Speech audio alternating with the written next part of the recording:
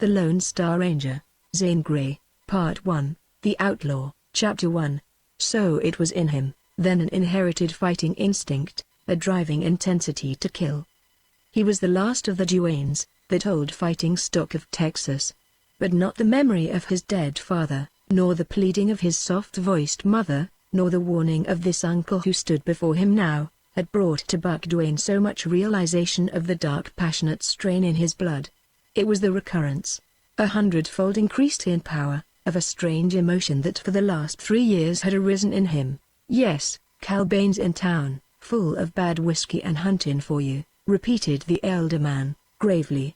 "It's the second time," muttered Duane, as if to himself. "Son, you can't avoid a meetin'.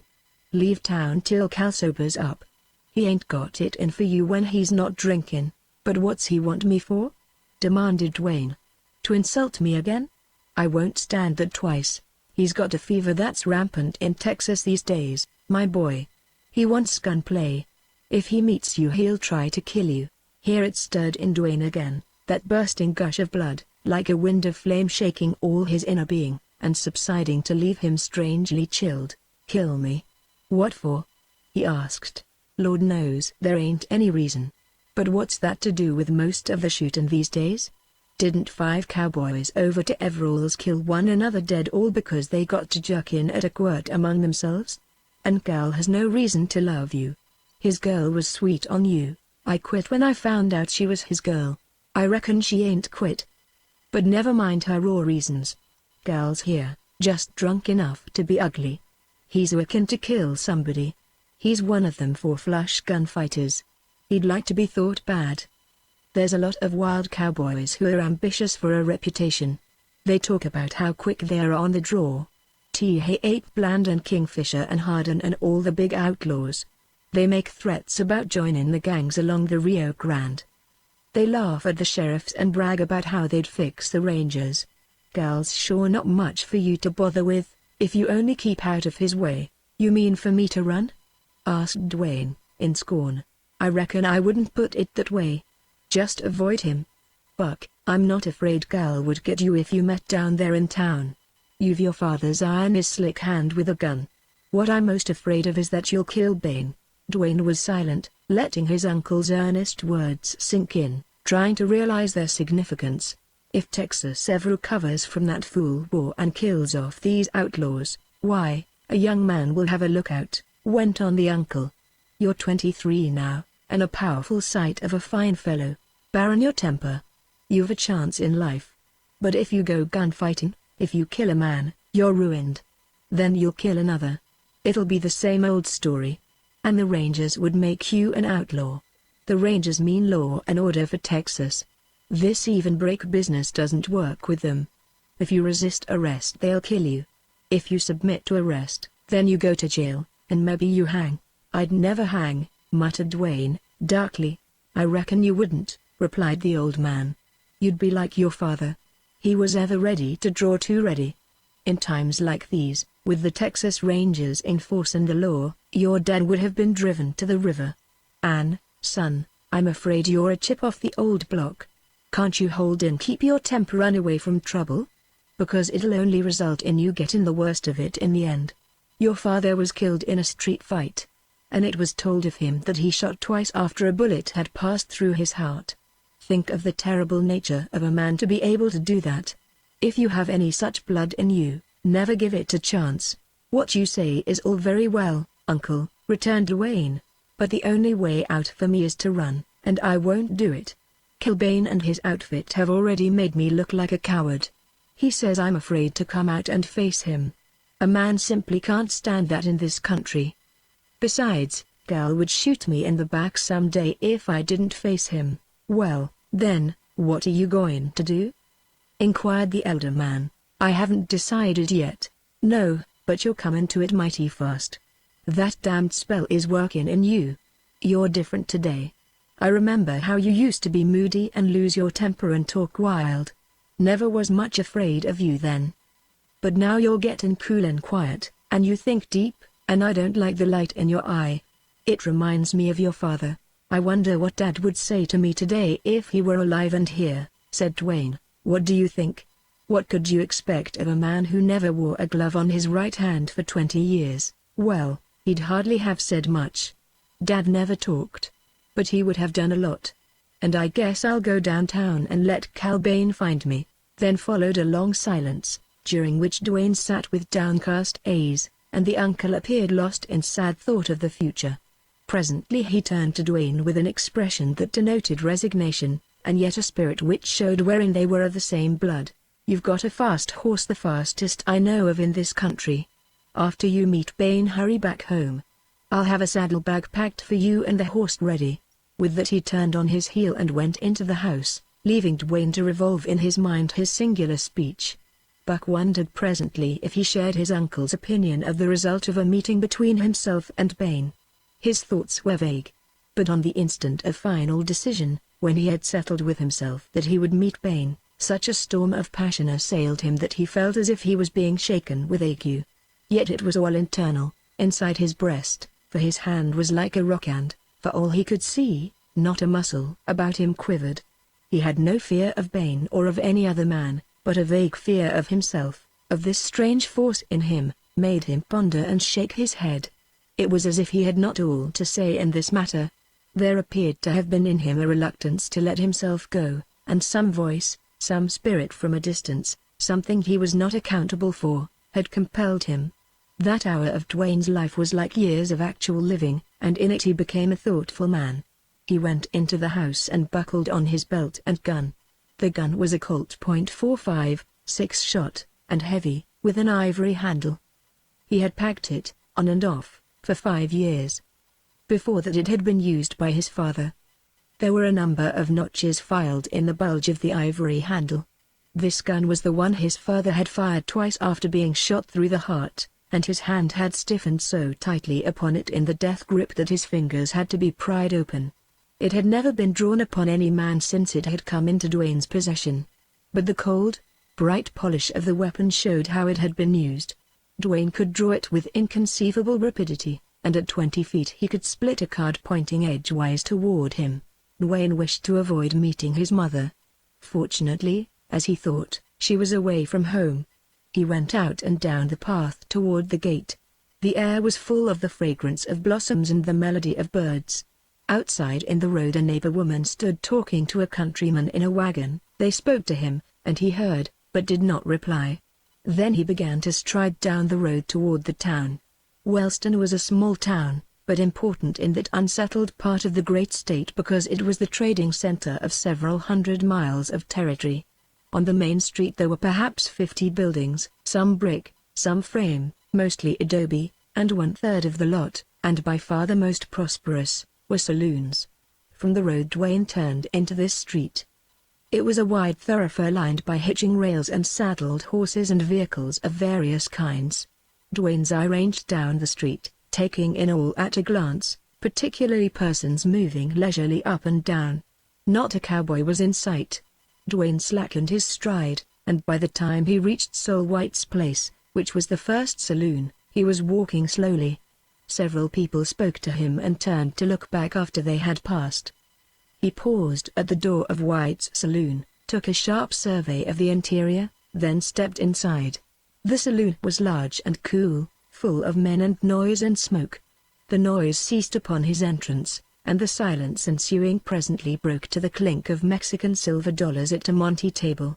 Sol White, who was behind the bar, straightened up when he saw Dwayne. Then, without speaking, he bent over to rinse a glass. All eyes except those of the Mexican gamblers were turned upon Dwayne, and these glances were keen, speculative, questioning. These men knew Bane was looking for trouble. They probably had heard his boasts. But what did Dwayne intend to do? Several of the cowboys and ranchers present exchanged glances. Dwayne had been weighed by unerring Texas instinct, by men who all packed guns. The boy was the son of his father. Whereupon they greeted him and returned to their drinks and cards. Sol White stood with his big red hands out upon the bar. He was a tall, raw-boned Texan with a long mustache waxed to sharp points. "Howdy, Buck," was his greeting to Dwayne. He spoke carelessly and averted his dark gaze for an instant. "Howdy, Sol," replied Dwayne, slowly. "Say, Sol, "I hear there's a gent in town looking for me bad." "Reckon there is, Buck," replied White. "He came in about an hour ago. Sure he was some riled and roaring for gore. Told me confidential a certain party had given you a white silk scarf, and he was hell-bent on wearing it home spotted red. Anybody with him?" queried Dwayne. "Bert and Sam outcolt and a little cowpuncher I never seen before. They always coax and trim to leave town. But he's looked on the flowing glass, Buck, and he's he for keeps. Why doesn't Sheriff Oaks lock him up if he's that bad?" "Oaks went away with the Rangers. There's been another raid at Flesher's ranch. The Kingfisher gang, likely. And so the town's sure wide open." Dwayne stalked outdoors and faced down the street. He walked the whole length of the long block, meeting many people: farmers, ranchers, clerks, merchants, Mexicans, cowboys, and women. It was a singular fact that when he turned to retrace his steps the street was almost empty. He had not returned 100 yards on his way when the street was wholly deserted. A few heads protruded from doors and around corners.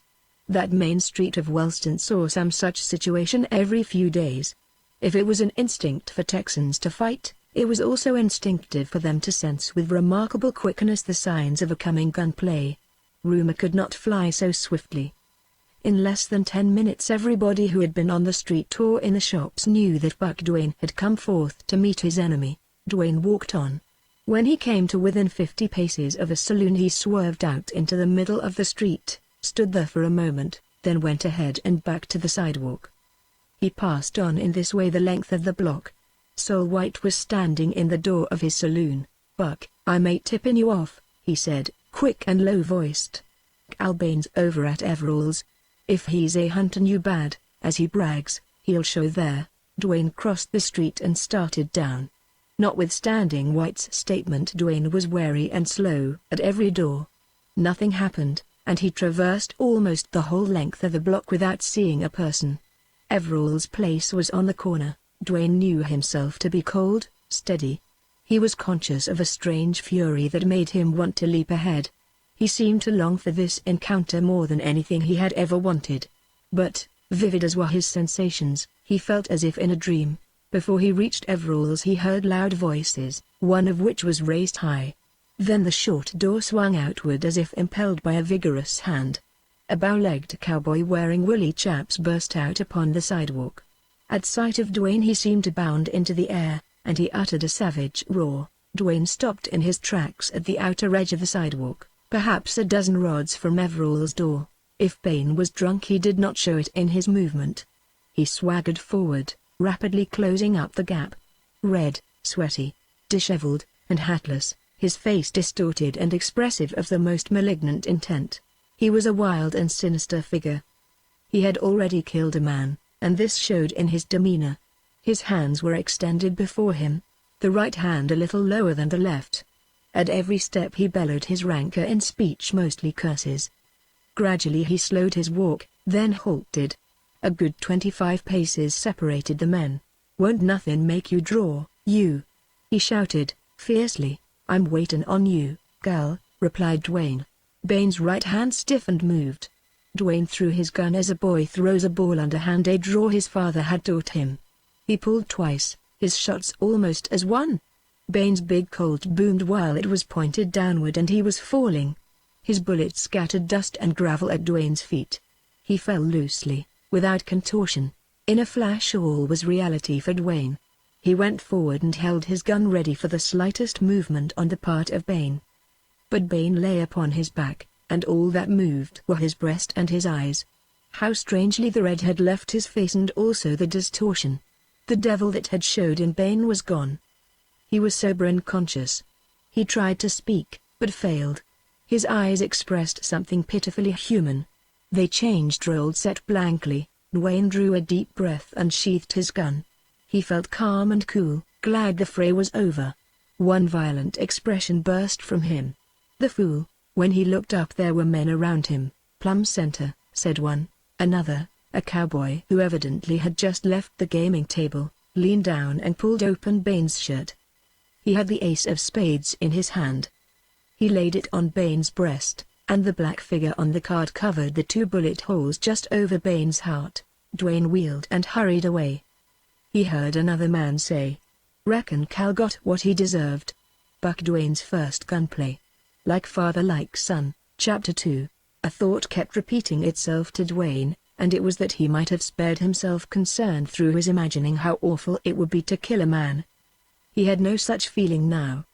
He had rid the community of a drunken, bragging, quarrelsome cowboy. When he came to the gate of his home and saw his uncle there with a mettlesome horse, saddled, with canteen, rope, and bags all in place, a subtle shock pervaded his spirit. It had slipped his mind the consequence of his act.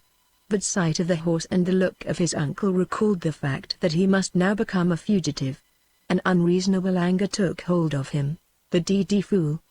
he exclaimed, hotly. "Meeting Bane wasn't much, Uncle Jim. He dusted my boots, that's all. And for that I've got to go on the dodge." "Son, you killed him then?" asked the uncle, huskily. "Yes. I stood over him, watched him die. I did as I would have been done by. I knew it. Long ago I saw it comin'. But now we can't stop to cry over spilt blood. You've got to leave town and this part of the country, Mother," exclaimed Dwayne. "She's away from home. You can't wait. I'll break it to her what she always feared." Suddenly Dwayne sat down and covered his face with his hands. "My God. Uncle, what have I done?" His broad shoulders shook. "Listen, son, and remember what I say," replied the elder man, earnestly. "Don't ever forget. You're not to blame. I'm glad to see you take it this way, because maybe you'll never grow hard and callous. You're not to blame. This is Texas. You're your father's son. These are wild times. The law as the Rangers are laying it down now can't change life all in a minute. Even your mother, who's a good, true woman, has had her share in making you what you are this moment. For she was one of the pioneers, the fighting pioneers of this state. Those years of wild times, before you was born, developed in her instinct to fight, to save her life, her children, and that instinct has cropped out in you. It will be many years before it dies out of the boys born in Texas." "I'm a murderer," said Dwayne, shuddering. "No, son, you're not. And you never will be. But you've got to be an outlaw till time makes it safe for you to come home. An outlaw. I said it. If we had money and influence we'd risk a trial. But we've neither. And I reckon the scaffold or jail is no place for Buckley Dwayne.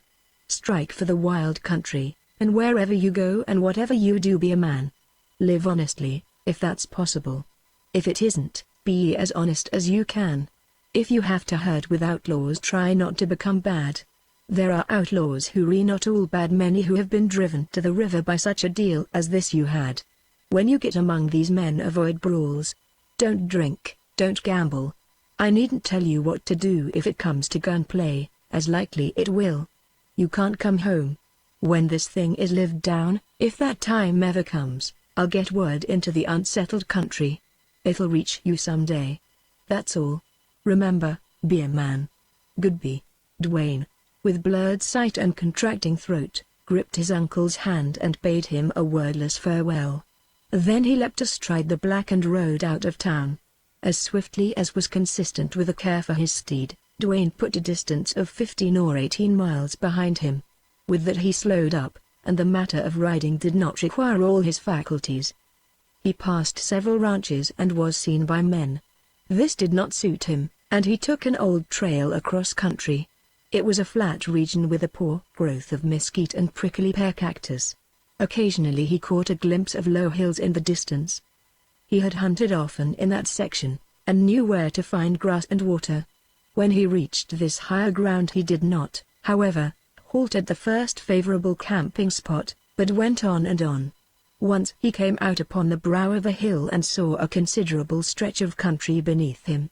It had the gray sameness characterizing all that he had traversed. He seemed to want to see wide spaces to get a glimpse of the great wilderness lying somewhere beyond to the southwest. It was sunset when he decided to camp at a likely spot he came across. He led the horse to water, and then began searching through the shallow valley for a suitable place to camp. He passed by old campsites that he well remembered. These, however, did not strike his fancy this time, and the significance of the change in him did not occur at the moment.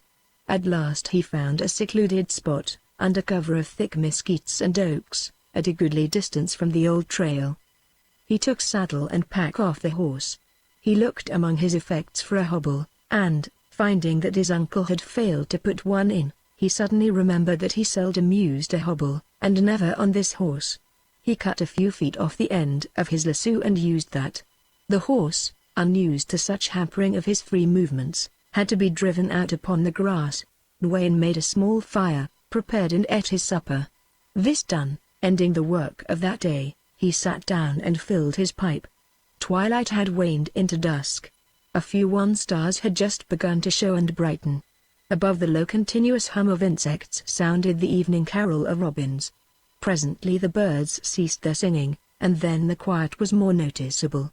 When night set in and the place seemed all the more isolated and lonely for that, Dwayne had a sense of relief. It dawned upon him all at once that he was nervous, watchful, sleepless. The fact caused him surprise, and he began to think back, to take note of his late actions and their motives. The change one day had wrought amazed him. He who had always been free, easy, happy, especially when out alone in the open, had become in a few short hours bound, serious, preoccupied. The silence that had once been sweet now meant nothing to him except a medium whereby he might the better hear the sounds of pursuit. The loneliness, the night, the wild, that had always been beautiful to him, now only conveyed a sense of safety for the present. He watched. He listened. He thought. He felt tired, yet had no inclination to rest. He intended to be off by dawn, heading toward the southwest. Had he a destination? It was vague as his knowledge of that great waste of mesquite and rocks bordering the Rio Grande. Somewhere out there was a refuge. For he was a fugitive from justice, an outlaw. This being an outlaw then meant eternal vigilance.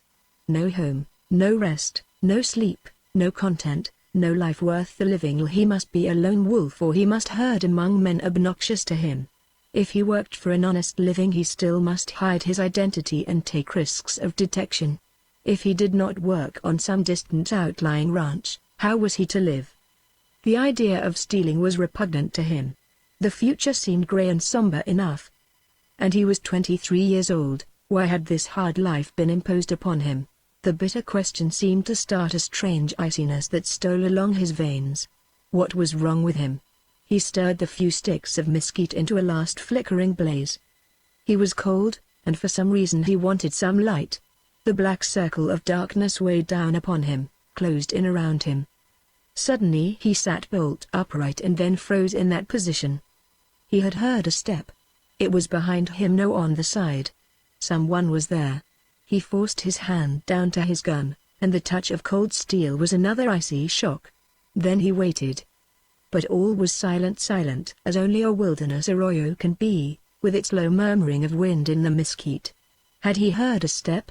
He began to breathe again. But what was the matter with the light of his campfire? It had taken on a strange green luster and seemed to be waving off into the outer shadows. Dwayne heard no step, saw no movement. Nevertheless, there was another present at that campfire vigil. Dwayne saw him. He lay there in the middle of the green brightness, prostrate, motionless, dying. Cal Bane. His features were wonderfully distinct, clearer than any cameo, more sharply outlined than those of any picture. It was a hard face softening at the threshold of eternity. The red tan of sun, the coarse signs of drunkenness, the ferocity and hate so characteristic of Bane were no longer there. This face represented a different Bane, showed all that was human in him fading as swiftly as it blanched white. The lips wanted to speak, but had not the power. The eyes held an agony of thought. They revealed what might have been possible for this man if he lived, that he saw his mistake too late. Then they rolled, set blankly, and closed in death. That haunting visitation left Dwayne sitting there in a cold sweat, a remorse gnawing at his vitals, realizing the curse that was on him. He divined that never would he be able to keep off that phantom. He remembered how his father had been eternally pursued by the furies of accusing guilt, how he had never been able to forget in work or in sleep those men he had killed. The hour was late when Dwayne's mind let him sleep, and then dreams troubled him. In the morning he bestirred himself so early that in the grey gloom he had difficulty in finding his horse. Day had just broken when he struck the old trailer again. He rode hard all morning and halted in a shady spot to rest and graze his horse. In the afternoon he took to the trail at an easy trot. The country grew wilder. Bald, rugged mountains broke the level of the monotonous horizon. About 3 in the afternoon he came to a little river which marked the boundary line of his hunting territory. The decision he made to travel upstream for a while was owing to 2 facts. The river was high with quicksand bars on each side, and he felt reluctant to cross into that region where his presence alone meant that he was a marked man. The bottomlands through which the river wound to the southwest were more inviting than the barrens he had traversed. The rest or that day he rode leisurely upstream. At sunset he penetrated the brakes of willow and cottonwood to spend the night. It seemed to him that in this lonely cover he would feel easy and content. But he did not. Every feeling, every imagining he had experienced the previous night returned somewhat more vividly and accentuated by newer ones of the same intensity and color. In this kind of travel and camping he spent 3 more days, during which he crossed a number of trails, and one road where stolen cattle, probably had recently passed. Thus time exhausted his supply of food, except salt, pepper, coffee, and sugar, of which he had a quantity. There were deer in their breaks, but, as he could not get close enough to kill them with a revolver, he had to satisfy himself with a rabbit. He knew he might as well content himself with the hard fare that assuredly would be his lot. Somewhere up this river there was a village called Huntsville. It was distant about 100 miles from Wellston, and had a reputation throughout southwestern Texas. He had never been there. The fact was this reputation was such that honest travelers gave the town a wide berth. Dwayne had considerable money for him in his possession, and he concluded to visit Huntsville, if he could find it, and buy a stock of provisions. The following day, toward evening, he happened upon a road which he believed might lead to the village. There were a good many fresh horse tracks in the sand, and these made him thoughtful. Nevertheless, he followed the road, proceeding cautiously. He had not gone very far when the sound of rapid hoofbeats caught his ears. They came from his rear. In the darkening twilight he could not see any great distance back along the road. Voices, however, warned him that these riders, whoever they were, had approached closer than he liked. To go further down the road was not to be thought of, so he turned a little way in among the mesquites and halted, hoping to escape being seen or heard. As he was now a fugitive, it seemed every man was his enemy and pursuer. The horsemen were fast approaching. Presently they were abreast of Dwayne's position, so near that he could hear the creak of saddles, the clink of spurs. "Sure he crossed the river below," said one man. "I reckon you're right, Bill." "He slipped us," replied another. "Rangers or a posse of ranchers in pursuit of a fugitive." The knowledge gave Dwayne a strange thrill. Certainly they could not have been hunting him. But the feeling their proximity gave him was identical to what it would have been had he been this particular hunted man. He held his breath, he clenched his teeth, he pressed a quieting hand upon his horse. Suddenly he became aware that these horsemen had halted. They were whispering. He could just make out a dark group closely massed. What had made them halt so suspiciously? "You're wrong, Bill," said a man, in a low but distinct voice. "The idea of hearing a hoss heave. You wasn't a ranger. And you're hell-bent on killing that rustler. Now I say let's go home and eat." "Vile, I'll just take a look at the sand," replied the man called Bill. Dwayne heard the clink of spurs on steel stirrup and the thud of boots on the ground. There followed a short silence which was broken by a sharply breathed exclamation. Dwayne waited for no more. They had found his trail. He spurred his horse straight into the brush. At the second crashing bound there came yells from the road, and then shots. Dwayne heard the hiss of a bullet close by his ear, and as it struck a branch it made a peculiar singing sound.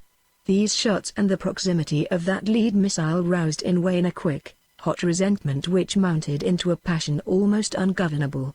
He must escape, yet it seemed that he did not care whether he did or not. Something grim kept urging him to halt and return the fire of these men. After running a couple of 100 yards he raised himself from over the pommel, where he had bent to avoid the stinging branches, and tried to guide his horse.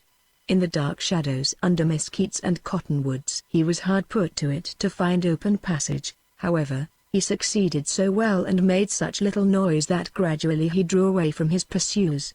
The sound of their horses crashing through the thickets died away. Dwayne reined in and listened. He had distanced them. Probably they would go into camp till daylight, then follow his tracks. He started on again, walking his horse, and peered sharply at the ground, so that he might take advantage of the first trail he crossed. It seemed a long while until he came upon one. He followed it until a late hour, when, striking the willow brakes again and hence the neighborhood of the river, he picketed his horse and lay down to rest. But he did not sleep. His mind bitterly revolved the fate that had come upon him.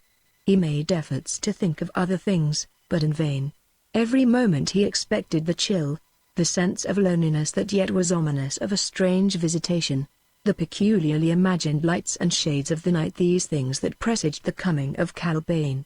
Doggedly Dwayne fought against the insidious phantom. He kept telling himself that it was just imagination, that it would wear off in time. Still in his heart he did not believe what he hoped. But he would not give up. He would not accept the ghost of his victim as a reality. Grey dawn found him in the saddle again, headed for the river. Half an hour of riding brought him to the dense chaparral and willow thickets. These he threaded to come at length to the ford. It was a gravel bottom, and therefore an easy crossing. Once upon the opposite shore he reined in his horse and looked darkly back. This action marked his acknowledgement of his situation. He had voluntarily sought the refuge of the outlaws. He was beyond the pale. A bitter and passionate curse passed his lips as he spurred his horse into the breaks on the Taliant shore. He rode perhaps 20 miles, not sparing his horse nor caring whether or not he left a plain trail. "Let them hunt me," he muttered. When the heat of the day began to be oppressive, and hunger and thirst made themselves manifest, Wayne began to look about him for a place to halt for the noon hours. The trail led into a road which was hard-packed and smooth from the tracks of cattle. He doubted not that he had come across one of the roads used by border raiders. He headed into it, and had scarcely traveled a mile when, turning a curve, he came point-blank upon a single horseman riding toward him. Both riders wheeled their mounts sharply and were ready to run and shoot back. Not more than 100 paces separated them. They stood then for a moment watching each other. "Mornin', stranger," called the man, dropping his hand from his hip. "Howdy," replied Wayne, shortly. They rode toward each other, closing half the gap, then they halted again. "I seen you ain't no ranger," called the rider, "and sure I ain't none." He laughed loudly, as if he had made a joke. "How'd you know I wasn't a ranger?" asked Dwayne, curiously. Somehow he had instantly divined that his horseman was no officer, or even a rancher trailing stolen stock. "Vile," said the fellow, starting his horse forward at a walk. "A ranger'd never get ready to run the other way from one man." He laughed again. He was small and wiry, slouchy of attire, and armed to the teeth, and he bestrode a fine bay horse. He had quick, dancing brown eyes, at once frank and bold, and a coarse, bronzed face. Evidently he was a good-natured ruffian. Dwayne acknowledged the truth of the assertion, and turned over in his mind how shrewdly the fellow had guessed him to be a hunted man. "My name's Luke Stevens, and I hail from the river." "Who are you?" said this stranger. Dwayne was silent. "I reckon you're Buck Dwayne," went on Stevens. "I heard you was a damn bad man with a gun." This time Dwayne laughed, not at the doubtful compliment, but at the idea that the first outlaw he met should know him. Here was proof of how swiftly facts about gunplay traveled on the Texas border. "Vile, Buck," said Stevens, in a friendly manner, "I ain't presumin' on your time or company. I see you're headin' for the river. But will you stop long enough to stake a fella to a bite of grub?" "I'm out of grub, and pretty hungry myself," admitted Dwayne. "Been pushin' your hoss, I see." "Vile, I reckon you'd better stock up before you hit that stretch of country." He made a wide sweep of his right arm, indicating the southwest, and there was that in his action which seemed significant of a vast and barren region. "Stock up?" queried Dwayne, thoughtfully. "Sure. A fella has just got to eat. I can rustle along without whiskey, but not without grub. That's what makes it so embarrassin' travelin' these parts dog in your shadow. Now, I'm on my way to Mercer. It's a little two-bit town up the river a ways. I'm going to pack out some grub. Stevens's tone was inviting.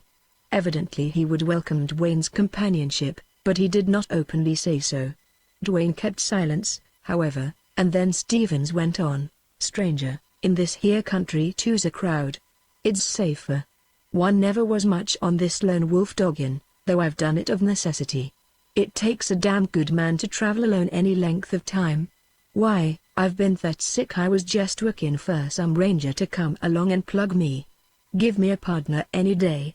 Now, maybe you're not that kind of a fella, and I'm sure not presuming to ask. But I just declares myself sufficient. You mean you'd like me to go with you?" asked Dwayne. Stevens grinned. "Vile, I should smile. I'd be particular proud to be braced with a man of your reputation. See here, my good fellow, that's all nonsense," declared Dwayne, in some haste. "Sure, I think modesty becomin' to a youngster," replied Stevens. "I hate to brag. And I've no use for these four-flush cowboys that always lookin' for trouble and talkin' gunplay. Buck, I don't know much about you, but every man who's lived along the Texas border remembers a lot about your dad. It was expected of you, I reckon, and much of your rep was established before you thronged your gun. I just heard that you was lightnin' on the draw, and when you cut loose with a gun, why the figure on the ace of spades would cover your cluster of bullet holes. That's the word that's gone down the border.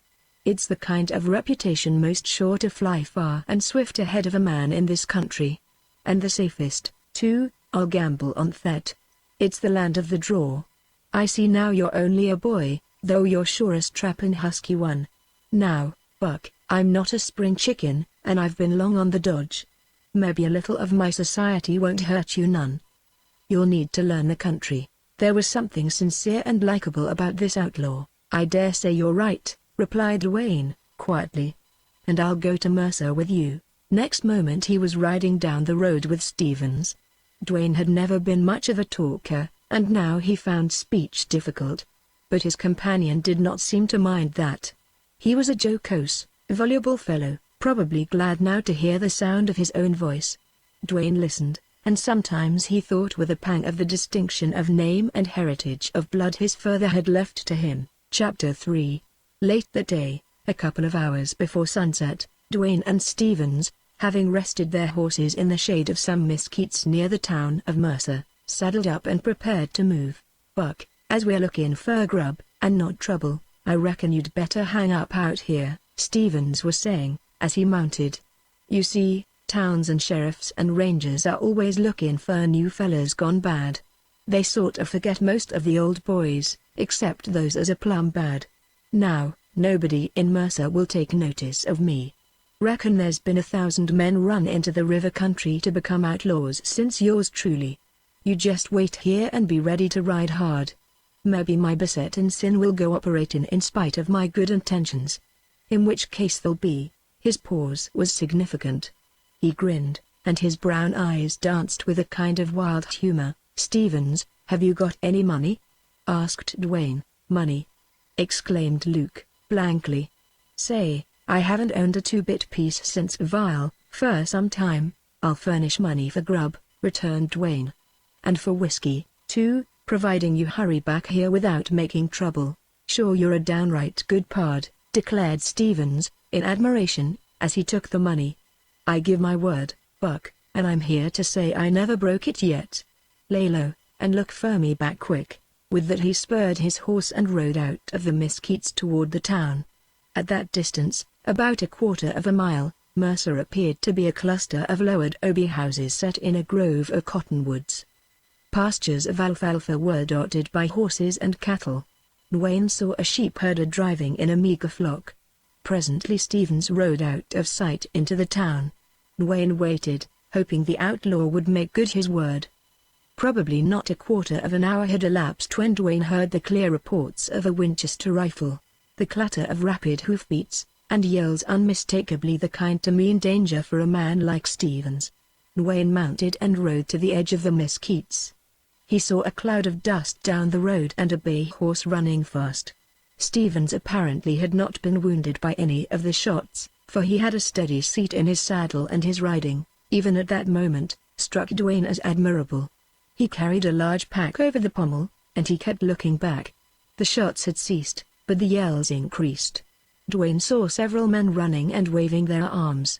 Then he spurred his horse and got into a swift stride, so Stevens would not pass him. Presently the outlaw caught up with him. Stevens was grinning, but there was now no fun in the dancing eyes. It was a devil that danced in them. His face seemed a shade paler. "Was just coming out of the store," yelled Stevens. "Run plumb into a rancher who knowed me." He opened up with a rifle. "Think they'll chase us?" They covered several miles before there were any signs of pursuit, and when horsemen did move into sight out of the cottonwoods, Dwayne and his companion steadily drew farther away. "No horses in that bunch to worry us," called out Stevens. Dwayne had the same conviction, and he did not look back again. He rode somewhat to the fore, and was constantly aware of the rapid thudding of hooves behind, as Stevens kept close to him. At sunset they reached the willow breaks and the river. Dwayne's horse was winded and lashed with sweat and lather. It was not until the crossing had been accomplished that Dwayne halted to rest his animal. Stevens was riding up the low, sandy bank. He reeled in the saddle. With an exclamation of surprise, Dwayne leapt off and ran to the outlaw's side. Stevens was pale, and his face bore beads of sweat. The whole front of his shirt was soaked with blood. "You're shot!" cried Dwayne. "Vile, who in hell said I wasn't? Would you mind giving me a lift on this here pack?" Dwayne lifted the heavy pack down and then helped Stevens to dismount. The outlaw had a bloody foam on his lips, and he was spitting blood. "Oh, why didn't you say so?" cried Dwayne. "I never thought. You seemed all right, Vile." Luke Stevens may be as gabby as an old woman, but sometimes he doesn't say anything. It wouldn't have done no good. Dwayne bade him sit down, removed his shirt, and washed the blood from his breast and back. Stevens had been shot in the breast, fairly low down, and the bullet had gone clear through him. His ride, holding himself and that heavy pack in the saddle, had been a feat little short of marvelous. Dwayne did not see how it had been possible, and he felt no hope for the outlaw. But he plugged the wounds and bound them tightly. "Fella's name was Brown," Stevens said. "Me and him fell out over a hoss I stole from him over in Huntsville. We had a shoot and scrape then. Vile, as I was straddling my hoss back there in Mercer I seen this Brown, and seen him before he seen me. Could have killed him, too. But I wasn't breaking my word to you. I kind of hoped he wouldn't spot me. But he did, and first shot he got me here. What do you think of this hole?" "It's pretty bad," replied Dwayne, and he could not look the cheerful outlaw in the eyes. "I reckon it is. Vile, I've had some bad wounds I lived over. Guess maybe I can stand this one. Now, Buck, get me some place in the breaks, leave me some grub and water at my hand, and then you clear out." "Leave you here alone?" asked Dwayne, sharply. "Sure. You see, I can't keep up with you. Brown and his friends will follow us across the river a ways. You've got to think of number one in this game. What would you do in my case?" asked Dwayne, curiously. "Vile, I reckon I'd clear out and save my hide," replied Stevens. Dwayne felt inclined to doubt the outlaw's assertion. For his own part he decided his conduct without further speech. First he watered the horses, filled canteens and water bag, and then tied the pack upon his own horse. That done, he lifted Stevens upon his horse, and, holding him in the saddle, turned into the breaks, being careful to pick out hard or grassy ground that left little signs of tracks. Just about dark he ran across a trail that Stevens said was a good one to take into the wild country. "Reckon we'd better keep right on in the dark till I drop," concluded Stevens, with a laugh. All that night Dwayne, gloomy and thoughtful, attentive to the wounded outlaw, walked the trail and never halted till daybreak. He was tired then and very hungry. Stevens seemed in bad shape, although he was still spirited and cheerful. Dwayne made camp. The outlaw refused food, but asked for both whiskey and water. Then he stretched out. "Buck, will you take off my boots?" he asked, with a faint smile on his pallid face. Dwayne removed them, wondering if the outlaw had the thought that he did not want to die with his boots on. Stevens seemed to read his mind. "Buck, my old daddy used to say that I was born to be hanged. But I wasn't, and dying with your boots on is the next worst way to croak. You've a chance to get over this," said Dwayne. "Sure. But I want to be correct about the boots and say, Pard, if I do go over, just you remember that I was appreciating of your kindness." Then he closed his eyes and seemed to sleep. Dwayne could not find water for the horses, but there was an abundance of dew-wet grass upon which he hobbled them. After that was done he prepared himself a much-needed meal. The sun was getting warm when he lay down to sleep, and when he awoke it was sinking in the west. Stevens was still alive, for he breathed heavily. The horses were in sight. All was quiet except the hum of insects in the brush. Dwayne listened a while, then rose and went for the horses. When he returned with them he found Stevens awake, bright-eyed, cheerful as usual, and apparently stronger. "Vile, Buck, I'm still with you and good for another night's ride," he said. "Guess about all I need now is a big pull on that bottle. Help me, will you?" "There. That was bully. I ain't swallowing my blood this evening. Maybe I've bled all there was in me." While Dwayne got a hurried meal for himself, packed up the little outfit, and saddled the horses, Stevens kept on talking. He seemed to be in a hurry to tell Dwayne all about the country. Another night ride would put them beyond fear of pursuit, within striking distance of the Rio Grande and the hiding places of the outlaws. When it came time for mounting the horses, Stevens said, "Reckon you can pull on my boots once more." In spite of the laugh accompanying the words, Dwayne detected a subtle change in the outlaw's spirit. On this night travel was facilitated by the fact that the trail was broad enough for 2 horses abreast, enabling Dwayne to ride while upholding Stevens in the saddle. The difficulty most persistent was in keeping the horses in a walk. They were used to a trot, and that kind of gait would not do for Stevens. The red died out of the west, a pale afterglow prevailed for a while, darkness set in, then the broad expanse of blue darkened and the stars brightened. After a while Stevens ceased talking and drooped in his saddle. Dwayne kept the horses going, however, and the slow hours wore away. Dwayne thought the quiet night would never break to dawn, that there was no end to the melancholy, brooding plain. But at length the grayness blotted out the stars and mantled the level of mesquite and cactus. Dawn caught the fugitives at a green camping site on the bank of a rocky little stream. Stevens fell a dead weight into Dwayne's arms, and one look at the haggard face showed Dwayne that the outlaw had taken his last ride. He knew it, too. Yet that cheerfulness prevailed. "Buck, my feet are awful tired packing them heavy boots," he said, and seemed immensely relieved when Dwayne had removed them. This matter of the outlaw's boots was strange, Dwayne thought. He made Stevens as comfortable as possible, then attended to his own needs. And the outlaw took up the thread of his conversation where he had left off the night before. "This trail splits up a ways from here, and every branch of it leads to a hole where you'll find men, a few, maybe, like yourself, some like me, and gangs of no-good hoss thieves, rustlers, and such. It's easy living, Buck. I reckon, though, that you'll not find it easy. You'll never mix in. You'll be a lone wolf. I seen that right off. Vile, if a man can stand the loneliness, and if he's quick on the draw, maybe lone wolf and it is the best. Sure, I don't know. But these fellas in here will be suspicious of a man who goes it alone. If they get a chance they'll kill you." Stevens asked for water several times. He had forgotten, or he did not want the whiskey. His voice grew perceptibly weaker. "Be quiet," said Dwayne. "Talking uses up your strength." "Or, I'll talk till I'm done," he replied, doggedly. "See here, Pard, you can gamble on what I'm telling you. And it'll be useful. From this camp you'll meet men right along. And none of them will be honest men. All the same, some are better than others. I've lived along the river for 12 years. There's 3 big gangs of outlaws. Kingfisher, you know him, I reckon, for he's half the time living among respectable folks. King is a pretty good fella. It'll do to tie up with him and his gang. Now, there's Zane, who hangs out in the rim rock way up the river. He's an outlaw chief. I never seen him, though I stayed once right in his camp. Late years he's got rich and keeps back pretty well hid. But Bland, I knowed Bland for years. And I haven't any use for him. Bland has the biggest gang. You ain't likely to miss striking his place sometime or other. He's got a regular town, I might say. Sure, there's some gambling and gunfighting going on at Bland's camp all the time. Bland has killed some 20 men, and that's not counting greasers.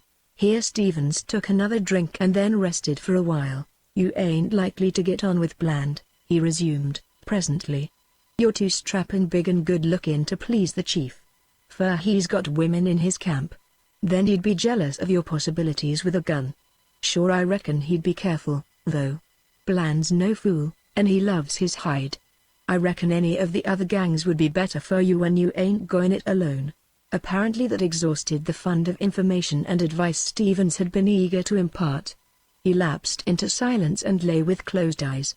Meanwhile the sun rose warm, the breeze waved the mesquites, the birds came down to splash in the shallow stream. Dwayne dozed in a comfortable seat. By and by something roused him. Stevens was once more talking, but with a changed tone. "Fella's name was Brown," he rambled. "We fell out over a hoss I stole from him in Huntsville.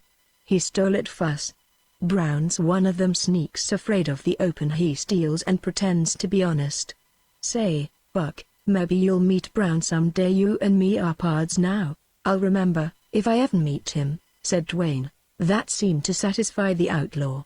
Presently he tried to lift his head, but had not the strength. A strange shade was creeping across the bronzed rough face. "My feet are pretty heavy." "Sure you got my boots off?" Dwayne held them up, but it was not certain that Stevens could see them. The outlaw closed his eyes again and muttered incoherently. Then he fell asleep. Dwayne believed that sleep was final. The day passed, with Dwayne watching and waiting. Toward sundown Stevens awoke, and his eyes seemed clearer. Dwayne went to get some fresh water, thinking his comrade would surely want some. When he returned Stevens made no sign that he wanted anything. There was something bright about him, and suddenly Dwayne realized what it meant. "Pard, you stuck to me," the outlaw whispered.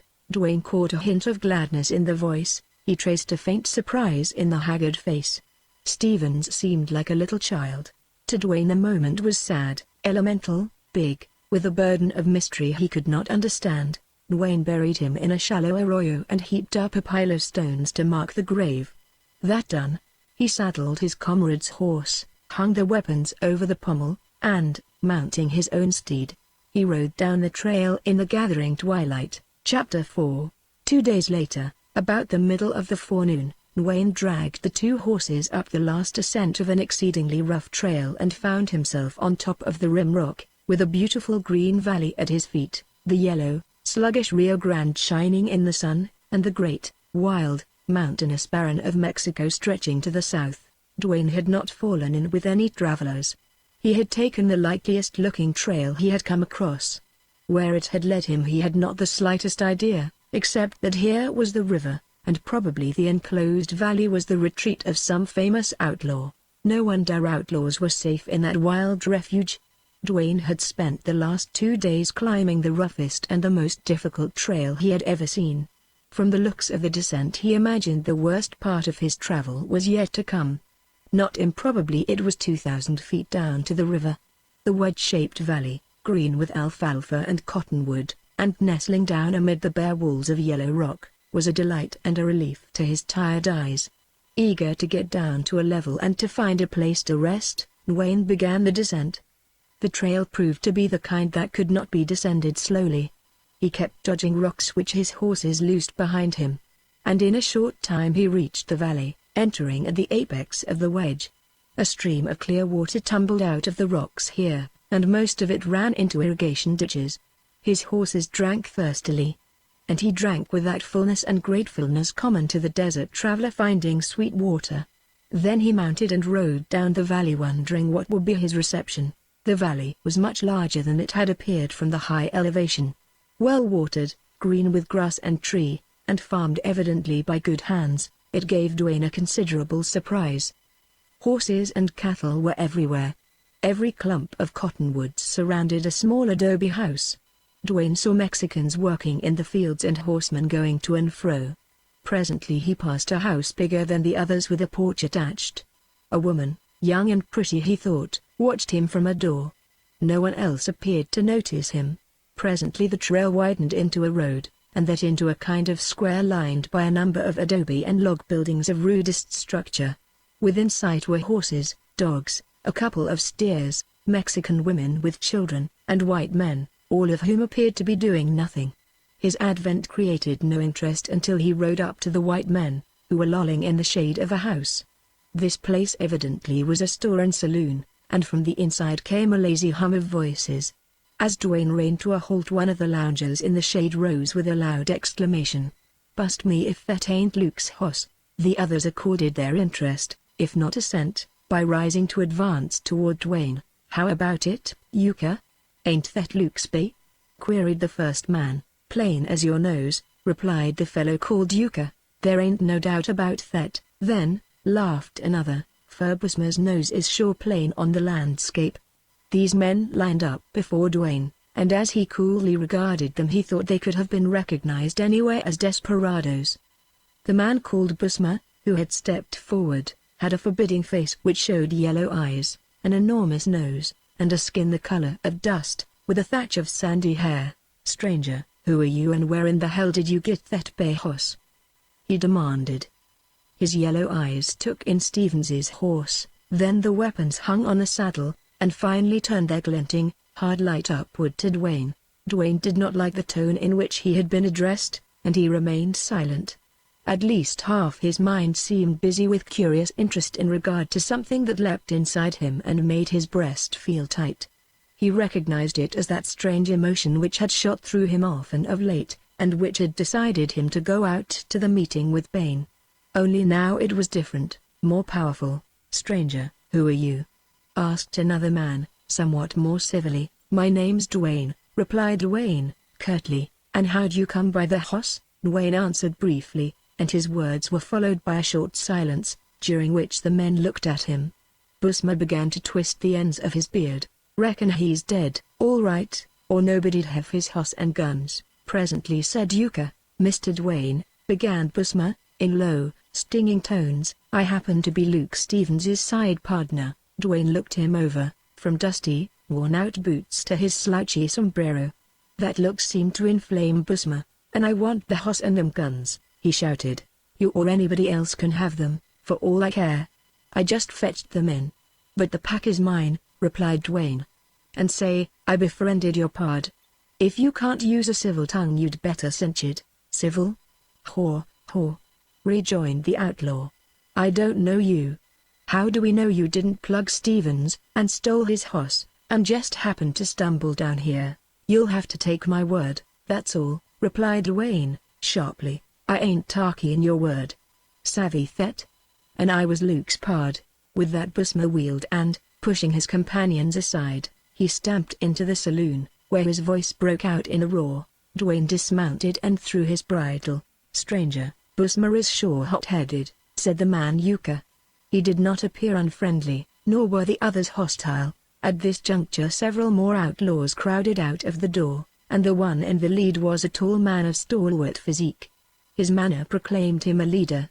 He had a long face, a flaming red beard, and clear, cold blue eyes that fixed in close scrutiny upon Dwayne. He was not a Texan. In truth, Dwayne did not recognize one of these outlaws as native to his state. "I'm Bland," said the tall man, authoritatively. "Who are you and what are you doing here?" Dwayne looked at Bland as he had at the others. This outlaw chief appeared to be reasonable, if he was not courteous. Dwayne told his story again, this time a little more in detail. "I believe you," replied Bland, at once. "Think I know when a fellow is lying." "I reckon you're on the right trail," put in Yuka. "That about Luke wantin' his boots took off that satisfies me. Luke a mortal dread of dyin' with his boots on." At this sally the chief and his men laughed. "You said Dwayne Buck Dwayne?" queried Bland. "Are you a son of that Dwayne who was a gunfighter some years back?" "Yes," replied Dwayne. "Never met him, and glad I didn't," said Bland, with a grim humor. "So you got in trouble and had to go under dodge. What kind of trouble? Had a fight?" "Fight? Do you mean gunplay?" questioned Bland. He seemed eager, curious, speculative. "Yes. It ended in gunplay, I'm sorry to say," answered Dwayne. "Guess I needn't ask the son of Dwayne if he killed his man," went on Bland, ironically. "Well, I'm sorry you bucked against trouble in my camp. But as it is, I guess you'd be wise to make yourself scarce." "Do you mean I'm politely told to move on?" asked Dwayne, quietly. "Not exactly that," said Bland, as if irritated. "If this isn't a free place, there isn't one on earth. Every man is equal here. Do you want to join my band?" "No, I don't." "Well, even if you did, I imagine that wouldn't stop Busma. He's an ugly fellow. He's one of the few gunmen I've met who wants to kill somebody all the time. Most men like that are for flushes. But Busma is all one color, and that's red. Merely for your own sake I advise you to hit the trail." "Thanks. But if that's all, I'll stay," returned Dwayne. Even as he spoke, he felt that he did not know himself. Busma appeared at the door, pushing men who tried to detain him, and as he jumped clear of a last reaching hand, he uttered a snarl like an angry dog. Manifestly the short while he had spent inside the saloon had been devoted to drinking and talking himself into a frenzy. Bland and the other outlaws quickly moved aside, letting Dwayne stand alone. When Busma saw Dwayne standing motionless and watchful, a strange change passed quickly in him. He halted in his tracks, and as he did that, the men who had followed him out piled over one another in their hurry to get to one side. Dwayne saw all the swift action, felt intuitively the meaning of it, and in Busma's sudden change of front. The outlaw was keen, and he had expected a shrinking, or at least a frightened antagonist. Dwayne knew he was neither. He felt like iron, and yet thrill after thrill ran through him. It was almost as if this situation had been one long familiar to him. Somehow he understood this yellow-eyed Busma. The outlaw had come out to kill him. And now, though somewhat checked by the stand of a stranger, he still meant to kill. Like so many desperados of his ilk, he was victim of a passion to kill for the sake of killing. Dwayne divined that no sudden animosity was driving Busma. It was just his chance. In that moment murder would have been joy to him. Very likely he had forgotten his pretext for a quarrel. Very probably his faculties were absorbed in conjecture as to Dwayne's possibilities, but he did not speak a word. He remained motionless for a long moment, his eyes pale and steady, his right hand like a claw. That instant gave Dwayne a power to read in his enemy's eyes the thought that preceded action. But Dwayne did not want to kill another man. Still he would have to fight, and he decided to cripple Busma. When Busma's hand moved, Dwayne's gun was spouting fire. 2 shots only, both from Dwayne's gun, and the outlaw fell with his right arm shattered. Busma cursed harshly and floundered in the dust, trying to reach the gun with his left hand. His comrades, however, seeing that Dwayne would not kill unless forced, closed in upon Busma and prevented any further madness on his part. Chapter 5. Of the outlaws present, Euchre appeared to be the one most inclined to lend friendliness to curiosity, and he led Dwayne and the horses away to a small adobe shack. He tied the horses in an open shed and removed their saddles. Then, gathering up Stevens's weapons, he invited his visitor to enter the house. It had 2 rooms, windows without coverings, bare floors. One room contained blankets, weapons, saddles, and bridles, the other a stone fireplace, rude table and bench, 2 bunks, a box cupboard, and various blackened utensils. "Make yourself to home as long as you want to stay," said Euchre. "I ain't rich in this world's goods, but I own what's here, and you're welcome, thanks. I'll stay a while and rest." "I'm pretty well played out," replied Dwayne. Euchre gave him a keen glance. "Go ahead and rest. I'll take your horses to grass." Euchre left Dwayne alone in the house. Dwayne relaxed then, and mechanically he wiped the sweat from his face. He was laboring under some kind of a spell or shock which did not pass off quickly. When it had worn away, he took off his coat and belt and made himself comfortable on the blankets. And he had a thought that if he rested or slept, what difference would it make on the morrow? No rest, no sleep could change the grey outlook of the future. He felt glad when Euchre came bustling in, and for the first time he took notice of the outlaw. Euchre was old in years. What little hair he had was grey, his face clean-shaven and full of wrinkles, his eyes were half shut from long gazing through the sun and dust. He stooped. But his thin frame denoted strength and endurance still unimpaired. "Hey, a drink or a smoke?" he asked. Dwayne shook his head. He had not been unfamiliar with whiskey, and he had used tobacco moderately since he was 16. But now, strangely, he felt a disgust at the idea of stimulants.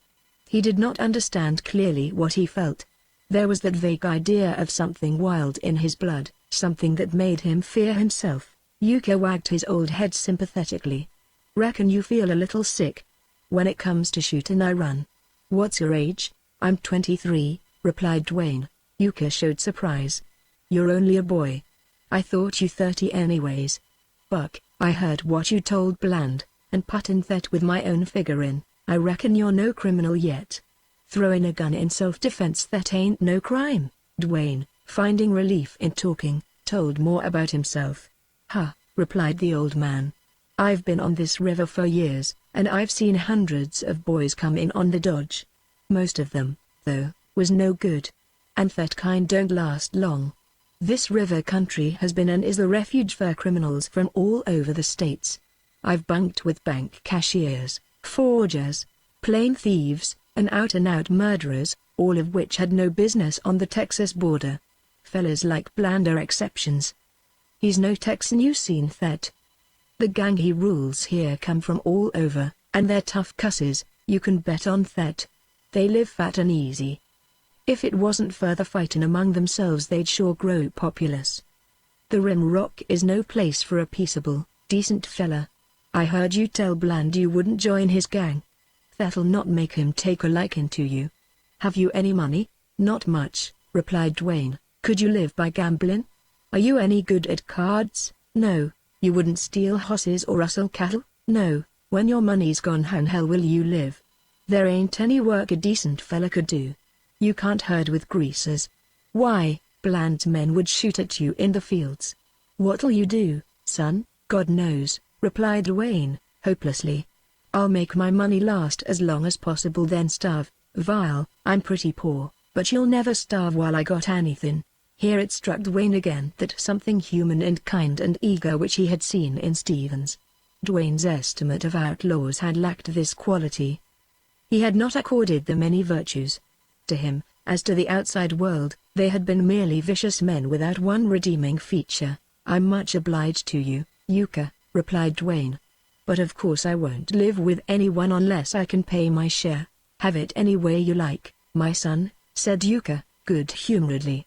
"You make a fire, and I'll set about getting grub. I'm a sourdough, Buck. That man doesn't live who can beat my bread." "How do you ever pack supplies in here?"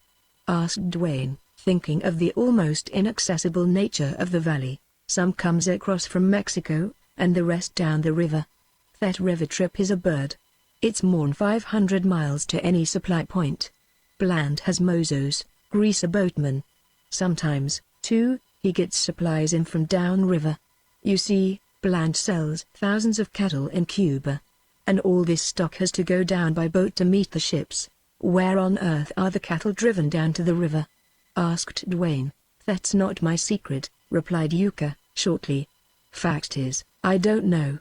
I've rustled cattle for Bland, but he never sent me through the Rimrock with them." Dwayne experienced a sort of pleasure in the realization that interest had been stirred in him. He was curious about Bland and his gang, and glad to have something to think about. For every once in a while he had a sensation that was almost like a pang. He wanted to forget. In the next hour he did forget, and enjoyed helping in the preparation and eating of the meal. Yuka, after washing and hanging up the several utensils, put on his hat and turned to go out. "Come along or stay here, as you want," he said to Dwayne. "I'll stay," rejoined Dwayne, slowly. The old outlaw left the room and trudged away, whistling cheerfully. Dwayne looked around him for a book or paper, anything to read, but all the printed matter he could find consisted of a few words on cartridge boxes and an advertisement on the back of a tobacco pouch. There seemed to be nothing for him to do. He had rested, he did not want to lie down any more. He began to walk to and fro, from one end of the room to the other. And as he walked he fell into the lately acquired habit of brooding over his misfortune. Suddenly he straightened up with a jerk. Unconsciously he had drawn his gun. Standing there with the bright cold weapon in his hand, he looked at it in consternation. How had he come to draw it? With difficulty he traced his thoughts backward, but could not find any that was accountable for his act. He discovered, however, that he had a remarkable tendency to drop his hand to his gun. That might have come from the habit long practice in drawing had given him. Likewise, it might have come from a subtle sense, scarcely thought of at all, of the late, close, and inevitable relation between that weapon and himself. He was amazed to find that, bitter as he had grown at fate, the desire to live burned strong in him. If he had been as unfortunately situated, but with the difference that no man wanted to put him in jail or take his life, he felt that this burning passion to be free, to save himself, might not have been so powerful. Life certainly held no bright prospects for him. Already he had begun to despair of ever getting back to his home. But to give up like a white-hearted coward, to let himself be handcuffed and jailed, to run from a drunken, bragging cowboy, or be shot in cold blood by some border brute who merely wanted to add another notch to his gun, these things were impossible for Duane because there was in him the temper to fight. In that hour he yielded only to fate and the spirit inborn in him. Hereafter this gun must be a living part of him. Right then and there he returned to a practice he had long discontinued, the draw. It was now a stern, bitter, deadly business with him. He did not need to fire the gun, for accuracy was a gift and had become assured. Swiftness on the draw, however, could be improved, and he set himself to acquire the limit of speed possible to any man. He stood still in his tracks. He paced the room, he sat down, lay down, put himself in awkward positions, and from every position he practiced throwing his gun, practiced it till he was hot and tired and his arm ached and his hand burned. That practice he determined to keep up every day. It was one thing, at least, that would help pass the weary hours. Later he went outdoors to the cooler shade of the cottonwoods. From this point he could see a good deal of the valley. Under different circumstances Duane felt that he would have enjoyed such a beautiful spot. Yuka's shack sat against the first rise of the slope of the wall, and Duane, by climbing a few rods, got a view of the whole valley. Assuredly it was an outlaw settlement. He saw a good many Mexicans, who, of course, were hand and glove with Bland. Also he saw enormous flatboats, crude of structure, moored along the banks of the river. The Rio Grande rolled away between high bluffs. A cable, sagging deep in the middle, was stretched over the wide yellow stream, and an old scow, evidently used as a ferry, lay anchored on the far shore. The valley was an ideal retreat for an outlaw band operating on a big scale. Pursuit scarcely need be feared over the broken trails of the rim rock, and the open end of the valley could be defended against almost any number of men coming down the river. Access to Mexico was easy and quick. What puzzled Duane was how Bland got cattle down to the river, and he wondered if the rustler really did get rid of his stolen stock by use of boats. Duane must have idled considerable time up on the hill, for when he returned to the shack Yuka was busily engaged around the campfire. "Vile, glad to see you ain't so pale about the gills as you was," he said, by way of greeting. "Pitch in and we'll soon have grub ready. There's sure one consolin' fact round this here camp." "What's that?" asked Duane. "Plenty of good juicy beef to eat. And it doesn't cost a short bit, but it costs hard rides and trouble, bad conscience, and life, too, doesn't it?" "I ain't sure about the bad conscience. Mine never bothered me none. And as for life, why, that's cheap in Texas." "Who is Bland?" asked Duane, quickly changing the subject. "What do you know about him?" "We don't know who he is or where he hails from," replied Yuka. "That's always been something to interest the gang. He must have been a young man when he struck Texas. Now he's middle-aged. I remember how years ago he was soft-spoken and not rough in talk or act like he is now. Bland ain't likely his right name. He knows a lot. He can talk to you, and he's sure a knowin' fellow with tools. He's the kind that rules men. Outlaws are always riding in here to join his gang, and if it hadn't been for the gambling and gunplay he'd have 1,000 men around him." "How many in his gang now?" "I reckon there's short of 100 now. The number varies. Then Bland has several small camps up and down the river. Also he has men back on the cattle ranges." "How does he control such a big force?" asked Duane. "Especially when his band's composed of bad men. Luke Stevens said he had no use for Bland. And I heard once somewhere that Bland was a devil." "That's it. He is a devil.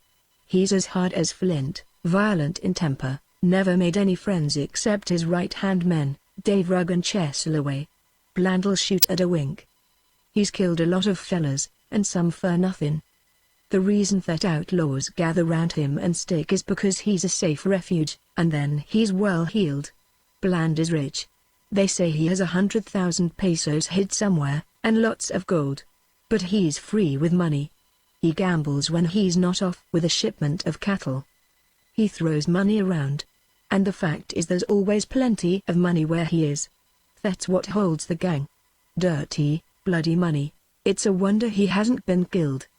All these years on the border, exclaimed Dwayne. Vile, replied Yuka, dryly. He's been quicker on the draw than the other fellas who hankered to kill him, that's all. Yuka's reply rather chilled Dwayne's interest for the moment. Such remarks always made his mind revolve round facts pertaining to himself. Speaking of this here swift wrist game, went on Yuka, there's been considerable talk in camp about your throwing of a gun. You know, Buck, that among us fellas, us hunted men, there ain't anything calculated to rouse respect like a slick hand with a gun. I heard Bland say this afternoon, and he said it serious like and speculative that he'd never seen your equal. He was watching of you close, he said, and just couldn't follow your hand when you drawed. All the fellas who seen you meet Busma had something to say. Bo was about as handy with a gun as any man in this camp. Baron Chesilaway and maybe Bland himself. Chess is the captain with a Colt, or he was. And he sure didn't like the references made about your speed. Bland was honest in acknowledging it. But he didn't like it, neither. Some of the fellas allowed your draw might have been just accident. But most of them figured different. And they all shut up when Bland told who and what your dad was. Pears to me I once seen your dad in a gun scrape over at Santone, years ago. Vile, I put my oar in today among the fellas, and I says, what ails you loco gents? Did young Dwayne budge an inch when Bo came roaring out, blood in his eye? Wasn't he cool and quiet, steady of lips, and weren't his eyes red in Bo's mind? And that lightning draw, can't you all see that's a family gift? Yuka's narrow eyes twinkled, and he gave the dough he was rolling a slap with his flour-whitened hand. Manifestly he had proclaimed himself a champion and partner of Dwayne's, with all the pride an old man could feel in a young one whom he admired. Vile, he resumed, presently, that's your introduction to the border, Buck. And your card was a high trump. You'll be let severely alone by real gunfighters and men like Bland, Holloway, Rugg, and the bosses of the other gangs. After all, these real men are men, you know, and unless you cross them they're no more likely to interfere with you than you are with them. But there's a sight of fellas like Busma in the river country. They'll all want your game. And every town you ride into will scare up some cowpuncher full of booze or a long-haired four-flush gunman or a sheriff, and these men will be playing to the crowd and yelling for your blood. That's the Texas of it. You'll have to hide forever in the breaks or you'll have to kill such men. Buck, I reckon this ain't cheerful news to a decent chap like you.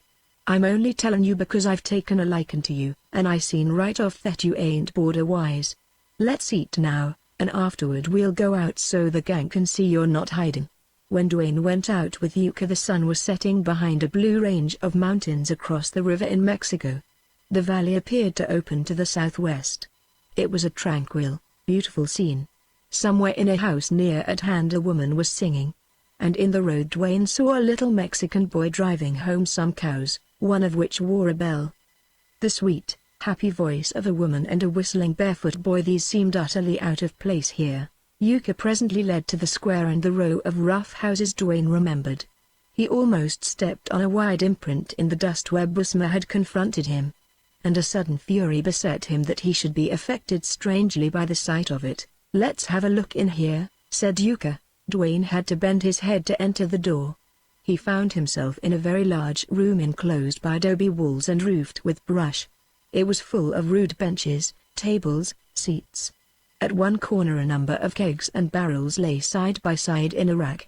A Mexican boy was lighting lamps hung on posts that sustained the log rafters of the roof. The only fella who's going to put a close eye on you is Benson, said Yuka. He runs the place and sells drinks. The gang calls him Jackrabbit Benson, because he's always got his eye peeled and his ear cocked. Don't notice him if he looks you over, Buck. Benson is scared to death of every newcomer who rustles into Bland's camp. And the reason, I take it, is because he's done somebody dirt. He's hiding. Not from a sheriff or ranger. Men who hide from them don't act like Jackrabbit Benson. He's hiding from some guy who's hunting him to kill him. Vile, I'm always expectin' to see some fella ride in here and throw a gun on Benson. Can't say I'd be grieved. Dwayne casually glanced in the direction indicated, and he saw a spare, gaunt man with a face strikingly white beside the red and bronze and dark skins of the men around him. It was a cadaverous face. The black mustache hung down, a heavy lock of black hair dropped down over the brow, deep-set, hollow, staring eyes looked out piercingly. The man had a restless, alert, nervous manner. He put his hands on the board that served as a bar and stared at Dwayne. But when he met Dwayne's glance he turned hurriedly to go on serving out liquor. "What have you got against him?" inquired Dwayne, as he sat down beside Yuka. He asked more for something to say than from real interest. What did he care about? Haunted, craven-faced criminal, vile, maybe I'm cross-grained, replied Yuka, apologetically. Sure, an outlaw and rustler such as me can't be touchy. But I never stole nothing but cattle from some rancher who never missed him anyway. That sneak Benson, he was the means of putting a little girl in Bland's way. Girl? Queried Dwayne, now with real attention. Sure. Bland's great on women. I'll tell you about this girl when we get out of here. Some of the gang are going to be sociable, and I can't talk about the chief.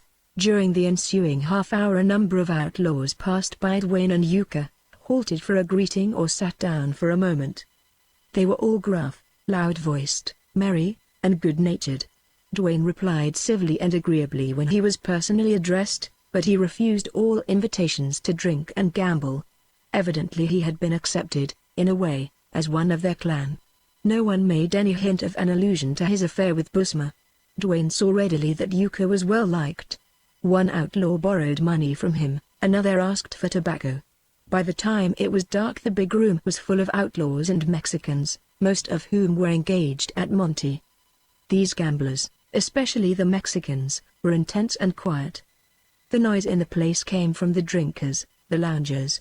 Dwayne had seen gambling resorts, some of the famous ones in San Antonio and El Paso, a few in border towns where license went unchecked. But this place of Jackrabbit Benson's impressed him as one where guns and knives were accessories to the game. To his perhaps rather distinguishing eye the most prominent thing about the gamesters appeared to be their weapons. On several of the tables were piles of silver Mexican pesos as large and high as the crown of his hat. There were also piles of gold and silver in United States coin. Dwayne needed no experienced eyes to see that betting was heavy and that heavy sums exchanged hands. The Mexicans showed a sterner obsession, an intenser passion. Some of the Americans staked freely, nonchalantly, as befitted men to whom money was nothing. These latter were manifestly winning, for there were brother outlaws there who wagered coin with grudging, sullen, greedy eyes. Boisterous talk and laughter among the drinking men drowned, except at intervals, the low, brief talk of the gamblers. The clink of coin sounded incessantly, sometimes just low, steady musical rings, and again, when a pile was tumbled quickly, there was a silvery crash. Here an outlaw pounded on a table with the butt of his gun, there another noisily palmed a roll of dollars while he studied his opponent's face. The noises, however, in Benson's den did not contribute to any extent to the sinister aspect of the place. That seemed to come from the grim and reckless faces, from the bent, intent heads, from the dark lights and shades. There were bright lights, but these served only to make the shadows. And in the shadows lurked unrestrained lust of gain, a spirit ruthless and reckless, a something at once suggesting lawlessness, theft, murder, and hell. Bland's not here tonight, Yuka was saying. He left today on one of his trips, Tarkin Elaway and some others. But his other man, Rugg, he's here. See him standin' with them three fellas, all close to Benson. Rugg's the little bow-legged man with the half of his face shot off. He's one-eyed. But he can sure see out of the one he's got. An, darn me. There's Hardin. You know him? He's got an outlaw gang as big as Bland's. Hardin is standin' next to Benson. See how quiet and unassuming he looks. Yes, that's Hardin. He comes here once in a while to see Bland. They're friends, which is sure strange. Do you see that greaser, the one with gold and lace on his sombrero? That's Manuel, a Mexican bandit. He's a great gambler. Comes here often to drop his coin. Next to him is Bill Maher, the fellow with the bandana around his head. Bill rode in the other day with some fresh bullet holes. He's been shot more'n any fella I ever heard of. He's full of lead. Funny, because Bill's no trouble hunter, and, like me, he'd rather run than shoot. But he's the best rustler Bland's got, a grand rider, and a wonder with cattle. And see the tow-headed youngster. That's Kid Fuller, the kid of Bland's gang. Fuller has hit the pace hard, and he won't last the year out on the border. He killed his sweetheart's father, got run out of Stacytown, took to stealing horses. And next he's here with Bland. Another boy gone wrong, and now sure a hard nut. Yuka went on, calling Dwayne's attention to other men, just as he happened to glance over them. Any one of them would have been a marked man in a respectable crowd. Here each took his place with more or less distinction, according to the record of his past wild prowess and his present possibilities. Dwayne, realizing that he was tolerated there, received in careless friendly spirit by this terrible class of outcasts, experienced a feeling of revulsion that amounted almost to horror. Was his being the not an ugly dream? What had he in common with such ruffians? Then in a flash of memory came the painful proof he was a criminal in sight of Texas law. He, too, was an outcast. For the moment Dwayne was wrapped up in painful reflections, but Yuka's heavy hand, clapping with a warning hold on his arm, brought him back to outside things. The hum of voices, the clink of coin, the loud laughter had ceased. There was a silence that manifestly had followed some unusual word or action sufficient to still the room. It was broken by a harsh curse and the scrape of a bench on the floor.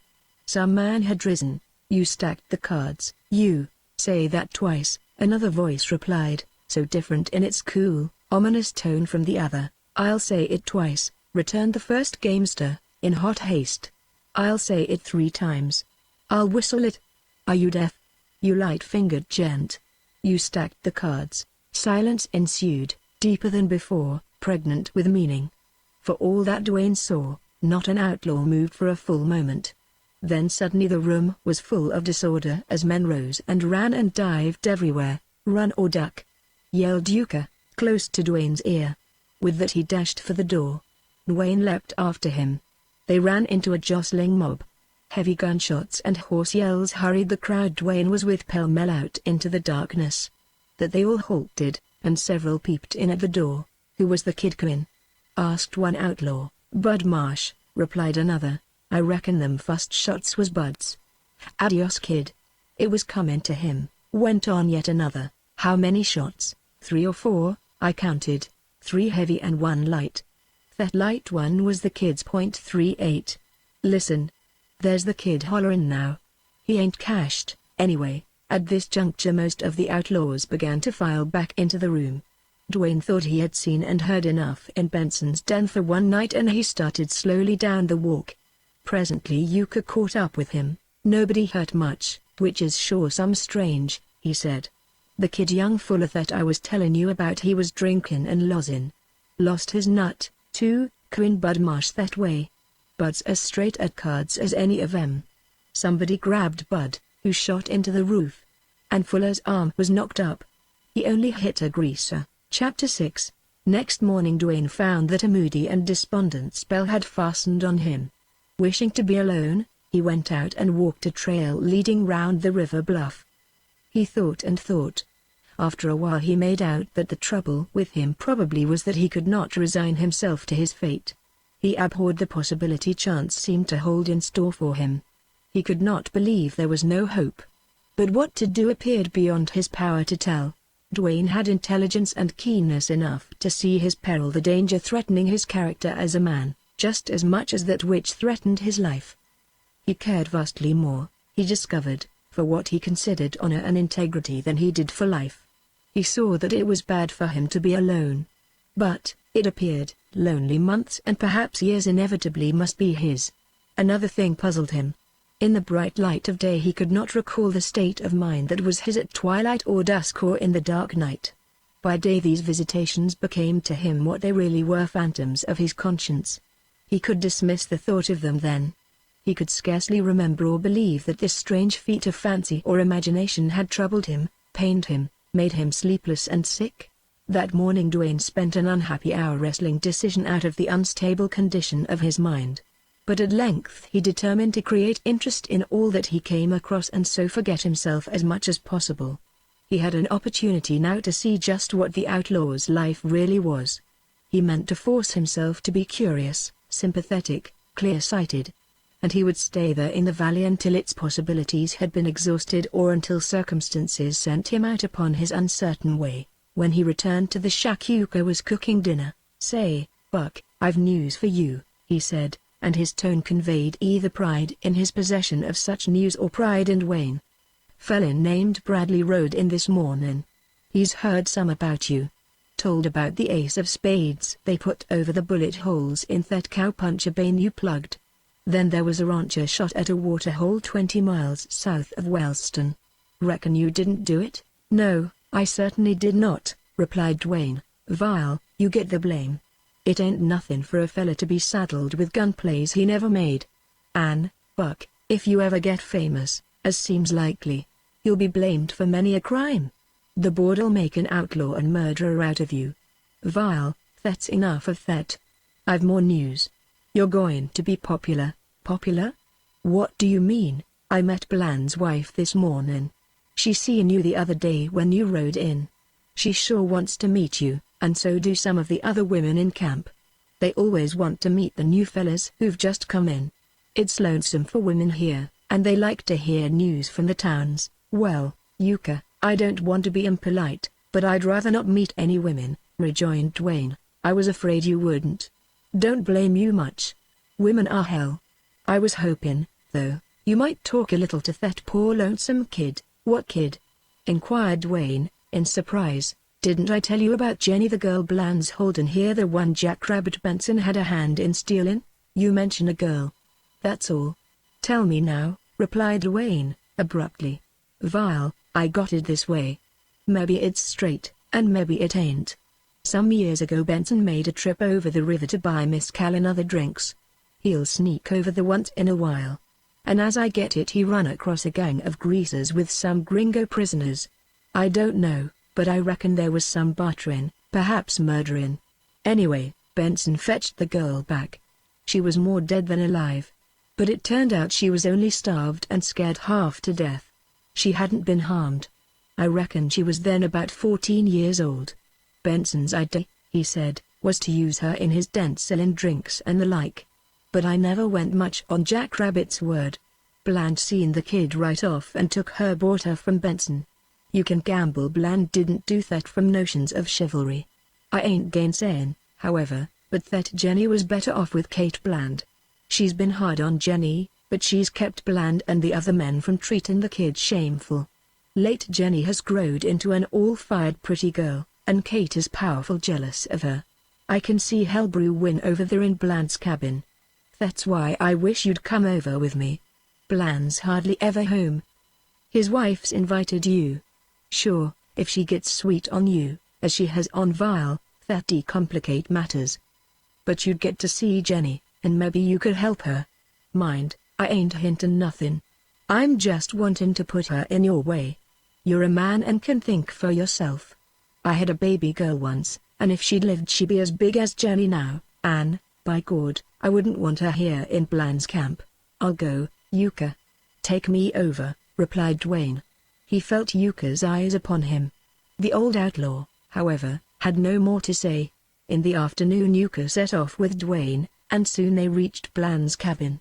Dwayne remembered it as the one where he had seen the pretty woman watching him ride by. He could not recall what she looked like. The cabin was the same as the other adobe structures in the valley, but it was larger and pleasantly located rather high up in a grove of cottonwoods. In the windows and upon the porch were evidences of a woman's hand. Through the open door Dwayne caught a glimpse of bright Mexican blankets and rugs. Yuka knocked upon the side of the door. "Is that you, Yuka?" asked a girl's voice, low, hesitatingly. The tone of it, rather deep and with a note of fear, struck Dwayne. He wondered what she would be like. "Yes, it's me, Jenny. Where's Mrs. Bland?" answered Yuka. "She went over to DJ's. "There's somebody sick," replied the girl. Yuka turned and whispered something about luck. The snap of the outlaw's eyes was added significance to Dwayne. "Jenny, come out or let us come in." "Here's the young man I was telling you about," Yuka said. "Oh, I can't. I look so." "Never mind how you look," interrupted the outlaw, in a whisper. "It ain't no time to care for that. Here's young Dwayne. Jenny, he's no rustler, no thief. He's different. Come out, Jenny, and maybe he'll—" Yuka did not complete his sentence. He had spoken low, with his glance shifting from side to side. But what he said was sufficient to bring the girl quickly. She appeared in the doorway with downcast eyes and a stain of red in her white cheek. She had a pretty, sad face and bright hair. "Don't be bashful, Jenny," said Yuka. "You and Dwayne have a chance to talk a little. Now I'll go fetch Mrs. Bland, but I won't be hurrying." With that Yuka went away through the cottonwoods. "I'm glad to meet you, Miss Jenny," said Dwayne. "Yuka didn't mention your last name." "He asked me to come over to." Dwayne's attempt at pleasantry halted short when Jenny lifted her lashes to look at him. Some kind of a shock went through Dwayne. Her gray eyes were beautiful, but it had not been beauty that cut short his speech. He seemed to see a tragic struggle between hope and doubt that shone in her piercing gaze. She kept looking, and Dwayne could not break the silence. It was no ordinary moment. "What did you come here for?" she asked, at last. "To see you," replied Dwayne, glad to speak. "Why?" "Well, Yuka thought he wanted me to talk to you, cheer you up a bit," replied Dwayne, somewhat lamely. The earnest eyes embarrassed him. "Yuka's good. He's the only person in this awful place who's been good to me. But he's afraid of Bland. He said you were different." "Who are you?" Dwayne told her. "You're not a robber or rustler or murderer or some bad man come here to hide?" "No, I'm not," replied Dwayne, trying to smile. "Then why are you here?" "I'm on the dodge." "You know what that means?" "I got in a shooting scrape at home and had to run off. When it blows over I hope to go back." "But you can't be honest here." "Yes, I can." "Oh, I know what these outlaws are." "Yes, you're different." She kept the strained gaze upon him, but hope was kindling, and the hard lines of her youthful face were softening. Something sweet and warm stirred deep in Dwayne as he realized the unfortunate girl was experiencing a birth of trust in him. "Oh God. Maybe you're the man to save me, to take me away before it's too late." Dwayne's spirit leapt. "Maybe I am," he replied, instantly. She seemed to check a blind impulse to run into his arms. Her cheek flamed, her lips quivered, her bosom swelled under her ragged dress. Then the glow began to fade. Doubt once more assailed her. "It can't be. You're only after me, too, like Bland, like all of them." Dwayne's long arms went out and his hands clasped her shoulders. He shook her. "Look at me straight in the eye. There are decent men. Haven't you a father, a brother? They're dead, killed by raiders. We lived in Dimmitt County." "I was carried away," Jenny replied, hurriedly. She put up an appealing hand to him. "Forgive me. I believe I know you're good. It was only I live so much in fear I'm half crazy I've almost forgotten what good men are like." "Mr. Dwayne, you'll help me?" "Yes, Jenny, I will." "Tell me how. What must I do? Have you any plan?" "Oh no. But take me away." "I'll try," said Dwayne, simply. "That won't be easy, though. I must have time to think. You must help me. There are many things to consider. Horses, food, trails, and then the best time to make the attempt." "Are you watched, kept prisoner?" "No. I could have run off lots of times. But I was afraid. I'd only have fallen into worse hands. Yuka has told me that. Mrs. Bland beats me, half-starves me, but she has kept me from her husband and these other dogs. She's been as good as that, and I'm grateful. She hasn't done it for love of me, though. She always hated me. And lately she's growing jealous. There was a man came here by the name of Spence, so he called himself. He tried to be kind to me. But she wouldn't let him. She was in love with him. She's a bad woman. Bland finally shot Spence, and that ended that. She's been jealous ever since. I hear her fighting with Bland about me. She swears she'll kill me before he gets me. And Bland laughs in her face. Then I've heard Cheslaway try to persuade Bland to give me to him. But Bland doesn't laugh then. Just lately before Bland went away things almost came to a head. I couldn't sleep. I wished Mrs. Bland would kill me. I'll certainly kill myself if they ruin me. Dwayne, you must be quick if you'd save me. I realize that, replied he, thoughtfully. I think my difficulty will be to fool Mrs. Bland. If she suspected me she'd have the whole gang of outlaws on me at once. She would that. You've got to be careful and quick. What kind of woman is she? Inquired Dwayne. She's brazen. I've heard her with her lovers. They get drunk sometimes when Bland's away. She's got a terrible temper. She's vain. She likes flattery. Oh, you could fool her easy enough if you'd lower yourself to make love to her? Interrupted Dwayne. Jenny bravely turned shamed eyes to meet his. My girl, I'd do worse than that to get you away from here, he said, bluntly. But Dwayne, she faltered, and again she put out the appealing hand. Bland will kill you. Dwayne made no reply to this. He was trying to still a rising strange tumult in his breast. The old emotion, the rush of an instinct to kill. He turned cold all over. Cheslaway will kill you if Bland doesn't, went on Jenny, with her tragic eyes on Dwayne's. Maybe he will, replied Dwayne. It was difficult for him to force a smile. But he achieved one. Oh, better take me off at once, she said. Save me without risking so much, without making love to Mrs. Bland, surely, if I can. There. I see Yuka coming with a woman. That's her.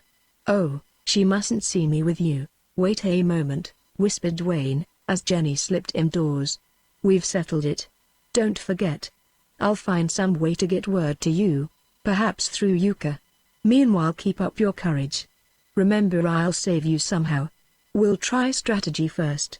Whatever you see or hear me do, don't think less of me. Jenny checked him with a gesture and a wonderful gray flash of eyes. I'll bless you with every drop of blood in my heart, she whispered, passionately. It was only as she turned away into the room that Dwayne saw she was lame and that she wore Mexican sandals over bare feet.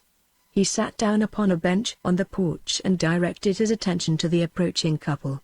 The trees of the grove were thick enough for him to make reasonably sure that Mrs. Bland had not seen him talking to Jenny. When the outlaw's wife drew near, Dwayne saw that she was a tall, strong, full-bodied woman, rather good-looking with a full-blown, bold attractiveness. Dwayne was more concerned with her expression than with her good looks, and as she appeared unsuspicious he felt relieved. The situation then took on a singular zest. Yuka came up on the porch and awkwardly introduced Dwayne to Mrs. Bland. She was young, probably not over 25, and not quite so prepossessing at close range. Her eyes were large, rather prominent, and brown in color. Her mouth, too, was large, with the lips full, and she had white teeth. Dwayne took her proffered hand and remarked frankly that he was glad to meet her. Mrs. Bland appeared pleased, and her laugh, which followed, was loud and rather musical. Mr. Dwayne Buck Dwayne, Yuka said, didn't he? She asked. Buckley, corrected Dwayne. The nickname's not of my choosing. I'm certainly glad to meet you, Buckley Dwayne, she said, as she took the seat Dwayne offered her. Sorry to have been out. Kid Fuller's lying over at Didger's. You know he was shot last night. He's got fever today. When Bland's away I have to nurse all these shot-up boys, and it sure takes my time. Have you been waiting here alone? Didn't see that slattern girl of mine? She gave him a sharp glance.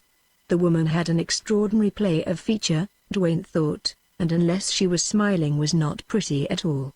I've been alone, replied Dwayne. Haven't seen anybody but a sick-looking girl with a bucket. And she ran when she saw me. That was Jen, said Mrs. Bland. She's the kid we keep here, and she sure hardly pays her keep. Did Yuka tell you about her? Now that I think of it, he did say something or other. What did he tell you about me?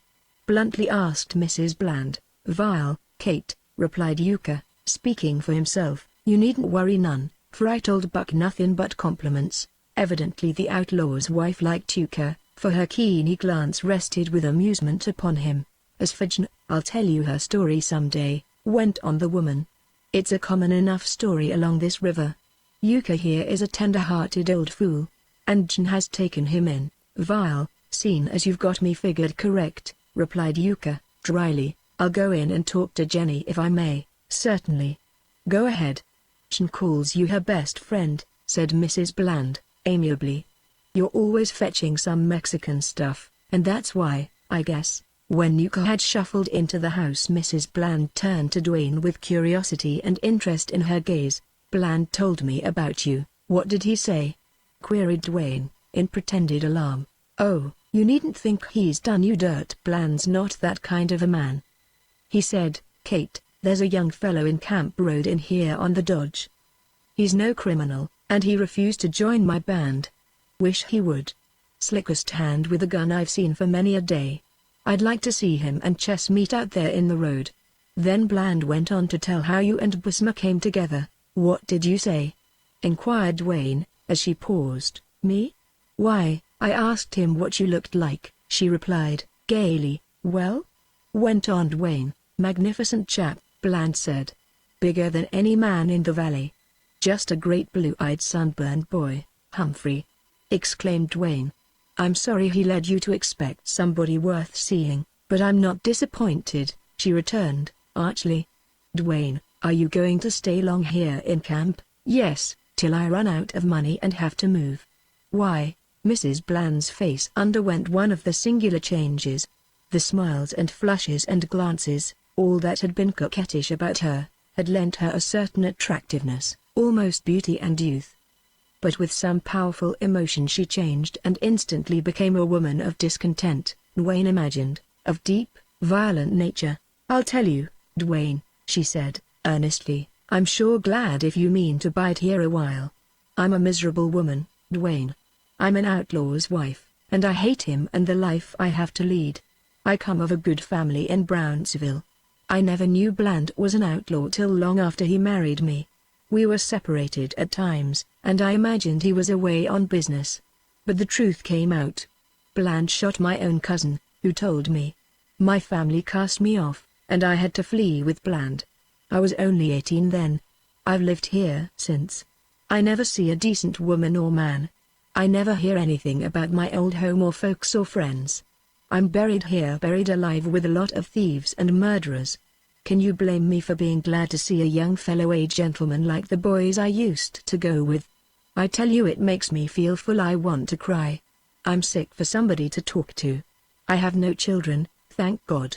If I had, I'd not stay here. I'm sick of this hole. I'm lonely. There appeared to be no doubt about the truth of all this. Genuine emotion checked, then halted the hurried speech. She broke down and cried. It seemed strange to Dwayne that an outlaw's wife and a woman who fitted her consort and the wild nature of their surroundings should have weakness enough to weep. Dwayne believed and pitied her. I'm sorry for you, he said. Don't be sorry for me, she said. That only makes me see the difference between you and me. And don't pay any attention to what these outlaws say about me. They're ignorant. They couldn't understand me. You'll hear that Bland killed men who ran after me. But that's a lie. Bland, like all the other outlaws along this river, is always looking for somebody to kill.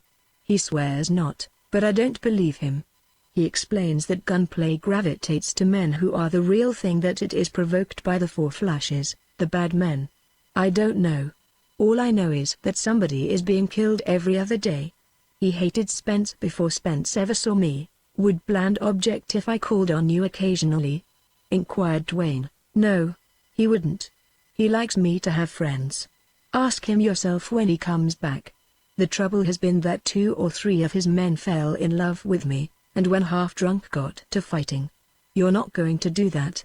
I'm not going to get half drunk, that's certain, replied Dwayne. He was surprised to see her eyes dilate, then glow with fire. Before she could reply, Yuka returned to the porch, and that put an end to the conversation. Dwayne was content to let the matter rest there, and had little more to say. Yuka and Mrs. Bland talked and joked, while Dwayne listened. He tried to form some estimate of her character. Manifestly she had suffered a wrong, if not worse, at Bland's hands. She was bitter, morbid, over-emotional. If she was a liar, which seemed likely enough, she was a frank one, and believed herself. She had no cunning. The thing which struck Dwayne so forcibly was that she thirsted for respect. In that, better than in her weakness of vanity, he thought he had discovered a trait through which he could manage her. Once, while he was revolving these thoughts, he happened to glance into the house, and deep in the shadow of a corner he caught a pale gleam of Jenny's face with great, staring eyes on him. She had been watching him, listening to what he said. He saw from her expression that she had realized what had been so hard for her to believe. Watching his chance, he flashed a look at her, and then it seemed to him the change in her face was wonderful. Later, after he had left Mrs. Bland with a meaning adios mañana, and was walking along beside the old outlaw, he found himself thinking of the girl instead of the woman, and of how he had seen her face blaze with hope and gratitude. Chapter 7. That night Dwayne was not troubled by ghosts haunting his waking and sleeping hours. He awoke feeling bright and eager, and grateful to Yuka for having put something worthwhile into his mind. During breakfast, however, he was unusually thoughtful, working over the idea of how much or how little he would confide in the outlaw. He was aware of Yuka's scrutiny. "Vile," began the old man, at last. "How'd you make out with the kid, inquired Dwayne, tentatively. "Jenny, I mean. What did you and she talk about?" "We had a little chat. You know you wanted me to cheer her up." Yuka sat with coffee cup poised and narrow eyes studying Dwayne. "Reckon you cheered her, all right.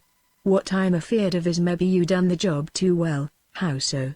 "Vile, when I went into Jen last night I thought she was half crazy. She was bursting with excitement, and the look in her eyes hurt me. She wouldn't tell me a darn word you said. But she hung on to my hands, and showed every way without speaking how she wanted to thank me for bringing you over. Buck, it was plain to me that you'd either gone the limit or else you'd been kinda prodigal of cheer and hope. I'd hate to think you led Jenny to hope more ever would come true." Yuka paused, and, as there seemed no reply forthcoming, he went on. "Buck, I've seen some outlaws whose word was good. Mine is. You can trust me.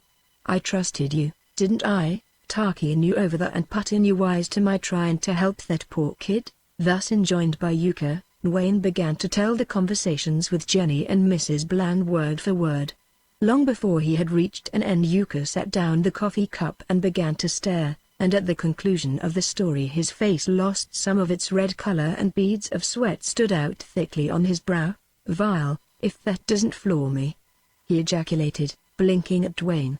"Young man, I figured you was some swift and sure to make your mark on this river, but I reckon I missed your real caliber. So that's what it means to be a man. I guess I'd forgot. Vile, I'm old, and even if my heart was in the right place I never was built for big stunts."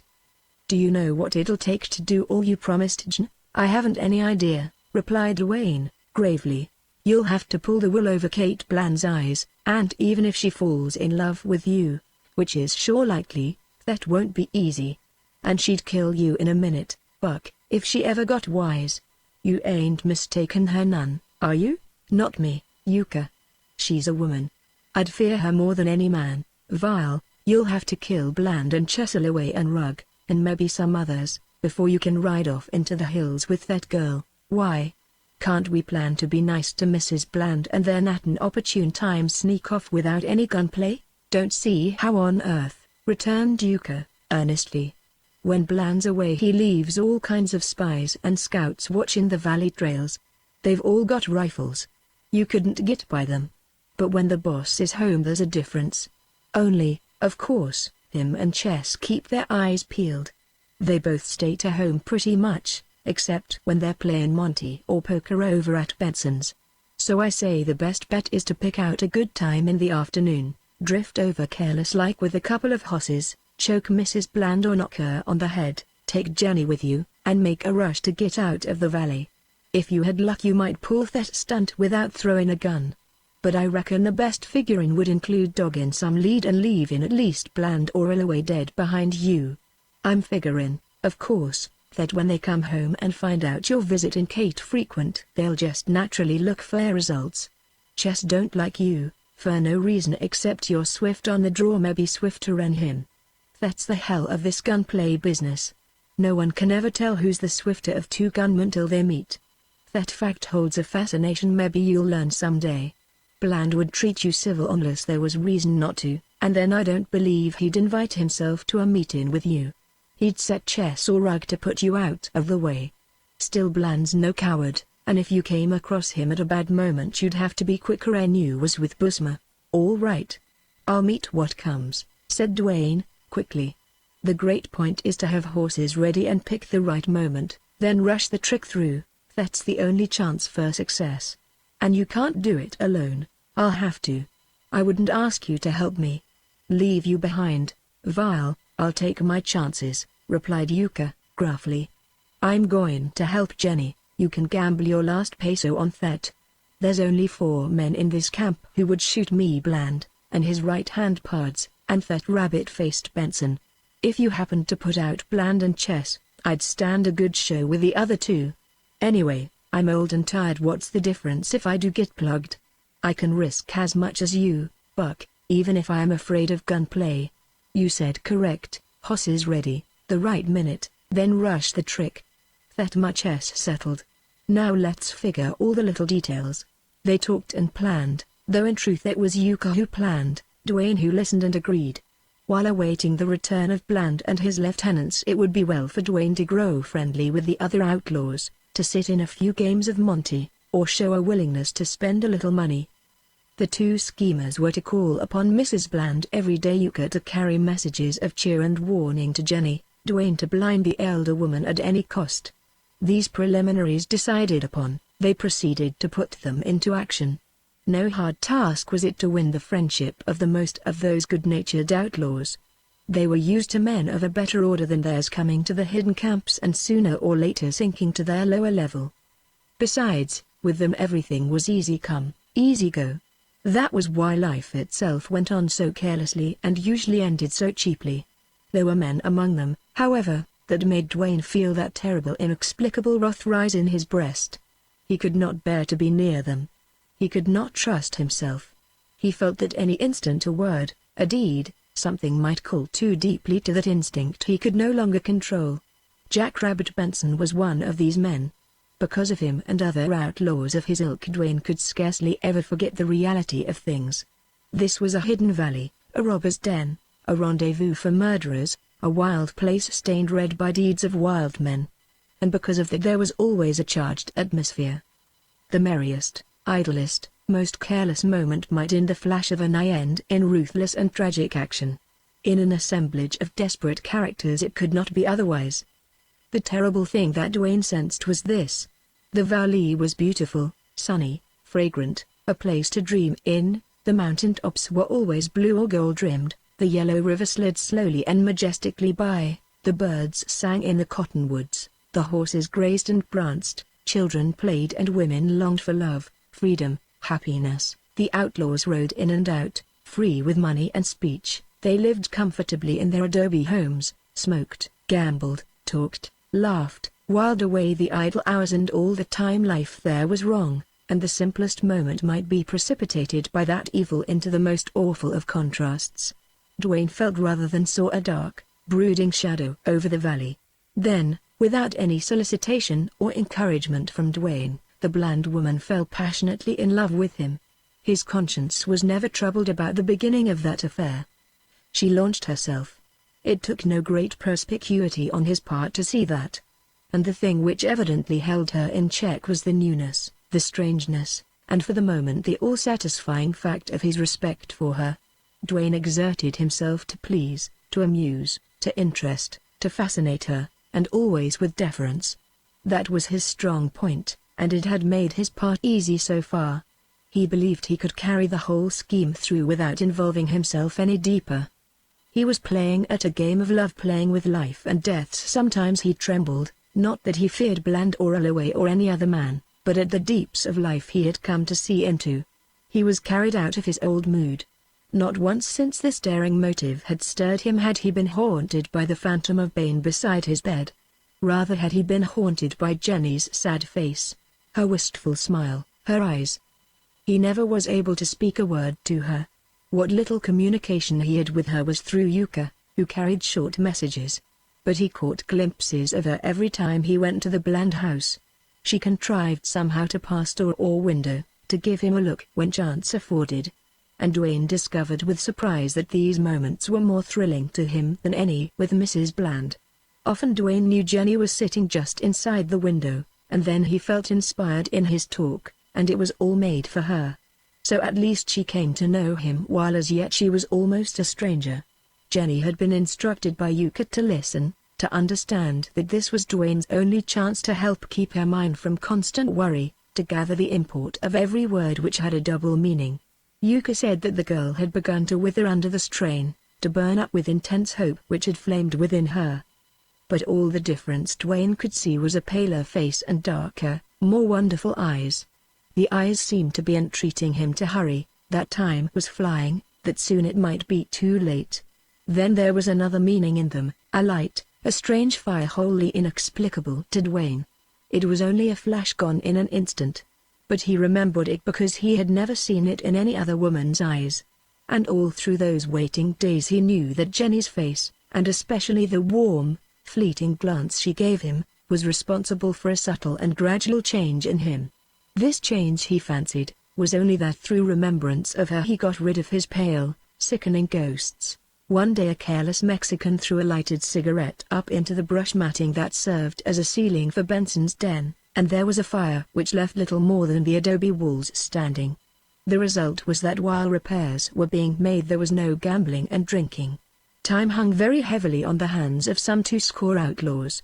Days passed by without a brawl, and Bland's Valley saw more successive hours of peace than ever before. Dwayne, however, found the hours anything but empty. He spent more time at Mrs. Bland's. He walked miles on all the trails leading out of the valley.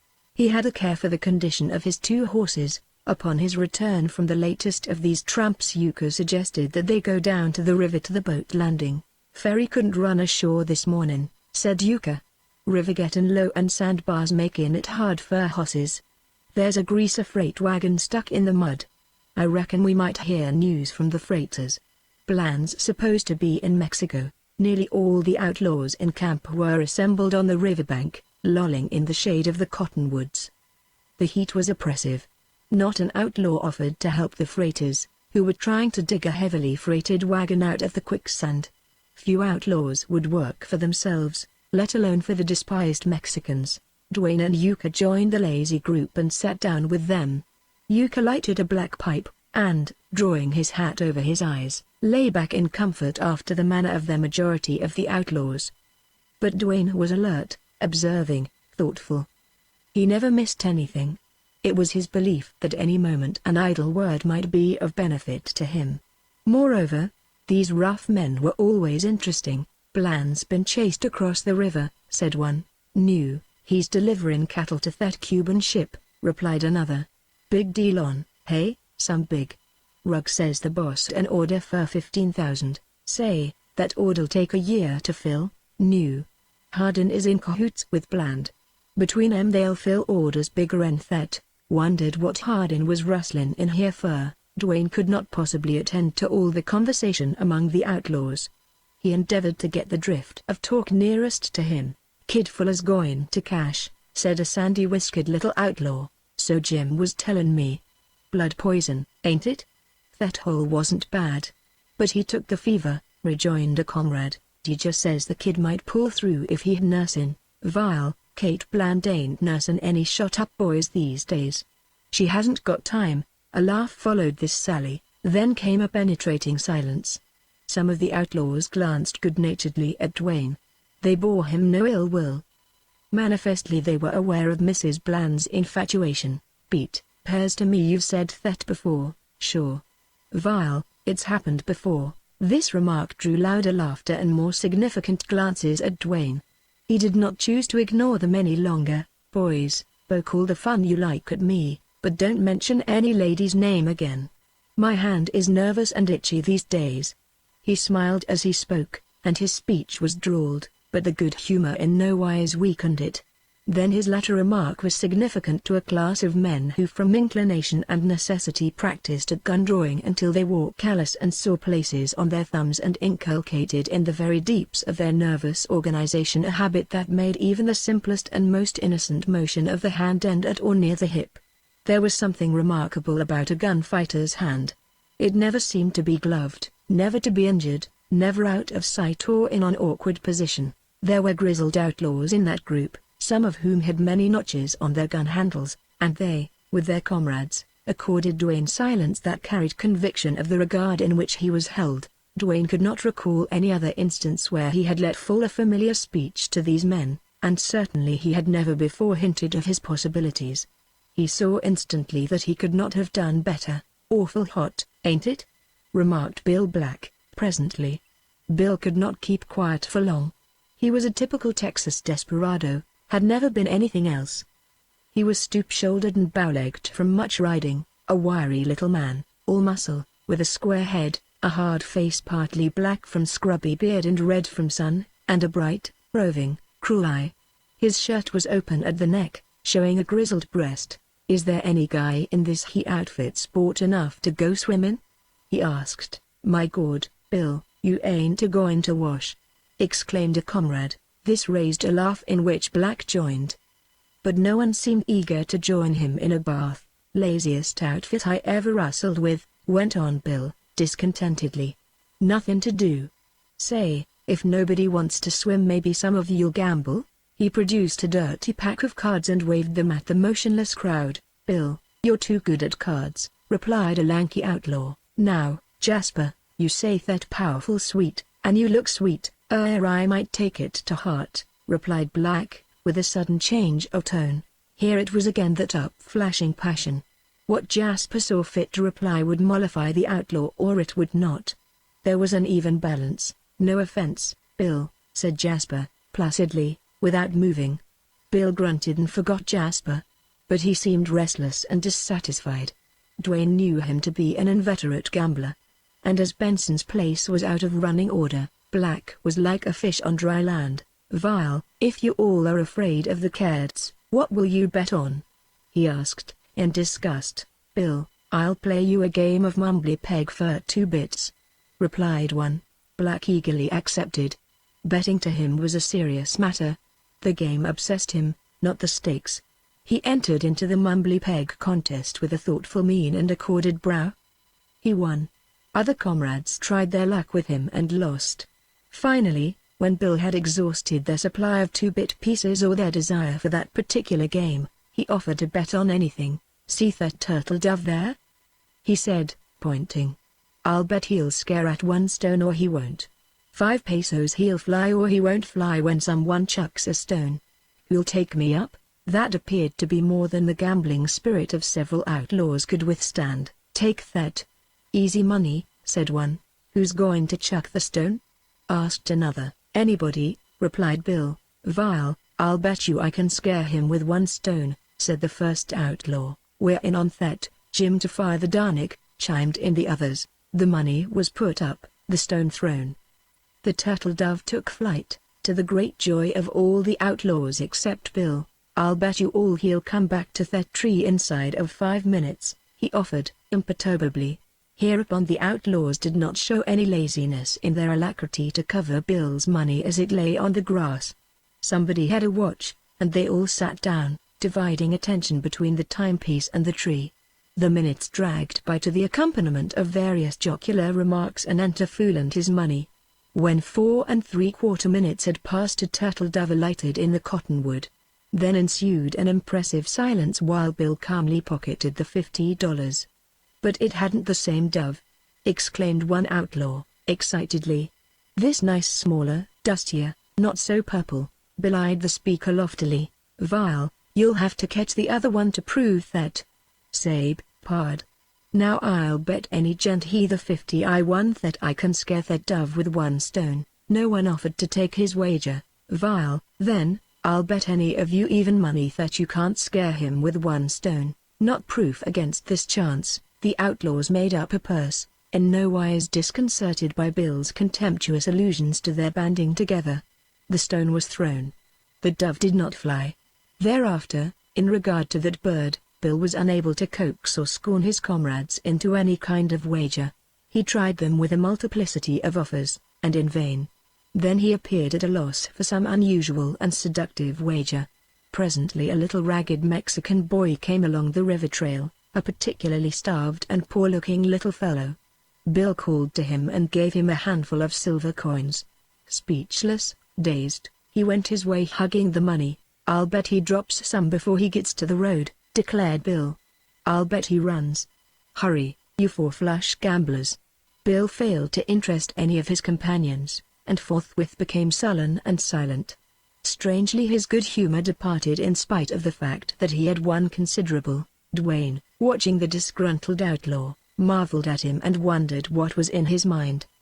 These men were more variable than children, as unstable as water, as dangerous as dynamite. "Bill, I'll bet you 10 you can't spill whatever's in the bucket that peon's packin'," said the outlaw called Jim. Black's head came up with the action of a hawk about to swoop. Dwayne glanced from Black to the road, where he saw a crippled peon carrying a tin bucket toward the river. This peon was a half-witted Indian who lived in a shack and did odd jobs for the Mexicans. Dwayne had met him often. "Jim, I'll take you up," replied Black. Something, perhaps a harshness in his voice, caused Dwayne to whirl. He caught a leaping gleam in the outlaw's eye. "Bill, that's too fair a shot," said Jasper, as Black rested an elbow on his knee and sighted over the long, heavy Colt. The distance to the peon was about 50 paces, too far for even the most expert shot to hit a moving object so small as a bucket. Dwayne, marvelously keen in the alignment of sights, was positive that Black held too high. Another look at the hard face, now tense and dark with blood, confirmed Dwayne's suspicion that the outlaw was not aiming at the bucket at all. Dwayne leapt and struck the level gun out of his hand. Another outlaw picked it up. Black fell back astounded. Deprived of his weapon, he did not seem the same man, or else he was cowed by Dwayne's significant and formidable front. Sullenly he turned away without even asking for his gun. Chapter 8. What a contrast, Dwayne thought, the evening of that day presented to the state of his soul. The sunset lingered in golden glory over the distant Mexican mountains. Twilight came slowly, a faint breeze blew from the river cool and sweet. The late cooing of a dove and the tinkle of a cowbell were the only sounds. A serene and tranquil peace lay over the valley. Inside Dwayne's body there was strife. This third facing of a desperate man had thrown him off his balance. It had not been fatal, but it threatened so much. The better side of his nature seemed to urge him to die rather than to go on fighting or opposing ignorant, unfortunate, savage men. But the perversity of him was so great that it dwarfed reason, conscience. He could not resist it. He felt something dying in him. He suffered. Hope seemed far away. Despair had seized upon him and was driving him into a reckless mood when he thought of Jenny. He had forgotten her. He had forgotten that he had promised to save her. He had forgotten that he meant to snuff out as many lives as might stand between her and freedom. The very remembrance sheared off his morbid introspection. She made a difference. How strange for him to realize that. He felt grateful to her. He had been forced into outlawry, she had been stolen from her people and carried into captivity. They had met in the river fastness. He to instill hope into her despairing life, she to be the means, perhaps, of keeping him from sinking to the level of her captors. He became conscious of a strong and beating desire to see her, talk with her. These thoughts had run through his mind while on his way to Mrs. Bland's house. He had let Yuka go on ahead because he wanted more time to compose himself. Darkness had about set in when he reached his destination. There was no light in the house. Mrs. Bland was waiting for him on the porch. She embraced him, and the sudden, violent, unfamiliar contact sent such a shock through him that he all but forgot the deep game he was playing. She, however, in her agitation did not notice his shrinking. From her embrace and the tender, incoherent words that flowed with it he gathered that Yuka had acquainted her of his action with Black. "He might have killed you," she whispered, more clearly, and if Dwayne had ever heard love in a voice he heard it then. It softened him. After all, she was a woman, weak, fated through her nature, unfortunate in her experience of life, doomed to unhappiness and tragedy.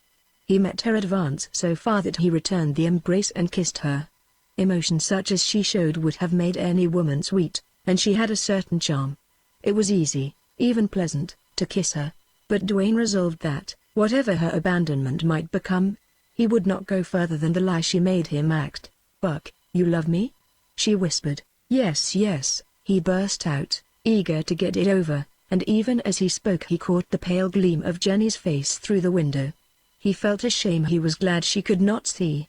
Did she remember that she had promised not to misunderstand any action of his? What did she think of him, seeing him out there in the dusk with this bold woman in his arms? Somehow that dim sight of Jenny's pale face, the big dark eyes, thrilled him, inspired him to his hard task of the present. "Listen, dear," he said to the woman, and he meant his words for the girl. "I'm going to take you away from this outlawed den if I have to kill Bland, Alloway, Rug, anybody who stands in my path. You were dragged here. You are good, I know it. There's happiness for you somewhere home among good people who will care for you. Just wait till—" His voice trailed off and failed from excess of emotion. Kate Bland closed her eyes and leaned her head on his breast. Dwayne felt her heart beat against his, and conscience smote him a keen blow. If she loved him so much. But memory and understanding of her character hardened him again, and he gave her such commiseration as was due her sex, and no more. "Boy, that's good of you," she whispered, "but it's too late. I'm done for. I can't leave Bland. All I ask is that you love me a little and stop your gun throwing." The moon had risen over the eastern bulge of Dark Mountain, and now the valley was flooded with mellow light, and shadows of cottonwoods wavered against the silver. Suddenly the clip-clop of hoofs caused Dwayne to raise his head and listen. Horses were coming down the road from the head of the valley. The hour was unusual for riders to come in. Presently the narrow, moonlit lane was crossed at its far end by black moving objects. 2 horses Dwayne discerned. "It's Bland," whispered the woman, grasping Dwayne with shaking hands. "You must run." "No, he'd see you. That'd be worse." "It's Bland. I know his horse's trot, but you said he wouldn't mind my calling here," protested Dwayne. "Yuka's with me. It'll be all right." "Maybe so," she replied, with visible effort at self-control. Manifestly she had a great fear of Bland. "If I could only think." Then she dragged Dwayne to the door, pushed him in. "Yuka, come out with me." "Dwayne, you stay with the girl. I'll tell Bland you're in love with her. If you give us away I'll wring your neck." The swift action and fierce whisper told Dwayne that Mrs. Bland was herself again. Dwayne stepped close to Jenny, who stood near the window. Neither spoke, but her hands were outstretched to meet his own. They were small, trembling hands, cold as ice. He held them close, trying to convey what he felt, that he would protect her. She leaned against him, and they looked out of the window. Dwayne felt calm and sure of himself. His most pronounced feeling besides that for the frightened girl was a curiosity as to how Mrs. Bland would rise to the occasion. He saw the riders dismount down the lane and wearily come forward. A boy led away the horses. Yuka, the old fox, was talking loud and with remarkable ease, considering what he claimed was his natural cowardice. That was way back in the 60s, about the time of the war. He was saying, "Rustlin' cattle was nothing then to what it is now. And times is rougher these days. This gun throwing has come to be a disease. Men have an itch for the draw same as they used to have for poker. The only real gambler outside of greasers we ever had here was Bill, and I presume Bill is burning now." The approaching outlaws, hearing voices, halted a rod or so from the porch. Then Mrs. Bland uttered an exclamation, ostensibly meant to express surprise, and hurried out to meet them. She greeted her husband warmly and gave welcome to the other man. Dwayne could not see well enough in the shadow to recognize Bland's companion, but he believed it was Alloway. "Dog-tired we are and starved," said Bland, heavily. "Who's here with you?" "That's Yuka on the porch." "Dwayne is inside at the window with Chen," replied Mrs. Bland. "Dwayne!" he exclaimed. Then he whispered low something Dwayne could not catch. "Why, I asked him to come," said the chief's wife. She spoke easily and naturally and made no change in tone. "Chen has been ailing. She gets thinner and whiter every day. Dwayne came here one day with Yuka, saw Chen, and went loony over her pretty face, same as all you men. So I let him come." Bland cursed low and deep under his breath. The other man made a violent action of some kind and apparently was quieted by a restraining hand. "Kate, you let Dwayne make love to Jenny?" queried Bland, incredulously. "Yes, I did," replied the wife, stubbornly. "Why not? Chen's in love with him. If he takes her away and marries her she can be a decent woman." Bland kept silent a moment, then his laugh pealed out loud and harsh. "Chess. Did you get that? "Well, by God. What do you think of my wife? She's lying or she's crazy," replied Alloway, and his voice carried an unpleasant ring. Mrs. Bland promptly and indignantly told her husband's lieutenant to keep his mouth shut. "Ho, ho, ho," rolled out Bland's laugh. Then he led the way to the porch, his spurs clinking, the weapons he was carrying rattling, and he flopped down on a bench. "How are you, boss?" asked Yuka. "Hello, old man. I'm well, but all in." Alloway slowly walked onto the porch and leaned against the rail. He answered Yuka's greeting with a nod. Then he stood there, a dark, silent figure. Mrs. Bland's full voice and eager questioning had a tendency to ease the situation.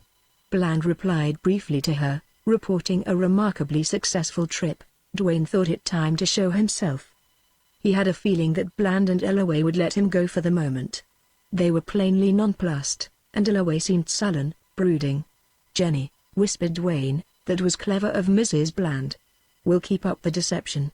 Any day now, be ready." She pressed close to him, and a barely audible hurry came breathing into his ear. "Good night, Jenny," he said, aloud.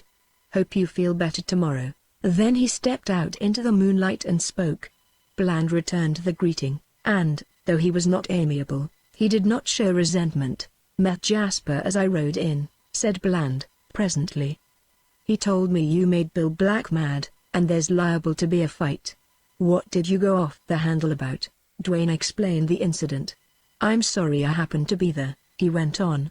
"It wasn't my business." "Scurvy trick that D-Bean," muttered Bland. "You did right. All the same, Dwayne, I want you to stop quarreling with my men. If you were one of us, that'd be different. I can't keep my men from fighting. But I'm not called on to let an outsider hang around my camp and plug my rustlers. I guess I'll have to be hitting the trail for somewhere," said Dwayne. "Why not join my band? You've got a bad start already, Dwayne, and if I know this border, you'll never be a respectable citizen again. You're a born killer. I know every bad man on this frontier. More than one of them have told me that something exploded in their brain, and when sense came back, they lay another dead man. It's not so with me. I've done a little shooting, too, but I never wanted to kill another man just to rid myself of the last one. My dead men don't sit on my chest at night. That's the gunfighter's trouble. He's crazy. He has to kill a new man, he's driven to it to forget the last one." "But I'm no gunfighter," protested Dwayne. "Circumstances made me." "No doubt," interrupted Bland, with a laugh. "Circumstances made me a rustler. You don't know yourself. You're young, you've got a temper. Your father was one of the most dangerous men Texas ever had. I don't see any other career for you. Instead of going it alone, a lone wolf, as the Texans say, why not make friends with other outlaws? You'll live longer." Yuka squirmed in his seat. "Boss, I've been giving the boy exactly that same line of talk. That's why I took him in to bunk with me. If he makes pards among us, there won't be any more trouble. And he'd be a grand fella for the gang. I've seen Wild Bill Hickok throw a gun, and Billy the Kid, and Hardin, and Chess here, all the fastest men on the border. And with apologies to present company, I'm here to say Dwayne has them all skinned. His draw is different. You can't see how he does it." Yuka's admiring praise served to create an effective little silence.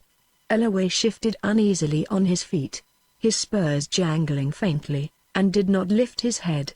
Bland seemed thoughtful. "That's about the only qualification I have to make me eligible for your band," said Dwayne, easily. "It's good enough," replied Bland, shortly.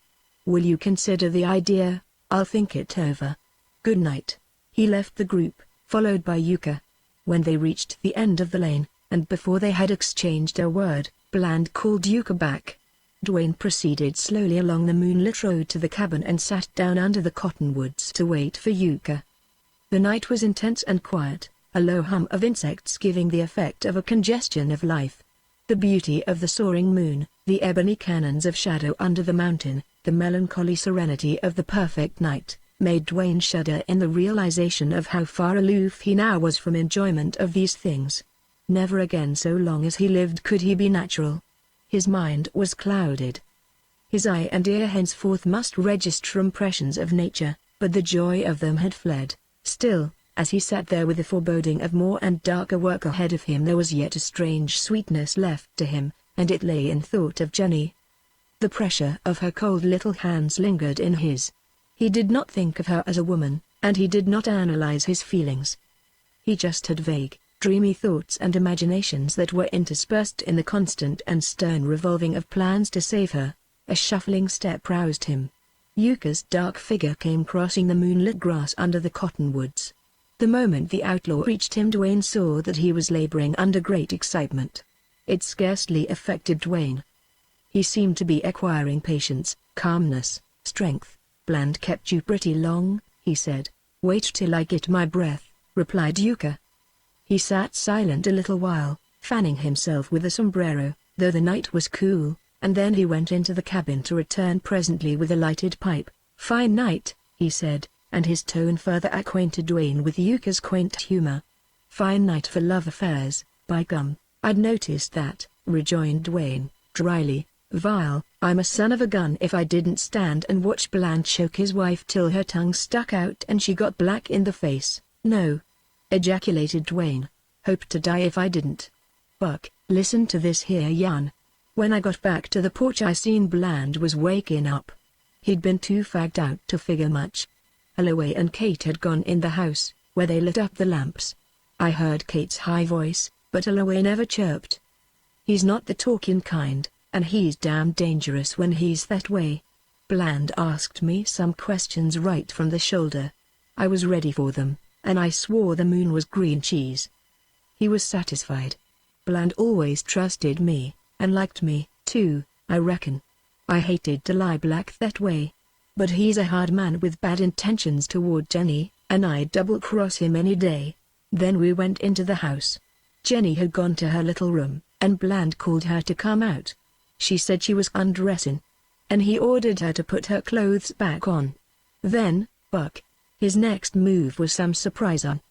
He deliberately thronged a gun on Kate.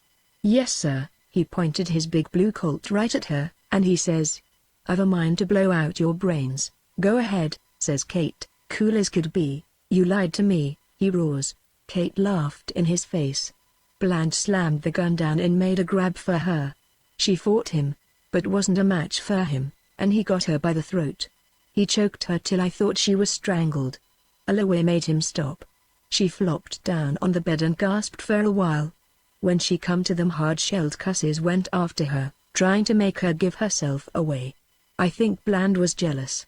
He suspected she'd got thick with you and was fooling him. I reckon that's a sore feeling for a man to have to guess pretty nice, but not to be sure. Bland gave it up after a while. And then he cussed and raved at her. One saying of his is worth pinning in your sombrero: "It ain't nothing to kill a man." I don't need much for that. But I want to know, you hussy. Then he went in and dragged Porgen out. She'd had time to dress. He was so mad he hurt her sore leg. You know Jen got that injury fighting off one of them devils in the dark. And when I seen Bland twist her hurt her, I had a queer hot feeling deep down in me, and for the only time in my life I wished I was a gunfighter. Vile, Jen amazed me. She was white in a sheet, and her eyes were big and starry, but she had nerve. First time I ever seen her show any. "Jenny," he said. "My wife said Dwayne came here to see you. I believe she's lying. I think she's been carrying on with him, and I want to know. If she's been and you tell me the truth, I'll let you go. I'll send you out to Huntsville, where you can communicate with your friends. I'll give you money." That must have been a hell of a minute for Kate Bland. If ever I seen death in a man's eye, I seen it in Bland's. He loves her. That's the strange part of it. "Has Dwayne been coming here to see my wife?" Bland asked, fierce-like. "No," said Jenny. "He's been after you?" "Yes." "He has fallen in love with you?" Kate said that. "I am not. I don't know. He hasn't told me." "But you're in love with him?" "Yes," she said. "Anne, Buck, if you only could have seen her." She thronged up her head, and her eyes were full of fire. Bland seemed dazed at sight of her. "And Holloway, why, that little skunk of an outlaw cried right out. He was hit plumb center. He's in love with Jen." And the look of her then was enough to make any fella quit. He just slunk out of the room. "I told you, maybe, that he'd been trying to get Bland to marriage into him. So even a tough like Holloway can love a woman. Bland stamped up and down the room. He sure was dying hard, Jenny, he said, once more turning to her. You swear in fear of your life that you're telling truth. Kate's not in love with Dwayne? She's let him come to see you? There's been nothing between them? No. I swear, answered Jenny, and Bland sat down like a man licked. Go to bed, you white-faced. Bland choked on some word or other. A bad one, I reckon, and he positively shook in his chair. Jenny went then, and Kate began to have hysterics. And your Uncle Yuka ducked his nut out of the door and come home. Dwayne did not have a word to say at the end of Yuka's long harangue. He experienced relief. As a matter of fact, he had expected a good deal worse. He thrilled at the thought of Jenny perjuring herself to save that abandoned woman. What mysteries these feminine creatures were. Vile. There's where our little deal stands now, resumed Yuka, meditatively. You know, Buck, as well as me, that if you'd been some fella who hadn't shown he was a wonder with a gun, you'd now be full of lead. If you'd happened to kill Bland and Holloway, I reckon you'd be as safe on this here border as you would in Santone.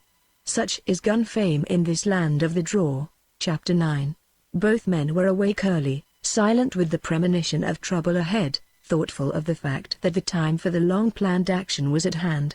It was remarkable that a man as loquacious as Yuka could hold his tongue so long, and this was significant of the deadly nature of the intended deed. During breakfast he said a few words customary in the service of food. At the conclusion of the meal he seemed to come to an end of deliberation. Buck, the sooner the better now, he declared, with a glint in his eye.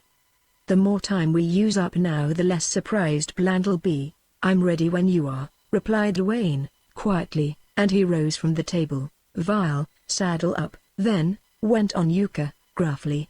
Tie on them 2 packs I made, 1 for each saddle. You can't tell, maybe either hoss will be carrying double. It's good they're both big, strong hosses. Guess that wasn't a wise move of your Uncle Yuka's bringing in your hosses and having them ready. Yuka, I hope you're not going to get in bad here.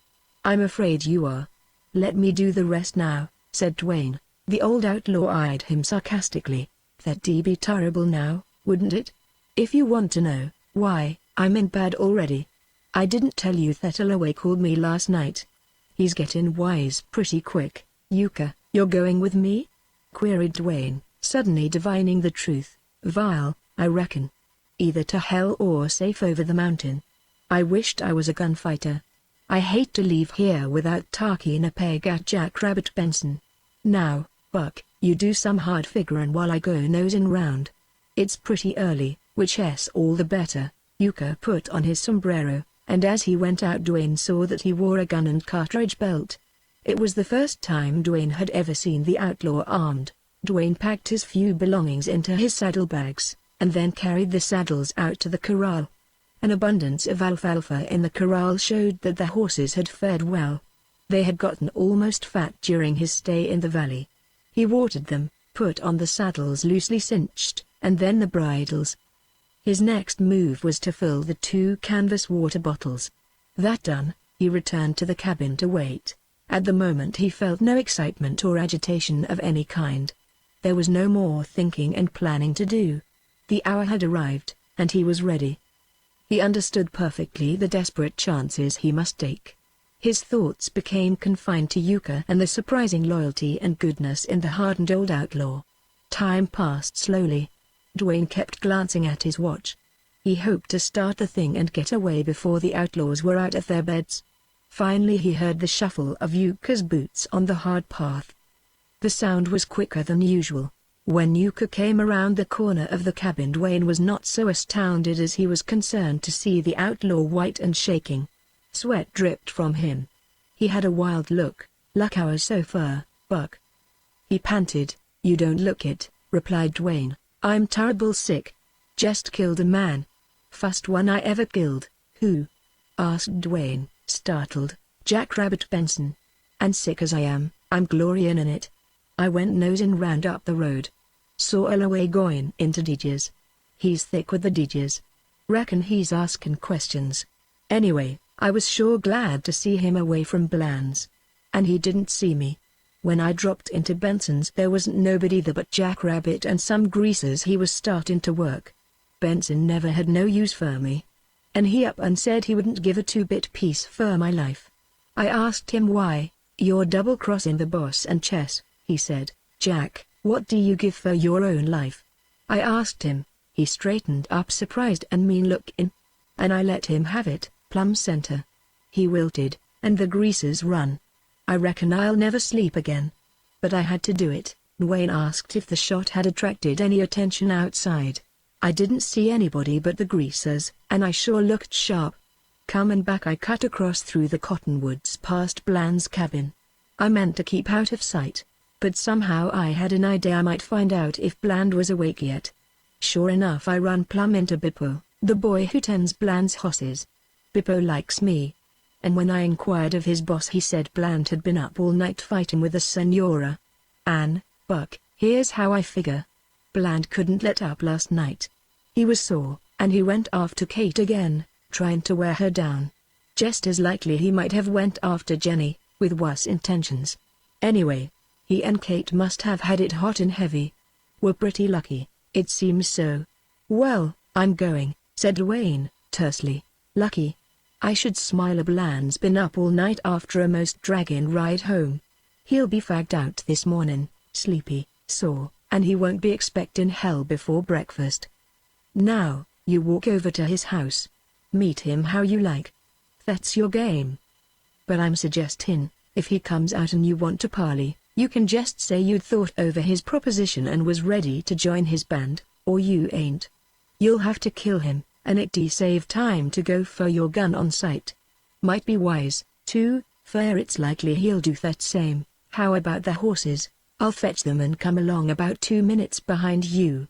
'Pears to me you ought to have the job done and Jenny outside by the time I get there. Once on them horses, we can ride out of camp before Illaway or anybody else gets into action. Jenny ain't much heavier than a rabbit. That big black will carry you both, all right. But once more let me persuade you to stay, not to mix any more in this," said Dwayne, earnestly. "Nope.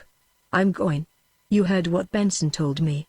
Illaway wouldn't give me the benefit of any doubts. Buck, a last word, look out for that Bland woman." Dwayne merely nodded, and then, saying that the horses were ready, he strode away through the grove. Accounting for the short cut across grove and field, it was about 5 minutes' walk up to Bland's house. To Dwayne it seemed long in time and distance, and he had difficulty in restraining his pace. As he walked there came a gradual and subtle change in his feelings. Again he was going out to meet a man in conflict. He could have avoided this meeting. But despite the fact of his courting the encounter he had not as yet felt that hot, inexplicable rush of blood. The motive of this deadly action was not personal, and somehow that made a difference. No outlaws were in sight. He saw several Mexican herders with cattle. Blue columns of smoke curled up over some of the cabins. The fragrant smell of it reminded Dwayne of his home and cutting wood for the stove.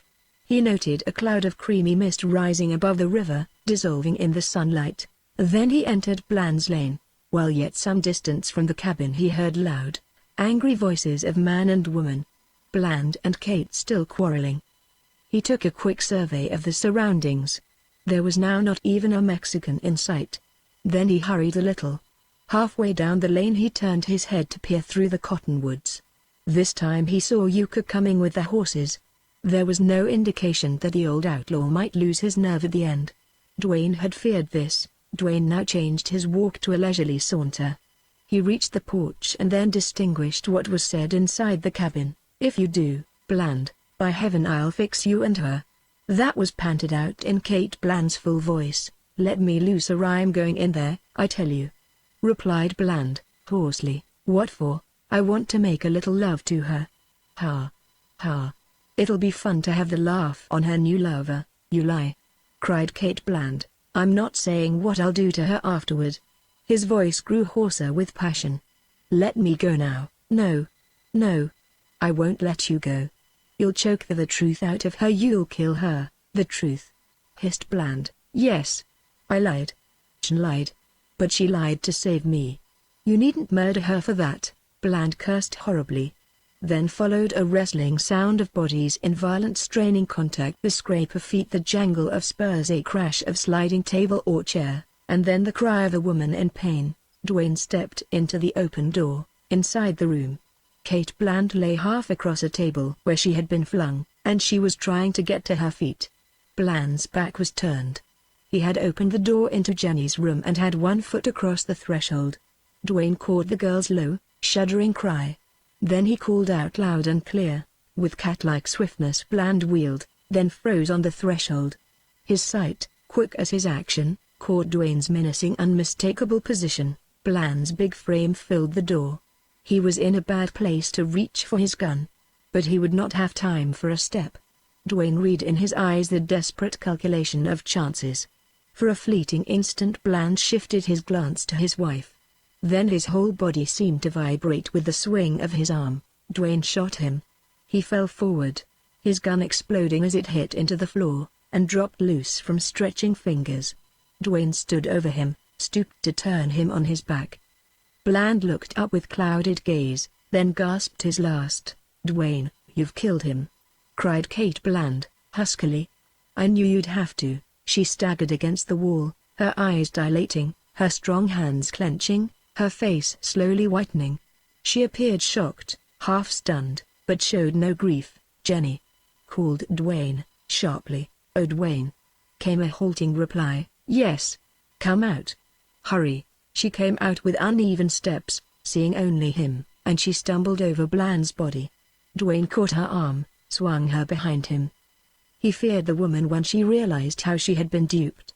His action was protective, and his movement toward the door equally as significant. "Dwayne," cried Mrs. Bland, "it was no time for talk." Dwayne edged on, keeping Jenny behind him. At that moment there was a pounding of iron-shod hooves out in the lane. Kate Bland bounded to the door. When she turned back her amazement was changing to realization. "Where are you taking Ch?" she cried, her voice like a man's. "Get out of my way," replied Dwayne. His look, perhaps, without speech, was enough for her. In an instant she was transformed into a fury. "You hound! All the time you were fooling me. You made love to me. You let me believe you swore you loved me. Now I see what was queer about you. All for that girl. But you can't have her. You'll never leave here alive. Give me that girl. Let me get at her. She'll never win any more men in this camp." She was a powerful woman, and it took all Dwayne's strength to ward off her onslaughts. She clawed at Jenny over his upheld arm. Every second her fury increased. "Help! Help! Help!" she shrieked, in a voice that must have penetrated to the remotest cabin in the valley. "Let go! Let go!" cried Dwayne, low and sharp. He still held his gun in his right hand, and it began to be hard for him to ward the woman off. His coolness had gone with her shriek for help. "Let go," he repeated, and he shoved her fiercely. Suddenly she snatched a rifle off the wall and backed away, her strong hands fumbling at the lever. As she jerked it down, throwing a shell into the chamber and cocking the weapon, Dwayne leapt upon her. He struck up the rifle as it went off, the powder burning his face. "Jenny, run out. Get on a horse," he said. Jenny flashed out of the door. With an iron grasp Dwayne held to the rifle barrel. He had grasped it with his left hand, and he gave such a pull that he swung the crazed woman off the floor. But he could not loose her grip. She was as strong as he. "Kate, let go." He tried to intimidate her. She did not see his gun thrust in her face, or reason had given way to such an extent to passion that she did not care. She cursed. Her husband had used the same curses, and from her lips they seemed strange, unsexed, more deadly. Like a tigress she fought him. Her face no longer resembled a woman's. The evil of that outlaw life, the wildness and rage, the meaning to kill, was even in such a moment terribly impressed upon Dwayne. He heard a cry from outside, a man's cry, hoarse and alarming. It made him think of loss of time. This demon of a woman might yet block his plan. "Let go," he whispered, and felt his lips stiff. In the grimness of that instant he relaxed his hold on the rifle barrel. With sudden, redoubled, irresistible strength she wrenched the rifle down and discharged it. Dwayne felt a blow, a shock, a burning agony tearing through his breast. Then in a frenzy he jerked so powerfully upon the rifle that he threw the woman against the wall. She fell and seemed stunned. Dwayne leapt back, whirled, flew out of the door to the porch. The sharp cracking of a gun halted him. He saw Jenny holding to the bridle of his bay horse. Yuka was astride the other, and he had a Colt leveled, and he was firing down the lane. Then came a single shot, heavier, and Yuka's ceased. He fell from the horse. A swift glance back showed to Dwayne a man coming down the lane. Chesel away. His gun was smoking. He broke into a run. Then in an instant he saw Dwayne, and tried to check his pace as he swung up his arm. But that slight pause was fatal. Dwayne shot, and Dalloway was falling when his gun went off. His bullet whistled close to Dwayne and thudded into the cabin. Dwayne bounded down to the horses. Jenny was trying to hold the plunging bay. Yuka lay flat on his back, dead, a bullet hole in his shirt, his face set hard, and his hands twisted round gun and bridle. "Jenny, you've nerve, all right," cried Dwayne, as he dragged down the horse she was holding. "Up with you now. There. Never mind long stirrups. Hang on somehow." He caught his bridle out of Yuka's clutching grip and leapt astride. The frightened horses jumped into the run and thundered down the lane into the road. Dwayne saw men running from cabins. He heard shouts. But there were no shots fired. Jenny seemed able to stay on her horse, but without stirrups she was thrown about so much that Dwayne rode closer and reached out to grasp her arm. Thus they rode through the valley to the trail that led up over the steep and broken rim rock. As they began to climb, Dwayne looked back. No pursuers were in sight. "Jenny, we're going to get away," he cried, exultation for her in his voice. She was gazing horror-stricken at his breast, as in turning to look back he faced her. "Oh, Dwayne, your shirt's all bloody," she faltered, pointing with trembling fingers. With her words Dwayne became aware of two things. The hand he instinctively placed to his breast still held his gun, and he had sustained a terrible wound. Dwayne had been shot through the breast far enough down to give him grave apprehension of his life. The clean-cut hole made by the bullet bled freely both at its entrance and where it had come out, but with no signs of hemorrhage. He did not bleed at the mouth, however. He began to cough up a reddish-tinged foam. As they rode on, Jenny, with pale face and mute lips, looked at him. "I'm badly hurt, Jenny," he said, "but I guess I'll stake it out." "The woman, did she shoot you?" "Yes. She was a devil. Yuka told me to look out for her. I wasn't quick enough." "You didn't have to shivered the girl." "No. No," he replied. They did not stop climbing while Dwayne tore a scarf and made compresses, which he bound tightly over his wounds. The fresh horses made fast time up the rough trail. From open places Dwayne looked down. When they surmounted the steep ascent and stood on top of the rim rock, with no signs of pursuit down in the valley, and with the wild, broken fastnesses before them, Dwayne turned to the girl and assured her that they now had every chance of escape.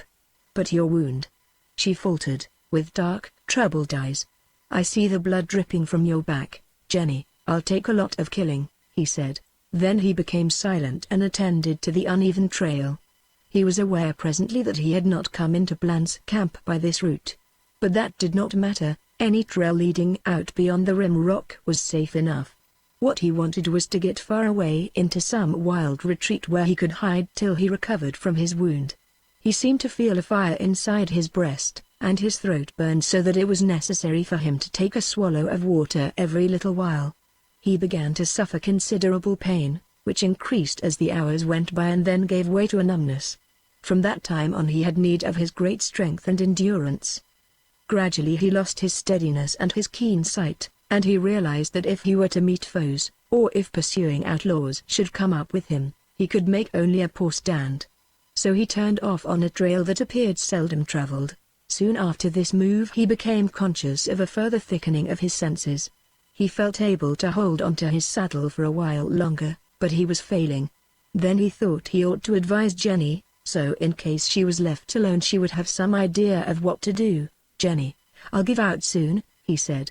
"No, I don't mean what you think. But I'll drop soon. My strength's going. If I die you ride back to the main trail. Hide and rest by day. Ride at night. That trail goes to water. I believe you could get across the Nses, where some rancher will take you in. Dwayne could not get the meaning of her incoherent reply. He rode on, and soon he could not see the trail or hear his horse. He did not know whether they traveled a mile or many times that far. But he was conscious when the horse stopped, and had a vague sense of falling and feeling Jenny's arms before all became dark to him. When consciousness returned, he found himself lying in a little hut of mesquite branches. It was well built and evidently some years old. There were 2 doors or openings, one in front and the other at the back. Dwayne imagined it had been built by a fugitive, one who meant to keep an eye both ways and not to be surprised. Dwayne felt weak and had no desire to move. Where was he, anyway? A strange, intangible sense of time, distance, of something far behind weighed upon him. Sight of the 2 packs Yuka had made brought his thought to Jenny. What had become of her? There was evidence of her work in a smoldering fire and a little blackened coffee pot. Probably she was outside looking after the horses or getting water. He thought he heard a step and listened, but he felt tired, and presently his eyes closed and he fell into a doze. Awakening from this, he saw Jenny sitting beside him. In some way she seemed to have changed. When he spoke she gave a start and turned eagerly to him. "Dwayne," she cried. "Hello. How are you, Jenny, and how am I?" he said, finding it a little difficult to talk. "Oh, I'm all right," she replied. "And you've come to your wounds healed, but you've been sick. Fever, I guess." "I did all I could." Dwayne saw now that the difference in her was a whiteness and tightness of skin, a hollowness of eye, a look of strain. "Fever? How long have we been here?" he asked. She took some pebbles from the crown of his sombrero and counted them. 9. 9 days, she answered. 9 days. He exclaimed, incredulously. But another look at her assured him that she meant what she said. "I've been sick all the time? You nursed me?" "Yes." "Bland's men didn't come along here?" "No." "Where are the horses?" "I keep them grazing down in a gorge back of here. There's good grass and water." "Have you slept any?" "A little. Lately I couldn't keep awake." "Good Lord. I should think not. You've had a time of it sitting here day and night nursing me, watching for the outlaws. Come, tell me all about it." "There's nothing much to tell. I want to know, anyway, just what you did, how you felt." "I can't remember very well," she replied, simply. "We must have ridden 40 miles that day we got away. You bled all the time. Toward evening you lay on your horse's neck. When we came to this place you fell out of the saddle. I dragged you in here and stopped your bleeding. I thought you'd die that night. But in the morning I had a little hope. I had forgotten the horses. But luckily they didn't stray far. I caught them and kept them down in the gorge. When your wounds closed and you began to breathe stronger I thought you'd get well quick. It was fever that put you back. You raved a lot, and that worried me, because I couldn't stop you. Anybody trailing us could have heard you a good ways. I don't know whether I was scared most then or when you were quiet, and it was so dark and lonely and still all around. Every day I put a stone in your hat." "Jenny, you saved my life," said Dwayne. "I don't know. Maybe. I did all I knew how to do," she replied. "You saved mine more than my life." Their eyes met in a long gaze, and then their hands in a close clasp. "Jenny, we're going to get away," he said, with gladness. "I'll be well in a few days. You don't know how strong I am. We'll hide by day and travel by night. I can get you across the river." "And then?" she asked. "We'll find some honest rancher, and then?" she persisted. "Why," he began, slowly, "that's as far as my thoughts ever got. It was pretty hard, I tell you, to assure myself of so much. It means your safety. You'll tell your story. You'll be sent to some village or town and taken care of until a relative or friend is notified." "And you?" she inquired, in a strange voice. Dwayne kept silence. "What will you do?" she went on. "Jenny, I'll go back to the breaks. I daren't show my face among respectable people. I'm an outlaw." "You're no criminal," she declared, with deep passion. "Jenny, on this border the little difference between an outlaw and a criminal doesn't count for much. You won't go back among those terrible men? You, with your gentleness and sweetness, all that's good about you?" "Oh, Dwayne, don't go. I can't go back to the outlaws, at least not Bland's band. No, I'll go alone. I'll lone wolf it, as they say on the border. What else can I do, Jenny? Oh, I don't know. Couldn't you hide? Couldn't you slip out of Texas, go far away? I could never get out of Texas without being arrested. I could hide, but a man must live. Never mind about me, Jenny. In 3 days Dwayne was able with great difficulty to mount his horse. During daylight, by short relays, he and Jenny rode back to the main trail, where they hid again till he had rested. Then in the dark they rode out of the canyons and gullies of the Rim Rock, and early in the morning halted at the first water to camp. From that point they traveled after nightfall and went into hiding during the day. Once across the Nueces River, Dwayne was assured of safety for her and great danger for himself. They had crossed into a country he did not know.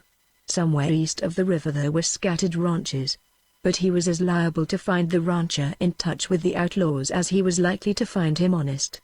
Dwayne hoped his good fortune would not desert him in this last service to Jenny. Next to the worry of that was realization of his condition.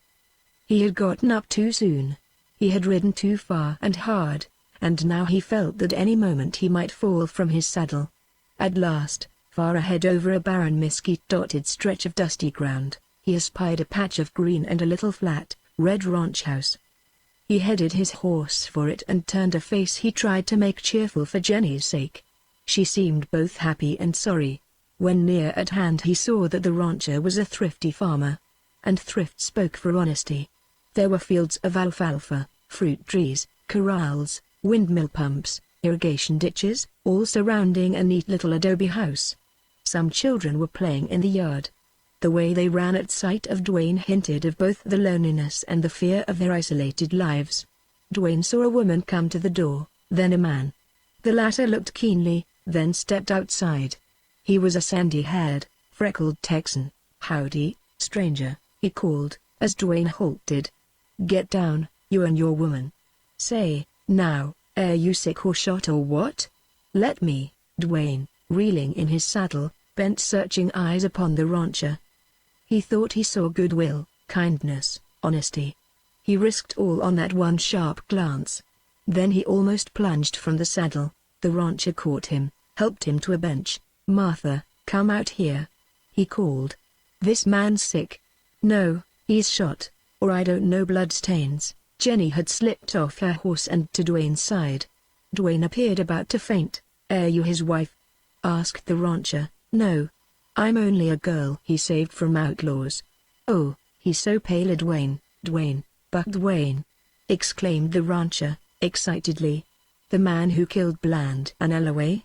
Say, I owe him a good turn, and I'll pay it." "Young woman," the rancher's wife came out, and with a manner at once kind and practical essayed to make Dwayne drink from a flask. He was not so far gone that he could not recognize its contents, which he refused, and weakly asked for water.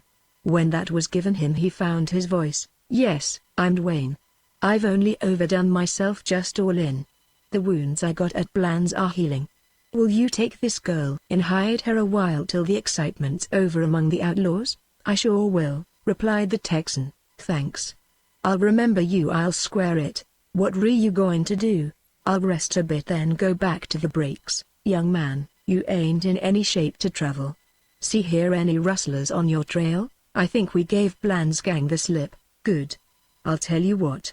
I'll take you in along with the girl, and hide both of you till you get well. It'll be safe.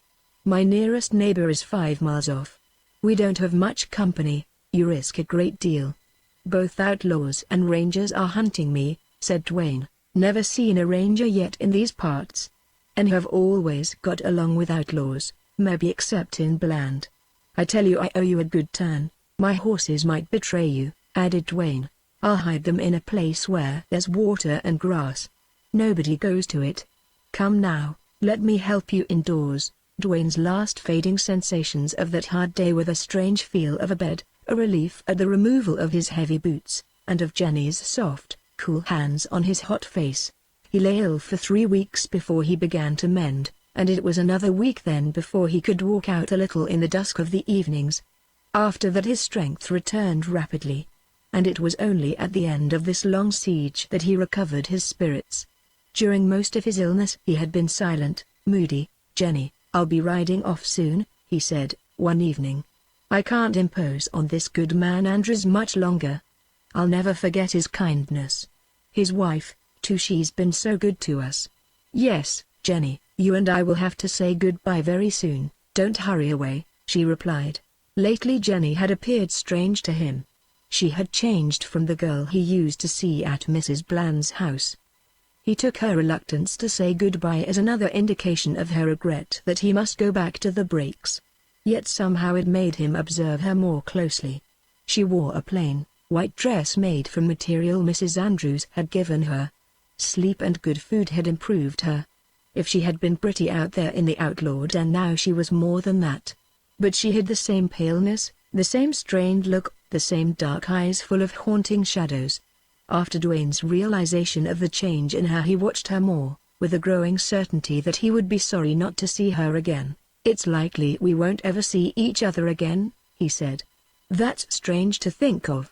We've been through some hard days, and I seem to have known you a long time." Jenny appeared shy, almost sad, so Dwayne changed the subject to something less personal. Andrews returned one evening from a several days trip to Huntsville. "Dwayne, everybody's talking about how you cleaned up the Bland outfit," he said, important and full of news. "It's some exaggerated, according to what you told me, but you've sure made friends on this side of the Nazis. I reckon there ain't a town where you wouldn't find people to welcome you. Huntsville, you know, is some divided in its ideas. Half the people are crooked. Likely enough, all them who are so loud in praise of you are the crookedest. For instance, I met Kingfisher, the boss outlaw of these parts. Well, King thinks he's a decent citizen. He was telling me what a grand job yours was for the border and honest cattlemen. Now that Bland and Alloway are done for, Kingfisher will find rustling easier. There's talk of harding moving his camp over to Bland's. But I don't know how true it is. I reckon there ain't much to it. In the past, when a big outlaw chief went under, his band almost always broke up and scattered.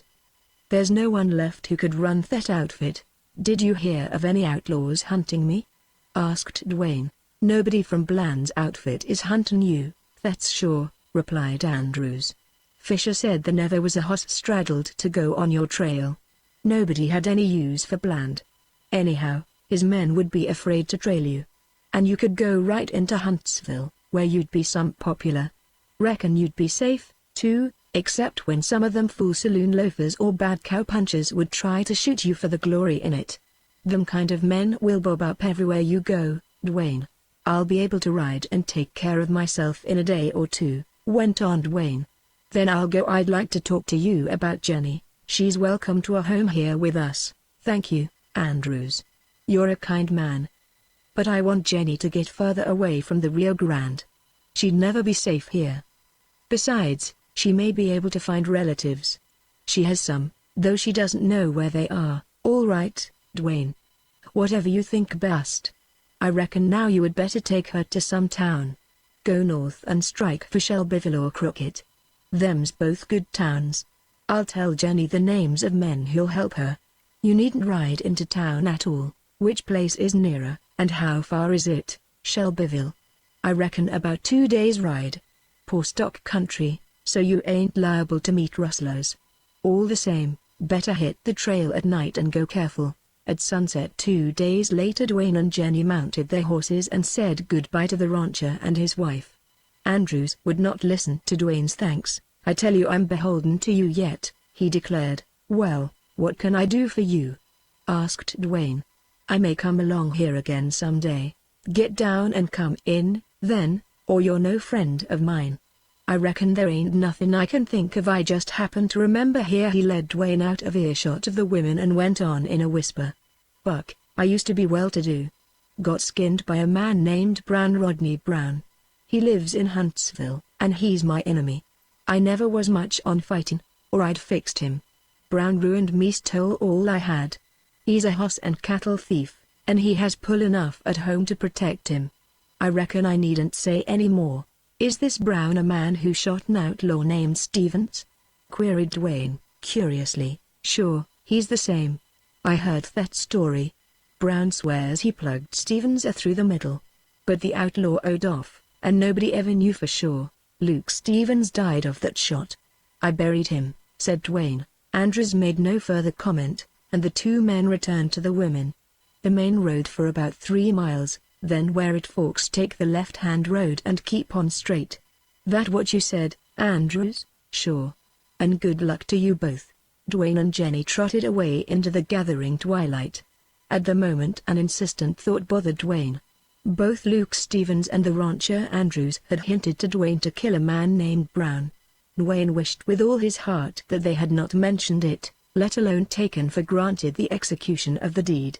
What a bloody place Texas was. Men who robbed and men who were robbed both wanted murder. It was in the spirit of the country. Dwayne certainly meant to avoid ever meeting this Rodney Brown. And that very determination showed Dwayne how dangerous he really was to men and to himself. Sometimes he had a feeling of how little stood between his sane and better self and a self utterly wild and terrible. He reasoned that only intelligence could save him, only a thoughtful understanding of his danger and a hold upon some ideal. Then he fell into low conversation with Jenny, holding out hopeful views of her future, and presently darkness set in. The sky was overcast with heavy clouds, there was no air moving, the heat and oppression threatened storm. By and by Dwayne could not see a rod in front of him, though his horse had no difficulty in keeping to the road. Dwayne was bothered by the blackness of the night. Traveling fast was impossible, and any moment he might miss the road that led off to the left. So he was compelled to give all his attention to peering into the thick shadows ahead. As good luck would have it, he came to higher ground where there was less mesquite, and therefore not such impenetrable darkness, and at this point he came to where the road split. Once headed in the right direction, he felt easier in mind. To his annoyance, however, a fine, misty rain set in. Jenny was not well dressed for wet weather, and, for that matter, neither was he. His coat, which in that dry warm climate he seldom needed, was tied behind his saddle, and he put it on Jenny. They traveled on. The rain fell steadily, if anything, growing thicker. Dwayne grew uncomfortably wet and chilly. Jenny, however, fared somewhat better by reason of the heavy coat. The night passed quickly despite the discomfort, and soon a gray, dismal, rainy dawn greeted the travelers. Jenny insisted that he find some shelter where a fire could be built to dry his clothes. He was not in a fit condition to risk catching cold. In fact, Dwayne's teeth were chattering. To find a shelter in that barren waste seemed a futile task. Quite unexpectedly, however, they happened upon a deserted adobe cabin situated a little off the road. Not only did it prove to have a dry interior, but also there was firewood. Water was available in pools everywhere, however, there was no grass for the horses. A good fire and hot food and drink changed the aspect of their condition as far as comfort went. And Jenny lay down to sleep. For Dwayne, however, there must be vigilance. This cabin was no hiding place. The rain fell harder all the time, and the wind changed to the north. "It's a norther, all right," muttered Dwayne. 2 or 3 days. And he felt that his extraordinary luck had not held out. Still one point favored him, and it was that travelers were not likely to come along during the storm. Jenny slept while Dwayne watched. The saving of this girl meant more to him than any task he had ever assumed. First, it had been partly from a human feeling to succor an unfortunate woman, and partly a motive to establish clearly to himself that he was no outlaw. Lately, however, had come a different sense, a strange one, with something personal and warm and protective in it. As he looked down upon her, a slight, slender girl with bedraggled dress and disheveled hair, her face, pale and quiet, a little stern in sleep, and her long, dark lashes lying on her cheek, he seemed to see her fragility, her prettiness, her femininity as never before. But for him she might at that very moment have been a broken, ruined girl lying back in that cabin of the Blands. The fact gave him a feeling of his importance in this shifting of her destiny. She was unharmed, still young, she would forget and be happy, she would live to be a good wife and mother. Somehow the thought swelled his heart. His act, death-dealing as it had been, was a noble one, and helped him to hold on to his drifting hopes. Hardly once since Jenny had entered into his thought had those ghosts returned to torment him. Tomorrow she would be gone among good, kind people with the possibility of finding her relatives. He thanked God for that. Nevertheless, He felt a pang. She slept more than half the day. Dwayne kept guard, always alert, whether he was sitting, standing, or walking. The rain pattered steadily on the roof and sometimes came in gusty flurries through the door. The horses were outside in a shed that afforded poor shelter, and they stamped restlessly. Dwayne kept them saddled and bridled. About the middle of the afternoon Jenny awoke. They cooked a meal and afterwards sat beside the little fire. She had never been, in his observation of her, anything but a tragic figure, an unhappy girl, the farthest removed from serenity and poise.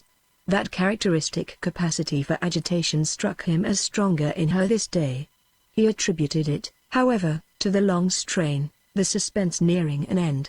Yet sometimes when her eyes were on him she did not seem to be thinking of her freedom, of her future. "This time tomorrow you'll be in Shelbyville," he said. "Where will you be?"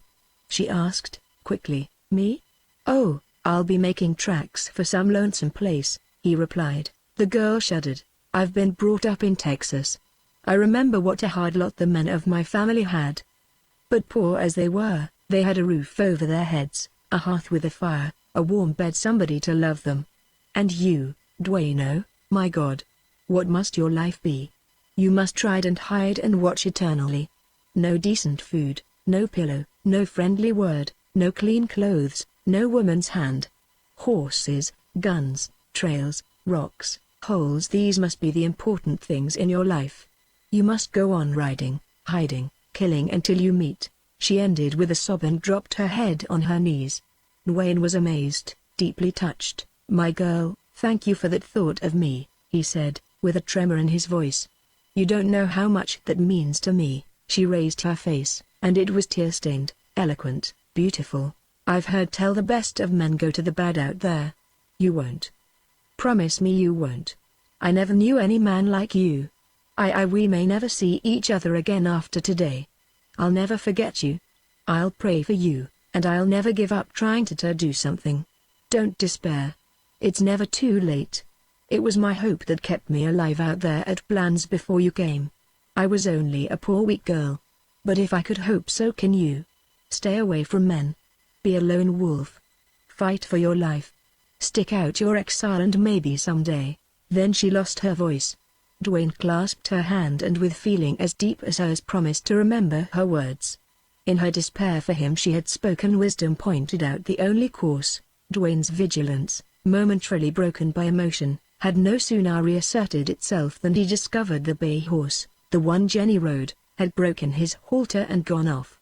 The soft wet earth had deadened the sound of his hoofs. His tracks were plain in the mud. There were clumps of mesquite in sight, among which the horse might have strayed. It turned out, however, that he had not done so. Dwayne did not want to leave Jenny alone in the cabin so near the road. So he put her up on his horse and bade her follow. The rain had ceased for the time being, though evidently the storm was not yet over. The tracks led up a wash to a wide flat where mesquite, prickly pear, and thornbush grew so thickly that Jenny could not ride into it. Dwayne was thoroughly concerned. He must have her horse. Time was flying. It would soon be night. He could not expect her to scramble quickly through that brake on foot. Therefore he decided to risk leaving her at the edge of the thicket and go in alone. As he went in a sound startled him. Was it the breaking of a branch he had stepped on or thrust aside? He heard the impatient pound of his horse's hooves. Then all was quiet. Still he listened, not wholly satisfied. He was never satisfied in regard to safety. He knew too well that there never could be safety for him in this country. The bay horse had threaded the aisles of the thicket. Dwayne wondered what had drawn him there. Certainly it had not been grass, for there was none. Presently he heard the horse tramping along, and then he ran. The mud was deep, and the sharp thorns made going difficult. He came up with the horse, and at the same moment crossed a multitude of fresh horse tracks. He bent lower to examine them, and was alarmed to find that they had been made very recently, even since it had ceased raining. They were tracks of well-shod horses. Dwayne straightened up with a cautious glance all around. His instant decision was to hurry back to Jenny. But he had come a goodly way through the thicket, and it was impossible to rush back. Once or twice he imagined he heard crashings in the brush, but did not halt to make sure. certain he was now that some kind of danger threatened. Suddenly there came an unmistakable thump of horses' hooves off somewhere to the fore. Then a scream rent the air. It ended abruptly. Dwayne leapt forward, tore his way through the thorny brake. He heard Jenny cry again, an appealing call quickly hushed. It seemed more to his right, and he plunged that way. He burst into a glade where a smoldering fire and ground covered with footprints and tracks showed that campers had lately been. Rushing across this, he broke his passage out to the open. But he was too late. His horse had disappeared. Jenny was gone. There were no riders in sight. There was no sound. There was a heavy trail of horses going north. Jenny had been carried off, probably by outlaws. Dwayne realized that pursuit was out of the question, that Jenny was lost. Chapter 10. 100 miles from the haunts most familiar with Dwayne's deeds, far up where the Nueces ran a trickling clear stream between yellow cliffs, stood a small deserted shack of covered mesquite poles. It had been made long ago, but was well preserved. A door faced the overgrown trail, and another faced down into a gorge of dense thickets. On the border, fugitives from law and men who hid in fear of someone they had wronged never lived in houses with only one door. It was a wild spot, lonely, not fit for human habitation except for the outcast. He, perhaps, might have found it hard to leave for most of the other wild nooks in that barren country. Down in the gorge there was never failing sweet water, grass all the year round, cool, shady retreats, deer, rabbits, turkeys, fruit, and miles of narrow twisting, deep cañon full of broken rocks and impenetrable thickets. The scream of the panther was heard there, the squall of the wildcat, the cough of the jaguar. Innumerable bees buzzed in the spring blossoms, and, it seemed, scattered honey to the winds. All day there was continuous song of birds, that of the mockingbird loud and sweet and mocking above the rest. On clear days, and rare indeed were cloudy days, with the subsiding of the wind at sunset, a hush seemed to fall around the little hut. Far distant dim blue mountains stood gold-rimmed, gradually to fade with the shading of light. At this quiet tower a man climbed up out of the gorge and sat in the westward door of the hut. This lonely watcher of the west and listener to the silence was Dwayne. And this hut was the one where, 3 years before, Jenny had nursed him back to life. The killing of a man named Sellers, and the combination of circumstances that had made the tragedy a memorable regret, had marked, if not a change, at least a cessation in Dwayne's activities. He had trailed Sellers to kill him for the supposed abducting of Jenny. He had trailed him long after he had learned Sellers traveled alone. Dwayne wanted absolute assurance of Jenny's death. Vague rumors, a few words here and there, unauthenticated stories, were all Dwayne had gathered in years to substantiate his belief that Jenny died shortly after the beginning of her second captivity. But Dwayne did not know surely. Sellers might have told him. Dwayne expected, if not to force it from him at the end, to read it in his eyes. But the bullet went too unerringly. It locked his lips and fixed his eyes. After that meeting, Dwayne lay long at the ranch house of a friend, and when he recovered from the wound Sellers had given him, he started with 2 horses and a pack for the lonely gorge on the Nueces. There he had been hidden for months, a prey to remorse, a dreamer, a victim of phantoms. It took work for him to find subsistence in that rocky fastness. And work, action, helped to pass the hours. But he could not work all the time, even if he had found it to do. Then in his idle moments and at night his task was to live with the hell in his mind. The sunset and the twilight hour made all the rest bearable. The little hut on the rim of the gorge seemed to hold Jenny's presence. It was not as if he felt her spirit. If it had been, he would have been sure of her death. He hoped Jenny had not survived her second misfortune, and that intense hope had burned into belief, if not surety. Upon his return to that locality, on the occasion of his first visit to the hut, he had found things just as they had left them, and a poor, faded piece of ribbon Jenny had used to tie around her bright hair. No wandering outlaw or traveler had happened upon the lonely spot, which further endeared it to Dwayne. A strange feature of this memory of Jenny was the freshness of it, the failure of years, toil, strife, death dealing to dim it, to deaden the thought of what might have been. He had a marvelous gift of visualization. He could shut his eyes and see Jenny before him just as clearly as if she had stood there in the flesh. For hours he did that, dreaming, dreaming of life he had never tasted and now never would taste. He saw Jenny's slender, graceful figure, the old brown ragged dress in which he had seen her first at Bland's, her little feet in Mexican sandals, her fine hands coarsened by work, her round arms and swelling throat, and her pale, sad, beautiful face with its staring dark eyes. He remembered every look she had given him, every word she had spoken to him, every time she had touched him. He thought of her beauty and sweetness, of the few things which had come to mean to him that she must have loved him, and he trained himself to think of these in preference to her life at Bland's, the escape with him, and then her recapture, because such memories led to bitter, fruitless pain. He had to fight suffering because it was eating out his heart.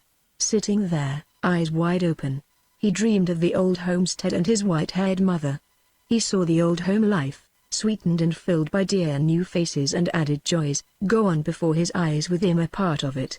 Then in the inevitable reaction, in the reflux of bitter reality, he would send out a voiceless cry no less poignant because it was silent, poor fool. No, I shall never see mother again, never go home, never have a home. I am Dwayne, the lone wolf. Oh, God. I wish it were over. These dreams torture me. What have I to do with a mother, a home, a wife? No bright-haired boy, no dark-eyed girl will ever love me. I am an outlaw, an outcast, dead to the good and decent world. I am alone, alone. Better be a callous brute or better dead. I shall go mad thinking. Man, what is left to you?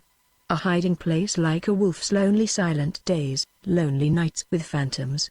Or the trail and the road with their bloody tracks, and then the hard ride, the sleepless, hungry ride to some hole in rocks or breaks. What hellish thing drives me? Why can't I end it all? What is left? Only that damned unquenchable spirit of the gunfighter to live, to hang on to miserable life, to have no fear of death, yet to cling like a leech, to die as gunfighters seldom die, with boots off. Bane, you were first, and you're long avenged. I'd change with you. And Sellers, you were last, and you're avenged. And you others, you are avenged. Lie quiet in your graves and give me peace. But they did not lie quiet in their graves and give him peace. A group of specters trooped out of the shadows of dusk and, gathering round him, escorted him to his bed. When Dwayne had been riding the trails passion-bent to escape pursuers, or passion-bent in his search, the constant action and toil and exhaustion made him sleep. But when in hiding, as time passed, gradually he required less rest and sleep, and his mind became more active.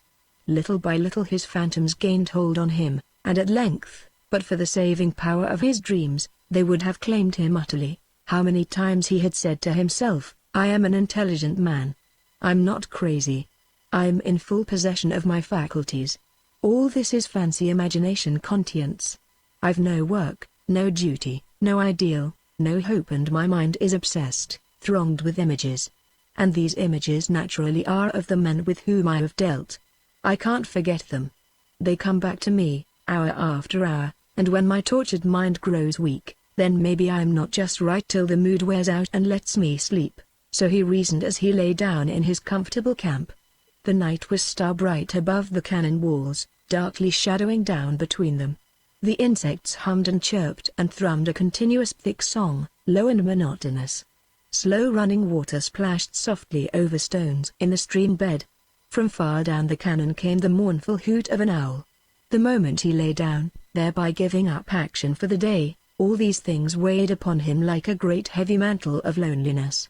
In truth, they did not constitute loneliness, and he could no more have dispelled thought than he could have reached out to touch a cold, bright star. He wondered how many outcasts like him lay under this star-studded, velvety sky across the 1,500 miles of wild country between El Paso and the mouth of the river. A vast wild territory, a refuge for outlaws. Somewhere he had heard or read that the Texas Rangers kept a book with names and records of outlaws, 3,000 known outlaws. Yet these could scarcely be half of that unfortunate horde which had been recruited from all over the states. Dwayne had traveled from camp to camp, den to den, hiding place to hiding place, and he knew these men. Most of them were hopeless criminals, some were avengers, a few were wronged wanderers, and among them occasionally was a man, human in his way, honest as he could be, not yet lost to good. But all of them were akin in one sense, their outlawry, and that starry night they lay with their dark faces up, some in packs like wolves, others alone like the grey wolf who knew no mate. It did not make much difference in Dwayne's thought of them that the majority were steeped in crime and brutality, more often than not stupid from rum, incapable of a fine feeling, just lost wild dogs. Dwayne doubted that there was a man among them who did not realize his moral wreck and ruin. He had met poor, half-witted wretches who knew it. He believed he could enter into their minds and feel the truth of all their lives. The hardened outlaw, coarse, ignorant, bestial, who murdered as Bill Black had murdered, who stole for the sake of stealing, who craved money to gamble and drink, defiantly ready for death, and, like that terrible outlaw, Helm, who cried out on the scaffold, "Let her rip." The wild youngsters seeking notoriety and reckless adventure, the cowboys with a notch on their guns, with boastful pride in the knowledge that they were marked by rangers, the crooked men from the north, defaulters, forgers, murderers, all pale-faced, flat-chested men not fit for that wilderness and not surviving, the dishonest cattlemen, hand and glove with outlaws, driven from their homes, the old grizzled, bow-legged genuine rustlers. All these Dwayne had come in contact with, had watched and known, and as he felt with them he seemed to see that as their lives were bad, sooner or later to end dismally or tragically, so they must pay some kind of earthly penalty, if not of conscience, then of fear, if not of fear, then of that most terrible of all things to restless, active men, pain, the pang of flesh and bone. Dwayne knew, for he had seen them pay. Best of all, moreover, he knew the internal life of the gunfighter of that select but by no means small class of which he was representative. The world that judged him and his kind judged him as a machine, a killing machine, with only mind enough to hunt, to meet, to slay another man. It had taken 3 endless years for Dwayne to understand his own father. Dwayne knew beyond all doubt that the gunfighters like Bland, like Laway, like Sellers, men who were evil and had no remorse, no spiritual accusing nemesis, had something far more torturing to mind, more haunting, more murderous of rest and sleep and peace, and that something was abnormal fear of death. Dwayne knew this, for he had shot these men. He had seen the quick, dark shadow in eyes, the presentiment that the will could not control, and then the horrible certainty. These men must have been in agony at every meeting with a possible or certain foe, more agony than the hot rend of a bullet. They were haunted, too, haunted by this fear, by every victim calling from the grave that nothing was so inevitable as death, which lurked behind every corner, hid in every shadow, lay deep in the dark tube of every gun. These men could not have a friend, they could not love or trust a woman. They knew their one chance of holding on to life lay in their own distrust, watchfulness, dexterity, and that hope, by the very nature of their lives, could not be lasting. They had doomed themselves. What, then, could possibly have dwelt in the depths of their minds as they went to their beds on a starry night like this, with mystery in silence and shadow, with time passing surely, and the dark future and its secret approaching every hour? What, then, but hell? The hell in Dwayne's mind was not fear of man or fear of death. He would have been glad to lay down the burden of life, providing death came naturally. Many times he had prayed for it. But that overdeveloped, superhuman spirit of defense in him precluded suicide or the inviting of an enemy's bullet. Sometimes he had a vague, scarcely analyzed idea that this spirit was what had made the Southwest habitable for the white man. Every one of his victims, singly and collectively, returned to him forever, it seemed, in cold, passionless, accusing domination of these haunted hours. They did not accuse him of dishonor or cowardice or brutality or murder, they only accused him of death. It was as if they knew more than when they were alive, had learned that life was a divine mysterious gift not to be taken. They thronged about him with their voiceless clamoring, drifted around him with their fading eyes. Chapter 11. After nearly 6 months in the Nueces Gorge, the loneliness and inaction of his life drove Dwayne out upon the trails seeking anything rather than to hide longer alone, a prey to the scourge of his thoughts. The moment he rode into sight of men a remarkable transformation occurred in him. A strange warmth stirred in him, a longing to see the faces of people, to hear their voices, a pleasurable emotion sad and strange. But it was only a precursor of his old bitter, sleepless, and eternal vigilance. When he hid alone in the breaks he was safe from all except his deeper, better self. When he escaped from this into the haunts of men, his force and will went to the preservation of his life. Mercer was the first village he rode into. He had many friends there. Mercer claimed to owe Duane a debt. On the outskirts of the village there was a grave overgrown by brush so that the rude lettered post which marked it was scarcely visible to Duane as he rode by. He had never read the inscription. But he thought now of Hardin, no other than the erstwhile ally of Bland. For many years Hardin had harassed the stockmen and ranchers in and around Mercer. On an evil day for him, he or his outlaws had beaten and robbed a man who once succored Duane when sore in need. Duane met Hardin in the little plaza of the village, called him every name known to border men, taunted him to draw, and killed him in the act. Duane went to the house of one Jones, a Texan who had known his father, and there he was warmly received. The feel of an honest hand, the voice of a friend, the prattle of children who were not afraid of him or his gun, good wholesome food, and change of clothes, these things for the time being made a changed man of Duane. To be sure, he did not often speak. The price of his head and the weight of his burden made him silent. But eagerly he drank in all the news that was told him. In the years of his absence from home he had never heard a word about his mother or uncle. Those who were his real friends on the border would have been the last to make inquiries, to write or receive letters that might give a clue to Duane's whereabouts. Duane remained all day with this hospitable Jones, and as twilight fell was loath to go and yielded to a pressing invitation to remain overnight. It was seldom indeed that Duane slept under a roof. Early in the evening, while Duane sat on the porch with two awed and hero-worshipping sons of the house, Jones returned from a quick visit down to the post office. Summarily he sent the boys off. He labored under intense excitement. "Duane, there's rangers in town," he whispered. "It's all over town, too, that you're here. You rode in long after sunup. Lots of people saw you. I don't believe there's a man or boy that de-squeal on you. But the women might. They gossip, and these rangers are handsome fellows, devils with the women." "What company of rangers?" asked Duane, quickly. "Company A, under Captain McNally, that new ranger. He made a big name in the war. And since he's been in the ranger service he's done wonders. He's cleaned up some bad places south, and he's working north." "McNally? I've heard of him." "Describe him to me." "Slight-built chap, but wiry and tough. Clean face, black moustache and hair. Sharp black eyes. He's got a look of authority." "McNally's a fine man, Duane. Belongs to a good southern family. I'd hate to have him look you up." Duane did not speak. "McNally's got nerve, and his rangers are all experienced men. If they find out you're here they'll come after you. McNally's no gunfighter, but he wouldn't hesitate to do his duty, even if he faced sure death.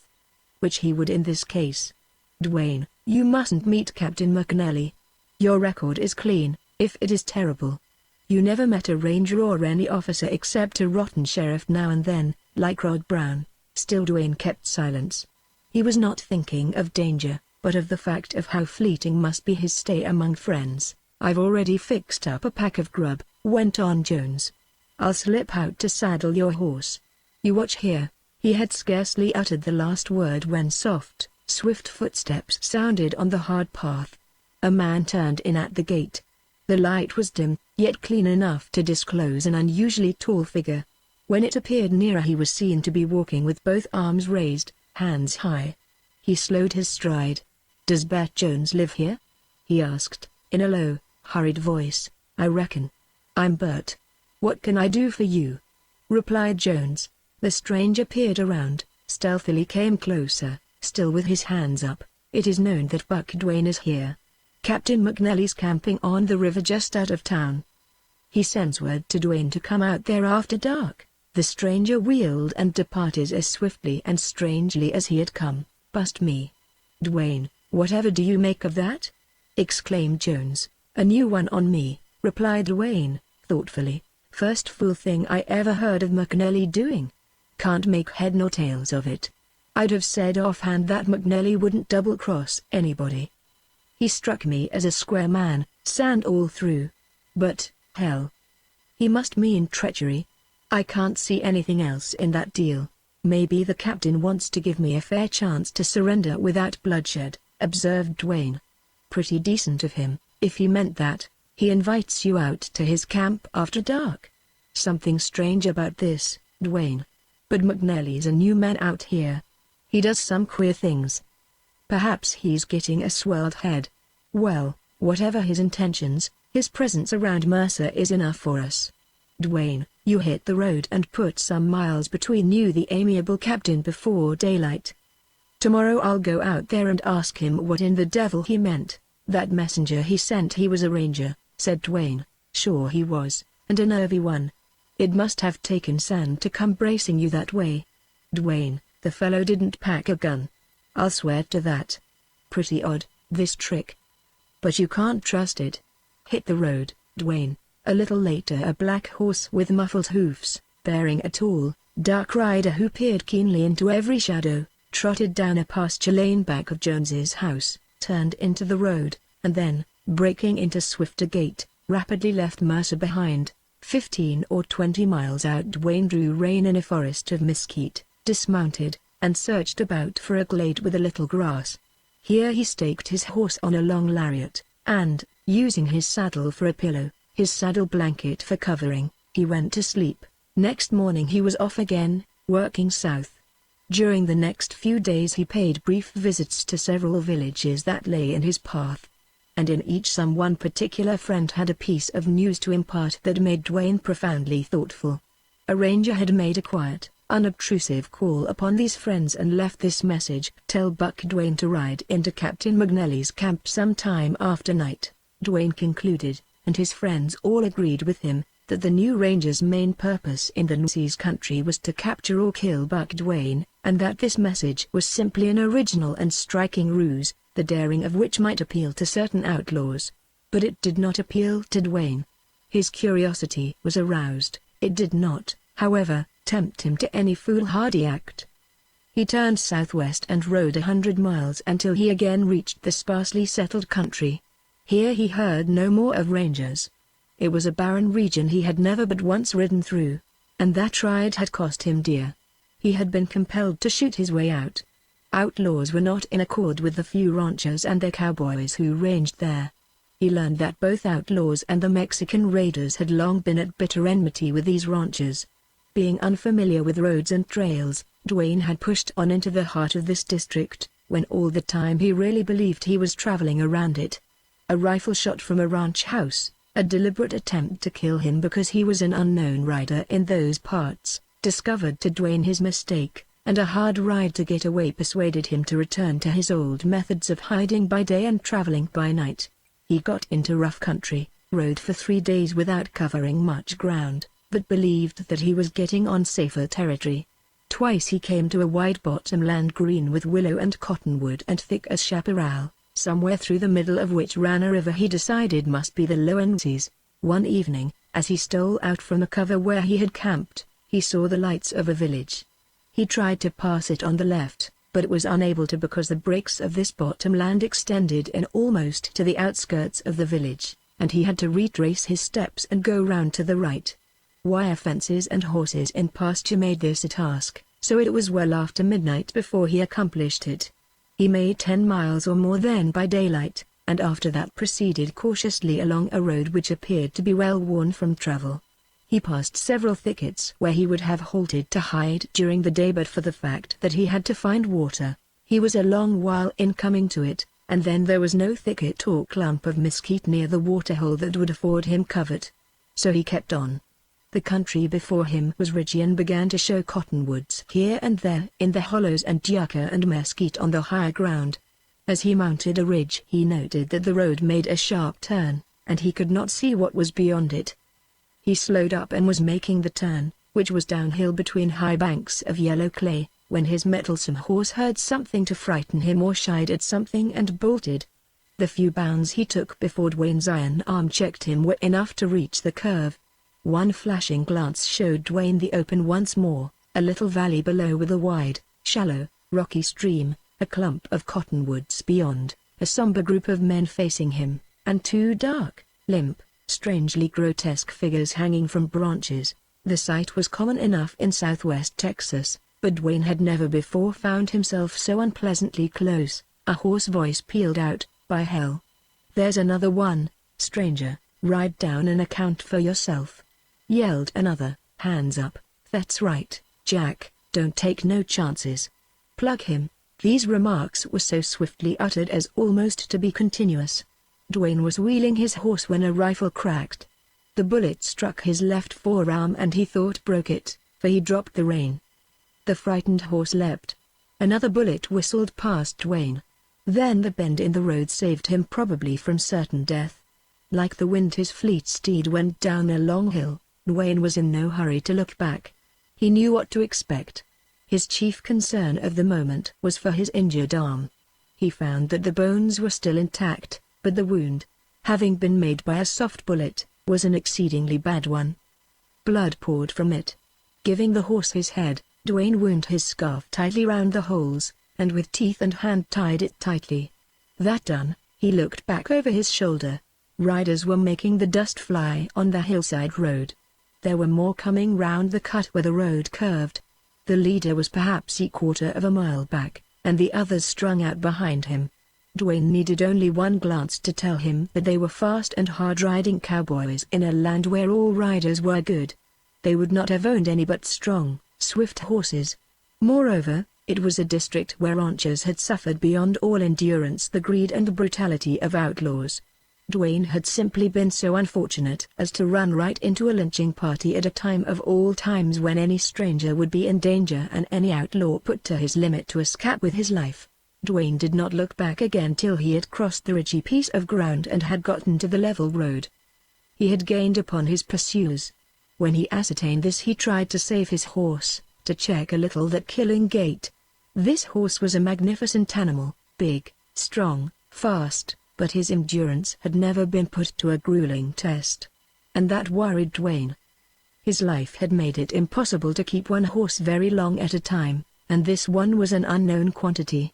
Dwayne had only one plan, the only plan possible in this case, and that was to make the river bottoms, where he might elude his pursuers in the willow brakes.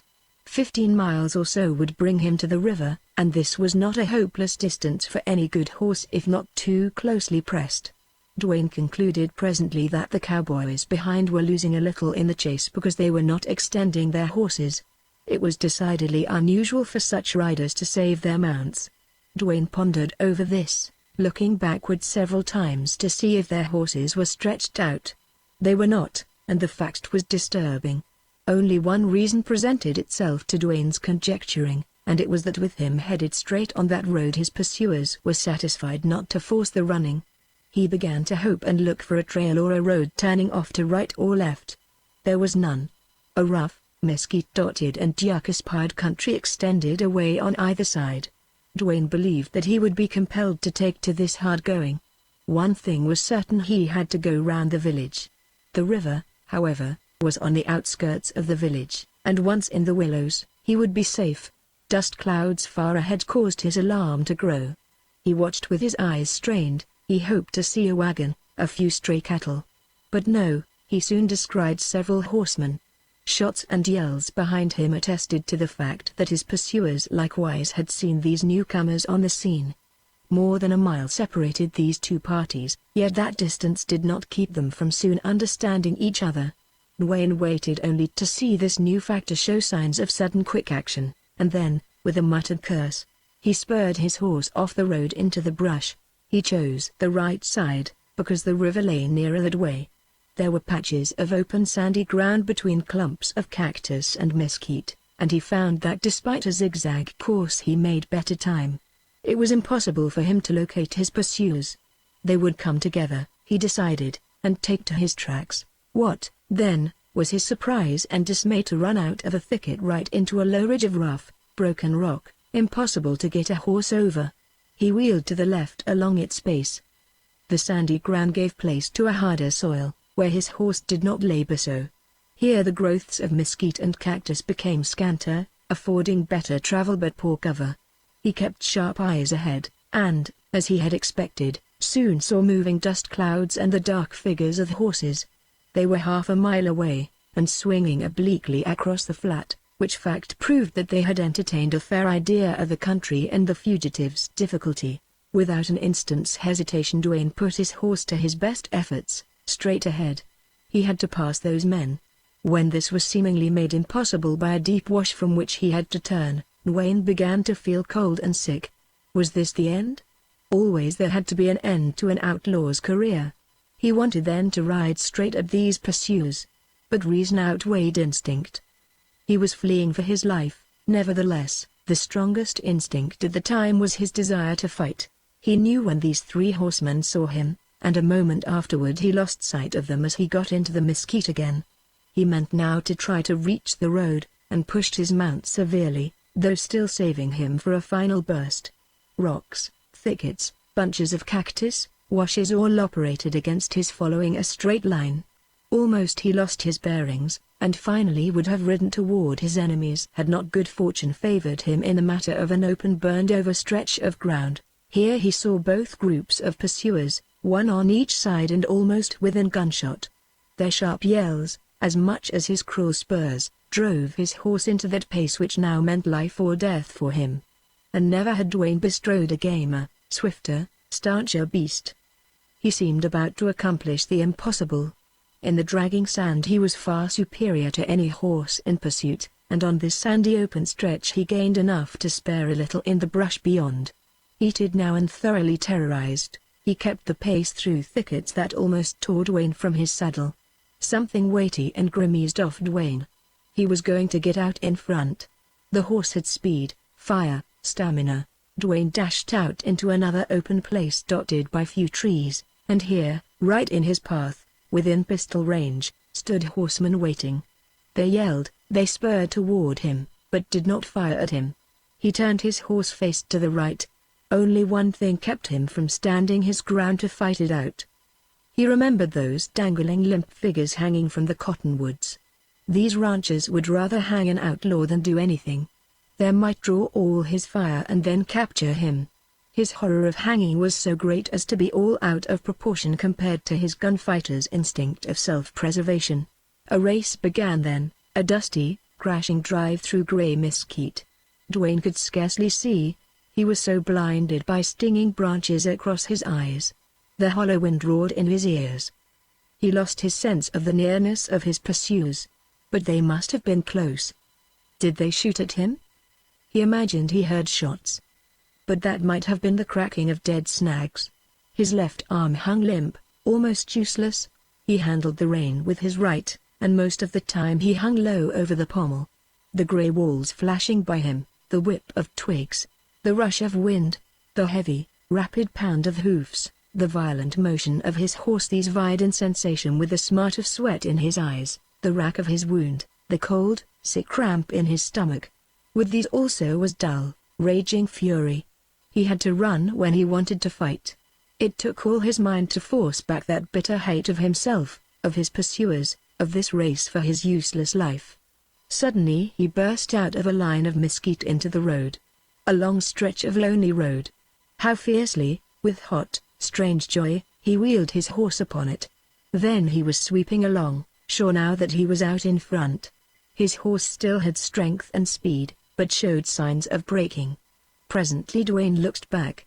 Pursuers he could not count how many were loping along in his rear. He paid no more attention to them, and with teeth set he faced ahead, grimmer now in his determination to foil them. He passed a few scattered ranch houses where horses whistled from corrals, and men curiously watched him fly past. He saw one rancher running, and he felt intuitively that this fellow was going to join in the chase. Dwayne's steed pounded on, not noticeably slower, but with a lack of former smoothness, with a strained, convulsive, jerking stride which showed he was almost done. Sight of the village ahead surprised Dwayne. He had reached it sooner than he expected. Then he made a discovery: he had entered the zone of wire fences. As he dared not turn back now, he kept on, intending to ride through the village. Looking backward, he saw that his pursuers were half a mile distant, too far to alarm any villagers in time to intercept him in his flight. As he rode by the first houses, his horse broke and began to labor. Dwayne did not believe he would last long enough to go through the village. Saddled horses in front of a store gave Dwayne an idea, not by any means new, and one he had carried out successfully before. As he pulled in his heaving mount and leapt off, a couple of ranchers came out of the place. and one of them stepped to a clean-limbed, fiery bay. He was about to get into his saddle when he saw Dwayne, and then he halted, a foot in the stirrup. Dwayne strode forward, grasped the bridle of this man's horse. "Mine's done but not killed," he panted. "Trade with me, vile stranger." "I'm sure always ready to trade," drawled the man. "But ain't you a little swift?" Dwayne glanced back up the road. His pursuers were entering the village. "I'm Dwayne Buck Dwayne," he cried, menacingly. "Will you trade?" "Hurry." The rancher, turning white, dropped his foot from the stirrup and fell back. "I reckon I'll trade," he said, bounding up. Dwayne dug spurs into the bay's flanks. The horse snorted in fright, plunged into a run. He was fresh, swift, half wild. Dwayne flashed by the remaining houses on the street out into the open. But the road ended at that village or else led out from some other quarter, for he had ridden straight into the fields and from them into rough desert. When he reached the cover of mesquite once more he looked back to find 6 horsemen within rifle shot of him, and more coming behind them. His new horse had not had time to get warm before Dwayne reached a high sandy bluff below which lay the willow brakes. As far as he could see extended an immense flat strip of red-tinged willow. How welcome it was to his eye! He felt like a hunted wolf that, weary and lame, had reached his hole in the rocks. Zigzagging down the soft slope, he put the bay to the dense wall of leaf and branch. But the horse balked. There was little time to lose. Dismounting, he dragged the stubborn beast into the thicket. This was harder and slower work than Dwayne cared to risk. If he had not been rushed he might have had better success. So he had to abandon the horse, a circumstance that only such sore straits could have driven him to. Then he went slipping swiftly through the narrow aisles. He had not gotten under cover any too soon. For he heard his pursuers piling over the bluff, loud-voiced, confident, brutal. They crashed into the willows. "Hi, Sid. He's your horse," called one, evidently to the man Dwayne had forced into a trade. "Say, if you loco gentle hold up a little I'll tell you something," replied a voice from the bluff. "Come on, Sid." "We got him corralled," said the first speaker. "Vile, maybe, and if you have fits liable to be damn hot." That fella was Buck Dwayne. Absolute silence followed that statement. Presently it was broken by a rattling of loose gravel and then low voices. "He can't get across the river, I tell you," came to Dwayne's ears. "He's corralled in the break.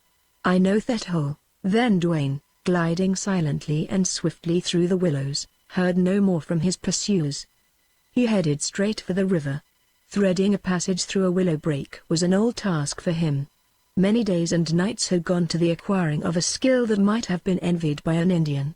The Rio Grande and its tributaries for the most of their length in Texas ran between wide, low, flat lands covered by a dense growth of willow, cottonwood, mesquite, prickly pear, and other growths mingled with the willow, and altogether they made a matted, tangled copse, a thicket that an inexperienced man would have considered impenetrable. From above, these wild brakes looked green and red. From the inside they were gray and yellow, a striped wall. Trails and glades were scarce. There were a few deer runways and sometimes little paths made by peccaries, the gibali, or wild pigs, of Mexico. The ground was clay and unusually dry, sometimes baked so hard that it left no imprint of a track. Where a growth of cottonwood had held back the encroachment of the willows, there usually was thick grass and underbrush. The willows were short, slender poles with stems so close together that they almost touched, and with the leafy foliage forming a thick covering. The depths of this brake Dwayne had penetrated was a silent, dreamy, strange place. In the middle of the day the light was weird and dim. When a breeze fluttered the foliage, then slender shafts and spears of sunshine pierced the green mantle and danced like gold on the ground. Dwayne had always felt the strangeness of this kind of place, and likewise he had felt a protecting, harboring something which always seemed to him to be the sympathy of the brake for a hunted creature. Any unwounded creature, strong and resourceful, was safe when he had glided under the low, rustling green roof of this wild covert. It was not hard to conceal tracks. The springy soil gave forth no sound, and men could hunt each other for weeks, pass within a few yards of each other and never know it. The problem of sustaining life was difficult, but, then, hunted men and animals survived on very little. Dwayne wanted to cross the river if that was possible, and, keeping in the break, work his way upstream till he had reached country more hospitable. Remembering what the man had said in regard to the river, Dwayne had his doubts about crossing. But he would take any chance to put the river between him and his hunters. He pushed on. His left arm had to be favored, as he could scarcely move it. Using his right to spread the willows, he slipped sideways between them and made fast time. There were narrow aisles and washes and holes low down and paths brushed by animals, all of which he took advantage of, running, walking, crawling, stooping any way to get along. To keep in a straight line was not easy. He did it by marking some bright sunlit stem or tree ahead, and when he reached it looked straight on to mark another. His progress necessarily grew slower, for as he advanced the brake became wilder, denser, darker. Mosquitoes began to whine about his head. He kept on without pause. Deepening shadows under the willows told him that the afternoon was far advanced. He began to fear he had wandered in a wrong direction. Finally a strip of light ahead relieved his anxiety, and after a toilsome penetration of still denser brush he broke through to the bank of the river. He faced a wide, shallow, muddy stream with breaks on the opposite bank extending like a green and yellow wall. Dwayne perceived at a glance the futility of his trying to cross at this point. Everywhere the sluggish water raved quicksand bars. In fact, the bed of the river was all quicksand, and very likely there was not a foot of water anywhere. He could not swim, he could not crawl, he could not push a log across. Any solid thing touching that smooth yellow sand would be grasped and sucked down. To prove this he seized a long pole and, reaching down from the high bank, thrust it into the stream. Right the near shore there apparently was no bottom to the treacherous quicksand. He abandoned any hope of crossing the river. Probably for miles up and down it would be just the same as here. Before leaving the bank he tied his hat upon the pole and lifted enough water to quench his thirst. Then he worked his way back to where thinner growth made advancement easier, and kept on upstream till the shadows were so deep he could not see.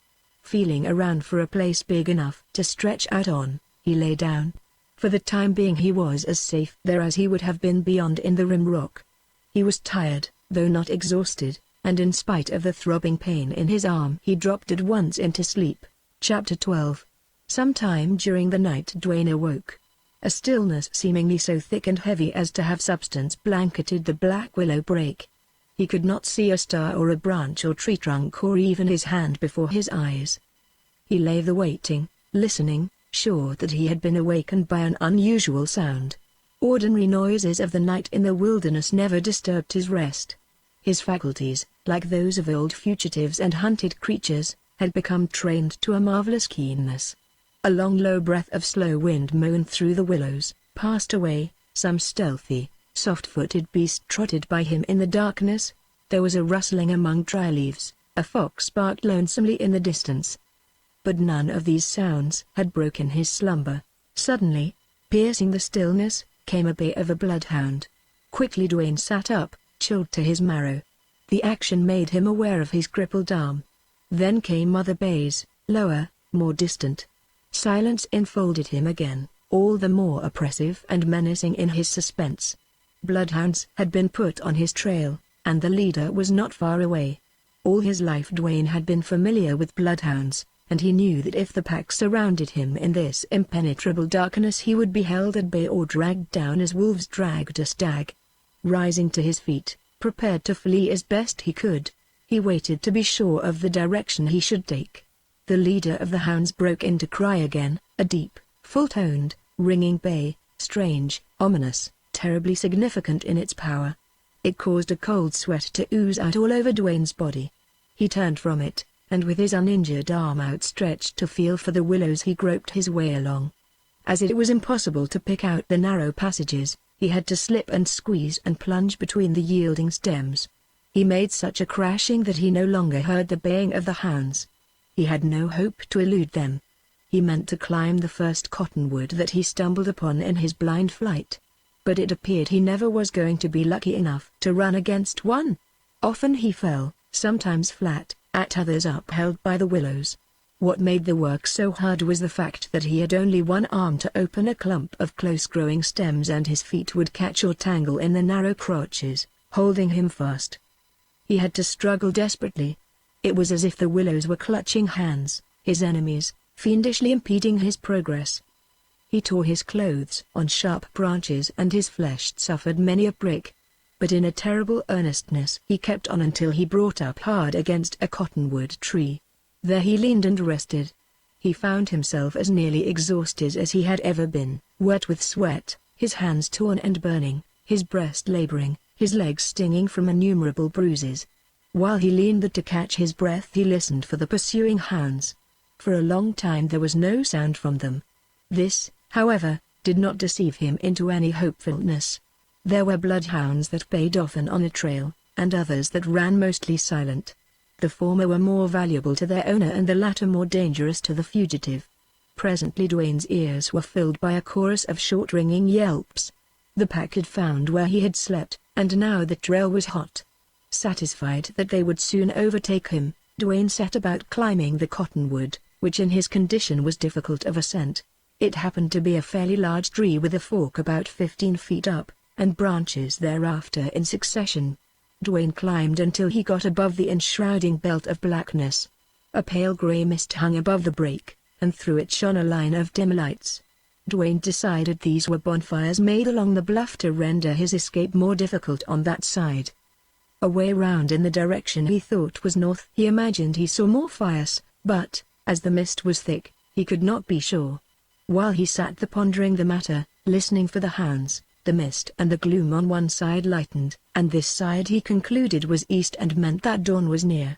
Satisfying himself on this score, he descended to the first branch of the tree. His situation now, though still critical, did not appear to be so hopeless as it had been. The hounds would soon close in on him, and he would kill them or drive them away. It was beyond the bounds of possibility that any men could have followed running hounds through that break in the night. The thing that worried Dwayne was the fact of the bonfires. He had gathered from the words of one of his pursuers that the break was a kind of trap, and he began to believe there was only one way out of it, and that was along the bank where he had entered, and where obviously all night long his pursuers had kept fires burning. Further conjecture on this point, however, was interrupted by a crashing in the willows and the rapid patter of feet. Underneath Dwayne lay a gray, foggy obscurity. He could not see the ground, nor any object but the black trunk of the tree. Sight would not be needed to tell him when the pack arrived. With a pattering rush through the willows the hounds reached the tree, and then high above crash of brush and thud of heavy paws rose a hideous clamor. Dwayne's pursuers far off to the south would hear that and know what it meant. And at daybreak, perhaps before, they would take a short cut across the break, guided by the baying of hounds that had treed their quarry. It wanted only a few moments, however, till Dwayne could distinguish the vague forms of the hounds in the grey shadow below. Still he waited. He had no shots to spare, and he knew how to treat bloodhounds. Gradually the obscurity lightened, and at length Dwayne had good enough sight of the hounds for his purpose. His first shot killed the huge brute leader of the pack. Then, with unerring shots, he crippled several others. That stopped the baying. Piercing howls arose. The pack took fright and fled, its course easily marked by the howls of the crippled members. Dwayne reloaded his gun, and, making certain all the hounds had gone, he descended to the ground and set off at a rapid pace to the northward. The mist had dissolved under a rising sun when Wayne made his first halt some miles north of the scene where he had waited for the hounds. A barrier to further progress, in shape of a precipitous rocky bluff, rose sheer from the willow break. He skirted the base of the cliff, where walking was comparatively easy, around in the direction of the river. He reached the end finally to see there was absolutely no chance to escape from the break at that corner. It took extreme labor, attended by some hazard and considerable pain to his arm, to get down where he could fill his sombrero with water. After quenching his thirst he had a look at his wound. It was caked over with blood and dirt. When washed off the arm was seen to be inflamed and swollen around the bullet hole. He bathed it, experiencing a soothing relief in the cool water. Then he bandaged it as best he could and arranged a sling round his neck. This mitigated the pain of the injured member and held it in a quiet and restful position, where it had a chance to begin mending. As Dwayne turned away from the river he felt refreshed. His great strength and endurance had always made fatigue something almost unknown to him. However, tramping on foot day and night was as unusual to him as to any other riders of the Southwest, and it had begun to tell on him. Retracing his steps, he reached the point where he had abruptly come upon the bluff, and here he determined to follow along its base in the other direction until he found a way out or discovered the futility of such effort. Dwayne covered ground rapidly. From time to time he paused to listen. But he was always listening, and his eyes were ever roving. This alertness has become second nature with him, so that except in extreme cases of caution he performed it while he pondered his gloomy and fateful situation. Such habit of alertness and thought made time fly swiftly. By noon he had rounded the wide curve of the break and was facing south. The bluff had petered out from a high, mountainous wall to a low abutment of rock, but it still held to its steep, rough nature and afforded no crack or slope where quick ascent could have been possible. He pushed on, growing warier as he approached the danger zone, finding that as he neared the river on this side it was imperative to go deeper into the willows. In the afternoon he reached a point where he could see men pacing to and fro on the bluff. This assured him that whatever place was guarded was one by which he might escape. He headed toward these men and approached within 100 paces of the bluff where they were. There were several men and several boys, all armed and, after the manner of Texans, taking their task leisurely.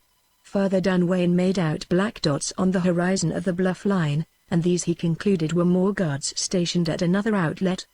Probably all the available men in the district were on duty. Texans took a grim pleasure in such work. Wayne remembered that upon several occasions he had served such duty himself. Wayne peered through the branches and studied the lay of the land. For several hundred yards the bluff could be climbed. He took stock of those careless guards. They had rifles, and that made vain any attempt to pass them in daylight. He believed an attempt by night might be successful, and he was swiftly coming to a determination to hide till dark and then try it, when the sudden yelping of a dog betrayed him to the guards on the bluff. The dog had likely been placed there to give an alarm, and he was lustily true to his trust. Dwayne saw the men run together and begin to talk excitedly and peer into the break, which was a signal for him to slip away under the willows. He made no noise, and he assured himself he must be invisible. Nevertheless, he heard shouts, then the cracking of rifles, and bullets began to zip and swish through the leafy covert. The day was hot and windless, and Dwayne concluded that whenever he touched a willow stem, even ever so slightly, it vibrated to the top and sent a quiver among the leaves. Through this the guards had located his position. Once a bullet hissed by him, another thudded into the ground before him. This shooting loosed a rage in Dwayne. He had to fly from these men, and he hated them and himself because of it. Always in the fury of such moments he wanted to give back shot for shot.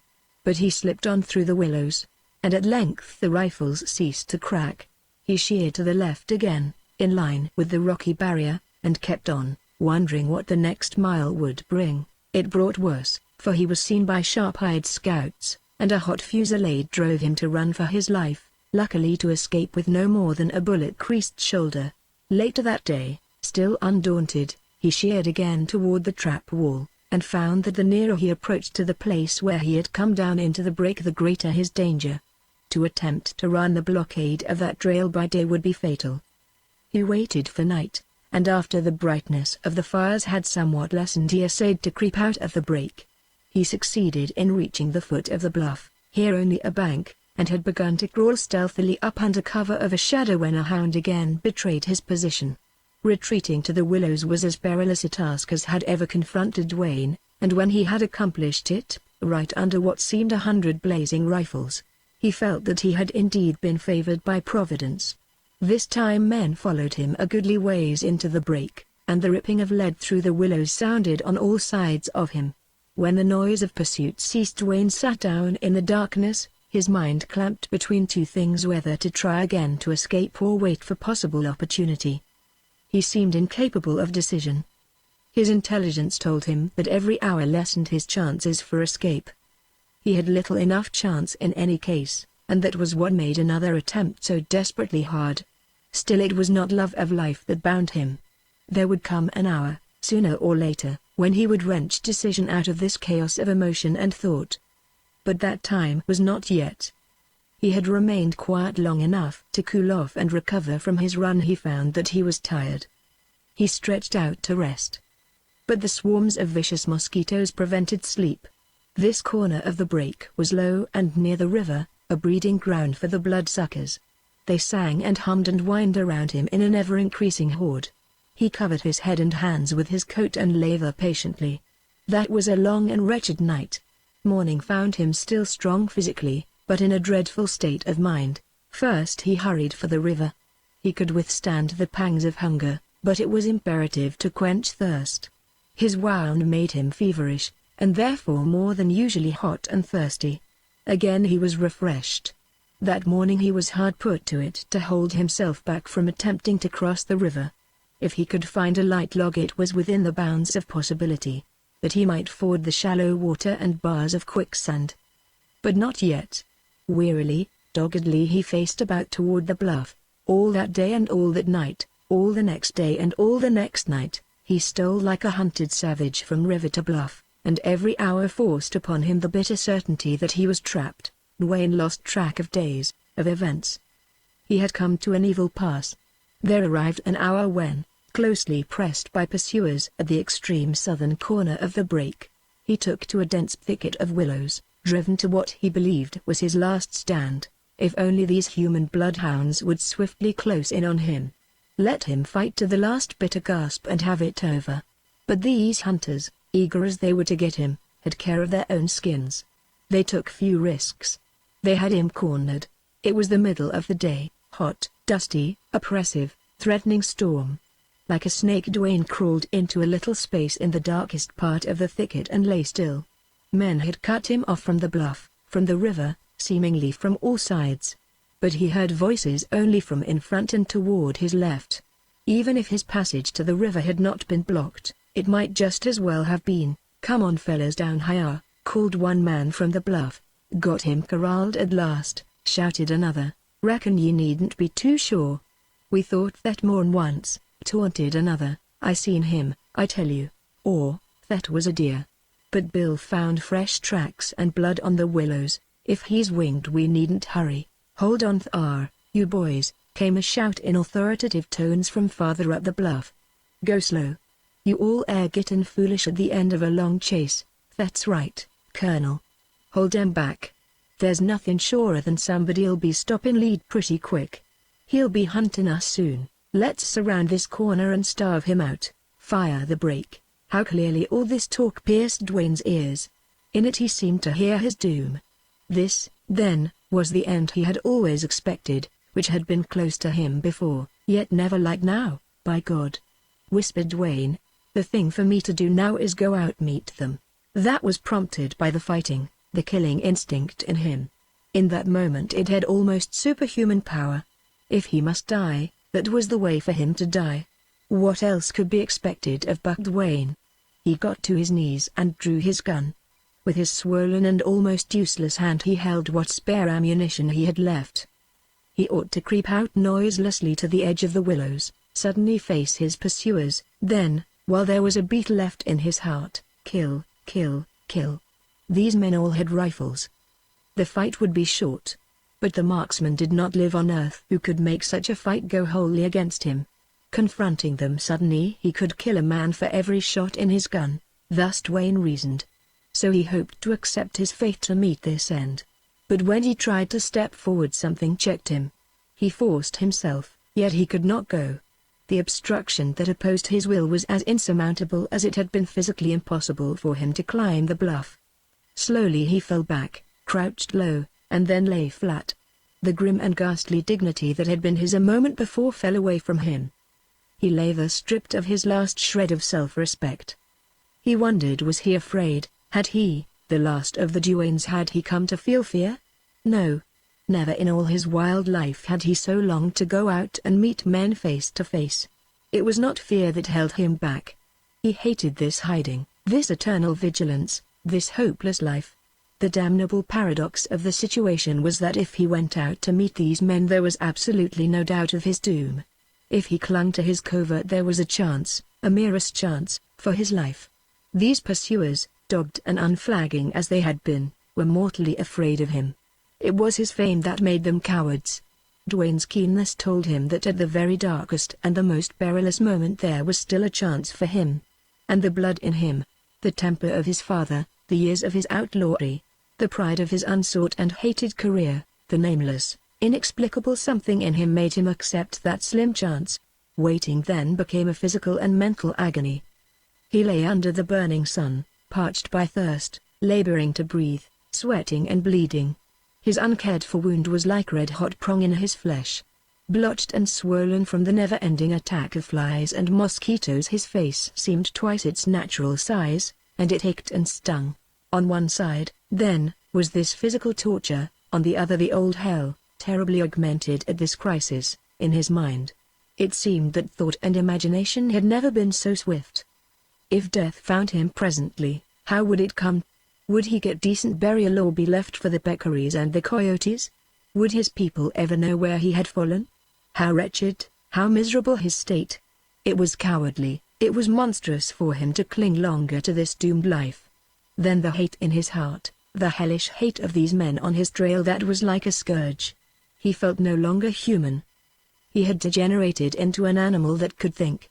His heart pounded, his pulse beat, his breast heaved, and this internal strife seemed to thunder into his ears. He was now enacting the tragedy of all crippled, starved, hunted wolves at bay in their dens. Only his tragedy was infinitely more terrible because he had mind enough to see his plight, his resemblance to a lonely wolf, bloody-fanged, dripping, snarling, fire-eyed in a last instinctive defiance. Mounted upon the horror of Dwayne's thought was a watching, listening intensity so supreme that it registered impressions which were creations of his imagination.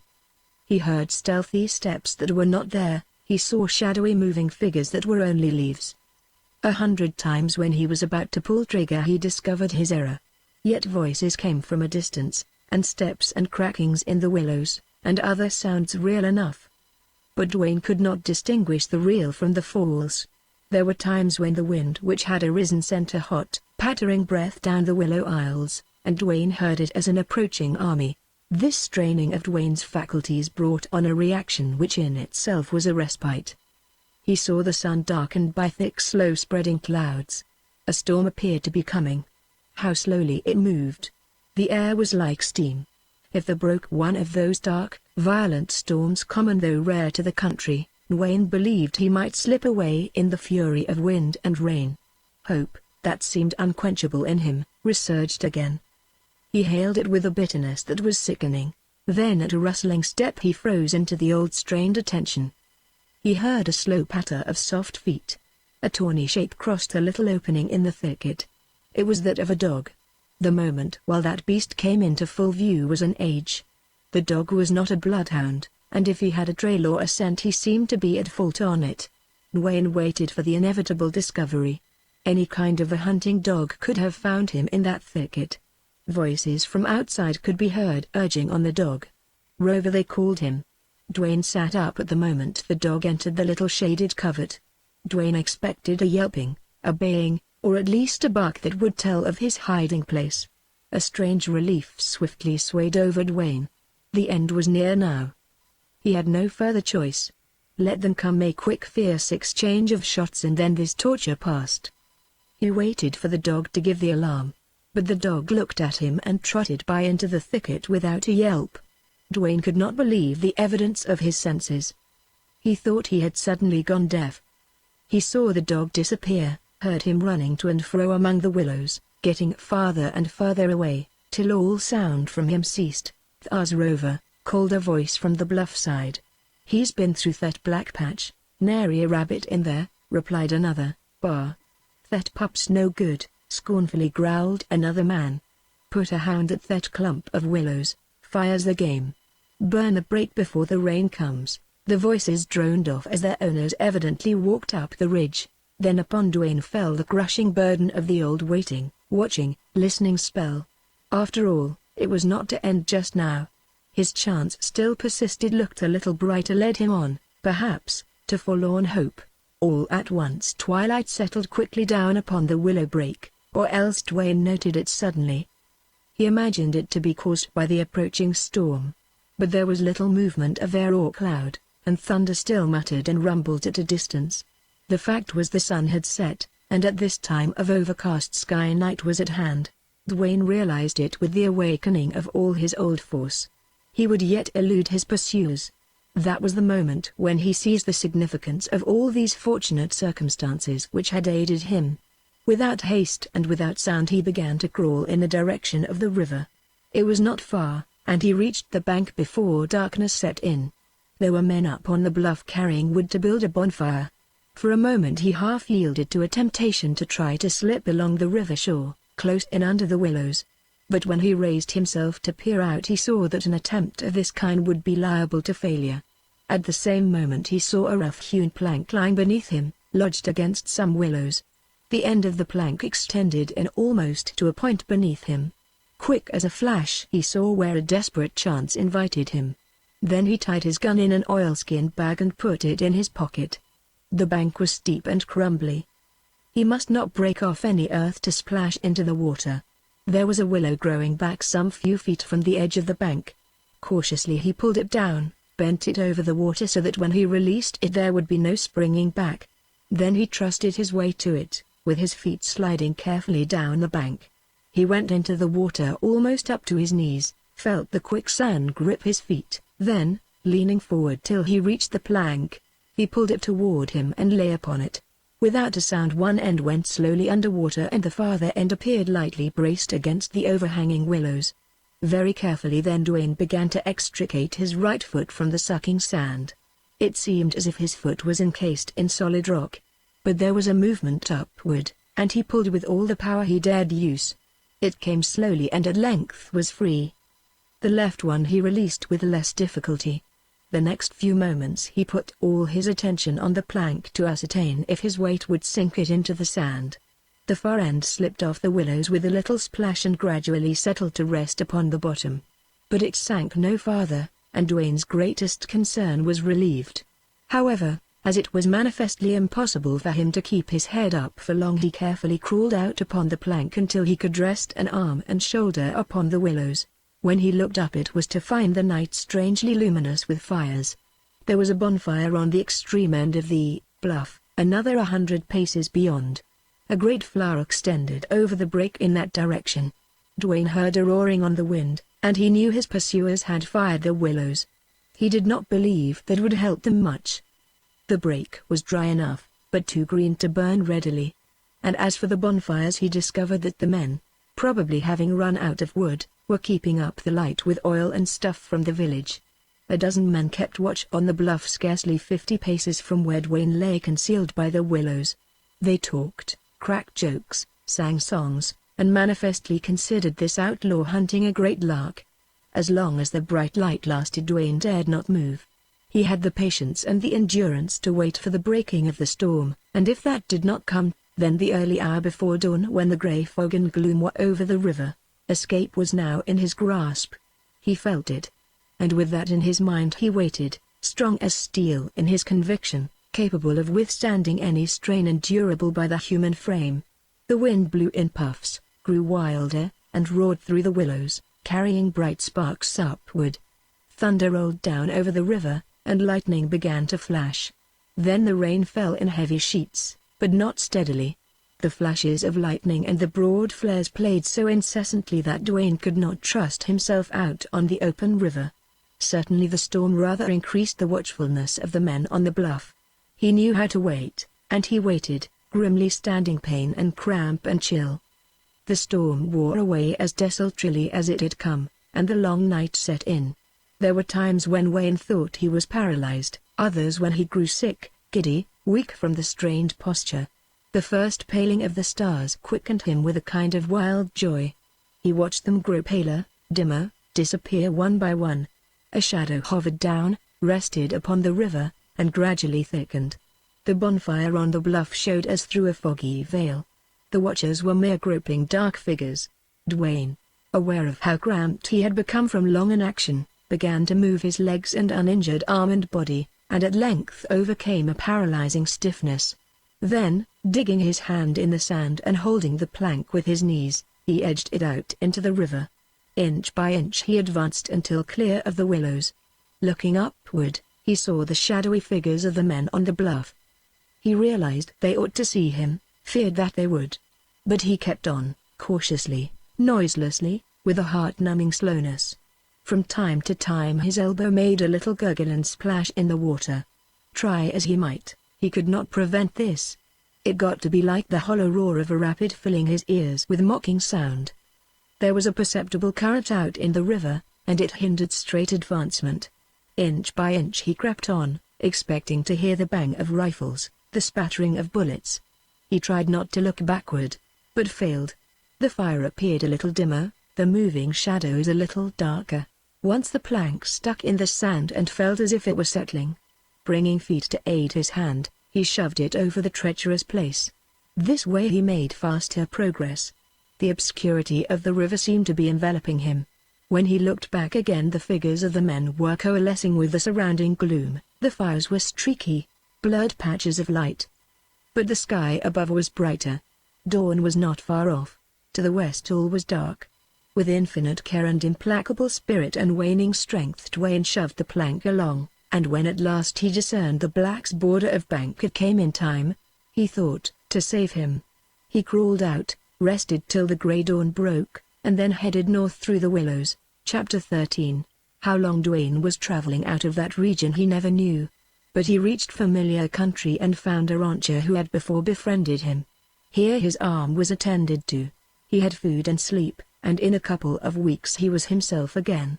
When the time came for Dwayne to ride away on his endless trail, his friend reluctantly imparted the information that some 30 miles south, near the village of Shirley, there was posted at a certain crossroad a reward for buck Dwayne dead or alive. Dwayne had heard of such notices, but he had never seen one. His friend's reluctance and refusal to state for what particular deed this reward was offered roused Dwayne's curiosity. He had never been any closer to Shirley than this rancher's home. Doubtless some post office burglary, some gun shooting scrape had been attributed to him. And he had been accused of worse deeds. Abruptly Dwayne decided to ride over there and find out who wanted him dead or alive, and why. As he started south on the road, he reflected that this was the first time he had ever deliberately hunted trouble. Introspection awarded him this knowledge. During that last terrible flight on the lower seas and while he lay abed recuperating, he had changed. A fixed, immutable, hopeless bitterness abided with him. He had reached the end of his rope. All the power of his mind and soul were unavailable to turn him back from his fate. That fate was to become an outlaw in every sense of the term, to be what he was credited with being, that is to say, to embrace evil. He had never committed a crime. He wondered now, was crime close to him? He reasoned finally that the desperation of crime had been forced upon him, if not its motive, and that if driven, there was no limit to his possibilities. He understood now many of the hitherto inexplicable actions of certain noted outlaws, why they had returned to the scene of the crime that had outlawed them, why they took such strangely fatal chances, why life was no more to them than a breath of wind, why they rode straight into the jaws of death to confront wronged men or hunting rangers, vigilantes, to laugh in their very faces. It was such bitterness as this that drove these men. Toward afternoon, from the top of a long hill, Dwayne saw the green fields and trees and shining roofs of a town he considered must be Shirley. And at the bottom of the hill he came upon an intersecting road. There was a placard nailed on the crossroad signpost. Dwayne drew rein near it and leaned close to read the faded print. $1,000 reward for buck Dwayne dead or alive. Peering closer to read the finer, more faded print, Dwayne learned that he was wanted for the murder of Mrs. Jeff Aiken at her ranch near Shirley.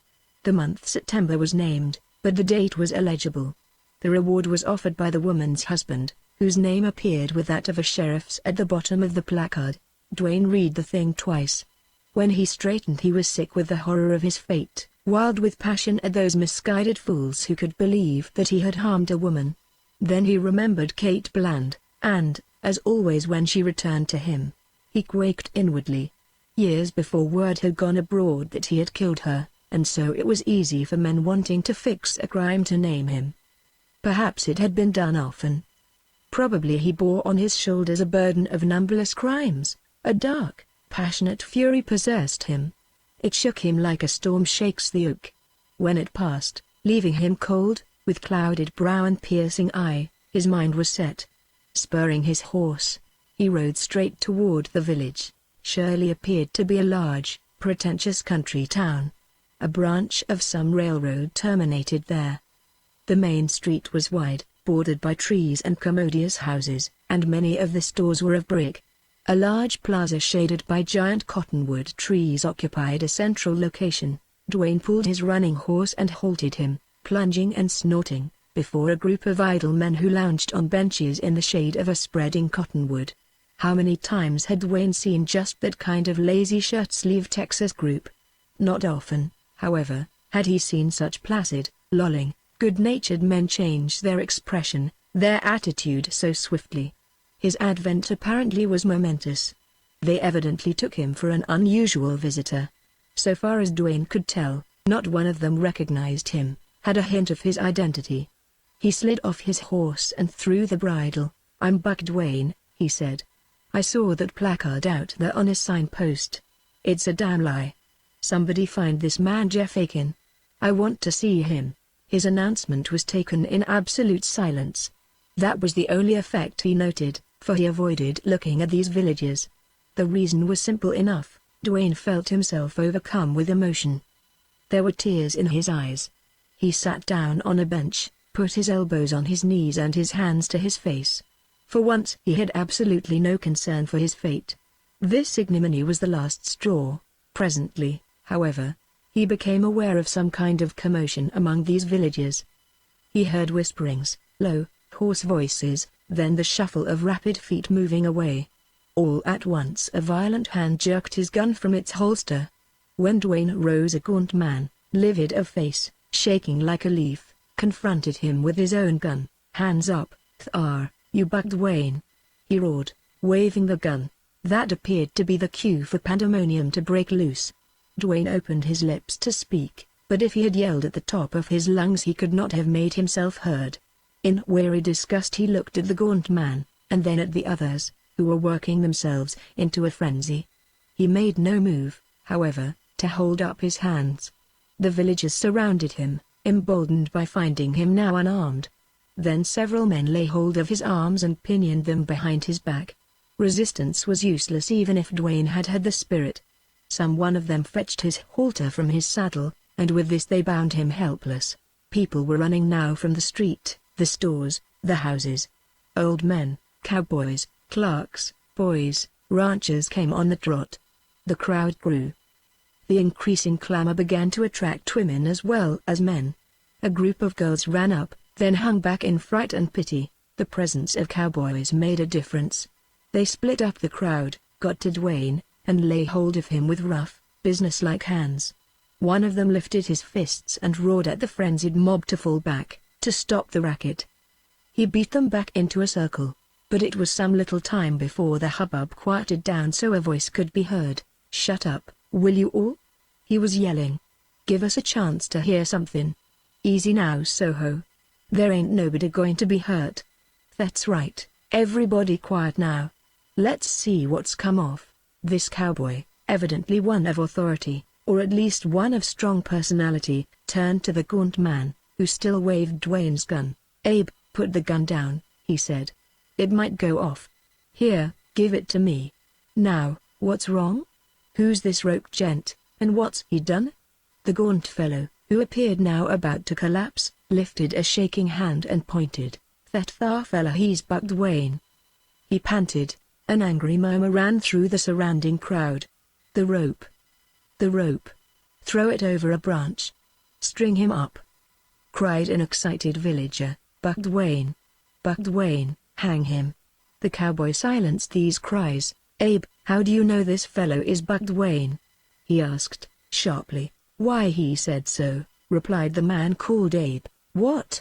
came the exclamation, incredulously. "It's eternal fact," panted Abe, waving his hands importantly. He was an old man and appeared to be carried away with the significance of his deed.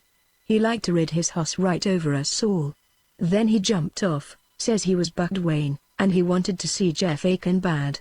This speech caused a second commotion as noisy though not so enduring as the first.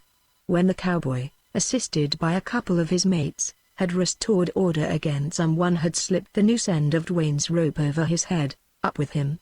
screeched a wild-eyed youth. The mob surged closer, was shoved back by the cowboys. "Abe, if you ain't drunk or crazy, tell that over," ordered Abe's interlocutor. With some show of resentment and more of dignity, Abe reiterated his former statement. "If he's Buck Dwayne, how did you get hold of his gun?" bluntly queried the cowboy. "Why, he sat down there and he kind of hit his face on his hand. And I grabbed his gun and got the drop on him." What the cowboy thought of this was expressed in a laugh. His mates likewise grinned broadly. Then the leader turned to Dwayne. "Stranger, I reckon you'd better speak up for yourself," he said. That stilled the crowd as no command had done. "I'm Buck Dwayne, all right," said Dwayne, quietly. It was this way. The big cowboy seemed to vibrate with a shock. All the ruddy warmth left his face, his jaw began to bulge, the corded veins in his neck stood out in knots. In an instant he had a hard, stern, strange look. He shot out a powerful hand that fastened in the front of Dwayne's blouse. "Something queer here. But if you're Dwayne, you're sure ain't bad. Any fool ought to know that." "You mean it, then?" "Yes. Rode in to shoot up the town, eh? Same old stunt of you gunfighters? Meant to kill the man who offered reward? Wanted to see Jeff Aiken bad, huh?" "No," replied Dwayne. "Your citizen here misrepresented things. He seems a little off his head." "Reckon he is." "Somebody is, that's sure." "You claim Buck Dwayne, then, and all his doings?" "I'm Dwayne, yes. But I won't stand for the blame of things I never did. That's why I'm here. I saw that placard out there offering the reward. Until now I never was within half a day's ride of this town. I'm blamed for what I never did. I rode in here, told who I was, asked somebody to send for Jeff Aiken, and then you sat down and let this old guy throw your own gun on you?" queried the cowboy in amazement. "I guess that's it," replied Dwayne. "Well, it's powerful strange. If you're really Buck Dwayne," a man elbowed his way into the circle. "It's Dwayne. I recognize him. I seen him in more'n one place," he said. "But you can rely on what I tell you. I don't know if he's locoed or what, but I do know he's the genuine Buck Dwayne. Anyone who'd ever seen him monked would never forget him." "What do you want to see Aiken for?" asked the cowboy. "But I want to face him, and tell him I never harmed his wife." "Why?" "Because I'm innocent, that's all. Suppose we send for Aiken and he hears you and doesn't believe you, what then?" "If he won't believe me, why, then my case is so bad I'd be better off dead." A momentary silence was broken by Cybert. "If this isn't a queer deal. Boys, reckon we'd better send for Jeff. Somebody went for him." "He'll be coming soon," replied a man. Dwayne stood a head taller than that circle of curious faces. He gazed out above and beyond them. It was in this way that he chanced to see a number of women on the outskirts of the crowd. Some were old, with hard faces, like the men. Some were young and comely, and most of these seemed agitated by excitement or distress. They cast fearful, pitying glances upon Dwayne as he stood there with that noose round his neck. Women were more human than men, Dwayne thought. He met eyes that dilated, seemed fascinated at his gaze, but were not averted. It was the old women who were voluble, loud in expression of their feelings. Near the trunk of the cottonwood stood a slender woman in white. Dwayne's wandering glance rested upon her. Her eyes were riveted upon him. A soft-hearted woman, probably, who did not want to see him hanged. "There comes Jeff Aiken now," called a man, loudly. The crowd shifted and trampled in eagerness. Dwayne saw two men coming fast, one of whom, in the lead, was of stalwart build. He had a gun in his hand, and his manner was that of fierce energy. The cowboy Cybert thrust open the jostling circle of men. "Hold on, Jeff," he called, and he blocked the man with the gun. He spoke so low Dwayne could not hear what he said, and his form hid Aiken's face. At that juncture the crowd spread out, closed in, and Aiken and Cybert were caught in the circle. There was a pushing forward, a pressing of many bodies. Hoarse cries and flinging hands. Again the insane tumult was about to break out. The demand for an outlaw's blood, the call for a wild justice executed 1,000 times before on Texas's bloody soil. Cybert bellowed at the dark encroaching mass. The cowboys with him beat and cuffed in vain. "Jeff, will you listen?" broke in Seibert, hurriedly, his hand on the other man's arm. Aiken nodded coolly. Dwayne, who had seen many men in perfect control of themselves under circumstances like these, recognized the spirit that dominated Aiken. He was white, cold, passionless. There were lines of bitter grief deep round his lips. If Dwayne ever felt the meaning of death, he felt it then. "Sure, this your game, Aiken," said Seibert. "But hear me a minute. Reckon there's no doubt about this man been Buck Dwayne. He seen the placard out at the crossroads. He rides into Shirley. He says he's Buck Dwayne and he's looking for Jeff Aiken. That's all clear enough. You know how these gunfighters go looking for trouble. But here's what stumps me." Dwayne sits down there on the bench and lets old Abe Strickland grab his gun and get the drop on him.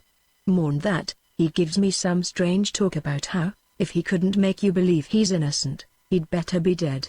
You see for yourself, Dwayne ain't drunk or crazy or locoed. He doesn't strike me as a man who rode in here hunting blood. So I reckon you'd better hold on till you hear what he has to say." Then for the first time the drawn-faced, hungry-eyed giant turned his gaze upon Dwayne. He had intelligence which was not yet subservient to passion. Moreover, he seemed the kind of man Dwayne would care to have judge him in a critical moment like this.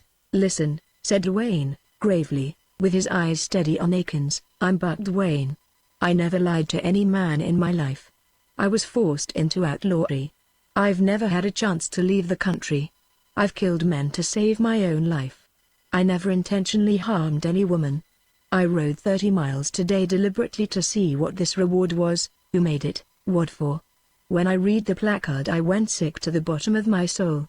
So I rode in here to find you to tell you this. I never saw Shirley before today. It was impossible for me to have killed your wife. Last September I was 200 miles north of here on the upper seas. I can prove that. Men who know me will tell you I couldn't murder a woman.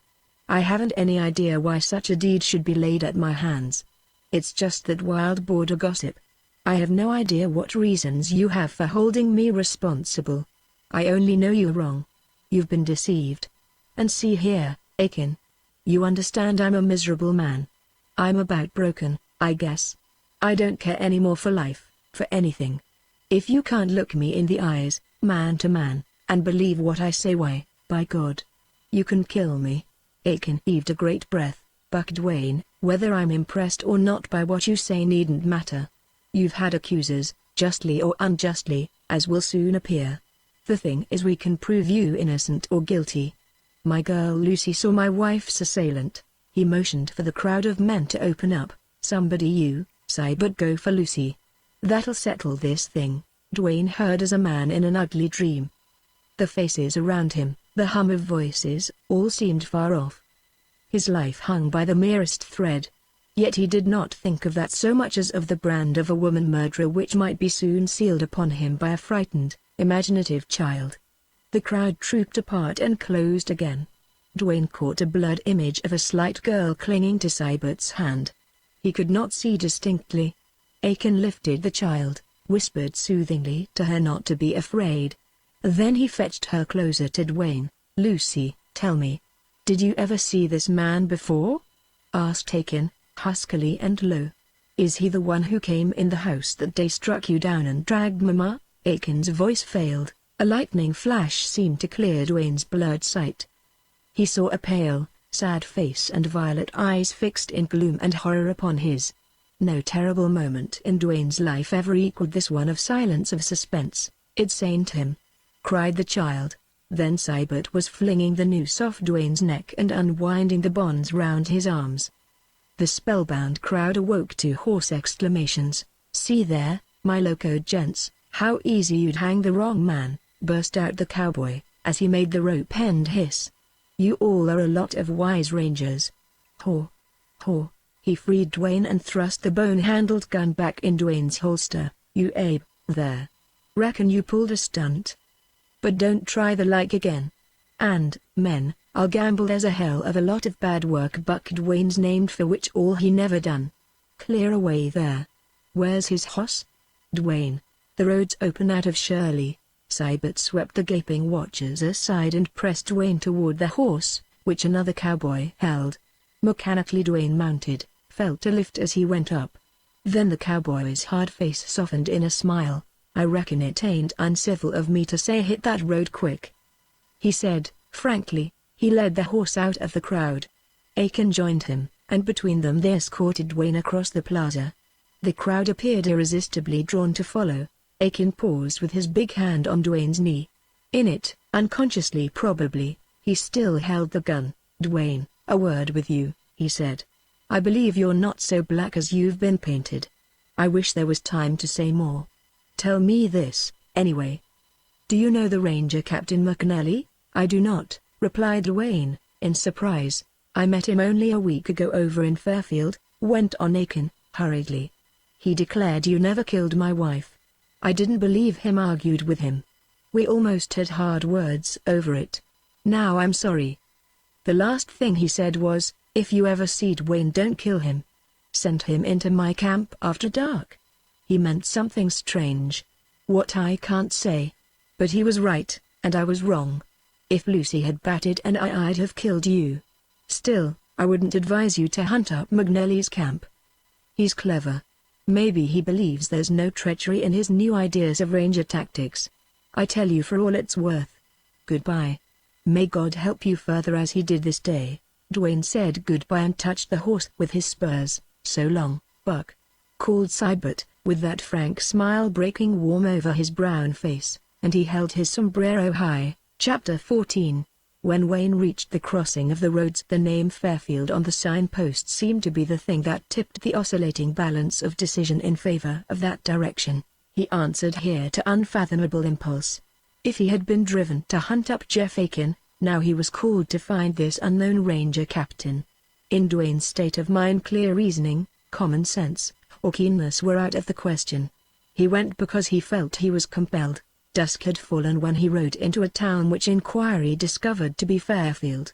Captain McNally's camp was stationed just out of the village limits on the other side.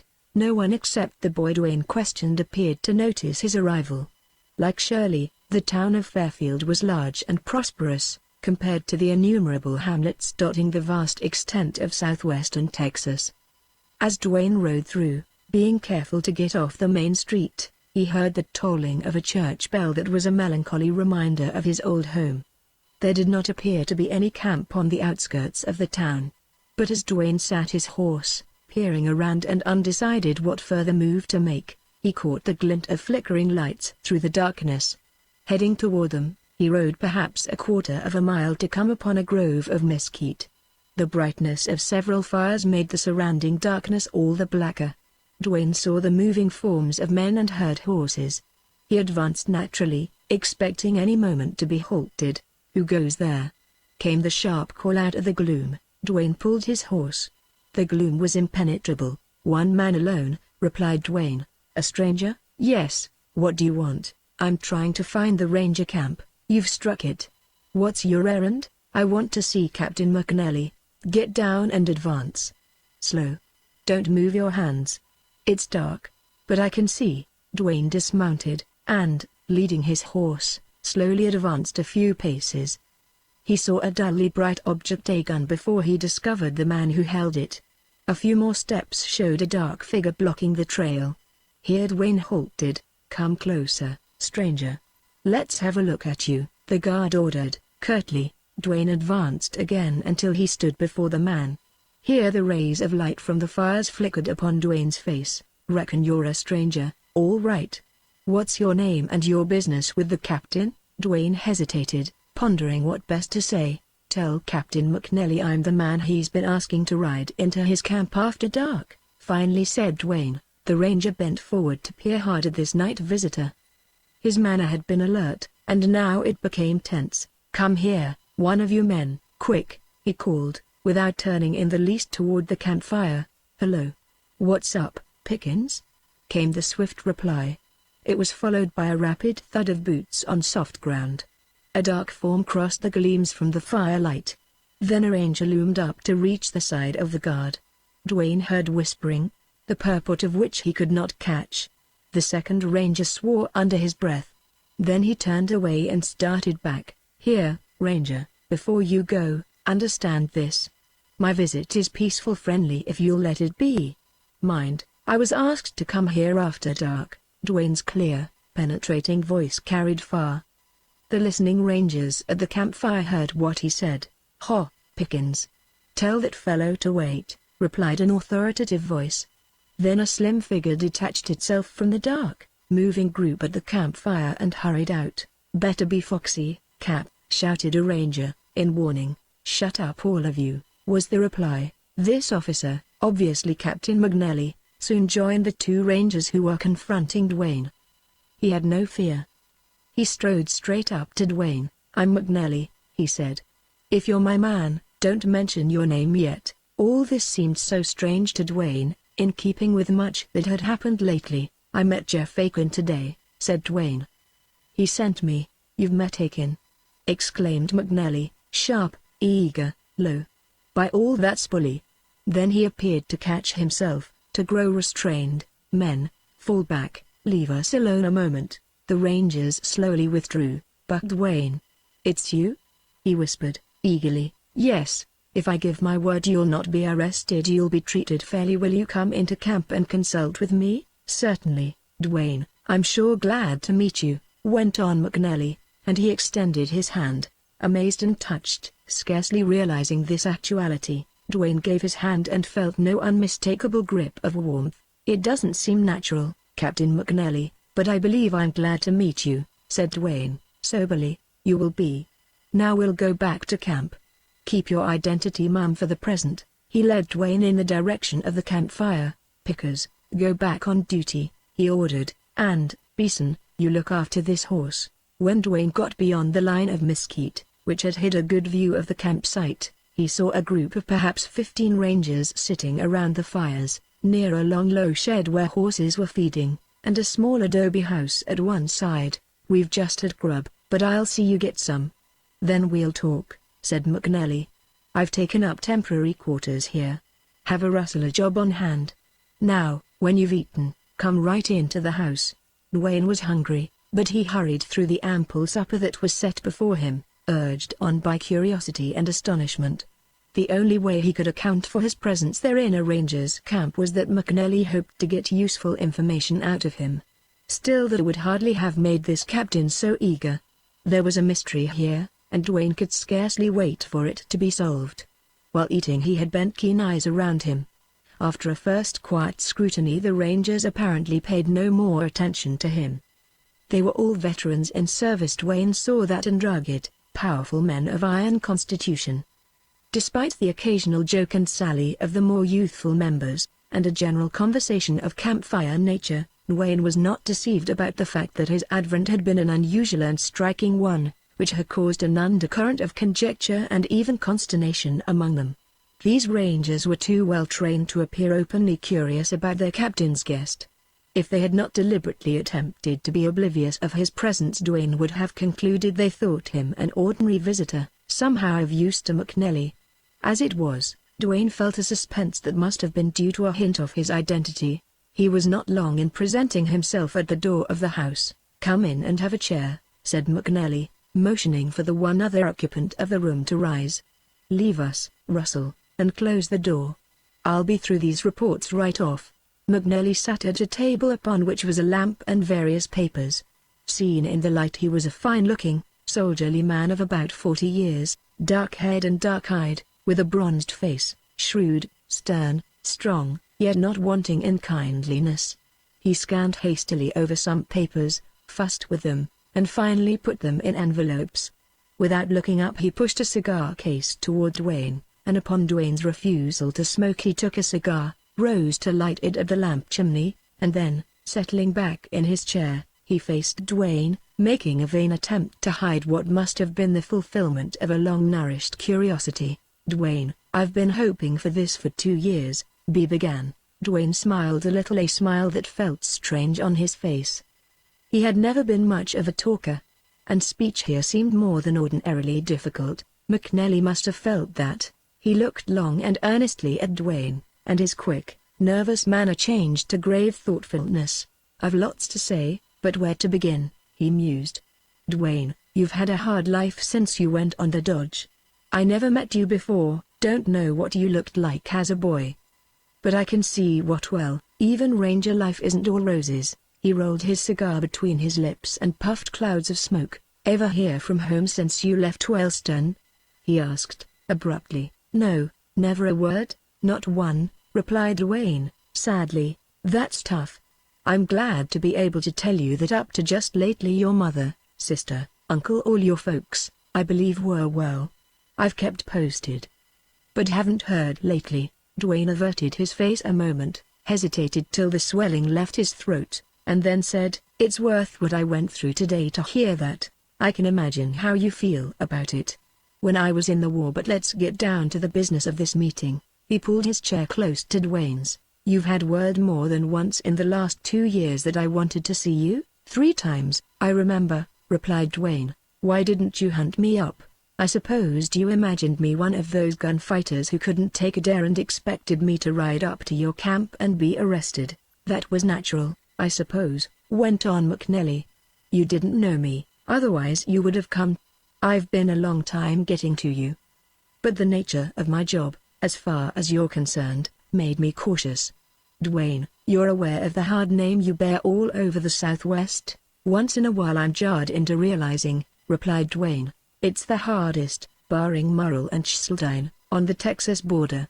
But there's this difference. Murrell in his day was known to deserve his infamous name. Schildine in his day also.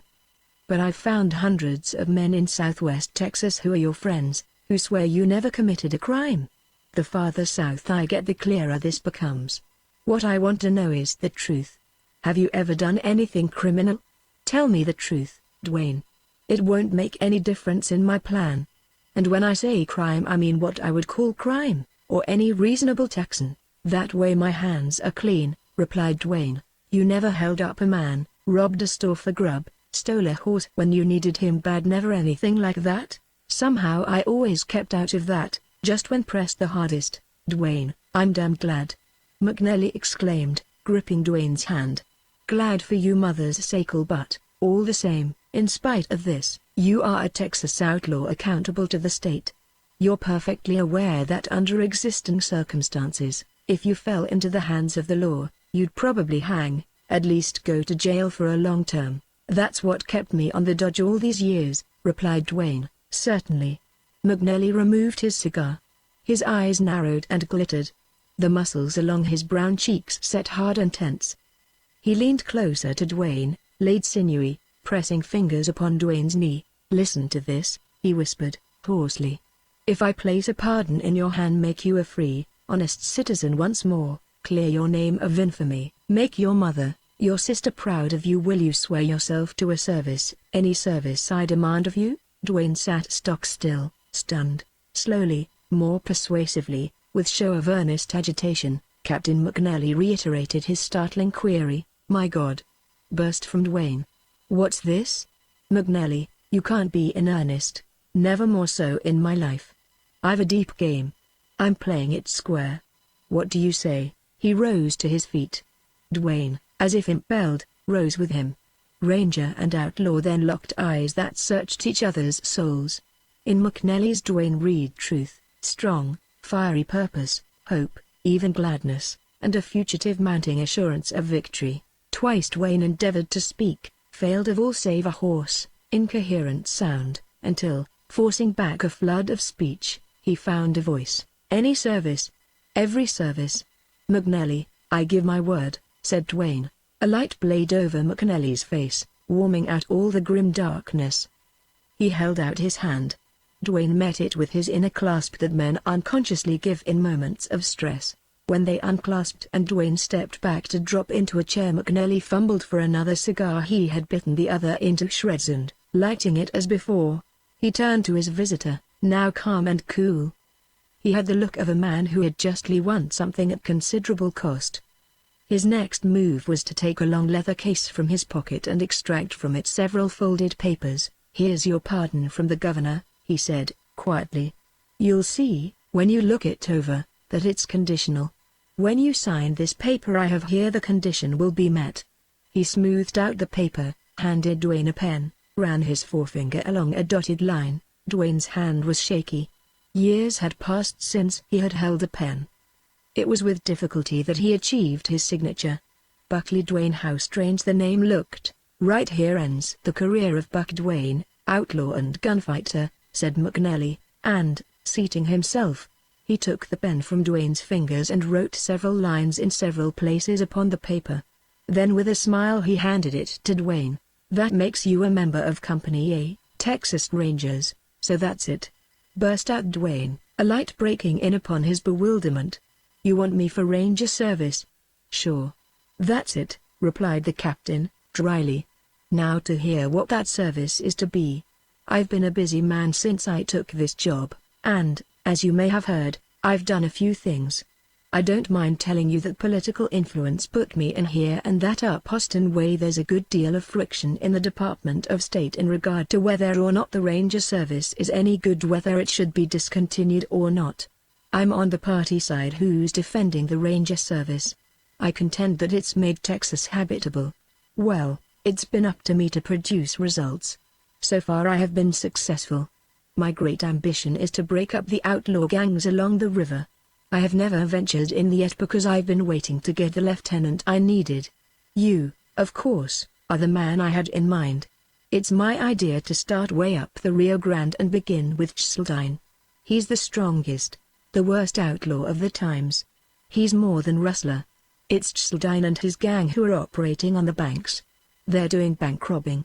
That's my private opinion, but it's not been backed up by any evidence.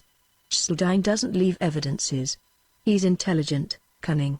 No one seems to have seen him to know what he looks like. I assume, of course, that you are a stranger to the country he dominates. It's 500 miles west of your ground. There's a little town over there called Fairdale. It's the nest of a rustler gang. They rustle and murder at will. Nobody knows who the leader is. I want you to find out. Well, whatever way you decide is best you will proceed to act upon. You are your own boss. You know such men and how they can be approached. You will take all the time needed, if it's months. It will be necessary for you to communicate with me, and that will be a difficult matter. For Zane dominates several whole counties. You must find some way to let me know when I and my rangers are needed. The plan is to break up Zane's gang. It's the toughest job on the border. Arresting him alone isn't to be heard of. He couldn't be brought out. Killing him isn't much better. For his select men, the ones he operates with, are as dangerous to the community as he is. We want to kill or jail this choice selection of robbers and break up the rest of the gang. To find them, to get among them somehow, to learn their movements, to lay your trap for us rangers to spring that, Duane, is your service to me, and God knows it's a great one. I have accepted it, replied Duane. Your work will be secret. You are now a ranger in my service. But no one except the few I choose to tell will know of it until we pull off the job. You will simply be Buck Duane till it suits our purpose to acquaint Texas with the fact that you're a ranger. You'll see there's no date on that paper. No one will ever know just when you entered the service. Perhaps we can make it appear that all or most of your outlawry has really been good service to the state. At that, I'll believe it'll turn out so. McNally paused a moment in his rapid talk, chewed his cigar, drew his brows together in a dark frown, and went on. No man on the border knows so well as you the deadly nature of this service. It's 1,000 to 1 that you'll be killed. I'd say there was no chance at all for any other man beside you. Your reputation will go far among the outlaws. Maybe that and your nerve and your gunplay will pull you through. I'm hoping so. But it's a long, long chance against your ever coming back. That's not the point, said Duane. But in case I get killed out there what? Leave that to me, interrupted Captain McNally. Your folks will know at once of your pardon and your ranger duty. If you lose your life out there I'll see your name clear the service you render known. You can rest assured of that. I am satisfied, replied Duane. That's so much more than I've dared to hope. Well, it's settled, then. I'll give you money for expenses. You'll start as soon as you like, the sooner the better. I hope to think of other suggestions, especially about communicating with me. Long after the lights were out and the low hum of voices had ceased round the campfire, Duane lay wide awake, eyes staring into the blackness, marveling over the strange events of the day. He was humble, grateful to the depths of his soul. A huge and crushing burden had been lifted from his heart. He welcomed this hazardous service to the man who had saved him. Thought of his mother and sister and Uncle Jim, of his home, of old friends came rushing over him the first time in years that he had happiness in the memory. The disgrace he had put upon them would now be removed, and in the light of that, his wasted life of the past, and its probable tragic end in future service as atonement changed their aspects. And as he lay there, with the approach of sleep finally dimming the vividness of his thought, so full of mystery, shadowy faces floated in the blackness around him, haunting him as he had always been haunted. It was broad daylight when he awakened. McNally was calling him to breakfast. Outside sounded voices of men, crackling of fires, snorting and stamping of horses, the barking of dogs. Dwayne rolled out of his blankets and made good use of the soap and towel and razor and brush nearby on a bench, things of rare luxury to an outlaw on the ride. The face he saw in the mirror was as strange as the past he had tried so hard to recall. Then he stepped to the door and went out. The Rangers were eating in a circle round a tarpaulin spread upon the ground. "Fellows," said McNally, "shake hands with Buck Dwayne. He's on secret Ranger service for me. Service that'll likely make you all hump soon. Mind you, keep mum about it." The Rangers surprised Dwayne with a roaring greeting, the warmth of which he soon divined was divided between pride of his acquisition to their ranks and eagerness to meet that violent service of which their captain hinted. They were jolly, wild fellows, with just enough gravity in their welcome to show Dwayne their respect and appreciation, while not forgetting his lone wolf record. When he had seated himself in that circle, now one of them, a feeling subtle and uplifting pervaded him. After the meal, Captain McNally drew Dwayne aside. "Here's the money. Make it go as far as you can. Better strike straight for El Paso, snook around there and hear things. Then go to Valentine. That's near the river and within 50 miles or so of the edge of the Rim Rock. Somewhere up the Cheseldine holds fort. Somewhere to the north is the town Fairdale. But he doesn't hide all the time in the rocks. Only after some daring raid or hold-up.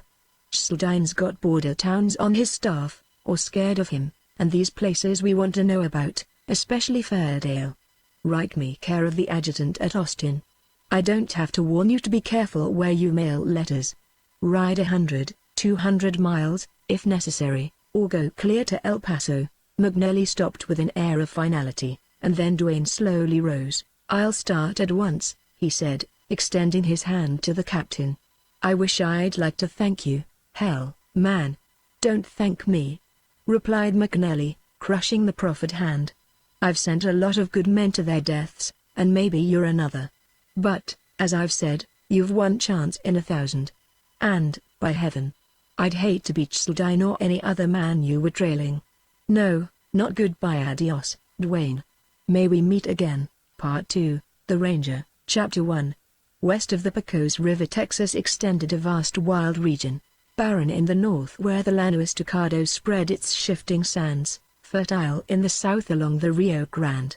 A railroad marked an undeviating course across 500 miles of this country, and the only villages and towns lay on or near this line of steel. Unsettled as was this western Texas, and despite the acknowledged dominance of the outlaw bands, the pioneers pushed steadily into it. First had come the lone rancher, then his neighbors in near and far valleys, then the hamlets, at last the railroad and the towns. And still the pioneers came, spreading deeper into the valleys, farther and wider over the plains. It was mesquite-dotted, cactus-covered desert, but rich soil upon which water acted like magic. There was little grass to an acre, but there were millions of acres. The climate was wonderful. Cattle flourished and ranchers prospered. The Rio Grande flowed almost due south along the western boundary for 1,000 miles, and then, weary of its course, turned abruptly north, to make what was called the Big Bend. The railroad, running west, cut across this bend, and all that country bounded on the north by the railroad and on the south by the river was as wild as the Staked Plains. It contained not one settlement. Across the face of this Big Bend, as if to isolate it, stretched the Ord mountain range, of which Mount Ord, Cathedral Mount, and Elephant Mount raised bleak peaks above their fellows. In the valleys of the foothills and out across the plains were ranches, and farther north villages, and the towns of Alpine and Marfa. Like other parts of the Great Lone Star State, this section of Texas was a world in itself, a world where the riches of the rancher were ever enriching the outlaw. The village closest to the gateway of this outlaw-infested region was a little place called Ord, named after the dark peak that loomed some miles to the south. It had been settled originally by Mexicans. There were still the ruins of adobe missions, but with the advent of the rustler and outlaw, many inhabitants were shot or driven away, so that at the height of Ord's prosperity and evil sway there were but few Mexicans living there, and these had their choice between holding hand and glove with the outlaws or furnishing target practice for that wild element. Toward the close of a day in September, a stranger rode into Ord, and in a community where all men were remarkable for one reason or another, he excited interest. His horse, perhaps, received the first and the most engaging attention, horses in that region being apparently more important than men. This particular horse did not attract with beauty. At first glance he seemed ugly. But he was a giant, black as coal, rough despite the care manifestly bestowed upon him, long of body, ponderous of limb, huge in every way. A bystander remarked that he had a grand head. True, if only his head had been seen he would have been a beautiful horse. Like men, horses show what they are in the shape, the size, the line, the character of the head. This one denoted fire, speed, blood, loyalty, and his eyes were as soft and dark as a woman's. His face was solid black, except in the middle of his forehead, where there was a round spot of white. "Say, mister, mind tellin' me his name?"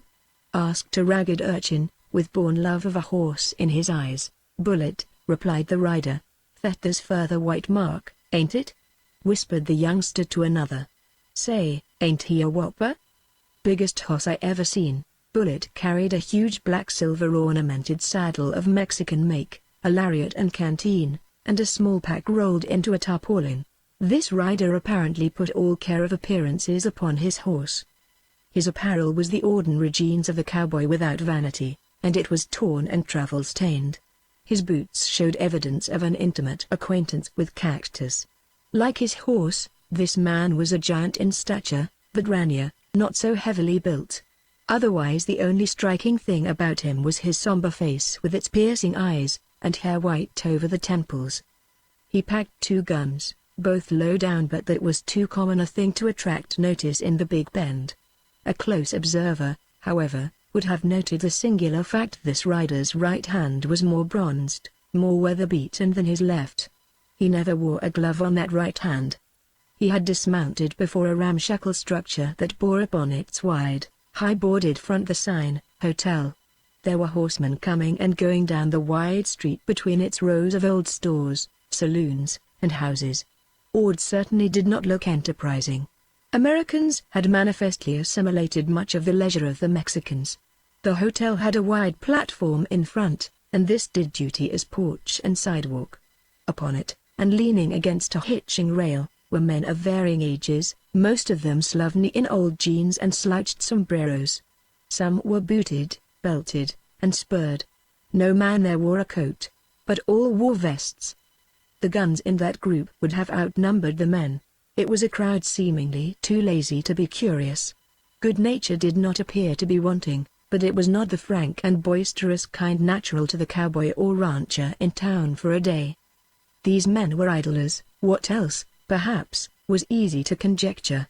Certainly to this arriving stranger, who flashed a keen eye over them, they wore an atmosphere never associated with work. Presently a tall man, with a drooping, sandy mustache, leisurely detached himself from the crowd. "Howdy, stranger," he said. The stranger had bent over to loosen the cinches. He straightened up and nodded.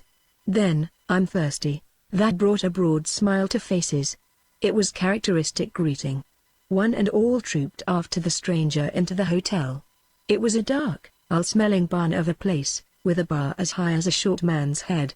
A bartender with a scarred face was serving drinks. "Line up, gents," said the stranger. They piled over one another to get to the bar, with coarse jests and oaths and laughter. None of them noted that the stranger did not appear so thirsty as he had claimed to be. In fact, though he went through the motions, he did not drink at all. "My name's Jim Fletcher," said the tall man with the drooping, sandy mustache. He spoke laconically, Nevertheless, there was a tone that showed he expected to be known. Something went with that name. The stranger did not appear to be impressed. "My name might be Blazes, but it ain't," he replied. "What do you call this burg, stranger?" "This he metropoles bears the handle Ord. Is that new to you?" He leaned back against the bar, and now his little yellow eyes, clear as crystal, flawless as a hawk's, fixed on the stranger. Other men crowded close, forming a circle, curious, ready to be friendly or otherwise, according to how the tall interrogator marked the newcomer. "Sure, Ord's a little strange to me. Off the railroad some, ain't it? Funny trails hereabouts. How far was you going?" "I reckon I was going as far as I could," replied the stranger, with a hard laugh. His reply had subtle reaction on that listening circle. Some of the men exchanged glances.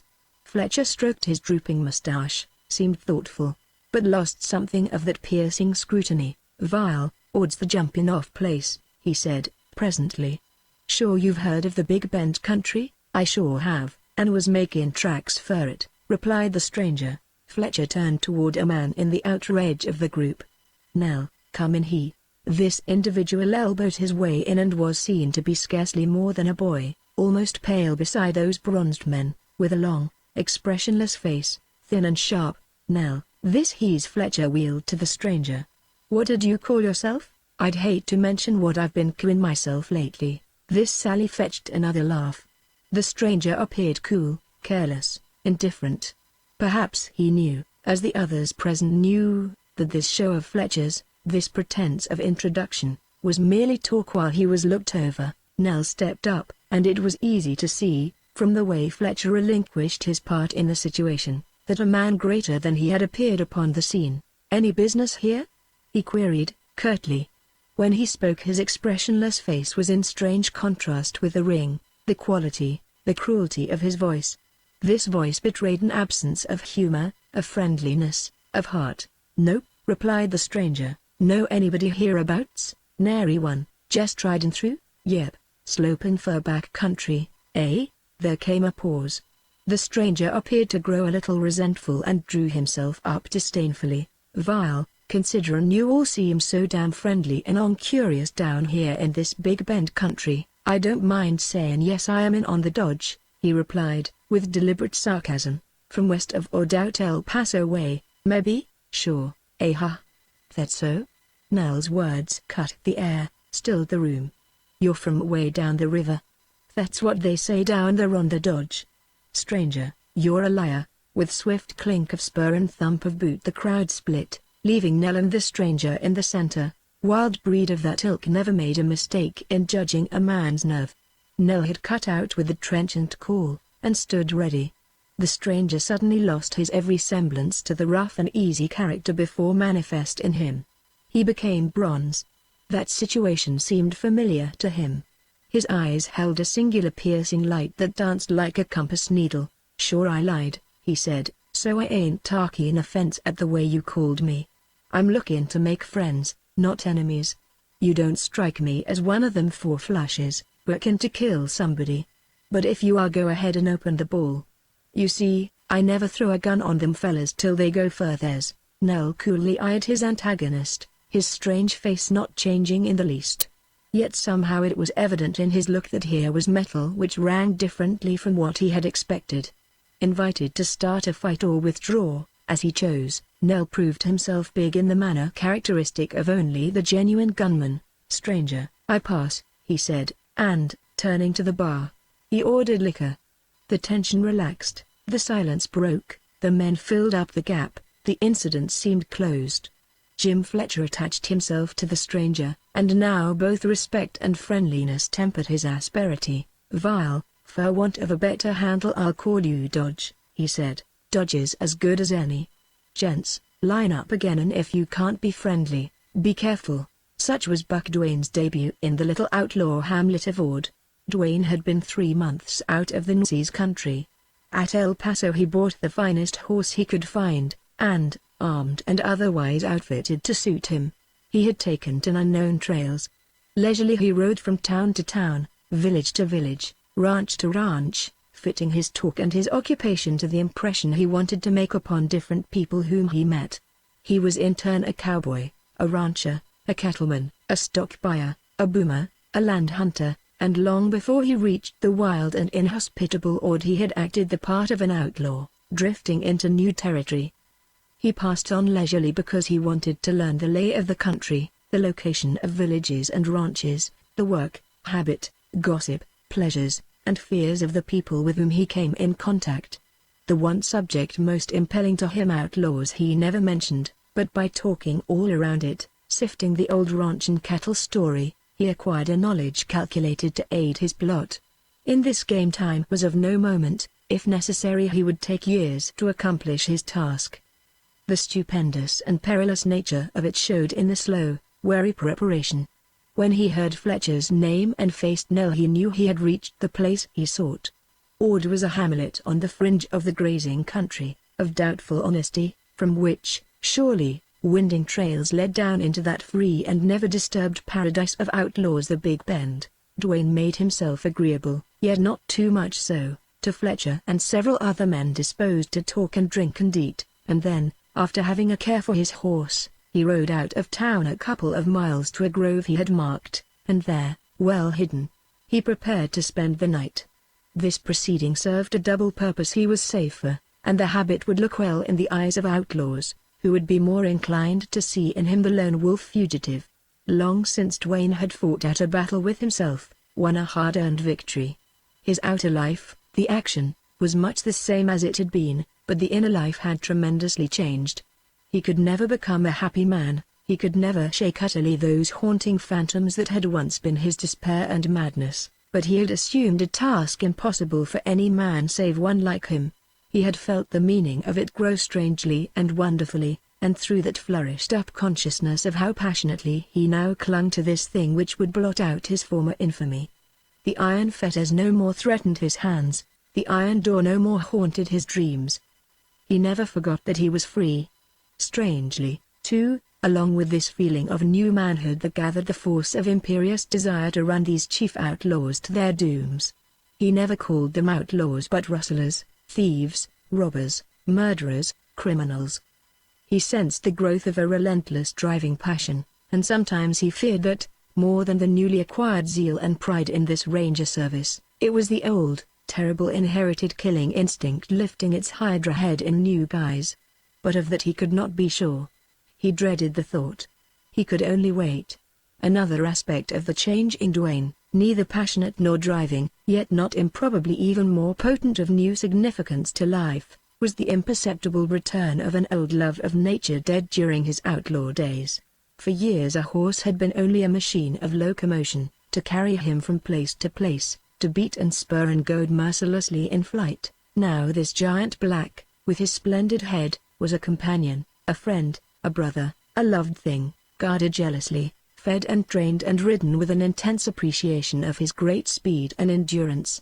For years the daytime, with its birth of sunrise on through long hours to the ruddy close, had been used for sleep or rest in some rocky hole or willow brake or deserted hut, had been hated because it augmented danger or pursuit, because it drove the fugitive to lonely, wretched hiding. Now the dawn was a greeting, a promise of another day to ride, to plan, to remember, and sun, wind, cloud, rain, sky all were joys to him, somehow speaking his freedom. For years the night had been a black space, during which he had to ride unseen along the endless trails, to peer with cat eyes through gloom for the moving shape that ever pursued him. Now the twilight and the dusk and the shadows of grove and canon darkened into night with its train of stars, and brought him calm reflection of the day's happenings, of the morrow's possibilities, perhaps a sad, brief procession of the old phantoms, then sleep. For years canyons and valleys and mountains had been looked at as retreats that might be dark and wild enough to hide even an outlaw. Now he saw these features of the great desert with something of the eyes of the boy who had once burned for adventure and life among them. This night a wonderful afterglow lingered long in the west, and against the golden red of clear sky the bold, black head of Mount Ord reared itself aloft, beautiful but aloof, sinister yet calling. Small wonder that Duane gazed in fascination upon the peak. Somewhere deep in its corrugated sides or lost in a rugged canon was hidden the secret stronghold of the master outlaw Zane. All down along the ride from El Paso Duane had heard of Zane, of his band, his fearful deeds, his cunning, his widely separated raids, of his flitting here and there like a jack-o'-lantern, but never a word of his den, never a word of his appearance.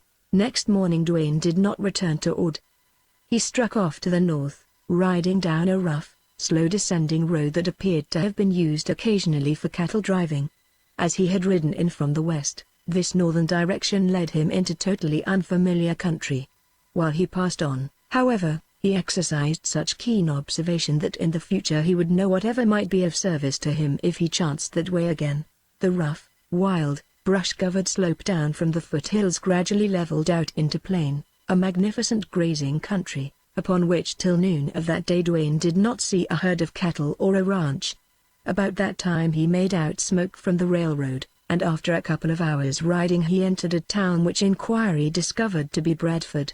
It was the largest town he had visited since Marfa, and he calculated must have 1,000 or 1,500 inhabitants, not including Mexicans. He decided this would be a good place for him to hold up for a while, being the nearest town to Ord, only 40 miles away. So he hitched his horse in front of a store and leisurely set about studying Bradford. It was after dark, however, that Duane verified his suspicions concerning Bradford. The town was awake after dark, and there was one long row of saloons, dance halls, gambling resorts in full blast. Duane visited them all, and was surprised to see wildness and license equal to that of the old river camp of Bland's in its palmiest days. Here it was forced upon him that the farther west one traveled along the river the sparser the respectable settlements, the more numerous the hard characters, and in consequence the greater the element of lawlessness. Duane returned to his lodging house with the conviction that McNally's task of cleaning up the Big Bend country was a stupendous one. Yet, he reflected, a company of intrepid and quick-shooting rangers could have soon cleaned up this Bradford. The innkeeper had one other guest that night, a long black-coated and wide-sombreroed Texan who reminded Duane of his grandfather. This man had penetrating eyes, a courtly manner, and an unmistakable leaning toward companionship and mint juleps. The gentleman introduced himself as Colonel Webb, of Marfa, and took it as a matter of course that Duane made no comment about himself. "Sir, it's all one to me," he said, blandly, waving his hand. "I have traveled. Texas is free, and this frontier is one where it's healthier and just as friendly for a man to have no curiosity about his companion. You might be Chisaldine, of the Big Bend, or you might be Judge Little, of El Paso. It's all one to me.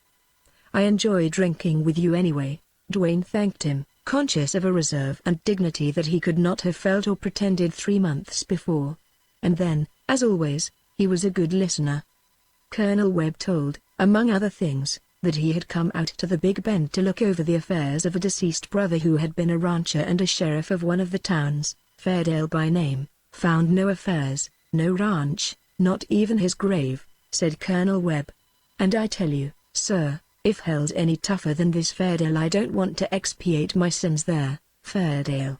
I imagine sheriffs have a hard road to hoe out here," replied Duane, trying not to appear curious.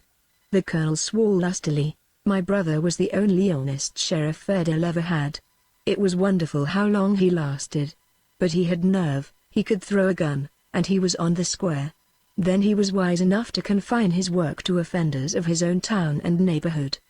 He let the riding outlaws alone, else he wouldn't have lasted at all. What this frontier needs, sir, is about 6 companies of Texas Rangers." Duane was aware of the colonel's close scrutiny. "Do you know anything about the service?" he asked. "I used to. 10 years ago when I lived in San Antonio. A fine body of men, sir, and the salvation of Texas. Governor Stone doesn't entertain that opinion," said Duane. Here Colonel Webb exploded. Manifestly the governor was not his choice for a chief executive of the great state. He talked politics for a while, and of the vast territory west of the Pecos that seemed never to get a benefit from Austin. He talked enough for Duane to realize that here was just the kind of intelligent, well-informed, honest citizen that he had been trying to meet.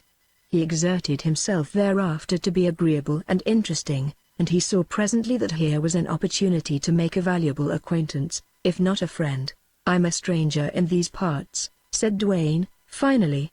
"What is this outlaw situation you speak of?" It's damnable, sir, and unbelievable. Not rustling anymore, but just wholesale herd stealing, in which some big cattlemen, supposed to be honest, are equally guilty with the outlaws.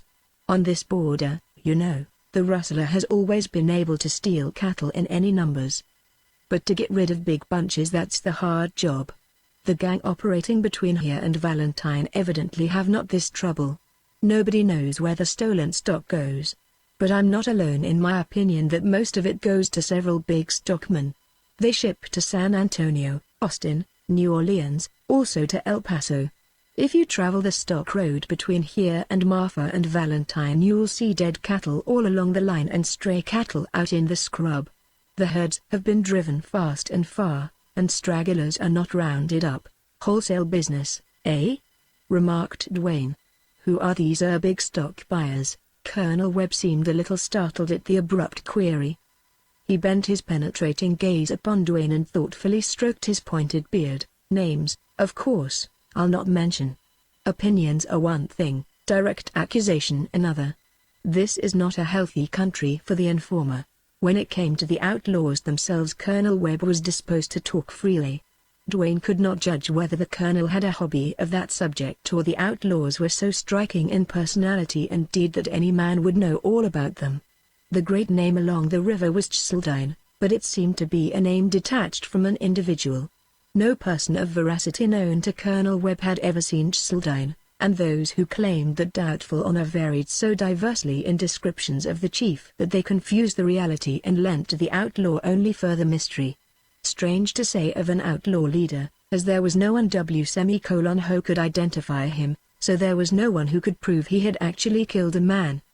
Blood flowed like water over the Big Bend country, and it was Cheseldine who spilled it. Yet the fact remained there were no eyewitnesses to connect any individual called Cheseldine with these deeds of violence. But in striking contrast to this mystery was the person, character, and cold-blooded action of Poggin and Nell, the chief's lieutenants. They were familiar figures in all the towns within 200 miles of Bradford. Nell had a record, but as gunman with an incredible list of victims, Poggin was supreme. If Poggin had a friend, no one ever heard of him. There were 100 stories of his nerve, his wonderful speed with a gun, his passion for gambling, his love of a horse, his cold, implacable, inhuman wiping out of his path any man that crossed it. Cheseldine is a name, a terrible name, said Colonel Webb. Sometimes I wonder if he's not only a name. In that case, where does the brains of this gang come from? No, there must be a master craftsman behind this border pillage. A master capable of handling those terrors, Poggin and Nell. Of all the thousands of outlaws developed by western Texas in the last 20 years, these three are the greatest. In southern Texas, down between the Pecos and the Nueces, there have been and are still many bad men. But I doubt if any outlaw there, possibly excepting Buck Duane, ever equaled Poggin. You've heard of this Duane? Yes, a little, replied Duane, quietly. I'm from southern Texas. Buck Duane then is known out here? Why, man, where isn't his name known? Returned Colonel Webb. I've kept track of his record as I have all the others. Of course, Duane, being a lone outlaw, is somewhat of a mystery also, but not like Cheseldine. Out here they have drifted many stories of Duane, horrible some of them. But despite them a sort of romance clings to that Nueces outlaw. He's killed 3 great outlaw leaders, I believe Bland, Hardin, and the other I forgot. Hardin was known in the Big Bend, had friends there. Bland had a hard name at Del Rio. Then this man Wayne enjoys rather an unusual repute west of the Pecos? Inquired Duane. He's considered more of an enemy to his kind than an honest man. I understand Duane had many friends, that whole counties swear by him secretly, of course, for he's a hunted outlaw with rewards on his head. His fame in this country appears to hang on his matchless gunplay and his enmity toward outlaw chiefs. I've heard many a rancher say, I wish to God that Buck Duane would drift out here. I'd give 100 pesos to see him and Poggin meet. It's a singular thing, stranger, how jealous these great outlaws are of each other. Yes, indeed, all about them is singular, replied Duane. Has Cheseldine's gang been busy lately? No. This section has been free of rustling for months, though there's unexplained movements of stock. Probably all the stock that's being shipped now was rustled long ago. Zane works over a wide section, too wide for news to travel inside of weeks. Then sometimes he's not heard of at all for a spell. These lulls are pretty surely indicative of a big storm sooner or later. And Zane's deals, as they grow fewer and further between, certainly get bigger, more daring. There are some people who think Zane had nothing to do with the bank robberies and train holdups during the last few years in this country. But that's poor reasoning. The jobs have been too well done, too surely covered, to be the work of greasers or ordinary outlaws. What's your view of the outlook? How's all this going to wind up? Will the outlaw ever be driven out? Asked Dwayne. Never. There will always be outlaws along the Rio Grande. All the armies in the world couldn't comb the wild breaks of that 1,500 miles of river. But the sway of the outlaw, such as is enjoyed by these great leaders, will sooner or later be past. The criminal element flock to the southwest. But not so thick and fast as the pioneers. Besides, the outlaws kill themselves, and the ranchers are slowly rising in wrath, if not in action. That will come soon. If they only had a leader to start the fight. But that will come. There's talk of vigilantes, the same that were organized in California and are now in force in Idaho.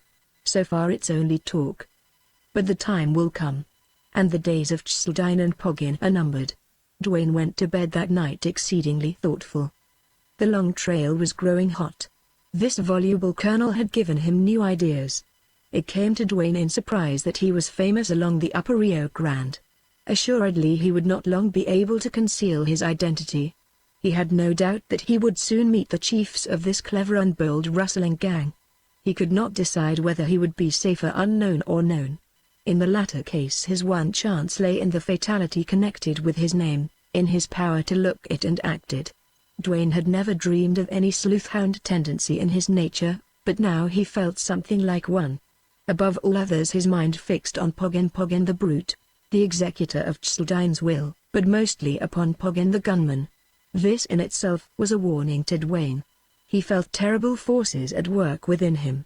There was the stern and indomitable resolve to make McNally's boast good to the governor of the state to break up Zane's gang. Yet this was not in Dwayne's mind before a strange grim and deadly instinct which he had to drive away for fear he would find in it a passion to kill Poggin, not for the state, nor for his word to McNally, but for himself. Had his father's blood and the hard years made Dwayne the kind of man who instinctively wanted to meet Poggin? He was sworn to McNally's service, and he fought himself to keep that, and that only, in his mind. Dwayne ascertained that Fairdale was situated 2 days' ride from Bradford toward the north. There was a stage which made the journey twice a week. Next morning Dwayne mounted his horse and headed for Fairdale. He rode leisurely, as he wanted to learn all he could about the country. There were few ranches. The farther he traveled the better grazing he encountered, and, strange to note, the few herds of cattle. It was just sunset when he made out a cluster of adobe houses that marked the halfway point between Bradford and Fairdale. Here, Dwayne had learned, was stationed a comfortable inn for wayfarers. When he drew up before the inn the landlord and his family and a number of loungers greeted him laconically. "Beat the stage in, hey?" remarked one. "The she comes now," said another. "Jill sure is driving tonight." Far down the road Dwayne saw a cloud of dust and horses and a lumbering coach. When he had looked after the needs of his horse he returned to the group before the inn. There waited the stage with that interest common to isolated people. Presently it rolled up, a large mud-bespattered and dusty vehicle, littered with baggage on top and tied on behind. A number of passengers alighted, 3 of whom excited Dwayne's interest. One was a tall, dark, striking-looking man, and the other 2 were ladies, wearing long grey ulsters and veils.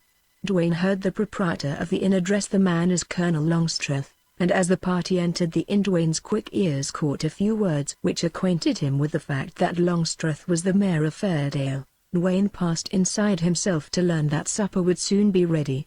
At table he found himself opposite the 3 who had attracted his attention. "Ruth, I envy the lucky cowboys," Longstreth was saying. Ruth was a curly-headed girl with gray or hazel eyes. "I'm crazy to ride broncos," she said.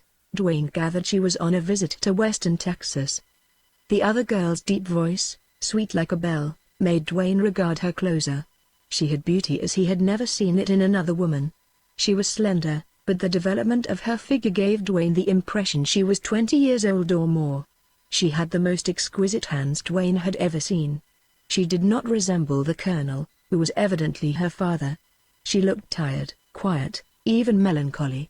A finely chiseled oval face, clear, olive-tinted skin, long eyes set wide apart and black as coal, beautiful to look into, a slender, straight nose that had something nervous and delicate about it which made Dwayne think of a thoroughbred, and a mouth by no means small, but perfectly curved, and hair like jet. All these features proclaimed her beauty to Dwayne. Dwayne believed her a descendant of one of the old French families of eastern Texas. He was sure of it when she looked at him, drawn by his rather persistent gaze. There were pride, fire, and passion in her eyes. Dwayne felt himself blushing in confusion. His stare at her had been rude, perhaps, but unconscious. How many years had passed since he had seen a girl like her? Thereafter he kept his eyes upon his plate, yet he seemed to be aware that he had aroused the interest of both girls. After supper the guests assembled in a big sitting room where an open fireplace with blazing mesquite sticks gave out warmth and cheery glow. Dwayne took a seat by a table in the corner, and, finding a paper, began to read.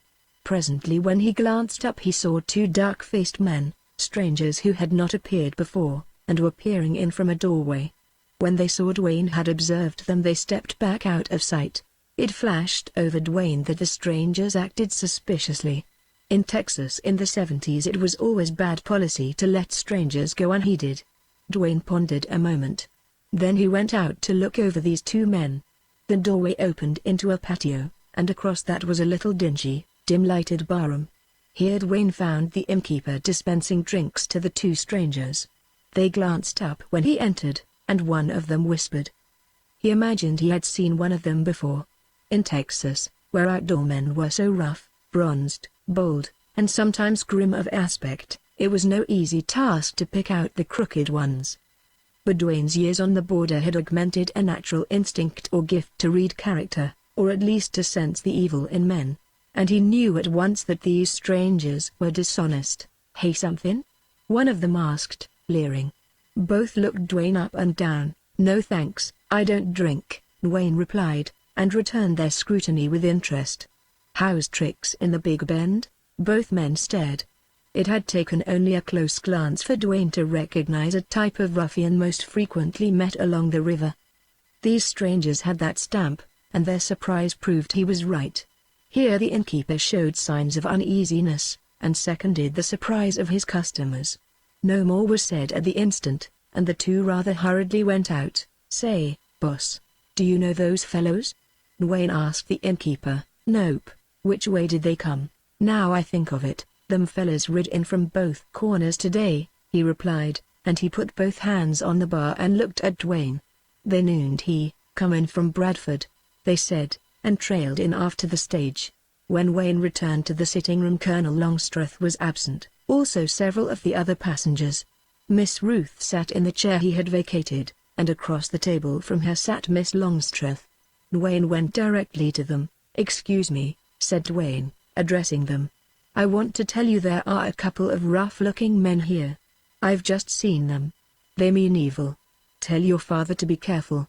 Lock your doors, bar your windows tonight." "Oh!" cried Ruth, very low. "Ray, do you hear?" "Thank you, we'll be careful," said Miss Longstreth, gracefully. The rich color had faded in her cheek. "I saw those men watching you from that door. They had such bright black eyes. Is there really danger here?" "I think so," was Dwayne's reply. Soft swift steps behind him proceeded a harsh voice, "Hands up." No man quicker than Wayne to recognize the intent in those words. His hands shot up. Miss Ruth uttered a little frightened cry and sank into her chair. Miss Longstreth turned white, her eyes dilated. Both girls were staring at someone behind Dwayne. "Turn around," ordered the harsh voice. The big, dark stranger, the bearded one who had whispered to his comrade in the barroom and asked Dwayne to drink, had him covered with a cocked gun. He strode forward, his eyes gleaming, pressed the gun against him, and with his other hand dove into his inside coat pocket and tore out his roll of bills. Then he reached low at Dwayne's hip, felt his gun, and took it. Then he slapped the other hip, evidently in search of another weapon. That done, he backed away, wearing an expression of fiendish satisfaction that made Dwayne think he was only a common thief, a novice at this kind of game. His comrade stood in the door with a gun leveled at two other men, who stood there frightened, speechless. "Get a move on, Bill," called this fellow, and he took a hasty glance backward. A stamp of hooves came from outside. Of course the robbers had horses waiting. The one called Bill strode across the room, and with brutal, careless haste began to prod the two men with his weapon and to search them. The robber in the doorway called Russell, and disappeared. Dwayne wondered where the innkeeper was, and Colonel Longstreth and the other two passengers. The bearded robber quickly got through with his searching, and from his growls Dwayne gathered he had not been well remunerated. Then he wheeled once more. Dwayne had not moved a muscle, stood perfectly calm with his arms high. The robber strode back with his bloodshot eyes fastened upon the girls. Miss Longstreth never flinched, but the little girl appeared about to faint. "Don't yap, there," he said, low and hard. He thrust the gun close to Ruth. Then Dwayne knew for sure that he was no knight of the road, but a plain cutthroat robber. Danger always made Dwayne exult in a kind of cold glow. But now something hot worked within him. He had a little gun in his pocket. The robber had missed it. And he began to calculate chances. "Any money, jewelry, diamonds?" ordered the ruffian, fiercely. Miss Ruth collapsed. Then he made at Miss Longstreth. She stood with her hands at her breast. Evidently the robber took this position to mean that she had valuables concealed there. But Dwayne fancied she had instinctively pressed her hands against her throbbing heart. "Come out with it," he said, harshly, reaching for her. "Don't dare touch me," she cried, her eyes ablaze. She did not move. She had nerve. It made Dwayne thrill. He saw he was going to get a chance. Waiting had been a science with him. But here it was hard. Miss Ruth had fainted, and that was well. Miss Longstreth had fight in her, which fact helped Dwayne, yet made injury possible to her. She eluded two lunges the man made at her. Then his rough hand caught her waist, and with one pull ripped it asunder, exposing her beautiful shoulder, white as snow. She cried out. The prospect of being robbed or even killed had not shaken Miss Longstreth's nerves at this brutal tearing off of half her waist. The ruffian was only turned partially away from Dwayne. For himself he could have waited no longer. But for her, that gun was still held dangerously upward close to her. Dwayne watched only that. Then a bellow made him jerk his head. Colonel Longstreth stood in the doorway in a magnificent rage. He had no weapon. Strange how he showed no fear. He bellowed something again. Dwayne's shifting glance caught the robber's sudden movement. It was a kind of start. He seemed stricken. Dwayne expected him to shoot Longstreth. Instead the hand that clutched Miss Longstreth's torn waist loosened its hold. The other hand with its cocked weapon slowly dropped till it pointed to the floor. That was Dwayne's chance. Swift as a flash he drew his gun and fired. Thud went his bullet, and he could not tell on the instant whether it hit the robber or went into the ceiling. Then the robber's gun boomed harmlessly. He fell with blood spurting over his face. Dwayne realized he had hit him, but the small bullet had glanced. Miss Longstreth reeled and might have fallen had Dwayne not supported her. It was only a few steps to a couch, to which he half led, half carried her. Then he rushed out of the room, across the patio, through the bar to the yard. Nevertheless, he was cautious. In the gloom stood a saddled horse, probably the one belonging to the fellow he had shot. His comrade had escaped. Returning to the sitting room, Dwayne found a condition approaching pandemonium. The innkeeper rushed in, pitchfork in hands. Evidently he had been out at the barn. He was now shouting to find out what had happened. Joel, the stage driver, was trying to quiet the men who had been robbed. The woman, wife of one of the men, had come in, and she had hysterics. The girls were still and white. The robber Bill lay where he had fallen, and Dwayne guessed he had made a fair shot, after all. And, lastly, the thing that struck Dwayne most of all was Longstreth's rage. He never saw such passion. Like a caged lion Longstreth stalked and roared. There came a quieter moment in which the innkeeper shrilly protested. "Man, what are you raving about? Nobody's hurt, and that's lucky. I swear to God I hadn't nothing to do with them fellas. I ought to kill you anyhow," replied Longstreth. And his voice now astounded Dwayne, it was so full of power. Upon examination Dwayne found that his bullet had furrowed the robber's temple, torn a great piece out of his scalp, and, as Dwayne had guessed, had glanced. He was not seriously injured, and already showed signs of returning consciousness. "Drag him out of here," ordered Longstreth, and he turned to his daughter. Before the innkeeper reached the robber, Dwayne had secured the money and gun taken from him, and presently recovered the property of the other men. Joel helped the innkeeper carry the injured man somewhere outside. Miss Longstreth was sitting white but composed upon the couch, where lay Miss Ruth, who evidently had been carried there by the colonel. Dwayne did not think she had wholly lost consciousness, and now she lay very still, with eyes dark and shadowy, her face pallid and wet. The colonel, now that he finally remembered his womenfolk, seemed to be gentle and kind. He talked soothingly to Miss Ruth, made light of the adventure, said she must learn to have nerve out here where things happened. "Can I be of any service?" asked Dwayne, solicitously. "Thanks, I guess there's nothing you can do. Talk to these frightened girls while I go see what's to be done with that thick-skulled robber," he replied, and, telling the girls that there was no more danger, he went out. Miss Longstreth sat with one hand holding her torn waist in place, the other she extended to Dwayne. He took it awkwardly, and he felt a strange thrill. "You saved my life," she said, in grave, sweet seriousness. "No, no," Dwayne exclaimed. "He might have struck you, hurt you, but no more. I saw murder in his eyes. He thought I had jewels under my dress. I couldn't bear his touch. The beast. I'd have fought. Surely my life was in peril." "Did you kill him?" asked Miss Ruth, who lay listening. "Oh no.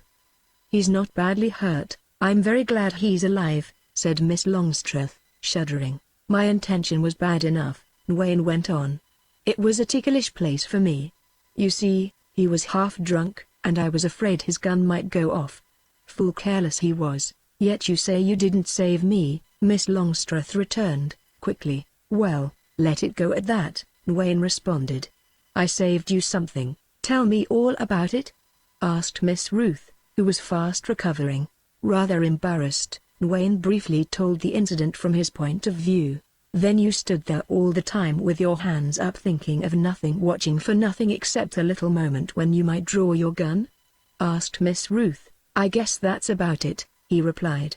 "Cousin," said Miss Longstreth, thoughtfully, "it was fortunate for us that this gentleman happened to be here.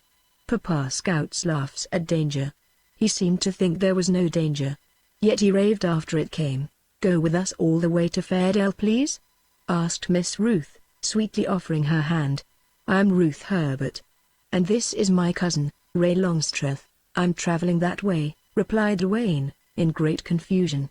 He did not know how to meet the situation. Colonel Longstreth returned then, and after bidding Dwayne a good night, which seemed rather curt by contrast to the graciousness of the girls, he led them away. Before going to bed, Dwayne went outside to take a look at the injured robber and perhaps to ask him a few questions. To Dwayne's surprise, he was gone, and so was his horse. The innkeeper was dumbfounded. He said that he left the fellow on the floor in the barroom. "Had he come to?" inquired Dwayne. "Sure." "He asked for whiskey." "Did he say anything else?" "Not to me. I heard him talking to the father of them girls." "You mean Colonel Longstreth, I reckon. He sure was some riled, wasn't he? Just as if I was to blame for that two-bit of a hold-up." "What did you make of the old gent's rage?" asked Dwayne, watching the innkeeper. He scratched his head dubiously. He was sincere, and Dwayne believed in his honesty. "Vile, I'm dogged if I know what to make of it. But I reckon he's either crazy or got more nerve than most Texans." "More nerve, maybe," Dwayne replied. "Show me a bed now, innkeeper." Once in bed in the dark, Dwayne composed himself to think over the several events of the evening. He called out the details of the hold-up and carefully revolved them in mind. The colonel's wrath, under circumstances where almost any Texan would have been cool, nonplussed Dwayne, and he put it down to a choleric temperament. He pondered long on the action of the robber when Longstreth's bellow of rage burst in upon him. This ruffian, as bold and mean a type as Dwayne had ever encountered, had, from some cause or other, been startled. From whatever point Dwayne viewed the man's strange indecision, he could come to only one conclusion: his start, his check, his fear had been that of recognition. Dwayne compared this effect with the suddenly acquired sense he had gotten of Colonel Longstreth's powerful personality. Why had that desperate robber lowered his gun and stood paralyzed at sight and sound of the mayor of Fairdale? This was not answerable. There might have been a number of reasons, all to Colonel Longstreth's credit, but Dwayne could not understand. Longstreth had not appeared to see danger for his daughter, even though she had been roughly handled, and had advanced in front of a cocked gun. Dwayne probed deep into this singular fact, and he brought to bear on the thing all his knowledge and experience of violent Texas life. And he found that the instant Colonel Longstreth had appeared on the scene there was no further danger threatening his daughter. Why? That likewise Dwayne could not answer. Then his rage, Dwayne concluded, had been solely at the idea of his daughter being assaulted by a robber. This deduction was indeed a thought disturber, but Dwayne put it aside to crystallize and for more careful consideration. Next morning Dwayne found that the little town was called Sanderson. It was larger than he had at first supposed. He walked up the main street and back again. Just as he arrived, some horsemen rode up to the inn and dismounted. And at this juncture the Longstreth party came out. Dwayne heard Colonel Longstreth utter an exclamation. Then he saw him shake hands with a tall man. Longstreth looked surprised and angry, and he spoke with force, but Dwayne could not hear what it was he said. The fellow laughed, yet somehow he struck Dwayne as sullen, until suddenly he espied Miss Longstreth. Then his face changed, and he removed his sombrero. Dwayne went closer. "Floyd, did you come with the teams?" asked Longstreth, sharply. "Not me. I rode a horse, good and hard," was the reply. "Humphrey, I'll have a word to say to you later." Then Longstreth turned to his daughter. "Ray, here's the cousin I've told you about. You used to play with him 10 years ago, Floyd Lawson." "Floyd, my daughter and my niece, Ruth Herbert." Dwayne always scrutinized everyone he met, and now with a dangerous game to play, with a consciousness of Longstreth's unusual and significant personality, he bent a keen and searching glance upon this Floyd Lawson. He was under 30, yet gray at his temples, dark, smooth-shaven, with lines left by wildness, dissipation, shadows under dark eyes, a mouth strong and bitter, and a square chin, a reckless, careless, handsome, sinister face strangely losing the hardness when he smiled. The grace of a gentleman clung round him, seemed like an echo in his mellow voice. Dwayne doubted not that he, like many a young man, had drifted out to the frontier, where rough and wild life had wrought sternly but had not quite effaced the mark of good family. Colonel Longstreth apparently did not share the pleasure of his daughter and his niece in the advent of this cousin. Something hinged on this meeting. Dwayne grew intensely curious, but, as the stage appeared ready for the journey, he had no further opportunity to gratify it. Chapter 2. Dwayne followed the stage through the town, out into the open, onto a wide, hard-packed road showing years of travel. It headed northwest. To the left rose a range of low, bleak mountains he had noted yesterday, and to the right sloped the mesquite-patched sweep of ridge and flat. The driver pushed his team to a fast trot, which gait surely covered ground rapidly. The stage made 3 stops in the forenoon, one at a place where the horses could be watered, the second at a chuck wagon belonging to cowboys who were riding after stock, and the third at a small cluster of adobe and stone houses constituting a hamlet the driver called Longstreth, named after the colonel. From that point on to Fairdale there were only a few ranches, each one controlling great acreage. Early in the afternoon from a ridgetop Dwayne sighted Fairdale, a green patch in the mass of gray. For the barrens of Texas it was indeed a fair sight. But he was more concerned with its remoteness from civilization than its beauty. At that time, in the early 70s, when the vast western third of Texas was a wilderness, the pioneer had done wonders to settle there and establish places like Fairdale. It needed only a glance for Dwayne to pick out Colonel Longstreth's ranch. The house was situated on the only elevation around Fairdale, and it was not high, nor more than a few minutes' walk from the edge of the town. It was a low, flat-roofed structure made of red adobe bricks, and covered what appeared to be fully an acre of ground. All was green about it, except where the fenced corrals and numerous barns or sheds showed grey and red. Dwayne soon reached the shady outskirts of Fairdale, and entered the town with mingled feelings of curiosity, eagerness, and expectation. The street he rode down was a main one, and on both sides of the street was a solid row of saloons, resorts, hotels. Saddled horses stood hitched all along the sidewalk in two long lines, with a buckboard and team here and there breaking the continuity. This block was busy and noisy. From all outside appearances Fairdale was no different from other frontier towns, and Dwayne's expectations were scarcely realized. As the afternoon was waning he halted at a little inn. A boy took charge of his horse. Dwayne questioned the lad about Fairdale and gradually drew to the subject most in mind. "Colonel Longstreth has a big outfit, eh?" "Reckon he has," replied the lad. "Don't know how many cowboys. They're always comin' and goin'. I ain't acquainted with half of them." "Much movement of stock these days?" "Stock's always movin'," he replied, with a queer look. "Rustlers," but he did not follow up that look with the affirmative Dwayne expected. "Lively place, I hear Fairdale is." "Ain't so lively as Sanderson, but it's bigger." "Yes, I heard it was. Fellow down there was talking about 2 cowboys who were arrested." "Sure. I heard all about that. Jobin and Brick Higgins they belong he, but they ain't he much. Longstreth's boys." Dwayne did not want to appear over-inquisitive, so he turned the talk into other channels. After getting supper Dwayne strolled up and down the main street. When darkness set in he went into a hotel, bought cigars, sat around, and watched. Then he passed out and went into the next place. This was a rough crude exterior, but the inside was comparatively pretentious and ablaze with lights. It was full of men coming and going, a dusty-booted crowd that smelled of horses and smoke. Dwayne sat down for a while, with wide eyes and open ears. Then he hunted up the bar, where most of the guests had been or were going. He found a great square room lighted by 6 huge lamps, a bar at one side, and all the floor space taken up by tables and chairs. This was the only gambling place of any size in southern Texas in which he had noted the absence of Mexicans. There was some card playing going on at this moment.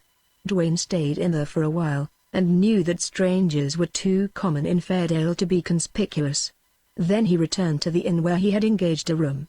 Dwayne sat down on the steps of the dingy little restaurant. 2 men were conversing inside, and they had not noticed Dwayne. "Laramie, what's the stranger's name?" asked one. "He didn't say," replied the other. "Sure was a strapping big man.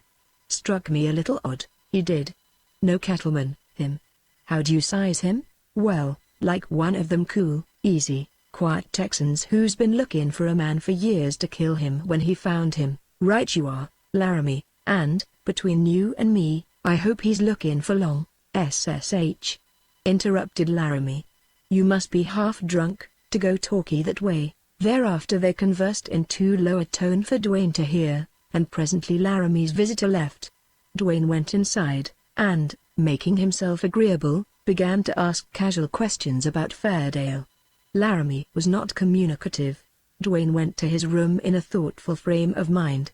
Had Laramie's visitor meant he hoped someone had come to kill Longstreth? Dwayne inferred just that from the interrupted remark. There was something wrong about the mayor of Fairdale. Dwayne felt it. And he felt also, if there was a crooked and dangerous man, it was this Floyd Lawson. The innkeeper Laramie would be worth cultivating. And last in Dwayne's thoughts that night was Miss Longstreth. He could not help thinking of her, how strangely the meeting with her had affected him. It made him remember that long-past time when girls had been a part of his life. What a sad and dark and endless void lay between that past and the present. He had no right even to dream of a beautiful woman like Ray Longstreth. That conviction, however, did not dispel her. Indeed, it seemed perversely to make her grow more fascinating. Dwayne grew conscious of a strange, unaccountable hunger, a something that was like a pang in his breast. Next day he lounged about the inn. He did not make any overtures to the taciturn proprietor. Dwayne had no need of hurry now. He contented himself with watching and listening. and at the close of that day he decided Fairdale was what McNally had claimed it to be, and that he was on the track of an unusual adventure. The following day he spent in much the same way, though on one occasion he told Laramie he was looking for a man. The innkeeper grew a little less furtive and reticent after that. He would answer casual queries, and it did not take Dwayne long to learn that Laramie had seen better days, that he was now broken, bitter, and hard. Someone had wronged him. Several days passed. Dwayne did not succeed in getting any closer to Laramie, but he found the idlers on the corners and in front of the stores unsuspicious and willing to talk. It did not take him long to find out that Fairdale stood parallel with Huntsville for gambling, drinking, and fighting. The street was always lined with dusty, saddled horses, the town full of strangers. Money appeared more abundant than in any place Dwayne had ever visited, and it was spent with the abandon that spoke forcibly of easy and crooked acquirement. Dwayne decided that Sanderson, Bradford, and Ord were but notorious outposts to this Fairdale, which was a secret center of rustlers and outlaws. And what struck Dwayne strangest of all was the fact that Longstreth was mayor here and held court daily. Dwayne knew intuitively, before a chance remark gave him proof, that this court was a sham, a farce. And he wondered if it were not a blind. This wonder of his was equivalent to suspicion of Colonel Longstreth, and Dwayne reproached himself. Then he realized that the reproach was because of the daughter. Inquiry had brought him the fact that Ray Longstreth had just come to live with their father. Longstreth had originally been a planter in Louisiana, where his family had remained after his advent in the West. He was a rich rancher, he owned half of Fairdale, he was a cattle buyer on a large scale. Floyd Lawson was his lieutenant and associate in deals. On the afternoon of the 5th day of Dwayne's stay in Fairdale he returned to the inn from his usual stroll, and upon entering was amazed to have a rough-looking young fellow rush by him out of the door. Inside, Laramie was lying on the floor, with a bloody bruise on his face. He did not appear to be dangerously hurt, Bo Snicker. "He hit me and went after the cash drawer," said Laramie, laboring to his feet. "Are you hurt much?" queried Dwayne. "I guess not. But Bo needn't to have soaked me. I've been robbed before without that." "Well, I'll take a look after Bo," replied Dwayne. He went out and glanced down the street toward the center of the town. He did not see anyone he could take for the innkeeper's assailant.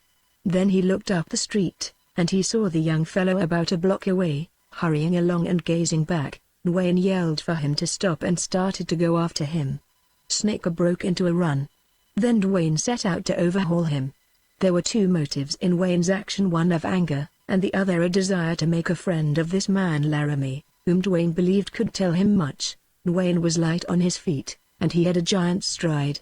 He gained rapidly upon Snicker, who, turning this way and that, could not get out of sight. Then he took to the open country and ran straight for the green hill where Longstreth's house stood. Dwayne had almost caught Snicker when he reached the shrubbery and trees and there eluded him.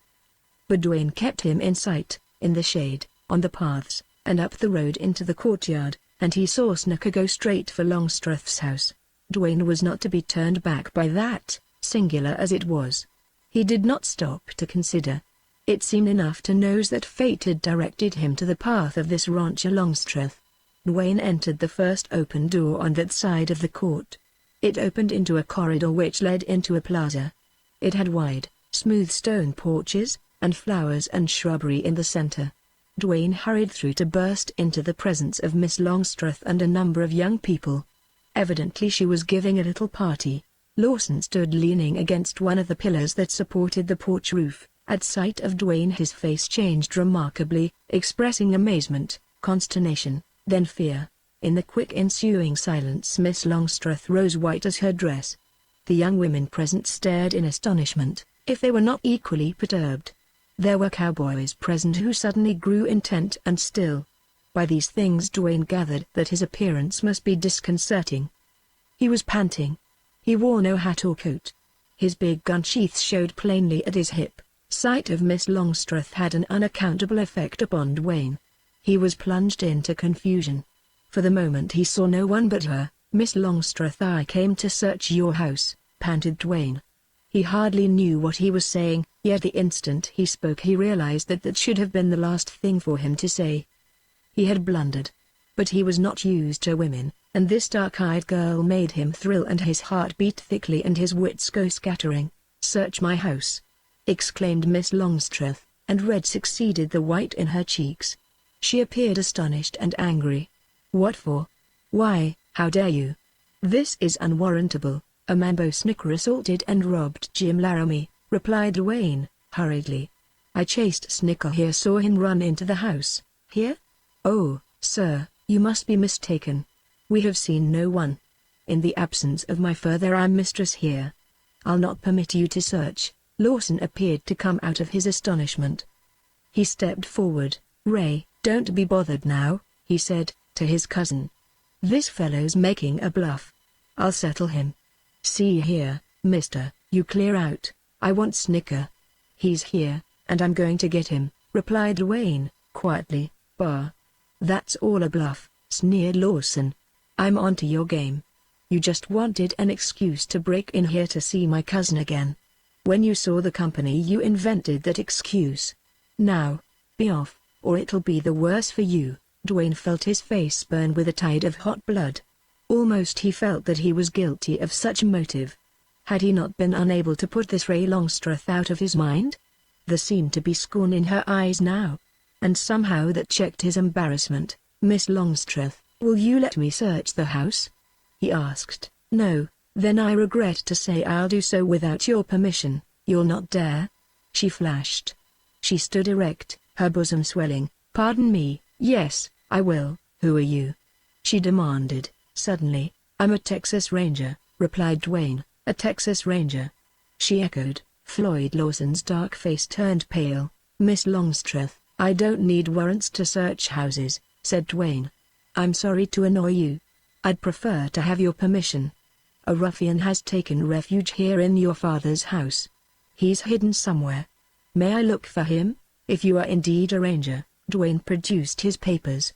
Miss Longstreth haughtily refused to look at them. "Miss Longstreth, I've come to make Fairdale a safer, cleaner, better place for women and children. I don't wonder at your resentment. But to doubt me, insult me. Someday you may be sorry." Floyd Lawson made a violent motion with his hands. "All stuff. Cousin, go on with your party. I'll take a couple of cowboys and go with this Texas Ranger." "Thanks," said Dwayne, coolly, as he eyed Lawson. "Perhaps you'll be able to find Snicker quicker than I could." "What do you mean?" demanded Lawson, and now he grew livid. Evidently he was a man of fierce, quick passions. "Don't quarrel," said Miss Longstreth. "Floyd, you go with him. Please hurry. I'll be nervous till the man's found, or you're sure there's not one." They started with several cowboys to search the house. They went through the rooms searching, calling out, peering into dark places. It struck Dwayne more than forcibly that Lawson did all the calling. He was hurried, too, tried to keep in the lead. Dwayne wondered if he knew his voice would be recognized by the hiding man. Be that as it might, it was Dwayne who peered into a dark corner and then, with a gun leveled, said, "Come out." He came forth into the flare, a tall, slim, dark-faced youth, wearing sombrero, blouse and trousers. Dwayne collared him before any of the others could move and held the gun close enough to make him shrink. But he did not impress Dwayne as being frightened just then. Nevertheless, he had a clammy face, the pallid look of a man who had just gotten over a shock. He peered into Dwayne's face, then into that of the cowboy next to him, then into Lawson's, and if ever in Dwayne's life he beheld relief, it was then. That was all Dwayne needed to know, but he meant to find out more if he could. "Who are you?" asked Dwayne, quietly. "Bo Snicker," he said. "What did you hide here for?" He appeared to grow sullen. "Reckoned I'd be as safe in Longstreth's as anywheres." "Ranger, what'll you do with him?" Lawson queried, as if uncertain. Now the capture was made. "I'll see to that," replied Dwayne, and he pushed Snicker in front of him out into the court. Dwayne had suddenly conceived the idea of taking Snicker before Mayor Longstreth in the court. When Dwayne arrived at the hall where court was held, there were other men there, a dozen or more, and all seemed excited. Evidently, news of Dwayne had preceded him. Longstreth sat at a table up on a platform. Near him sat a thick-set grizzled man, with deep eyes, and this was Hanford Owens, county judge. To the right stood a tall, angular, yellow-faced fellow with a drooping sandy mustache. Conspicuous on his vest was a huge silver shield. This was Gorst, one of Longstreth's sheriffs. There were 4 other men whom Dwayne knew by sight, several whose faces were familiar, and half a dozen strangers, all dusty horsemen. Longstreth pounded hard on the table to be heard. Mayor or not, he was unable at once to quell the excitement. Gradually, however, it subsided, and from the last few utterances before quiet was restored Dwayne gathered that he had intruded upon some kind of a meeting in the hall. "What did you break in here for?" demanded Longstreth. "Isn't this the court? Aren't you the mayor of Fairdale?" interrogated Dwayne. His voice was clear and loud, almost piercing. "Yes," replied Longstreth. Like flint he seemed, yet Dwayne felt his intense interest. "I've arrested a criminal," said Dwayne. "Arrested a criminal?" ejaculated Longstreth. "You? Who are you?" "I'm a ranger," replied Dwayne. A significant silence ensued. "I charge Snooker with assault on Laramie and attempted robbery if not murder. He's had a shady past here, as this court will know if it keeps a record. What's this I hear about you, Bo?" "Get up and speak for yourself," said Longstreth, gruffly. Snooker got up, not without a furtive glance at Dwayne, and he had shuffled forward a few steps toward the mayor. He had an evil front, but not the boldness even of a rustler. "It ain't so, Longstreth," he began, loudly. "I went in Laramie's place for grub. Some feller I never seen before come in from the hall and hit Laramie and wrestled him on the floor. I went out. Then this big ranger chased me and fetched me here. One didn't do nothing. This ranger's hankerin' to arrest somebody. That's my hunch, Longstreth." Longstreth said something in an undertone to Judge Owens, and that worthy nodded his great bushy head. "Bo, you're discharged," said Longstreth, bluntly. "Now the rest of you clear out of here." He absolutely ignored the ranger. That was his rebuff to Dwayne, his slap in the face to an interfering ranger service. If Longstreth was crooked, he certainly had magnificent nerve. Dwayne almost decided he was above suspicion. But his nonchalance, his air of finality, his authoritative assurance, these to Dwayne's keen and practiced eyes were in significant contrast to a certain tenseness of line about his mouth and a slow paling of his olive skin. In that momentary lull, Dwayne's scrutiny of Longstreth gathered an impression of the man's intense curiosity. Then the prisoner, Snooker, with a cough that broke the spell of silence, shuffled a couple of steps toward the door. "Hold on," called Dwayne. The call halted Snooker, as if it had been a bullet. "Longstreth, I saw Snooker attack Laramie," said Dwayne, his voice still ringing. "What has the court to say to that?" "The court has this to say. West of the Pecos we'll not aid any ranger service. We don't want you out here. Fairdale doesn't need you." "That's a lie, Longstreth," retorted Dwayne. "I've letters from Fairdale citizens all begging for ranger service." Longstreth turned white. The veins corded at his temples. He appeared about to burst into rage. He was at a loss for quick reply. Floyd Lawson rushed in and up to the table. The blood showed black and thick in his face, his utterance was incoherent, his uncontrollable outbreak of temper seemed out of all proportion to any cause he should reasonably have had for anger. Longstreth shoved him back with a curse and a warning glare. "Where's your warrant to arrest Snooker?" shouted Longstreth. "I don't need warrants to make arrests. Longstreth, you're ignorant of the power of Texas Rangers. You'll come none of your damned ranger stunts out here. I'll block you." That passionate reply of Longstreth's was the signal Dwayne had been waiting for. He had helped on the crisis. He wanted to force Longstreth's hand and show the town his stand. Dwayne backed clear of everybody. "Men, I call on you all," cried Dwayne, piercingly. "I call on you to witness the arrest of a criminal prevented by Longstreth, Mayor of Fairdale. It will be recorded in the report to the Adjutant General at Austin. Longstreth, you'll never prevent another arrest." Longstreth sat white with working jaw. "Longstreth, you've shown your hand," said Dwayne, in a voice that carried far and held those who heard. "Any honest citizen of Fairdale can now see what's plain. Yours is a damn poor hand. You're going to hear me call a spade a spade. In the 2 years you've been mayor you've never arrested one rustler. Strange, when Fairdale's a nest for rustlers. You've never sent a prisoner to Del Rio, let alone to Austin. You have no jail. There have been 9 murders during your office, innumerable street fights and hold-ups. Not one arrest. But you have ordered arrests for trivial offenses, and have punished these out of all proportion. There have been lawsuits in your court suits over water rights, cattle deals, property lines. Strange how in these lawsuits you or Lawson or other men close to you are always involved. Strange how it seems the law was stretched to favor your interest. Dwayne paused in his cold, ringing speech. In the silence, both outside and inside the hall, could be heard the deep breathing of agitated men. Longstreth was indeed a study. Yet did he betray anything but rage at this interloper? Longstreth, here's plain talk for you and Fairdale, went on Dwayne.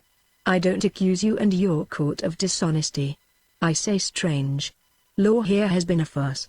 The motive behind all this laxity isn't plain to me yet.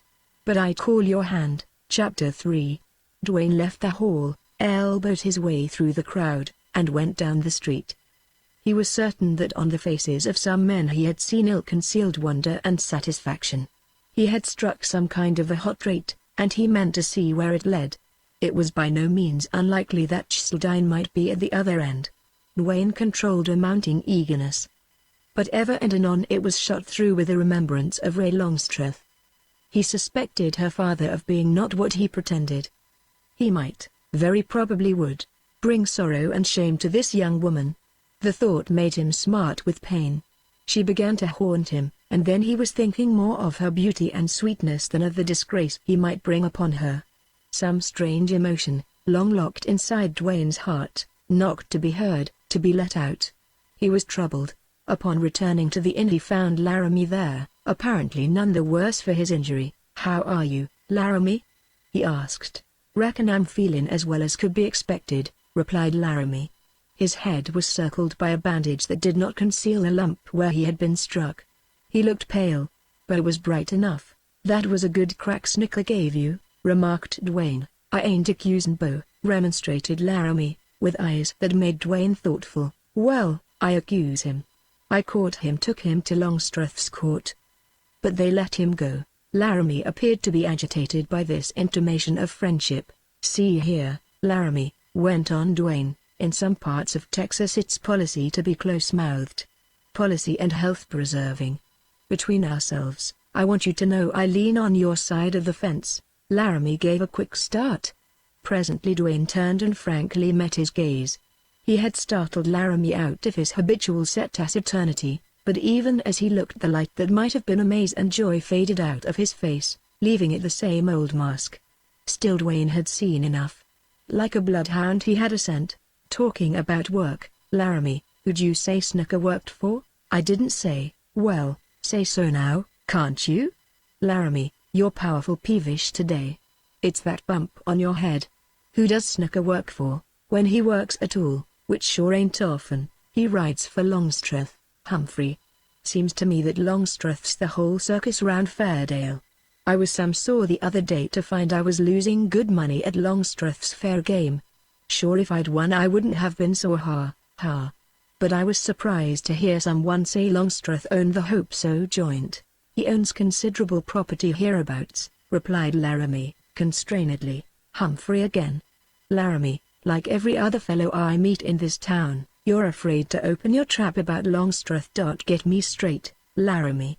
I don't care a damn for Colonel Mayor Longstreth. And for cause I'd throw a gun on him just as quick as on any rustler in Pecos." "Talks cheap," replied Laramie, making light of his bluster, but the red was deeper in his face. "Sure. I know that," Dwayne said. "And usually I don't talk." "Then it's not well known that Longstreth owns the Hope So?" "Reckon it's known in Pecos, all right. But Longstreth's name isn't connected with the Hope So. Blandy runs the place, that Blandy. His faro game's crooked, or I'm a locoed bronc. Not that we don't have lots of crooked faro dealers. A fellow can stand for them. But Blandy's mean, backhanded, never looks you in the eyes. That Hope So place ought to be run by a good fellow like you, Laramie." "Thanks," replied he, and Dwayne imagined his voice a little husky. "Didn't you hear I used to run it?" "No." "Did you?" Dwayne said, quickly. "I reckon. I built the place, made additions twice, owned it for 11 years, Well, I'll be dogged. It was indeed Dwayne's turn to be surprised, and with the surprise came a glimmering. I'm sorry you're not there now. Did you sell out? No. Just lost the place. Laramie was bursting for relief now to talk, to tell. Sympathy had made him soft. It was 2 years ago, 2 years last March, he went on. I was in a big cattle deal with Longstreth. We got the stock in my share, 1,800 head, was rustled off. I owed Longstreth. He pressed me. It'd come to a lawsuit and I was ruined. It hurt Dwayne to look at Laramie. He was white, and tears rolled down his cheeks. Dwayne saw the bitterness, the defeat, the agony of the man. He had failed to meet his obligations, nevertheless, he had been swindled. All that he suppressed, all that would have been passion had the man's spirit not been broken, lay bare for Dwayne to see. He had now the secret of his bitterness. But the reason he did not openly accuse Longstreth, the secret of his reticence and fear, these Dwayne thought best to try to learn at some later time. Hard luck. It certainly was tough, Dwayne said. But you're a good loser. And the wheel turns. Now, Laramie, here's what. I need your advice. I've got a little money. But before I lose it I want to invest some. Buy some stock, or buy an interest in some rancher's herd. What I want you to steer me on is a good square rancher. Or maybe a couple of ranches, if they happen to be two honest ones. Ha, ha. No deals with ranchers who ride in the dark with rustlers. I've a hunch Fairdale is full of them. Now, Laramie, you've been here for years. Sure you must know a couple of men above suspicion. Thank God I do, he replied, feelingly. Frank Morton and C. Zimmer, my friends and neighbors all my prosperous days, and friends still. You can gamble on Frank and C. But if you want advice from me, don't invest money in stock now. Why? Because any new fella buy in stock these days will be rustled quicker'n he can say Jack Robinson. The pioneers, the new cattlemen, these are easy pickin' for the rustlers. Lord knows all the ranchers are easy enough pickin'.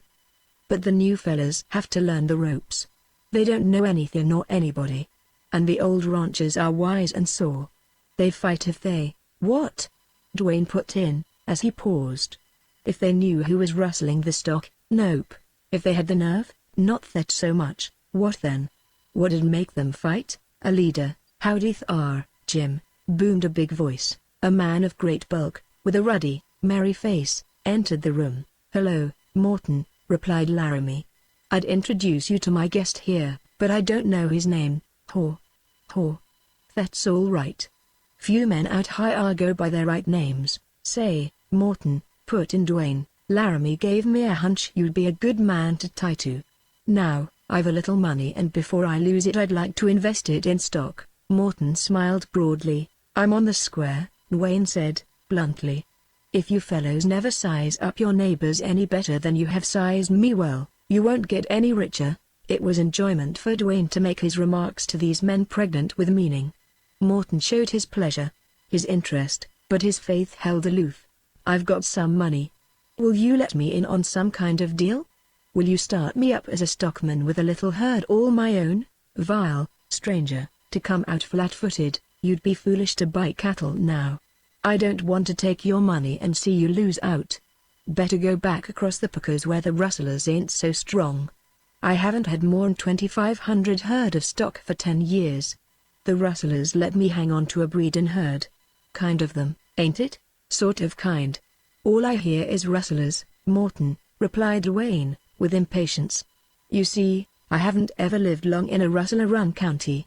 Who heads the gang, anyway? Morton looked at Dwayne with a curiously amused smile, then snapped his big jaw as if to shut in impulsive words. Look here, Morton. It stands to reason, no matter how strong these rustlers are, how hidden their work, however involved with supposedly honest men they can last. They come with the pioneers, and they'll last till there's a single steer left, he declared. Well, if you take that view of circumstances I just figure you as one of the rustlers. Morton looked as if he were about to brain Dwayne with the butt of his whip. His anger flashed by then, evidently as unworthy of him, and, something striking him as funny, he boomed out to laugh. It's not so funny, Dwayne went on. If you're going to pretend a yellow streak, what else will I think? Pretend? He repeated. Sure. I know men of nerve. And here they're not any different from those in other places. I say if you show anything like a lack of sand it's all bluff. By nature you've got nerve. There are a lot of men around Fairdale who are afraid of their shadows, afraid to be out after dark, afraid to open their mouths. But you're not one. So I say if you claim these rustlers will last, you're pretending lack of nerve just to help the popular idea along. For they can last. What you need out here is some new blood. Savvy what I mean? Vile, I reckon I do, he replied, looking as if a storm had blown over him. Stranger, I'll look you up the next time I come to town. Then he went out. Laramie had eyes like flint striking fire. He breathed a deep breath and looked around the room before his gaze fixed again on Dwayne. Vile, he replied, speaking low. You've picked the right men. Now, who in the hell are you? Reaching into the inside pocket of his buckskin vest, Dwayne turned the lining out. A star-shaped bright silver object flashed as he shoved it, pocket and all, under Jim's hard eyes. Ranger, he whispered, cracking the table with his fist. You sure aren't true to me, Laramie. Do you know who's boss of this secret gang of rustlers hereabouts? Asked Dwayne, bluntly. It was characteristic of him to come sharp to the point. His voice, something deep, easy, cool about him, seemed to steady Laramie. No, replied Laramie. Does anybody know? Went on Dwayne. Vile, I reckon there's not one honest native who knows. But you have your suspicions? We have. Give me your idea about this crowd that hangs round the saloons, the regulars. Just a bad lot, replied Laramie, with the quick assurance of knowledge. Most of them have been here years. Others have drifted in. Some of them work odd times. They rustle a few steers, steal, rob, anything for a little money to drink and gamble. Just a bad lot. Have you any idea whether Chsildine and his gang are associated with this gang here? Lord knows. I've always suspected them the same gang.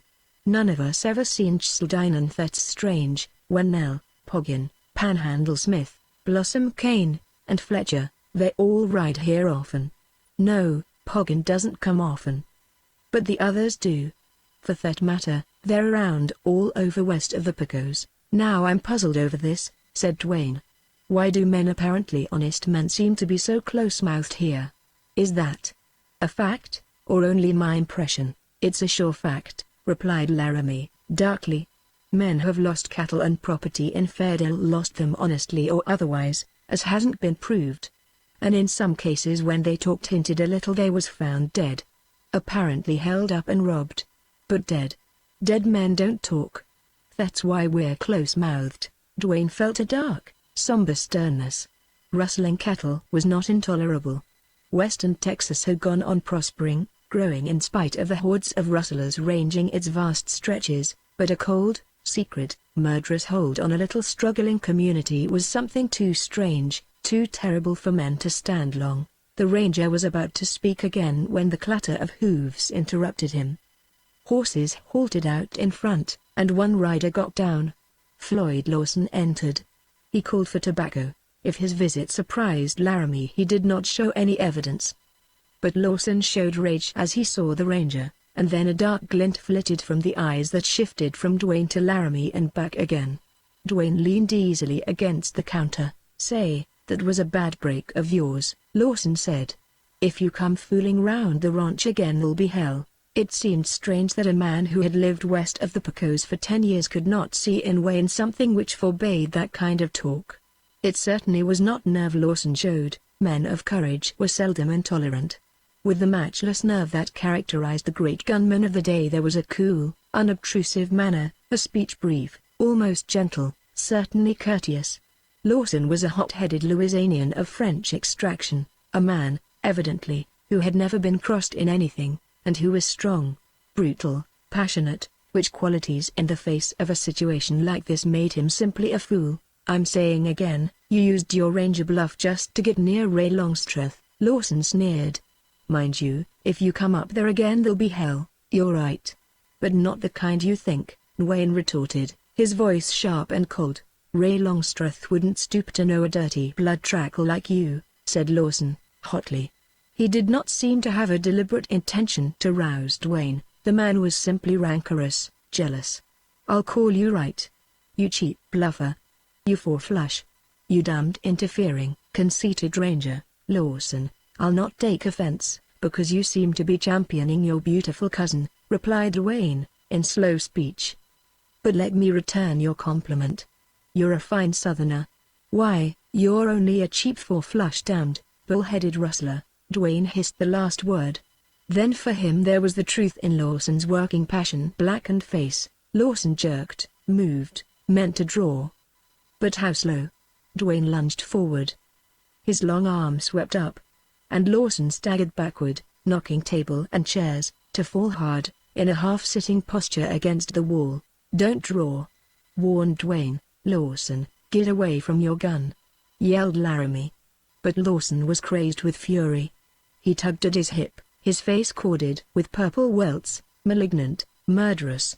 Dwayne kicked the gun out of his hand.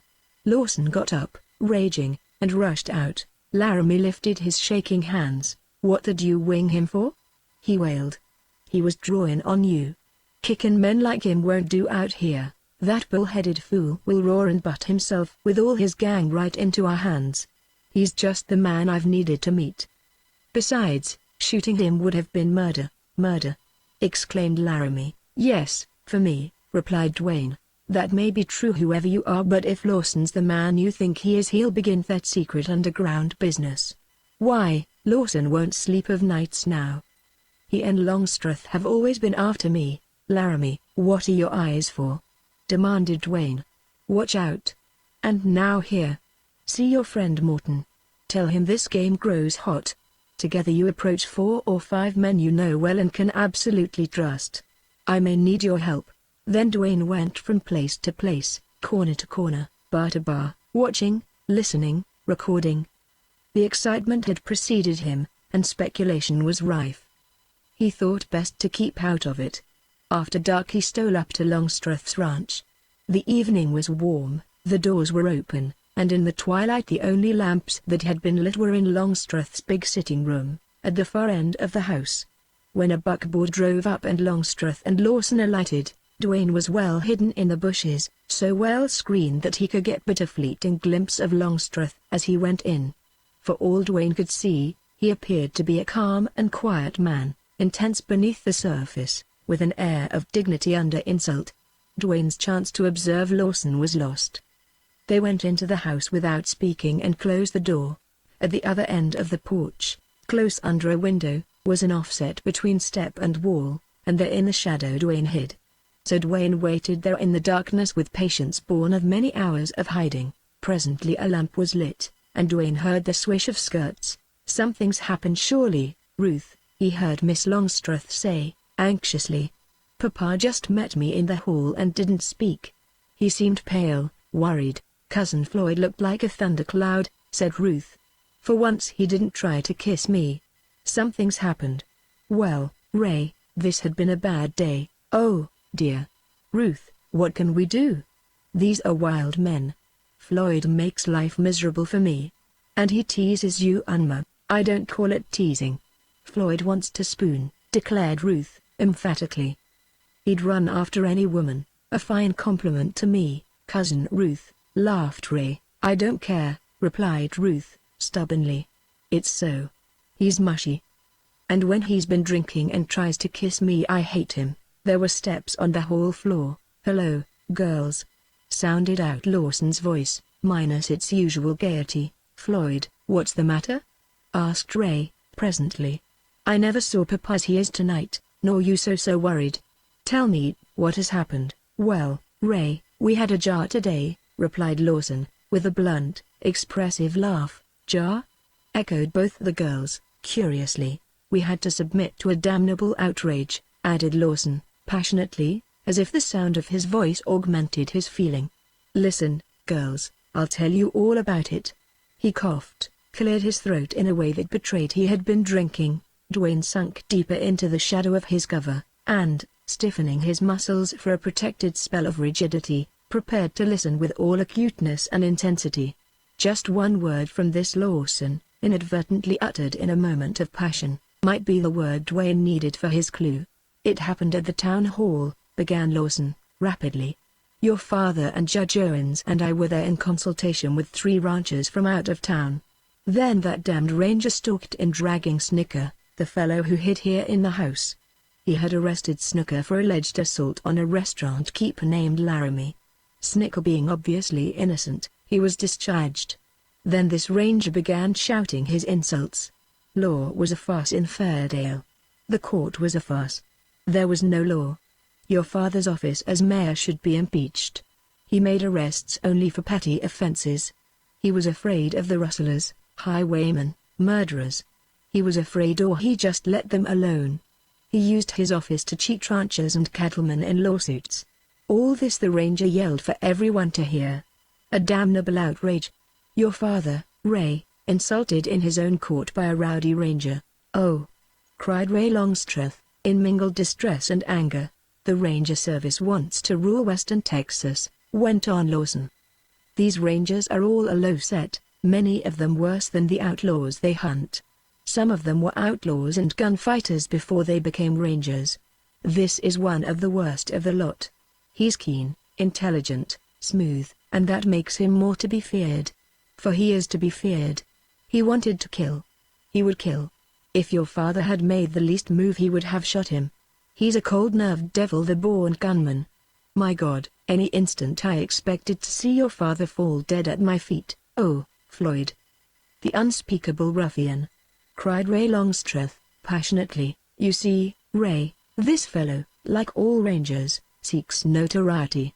He made that play with Snooker just for a chance to rant against your father. He tried to inflame all Fairdale against him. That about the lawsuits was the worst. Damn him. He'll make us enemies. What do you care for the insinuations of such a man? Said Ray Longstreth, her voice now deep and rich with feeling. After a moment's thought, no one will be influenced by them. Do not worry, Floyd. Tell Papa not to worry. Surely after all these years he can't be injured in reputation by an adventurer. Yes, he can be injured, replied Floyd, quickly. The frontier is a queer place. There are many bitter men here, men who have failed at ranching. And your father has been wonderfully successful. The ranger has dropped poison, and it'll spread. Chapter 4. Strangers rode into Fairdale, and other hard-looking customers, new to Dwayne if not to Fairdale, helped to create a charged and waiting atmosphere. The saloons did unusual business and were never closed. Respectable citizens of the town were awakened in the early dawn by rowdies carousing in the streets. Dwayne kept pretty close undercover during the day. He did not entertain the opinion that the first time he walked down street he would be a target for guns. Things seldom happened that way, and when they did happen so, it was more accident than design. But at night he was not idle. He met Laramie, Morton, Zimmer, and others of like character. A secret club had been formed, and all the members were ready for action. Dwayne spent hours at night watching the house where Floyd Lawson stayed when he was not up at Longstreth's. At night he was visited, or at least the house was, by strange men who were swift, stealthy, mysterious. All that kindly disposed friends or neighbors would not have been. Dwayne had not been able to recognize any of these night visitors, and he did not think the time was ripe for a bold holding up of one of them. Nevertheless, he was sure such an event would discover Lawson, or someone in that house, to be in touch with crooked men. Laramie was right. Not 24 hours after his last talk with Dwayne, in which he advised quick action, he was found behind the little bar of his restaurant with a bullet hole in his breast, dead. No one could be found who had heard a shot. It had been deliberate murder, for upon the bar had been left a piece of paper rudely scrawled with a pencil. All friends of Rangers looked for the same. This roused Dwayne. His first move, however, was to bury Laramie. None of Laramie's neighbors evinced any interest in the dead man or the unfortunate family he had left. Dwayne saw that these neighbors were held in check by fear.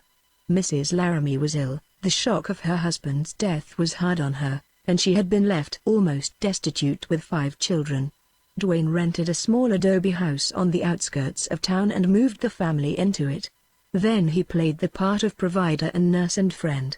After several days Dwayne went boldly into town and showed that he meant business. It was his opinion that there were men in Fairdale secretly glad of the Rangers' presence. What he intended to do was food for great speculation. A company of militia could not have had the effect upon the wild element of Fairdale that Dwayne's presence had. It got out that he was a gunman lightning swift on the draw. It was death to face him. He had killed 30 men, wildest rumor of all. LT was actually said of him he had the gun skill of Buck Dwayne or of Poggin. At first there had not only been great conjecture among the vicious element, but also a very decided checking of all kinds of action calculated to be conspicuous to a keen-eyed ranger. At the tables, at the bars and lounging places Dwayne heard the remarks, "Who's that ranger after? What'll he do fast off? Is he waitin' for somebody? Who's going to draw on him fust and go to hell? Just about how soon will he be found somewheres full of lead?" When it came out somewhere that Dwayne was openly cultivating the honest stay-at-home citizens to array them in time against the other element, then Fairdale showed its wolf teeth. Several times Dwayne was shot at in the dark and once slightly injured. Rumor had it that Poggin, the gunman, was coming to meet him. But the lawless element did not rise up in a mass to slay Dwayne on sight. It was not so much that the enemies of the law awaited his next move, but just a slowness peculiar to the frontier. The ranger was in their midst. He was interesting, if formidable. He would have been welcomed at card tables, at the bars, to play and drink with the men who knew they were under suspicion.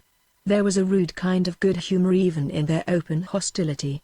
Besides, one ranger or a company of rangers could not have held the undivided attention of these men from their games and drinks and quarrels except by some decided move. Excitement, greed, appetite were rife in them. Dwayne marked, however, a striking exception to the usual run of strangers he had been in the habit of seeing. Snicker had gone or was undercover. Again Dwayne caught a vague rumor of the coming of Poggin, yet he never seemed to arrive. Moreover, the goings-on among the habitués of the resorts and the cowboys who came in to drink and gamble were unusually mild in comparison with former conduct. This lull, however, did not deceive Dwayne. It could not last. The wonder was that it had lasted so long. Dwayne went often to see Mrs. Laramie and her children. One afternoon while he was there he saw Miss Longstreth and Ruth ride up to the door. They carried a basket. Evidently they had heard of Mrs. Laramie's trouble. Dwayne felt strangely glad, but he went into an adjoining room rather than meet them. "Mrs. Laramie, I've come to see you," said Miss Longstreth, cheerfully. The little room was not very light, there being only one window and the doors, but Dwayne could see plainly enough. Mrs. Laramie lay, hollow-cheeked and haggard, on a bed. Once she had evidently been a woman of some comeliness. The ravages of trouble and grief were there to read in her worn face. It had not, however, any of the hard and bitter lines that had characterized her husband's. Dwayne wondered, considering that Longstreth had ruined Laramie, how Mrs. Laramie was going to regard the daughter of an enemy. "So you're Granger Longstreth's girl?" queried the woman, with her bright, black eyes fixed on her visitor. "Yes," replied Miss Longstreth, simply. "This is my cousin, Ruth Herbert. We've come to nurse you, take care of the children, help you in any way you'll let us." There was a long silence. "Well, you look a little like Longstreth," finally said Mrs. Laramie, "but you're not at all like him. You must take after your mother." "Miss Longstreth, I don't know if I ought to accept anything from you. Your father ruined my husband." "Yes, I know," replied the girl, sadly. "That's all the more reason you should let me help you. Pray don't refuse. It will mean so much to me." If this poor, stricken woman had any resentment it speedily melted in the warmth and sweetness of Miss Longstreth's manner. Dwayne's idea was that the impression of Ray Longstreth's beauty was always swiftly succeeded by that of her generosity and nobility. At any rate, she had started well with Mrs. Laramie, and no sooner had she begun to talk to the children than both they and the mother were won. The opening of that big basket was an event. Poor, starved little beggars. Dwayne's feelings seemed too easily roused. Hard indeed would it have gone with Jim Laramie's slayer if he could have laid eyes on him then. However, Miss Longstreth and Ruth, after the nature of tender and practical girls, did not appear to take the sad situation to heart. The havoc was wrought in that household. The needs now were cheerfulness, kindness, help, action, and these the girls furnished with a spirit that did Dwayne good. "Mrs. Laramie, who dressed this baby?" presently asked Miss Longstreth. Dwayne peeped in to see a dilapidated youngster on her knee.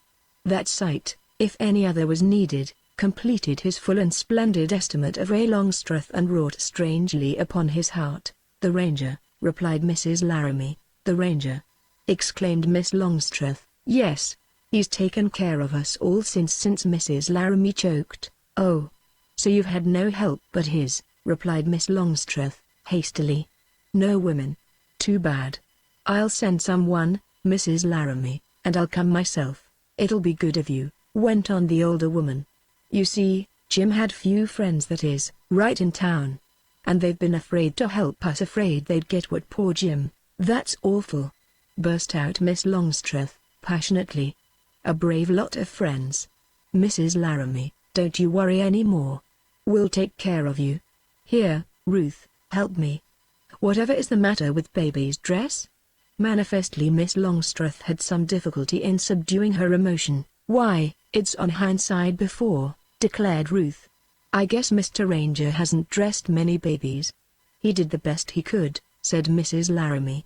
"Lord only knows what would have become of us." "Then he is something more than a ranger?"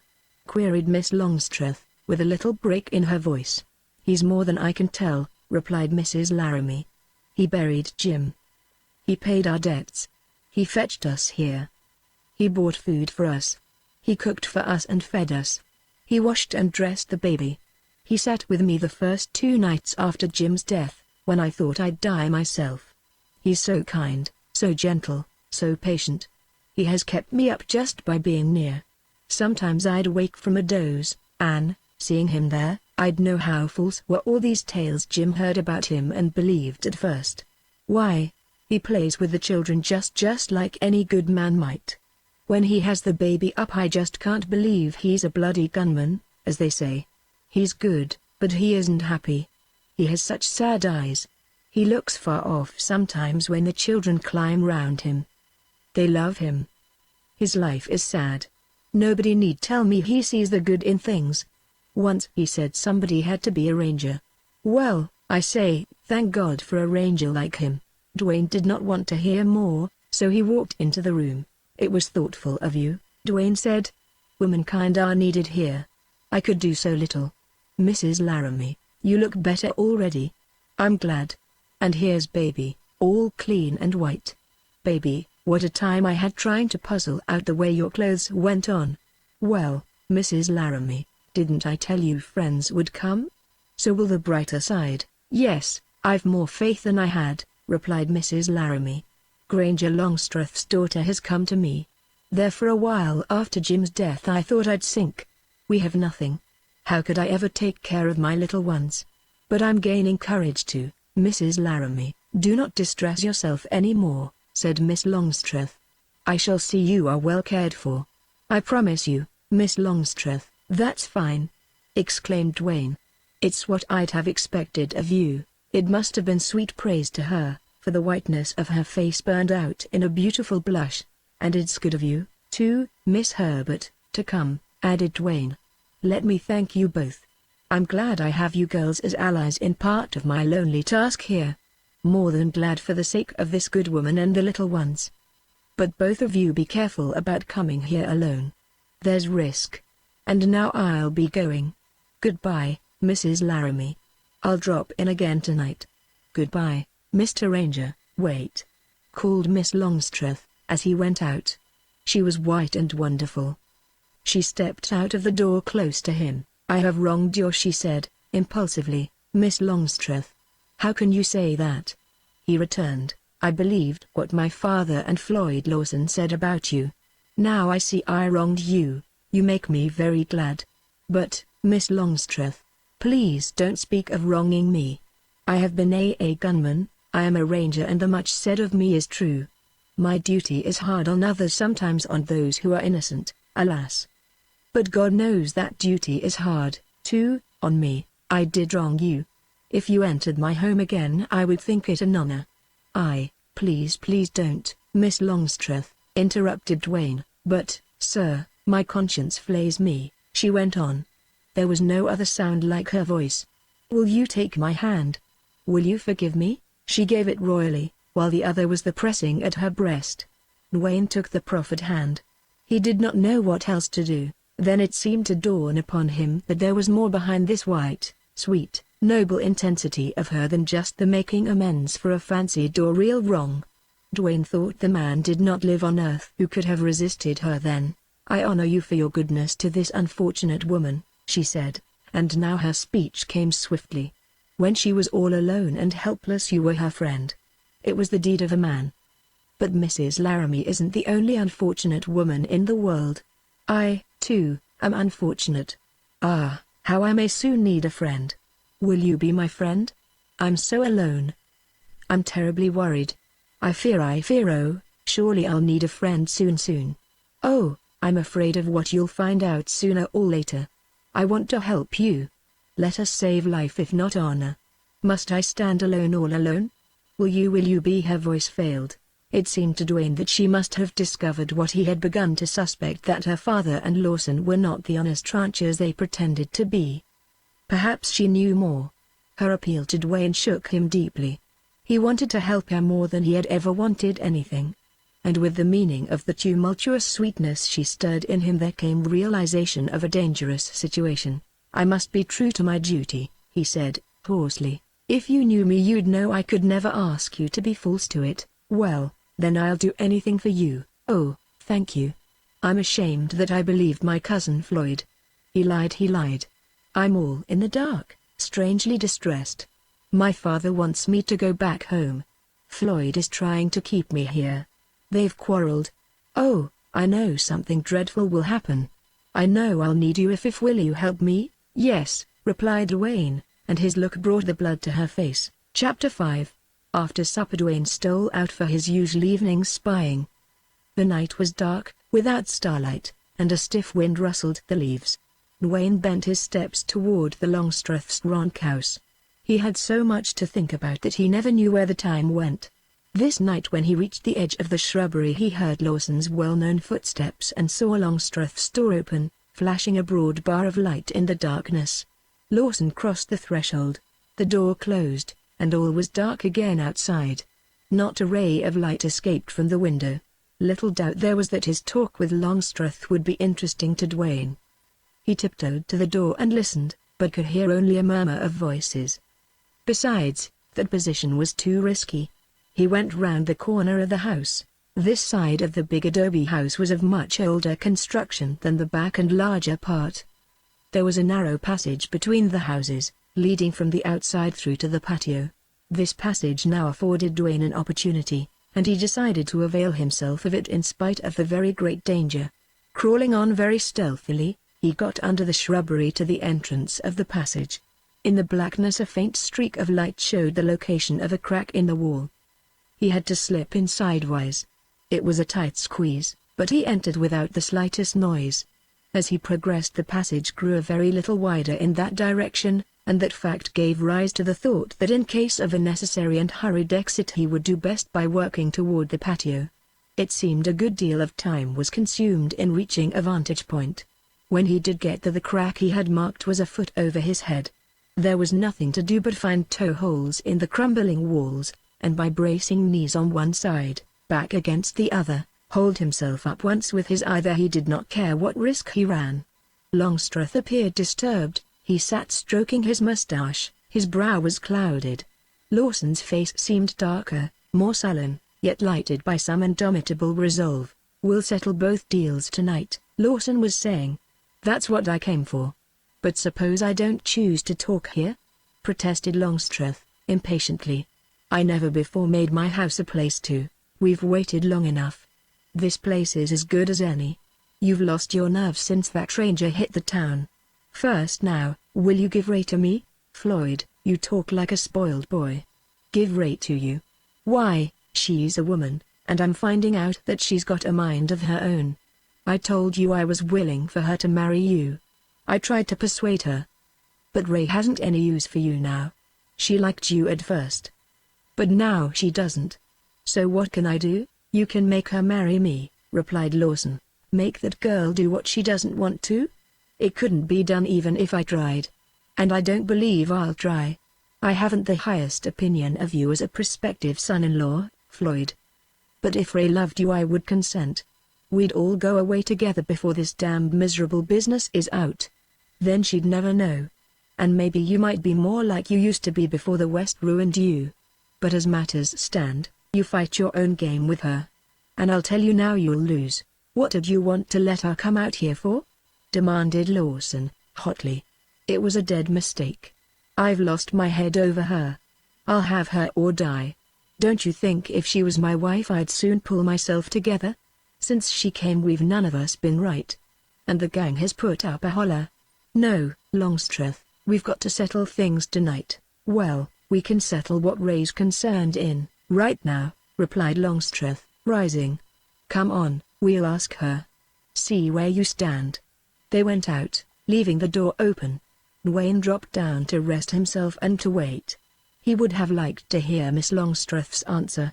But he could guess what it would be. Lawson appeared to be all Wayne had thought him, and he believed he was going to find out presently that he was worse. The men seemed to be absent a good while, though that feeling might have been occasioned by Dwayne's thrilling interest and anxiety. Finally he heard heavy steps. Lawson came in alone. He was leaden-faced, humiliated. Then something abject in him gave place to rage. He strode the room, he cursed. Then Longstreth returned, now appreciably calmer. Dwayne could not but decide that he felt relief at the evident rejection of Lawson's proposal. Don't fuss about it, Floyd, he said. You see I can't help it. We're pretty wild out here. But I can't rope my daughter and give her to you as I would an unruly steer, Longstreth. I can make her marry me, declared Lawson, thickly. How? You know the hold I got on you, the deal that made you boss of this rustler gang? It isn't likely I'd forget, replied Longstreth, grimly. I can go to Ray, tell her that, make her believe I'd tell it broadcast, tell this ranger unless she'd marry me. Lawson spoke breathlessly, with haggard face and shadowed eyes. He had no shame. He was simply in the grip of passion. Longstreth gazed with dark, controlled fury at this relative. In that look Dwayne saw a strong, unscrupulous man fallen into evil ways, but still a man. It betrayed Lawson to be the wild and passionate weakling. Dwayne seemed to see also how during all the years of association this strong man had upheld the weak one. But that time had gone forever, both in intent on Longstreth's part and in possibility. Lawson, like the great majority of evil and unrestrained men on the border, had reached a point where influence was futile. Reason had degenerated. He saw only himself, but, Floyd, Ray's the one person on earth who must never know I'm a rustler, a thief, a red-handed ruler of the worst gang on the border, replied Longstreth, impressively. Floyd bowed his head at that, as if the significance had just occurred to him. But he was not long at a loss. She's going to find it out sooner or later. I tell you she knows now there's something wrong out here. She's got A's. Mark what I say, Ray has changed, I know. But she hasn't any idea yet that her daddy's a boss rustler. Ray's concerned about what she calls my duty as mayor. Also I think she's not satisfied with my explanations in regard to certain property. Lawson halted in his restless walk and leaned against the stone mantelpiece. He had his hands in his pockets. He squared himself as if this was his last stand. He looked desperate, but on the moment showed an absence of his usual nervous excitement. Longstreth, that may well be true, he said.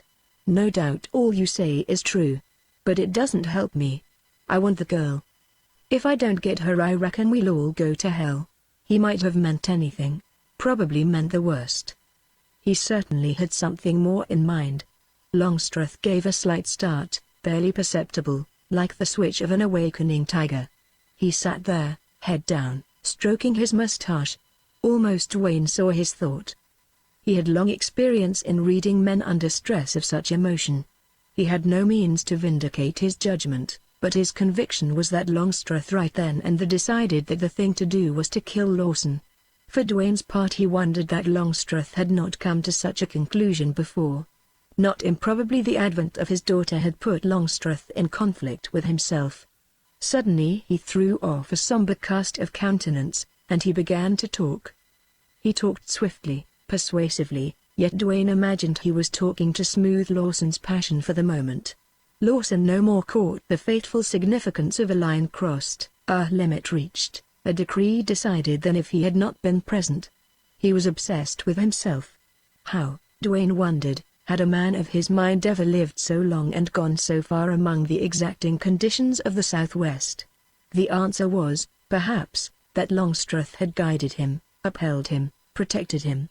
The coming of Ray Longstreth had been the entering wedge of dissension. "You're too impatient," concluded Longstreth. "You'll ruin any chance of happiness if you rush Ray. She might be one. If you told her who I am, she'd hate you forever. She might marry you to save me, but she'd hate you. That isn't the way. Wait. Play for time. Be different with her. Cut out your drinking. She despises that. Let's plan to sell out her stock, ranch, property and leave the country. Then you'd have a show with her." "I told you we've got to stick," growled Lawson. "The gang won't stand for our going. It can't be done unless you want to sacrifice everything." "You mean double-cross the men? Go without their knowing? Leave them here to face whatever comes?" "I mean just that. I'm bad enough, but not that bad," returned Longstreth. "If I can't get the gang to let me off, I'll stay and face the music." "All the same, Lawson, did it ever strike you that most of the deals the last few years have been yours?" "Yes. If I hadn't rung them in, there wouldn't have been any. You've had cold feet, and especially since this ranger has been here. Well, call it cold feet if you like. But I call it sense. We reached our limit long ago. We began by rustling a few cattle at a time when rustling was laughed at. But as our greed grew, so did our boldness. Then came the gang, the regular trips, the one thing and another till, before we knew it, before I knew it, we had shady deals, hold-ups, and murders on our record. Then we had to go on. Too late to turn back. I reckon we've all said that. None of the gang wants to quit. They all think, and I think, we can't be touched. We may be blamed, but nothing can be proved. We're too strong." "There's where you're dead wrong," rejoined Longstreth, emphatically. "I imagined that once, not long ago. I was bullheaded. Who would ever connect Granger Longstreth with the Rustler gang? I've changed my mind. I've begun to think. I've reasoned out things. We're crooked, and we can't last. It's the nature of life, even here, for conditions to grow better. The wise deal for us would be to divide equally and leave the country, all of us." "But you and I have all the stock, all the gain," protested Lawson. "I'll split mine." "I won't." "That settles that," added Lawson, instantly. Longstreth spread wide his hands as if it was useless to try to convince this man. Talking had not increased his calmness, and he now showed more than impatience. A dull glint gleamed deep in his eyes. "Your stock and property will last a long time, do you lots of good when this ranger, hoarsely croaked Lawson. The ranger's name was a match applied to powder. "Haven't I told you he'd be dead soon any time, same as Laramie is?" "Yes, you mentioned the supposition," replied Longstreth, sarcastically. "I inquired, too, just how that very desired event was to be brought about." "The gang will lay him out, retorted Longstreth, in turn. He laughed contemptuously. "Floyd, don't be a fool. You've been on the border for 10 years. You've packed a gun and you've used it. You've been with rustlers when they killed their men. You've been present at many fights. But you never in all that time saw a man like this ranger. You haven't got sense enough to see him right if you had a chance. Neither have any of you. The only way to get rid of him is for the gang to draw on him, all at once. Then he's going to drop some of them." "Longstreth, you say that like a man who wouldn't care much if he did drop some of them," declared Lawson, and now he was sarcastic. "To tell you the truth, I wouldn't," returned the other, bluntly. "I'm pretty sick of this mess," Lawson cursed in amazement. His emotions were all out of proportion to his intelligence. He was not at all quick-witted. Dwayne had never seen a vainer or more arrogant man. "Longstreth, I don't like your talk," he said. "If you don't like the way I talk, you know what you can do," replied Longstreth, quickly. He stood up then, cool and quiet, with flash of eyes and set of lips that told Dwayne he was dangerous. "Well, after all, that's neither here nor there," went on Lawson, unconsciously cowed by the other. "The thing is, do I get the girl? Not by any means, except her consent." "You'll not make her marry me?" "No. No," replied Longstreth, his voice still cold, low-pitched. "All right. Then I'll make her. Evidently Longstreth understood the man before him so well that he wasted no more words. Dwayne knew what Lawson never dreamed of, and that was that Longstreth had a gun somewhere within reach and meant to use it. Then heavy footsteps sounded outside, tramping upon the porch. Dwayne might have been mistaken, but he believed those footsteps saved Lawson's life. "There they are," said Lawson, and he opened the door. 5 masked men entered. They all wore coats hiding any weapons. A big man with burly shoulders shook hands with Longstreth, and the others stood back. The atmosphere of that room had changed. Lawson might have been a non-entity for all he counted. Longstreth was another man, a stranger to Dwayne. If he had entertained a hope of freeing himself from this band, of getting away to a safer country, he abandoned it at the very sight of these men. There was power here, and he was bound. The big man spoke in low, hoarse whispers, and at this all the others gathered around him close to the table. There were evidently some signs of membership not plain to Dwayne. Then all the heads were bent over the table. Low voices spoke, queried, answered, argued. By straining his ears Dwayne caught a word here and there. They were planning, and they were brief. Dwayne gathered they were to have a rendezvous at or near Ord. Then the big man, who evidently was the leader of the present convention, got up to depart. He went as swiftly as he had come, and was followed by his comrades. Longstreth prepared for a quiet smoke. Lawson seemed uncommunicative and unsociable. He smoked fiercely and drank continually. All at once he straightened up as if listening. "What's that?" he called, suddenly. Dwayne's strained ears were pervaded by a slight rustling sound. "Must be a rat," replied Longstreth. The rustle became a rattle. "Sounds like a rattlesnake to me," said Lawson. Longstreth got up from the table and peered round the room. Just at that instant Dwayne felt an almost inappreciable movement of the adobe wall which supported him. He could scarcely credit his senses. But the rattle inside Longstreth's room was mingling with little dull thuds of falling dirt. The adobe wall, merely dried mud, was crumbling. Dwayne distinctly felt a tremor pass through it. Then the blood gushed back to his heart. "What in the hell?" exclaimed Longstreth. "I smell dust," said Lawson, sharply. That was the signal for Dwayne to drop down from his perch, yet despite his care he made a noise. "Did you hear a step?" queried Longstreth. No one answered. But a heavy piece of the adobe wall fell with a thud. Dwayne heard it crack, felt it shake. "There's somebody between the walls," thundered Longstreth. Then a section of the wall fell inward with a crash. Dwayne began to squeeze his body through the narrow passage toward the patio. "Hear him!" yelled Lawson.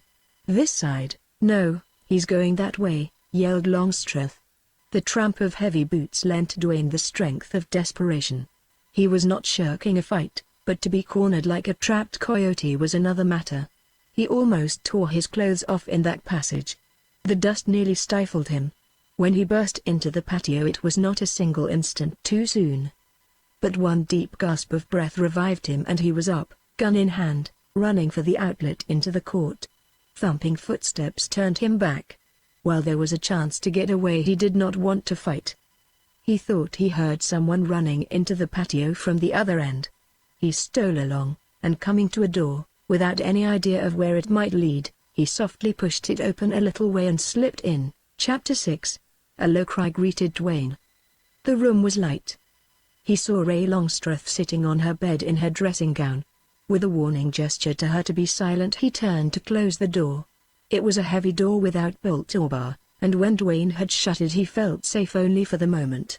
Then he gazed around the room. There was one window with blind closely drawn. He listened and seemed to hear footsteps retreating, dying away. Then Dwayne turned to Miss Longstreth. She had slipped off the bed, half to her knees, and was holding out trembling hands. She was as white as the pillow on her bed. She was terribly frightened. Again with warning hand commanding silence, Dwayne stepped softly forward, meaning to reassure her. "Oh," she whispered, wildly, and Dwayne thought she was going to faint. When he got close and looked into her eyes, he understood the strange, dark expression in them. She was terrified because she believed he meant to kill her, or do worse, probably worse. Dwayne realized he must have looked pretty hard and fierce bursting into her room with that big gun in hand. The way she searched Dwayne's face with doubtful, Fearful eyes hurt him. Listen. I didn't know this was your room. I came here to get away to save my life. I was pursued. I was spying on your father and his men. They heard me, but did not see me. They don't know who was listening. They're after me now. Her eyes changed from blank gulfs to dilating, shadowing, quickening windows of thought. Then she stood up and faced Dwayne with the fire and intelligence of a woman in her eyes. Tell me now. You were spying on my father? Briefly Dwayne told her what had happened before he entered the room, not omitting a terse word as to the character of the men he had watched. My God. So it's that? I knew something was terribly wrong here with him, with the place, the people. And right off I hated Floyd Lawson. Oh, it'll kill me if it's so much worse than I dreamed. What shall I do? The sound of soft steps somewhere near distracted Dwayne's attention, reminded him of her peril, and now, what counted more with him, made clear the probability of being discovered in her room. I'll have to get out of here, whispered Dwayne. Wait, she replied. Didn't you say they were hunting for you? They sure are, he returned, grimly. Oh, then you mustn't go. They might shoot you before you got away. Stay. If we hear them you can hide. I'll turn out the light. I'll meet them at the door. You can trust me. Wait till all quiets down, if we have to wait till morning. Then you can slip out. I oughtn't to stay. I don't want to. I won't, Dwayne replied, perplexed and stubborn, but you must. It's the only safe way. They won't come here. Suppose they should? It's an even chance Longstreth'll search every room and corner in this old house. If they found me here I couldn't start a fight. You might be hurt. Then the fact of my being here. Dwayne did not finish what he meant, but instead made a step toward the door. White of face and dark of eye, she took hold of him to detain him. She was as strong and supple as a panther. But she need not have been either resolute or strong, for the clasp of her hand was enough to make Dwayne weak. Up yet, Ray? Came Longstreth's clear voice, too strained, too eager to be natural. No.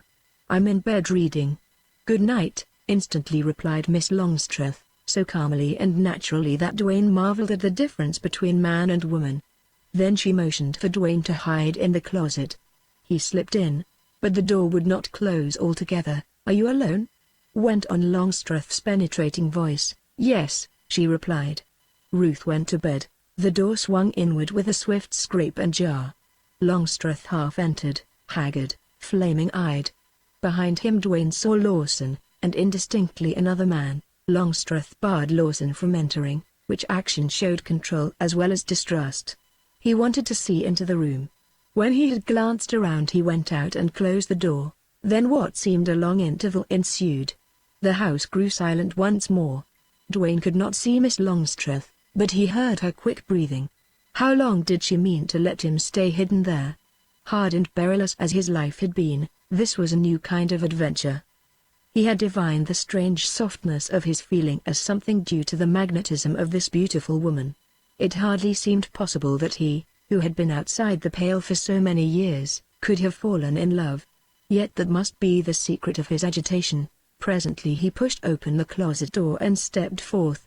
Miss Longstreth had her head lowered upon her arms and appeared to be in distress. At his touch she raised a quivering face. I think I can go now safely, he whispered. Go then, if you must, but you may stay till you're safe, she replied. I couldn't thank you enough. It's been hard on me this finding out, and you his daughter? I feel strange. I don't understand myself well. But I want you to know if I were not an outlaw ranger I'd lay my life at your feet. Oh. You have seen so little of me, she faltered. All the same it's true.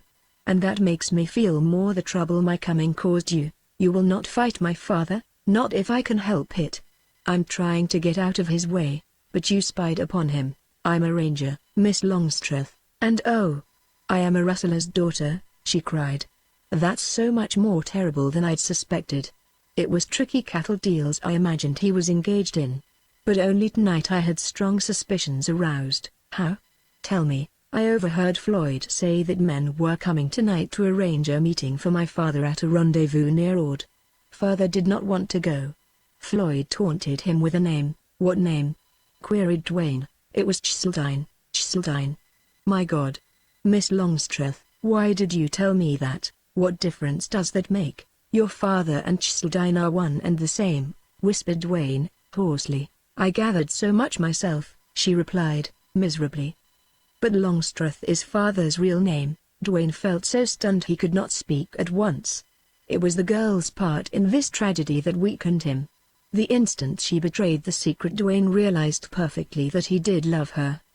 The emotion was like a great flood. Miss Longstreth, all this seems so unbelievable, he whispered. Zane is the rustler chief I've come out here to get. He's only a name. Your father is the real man. I've sworn to get him. I'm bound by more than law or oaths. I can't break what binds me. And I must disgrace you or wreck your life. Or why, Miss Longstreth, I believe I love you. It's all come in a rush. I'd die for you if I could. How fatal terrible this is. How things work out. She slipped to her knees, with her hands on his. You won't kill him? She implored. If you care for me you won't kill him? No. That I promise you. With a low moan she dropped her head upon the bed. Dwayne opened the door and stealthily stole out through the corridor to the court. When Dwayne got out into the dark, where his hot face cooled in the wind, his relief equaled his other feelings. The night was dark, windy, stormy, yet there was no rain.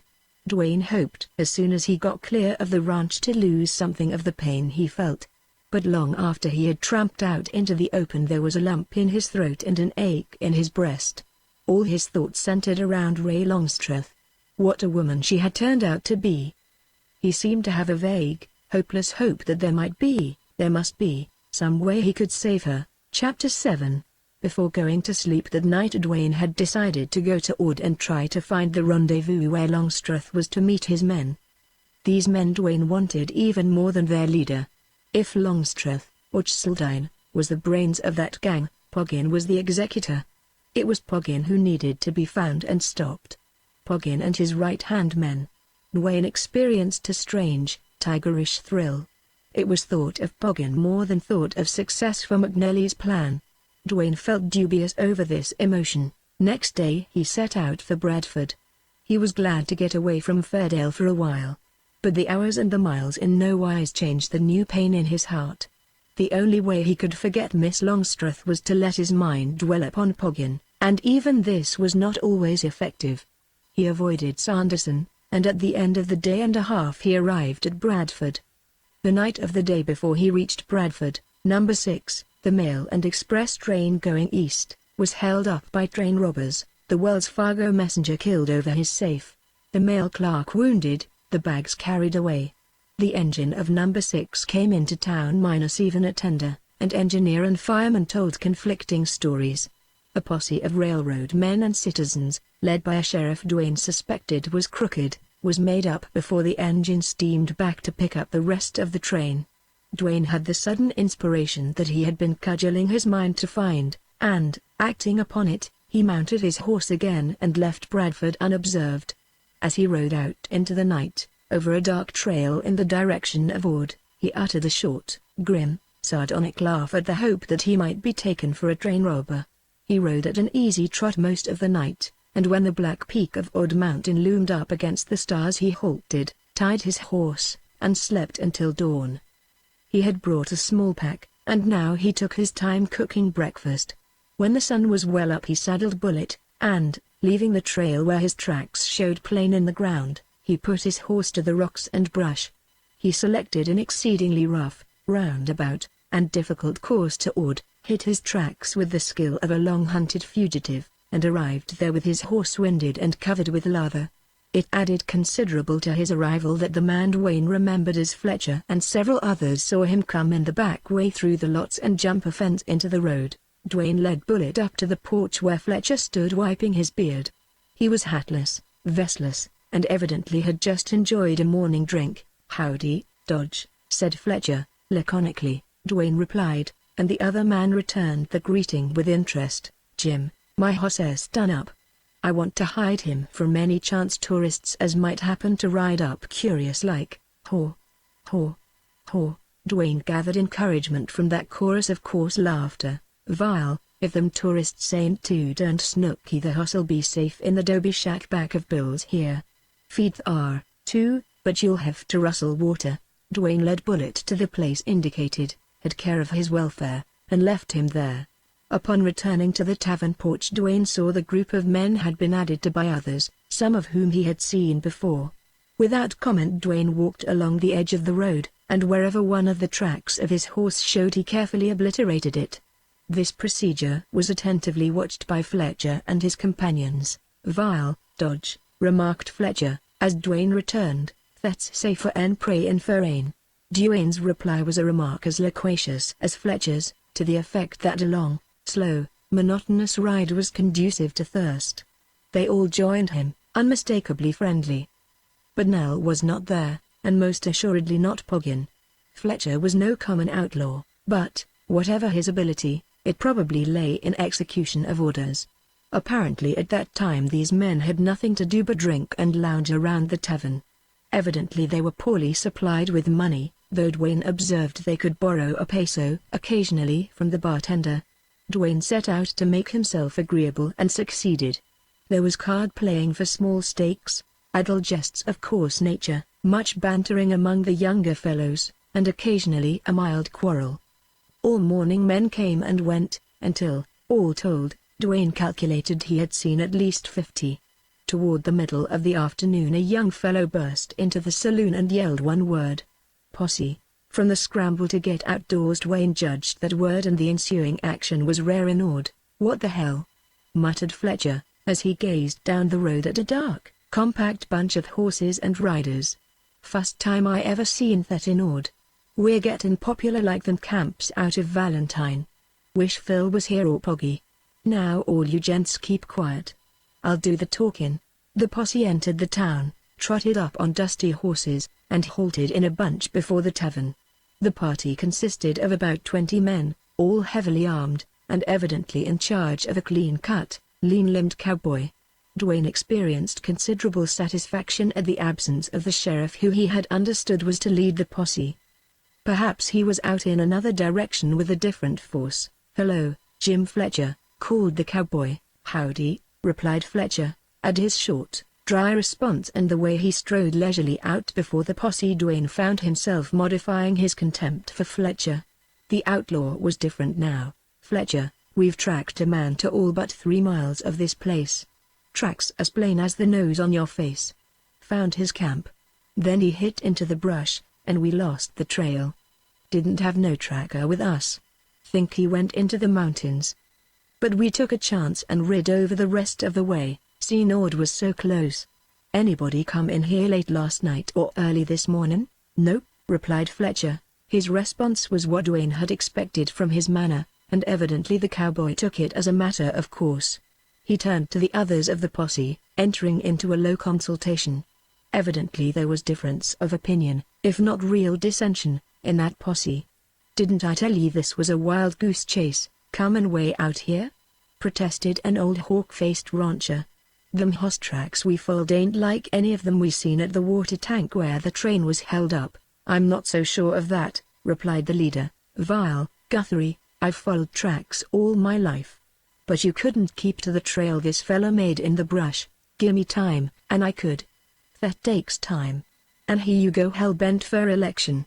But it's a wrong lead out this way. If you're right, this road agent, after he killed his pals, would have rid back right through town. And with them mail bags. Supposin' they was greasers? Some greasers has sense, and when it comes to thievin' they're sure cute. But we ain't got any reason to believe this robber who murdered the greasers is a greaser himself. I tell you it was a slick job done by no ordinary sneak. Didn't you hear the facts? One greaser hopped the engine and covered the engineer and fireman. Another greaser kept flashing his gun outside the train. The big man who shoved back the car door and did the killing, he was the real gent, and don't you forget it." Some of the posse sided with the cowboy leader and some with the old cattleman. Finally the young leader disgustedly gathered up his bridle. "Or, hell, that sheriff shoved you off this trail. Maybe he reasons savvy that. If I had a bunch of cowboys with me, I tell you what, I'd take a chance and clean up this hole." All the while Jim Fletcher stood quietly with his hands in his pockets. "Guthrie, I'm sure treasuring up your friendly talk," he said. The menace was in the tone, not the content of his speech. "You can and be damned to you, Fletcher," called Guthrie, as the horses started. Fletcher, standing out alone before the others of his clan, watched the posse out of sight. "Luck for you all that Poggy wasn't here," he said, as they disappeared. Then with a thoughtful mien he strode up on the porch and led Dwayne away from the others into the barroom. When he looked into Dwayne's face, it was somehow an entirely changed scrutiny. "Dodge, where'd you hide the stuff? I reckon I get in on this deal." "Seen I staved off Guthrie." Dwayne played his part. Here was his a tiger after prey. He seized it. First he coolly eyed the outlaw and then disclaimed any knowledge whatever of the train robbery other than Fletcher had heard himself. Then at Fletcher's persistence and admiration and increasing show of friendliness he laughed occasionally and allowed himself to swell with pride, though still denying. Next he feigned a lack of consistent willpower and seemed to be wavering under Fletcher's persuasion and grew silent, then surly. Fletcher, evidently sure of ultimate victory, desisted for the time being. However, in his solicitous regard and close companionship for the rest of that day he betrayed the bent of his mind. Later, when Wayne started up announcing his intention to get his horse and make for camp out in the brush, Fletcher seemed grievously offended. "Why don't you stay with me? I've got a comfortable doby over here. Didn't I stick by you when Guthrie and his bunch come up? Supposin' I hadn't showed down a cold hand to him? You'd be swingin' somewheres now. I tell you, Dodge, it ain't square." "I'll square it. I pay my debts," replied Dwayne. "But I can't put up here all night. If I belonged to the gang it'd be different." "What gang?" asked Fletcher, bluntly. "Why, Schuldine's." Fletcher's beard nodded as his jaw dropped. Dwayne laughed. "I run into him the other day.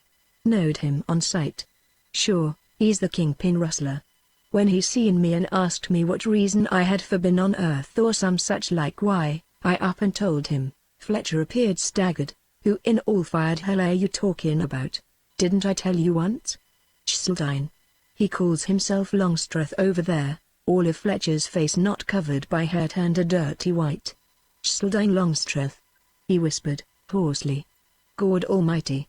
You braced the then a remarkable transformation came over the outlaw. He gulped, he straightened his face. He controlled his agitation. But he could not send the healthy brown back to his face. Dwayne, watching this rude man, marveled at the change in him, the sudden checking movement, the proof of a wonderful fear and loyalty. It all meant Schildine, a master of men. "Who?" queried Fletcher, in a queer, strained voice. "You gave me a handle, didn't you? Dodge. That's as good as any. Sure it hits me hard. Jim, I've been pretty lonely for years, and I'm getting in need of pals. Think it over, will you? See you manana." The outlaw watched Dwayne go off after his horse, watched him as he returned to the tavern, watched him ride out into the darkness all without a word. Dwayne left the town, threaded a quiet passage through cactus and mesquite to a spot he had marked before, and made ready for the night. His mind was so full that he found sleep aloof. Luck at last was playing his game. He sensed the first slow heave of a mighty crisis. The end, always haunting, had to be sternly blotted from thought. It was the approach that needed all his mind. He passed the night there, and late in the morning, after watching trail and road from a ridge, he returned to Ord. If Jim Fletcher tried to disguise his surprise, the effort was a failure. Certainly he had not expected to see Dwayne again. Dwayne allowed himself a little freedom with Fletcher, an attitude hitherto lacking. That afternoon a horseman rode in from Bradford, an outlaw evidently well known and liked by his fellows, and Dwayne bade him say, before he could possibly have been told the train robber was an Ord, that the loss of money in the holdup was slight. Like a flash Dwayne saw the luck of this report. He pretended not to have heard. In the early twilight at an opportune moment he called Fletcher to him, and, linking his arm within the outlaw's, he drew him off in a stroll to a log bridge spanning a little gully. Here, after gazing around, he took out a roll of bills, spread it out, split it equally, and without a word handed one half to Fletcher. With clumsy fingers Fletcher ran through the roll. 500. He exclaimed. "Dodge, that's damn handsome of you." "Considerin' the job wasn't." "Considerin' nothin'," interrupted Dwayne. "I'm makin' no reference to a job here or there. You did me a good turn. I split my pile. If that doesn't make us pards, good turns and money ain't no use in this country. Fletcher was one. The two men spent much time together. Dwayne made up a short fictitious history about himself that satisfied the outlaw, only it drew forth a laughing jest upon Dwayne's modesty. For Fletcher did not hide his belief that this new partner was a man of achievements. Nell and Poggin, and then Cheseldine himself, would be persuaded of this fact, so Fletcher boasted. He had influence. He would use it. He thought he pulled a stroke with Nell. But nobody on earth, not even the boss, had any influence on Poggin.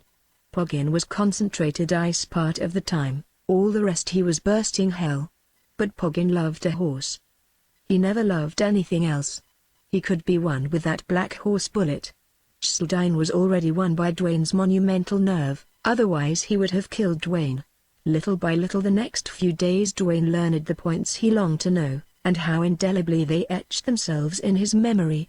Cheseldine's hiding place was on the far slope of Mount Ord, in a deep, high-walled valley. He always went there just before a contemplated job, where he met and planned with his lieutenants. Then while they executed he basked in the sunshine before one or another of the public places he owned. He was there in the Ord den now, getting ready to plan the biggest job yet. It was a bank robbery, but where, Fletcher had not as yet been advised. Then when Dwayne had pumped the now amenable outlaw of all details pertaining to the present, he gathered data and facts and places covering a period of 10 years Fletcher had been with Cheseldine. And herewith was unfolded a history so dark in its bloody regime, so incredible in its brazen daring, so appalling in its proof of the outlaw's sweep and grasp of the country from Pecos to Rio Grande, that Dwayne was stunned. Compared to this Cheseldine of the Big Bend, to this rancher, stock buyer, cattle speculator, property holder, all the outlaws Dwayne had ever known sank into insignificance. The power of the man stunned Dwayne. The strange fidelity given him stunned Dwayne. The intricate inside working of his great system was equally stunning. But when Dwayne recovered from that, the old terrible passion to kill consumed him, and it raged fiercely and it could not be checked. If that red-handed Poggin, if that cold-eyed, dead-faced Nell had only been at Ord. But they were not, and Dwayne with help of time got what he hoped was the upper hand of himself. Chapter 8. Again inaction and suspense dragged at Dwayne's spirit. Like a leashed hound with a keen scent in his face, Dwayne wanted to leap forth when he was bound. He almost fretted. Something called to him over the bold, wild brow of Mount Ord. But while Fletcher stayed in Ord waiting for Nell and Poggin, or for orders, Dwayne knew his game was again awaiting one. But one day there were signs of the long quiet of Ord being broken. A messenger strange to Dwayne rode in on a secret mission that had to do with Fletcher. When he went away, Fletcher became addicted to thoughtful moods and lonely walks. He seldom drank, and this in itself was a striking contrast to former behavior. The messenger came again. Whatever communication he brought, it had a remarkable effect upon the outlaw. Dwayne was present in the tavern when the fellow arrived, saw the few words whispered, but did not hear them. Fletcher turned white with anger or fear, perhaps both, and he cursed like a madman. The messenger, a lean, dark-faced, hard-riding fellow reminding Dwayne of the cowboy Guthrie, left the tavern without even a drink and rode away off to the west. This west mystified and fascinated Dwayne as much as the south beyond Mount Ord. Where were Nell and Poggin? Apparently they were not at present with the leader on the mountain. After the messenger left, Fletcher grew silent and surly. He had presented a variety of moods to Dwayne's observation, and this latest one was provocative of thought. Fletcher was dangerous. It became clear now that the other outlaws of the camp feared him, kept out of his way. Dwayne let him alone, yet closely watched him. Perhaps an hour after the messenger had left, not longer, Fletcher manifestly arrived at some decision, and he called for his horse. Then he went to his shack and returned. To Dwayne the outlaw looked in shape both to ride and to fight. He gave orders for the men in camp to keep close until he returned. Then he mounted. "Come here, Dodge," he called. Dwayne went up and laid a hand on the pommel of the saddle. Fletcher walked his horse, with Dwayne beside him, till they reached the log bridge, when he halted. "Dodge, I'm in bad with Nell," he said. "And it appears I'm the cause of friction between Nell and Poggy. Nell never had any use for me, but Poggy's been square, if not friendly. The boss has a big deal on, and here it's been held up because of this scrap. He's waiting over there on the mountain to give orders to Nell or Poggy, and neither one's showing up. I've got to stand in the breach, and I ain't enjoying the prospects. What's the trouble about, Jim?" asked Dwayne. "Reckon it's a little about you, Dodge," said Fletcher, dryly. "Nell hadn't any use for you that day. He ain't got no use for a man unless he can rule him. Some of the boys here have blabbed before I edged in with my say, and there's hell to pay. Nell claims to know something about you that'll make both the boss and Poggy sick when he springs it. But he's keeping quiet. Hard man to figure, that Nell. Reckon you'd better go back to Bradford for a day or so, then camp out near here till I come back. Why, Vile, because there ain't any use for you to get in bad, too. The gang will ride over here any day. If they're friendly, I'll light a fire on the hill there, say 3 nights from tonight. If you don't see it that night you hit the trail. I'll do what I can." Jim Fletcher sticks to his pals. "So long, Dodge." Then he rode away.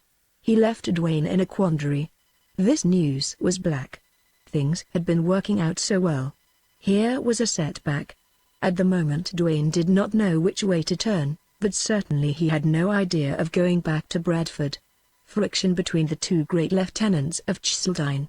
Open hostility between one of them and another of the chief's right-hand men.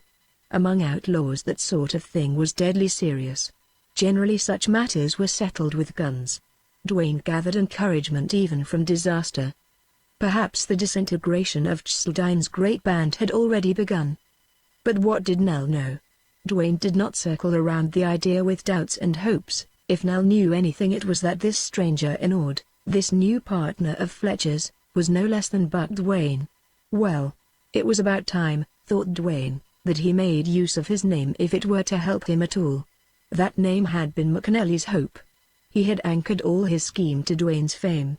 Dwayne was tempted to ride off after Fletcher and stay with him. This, however, would hardly be fair to an outlaw who had been fair to him.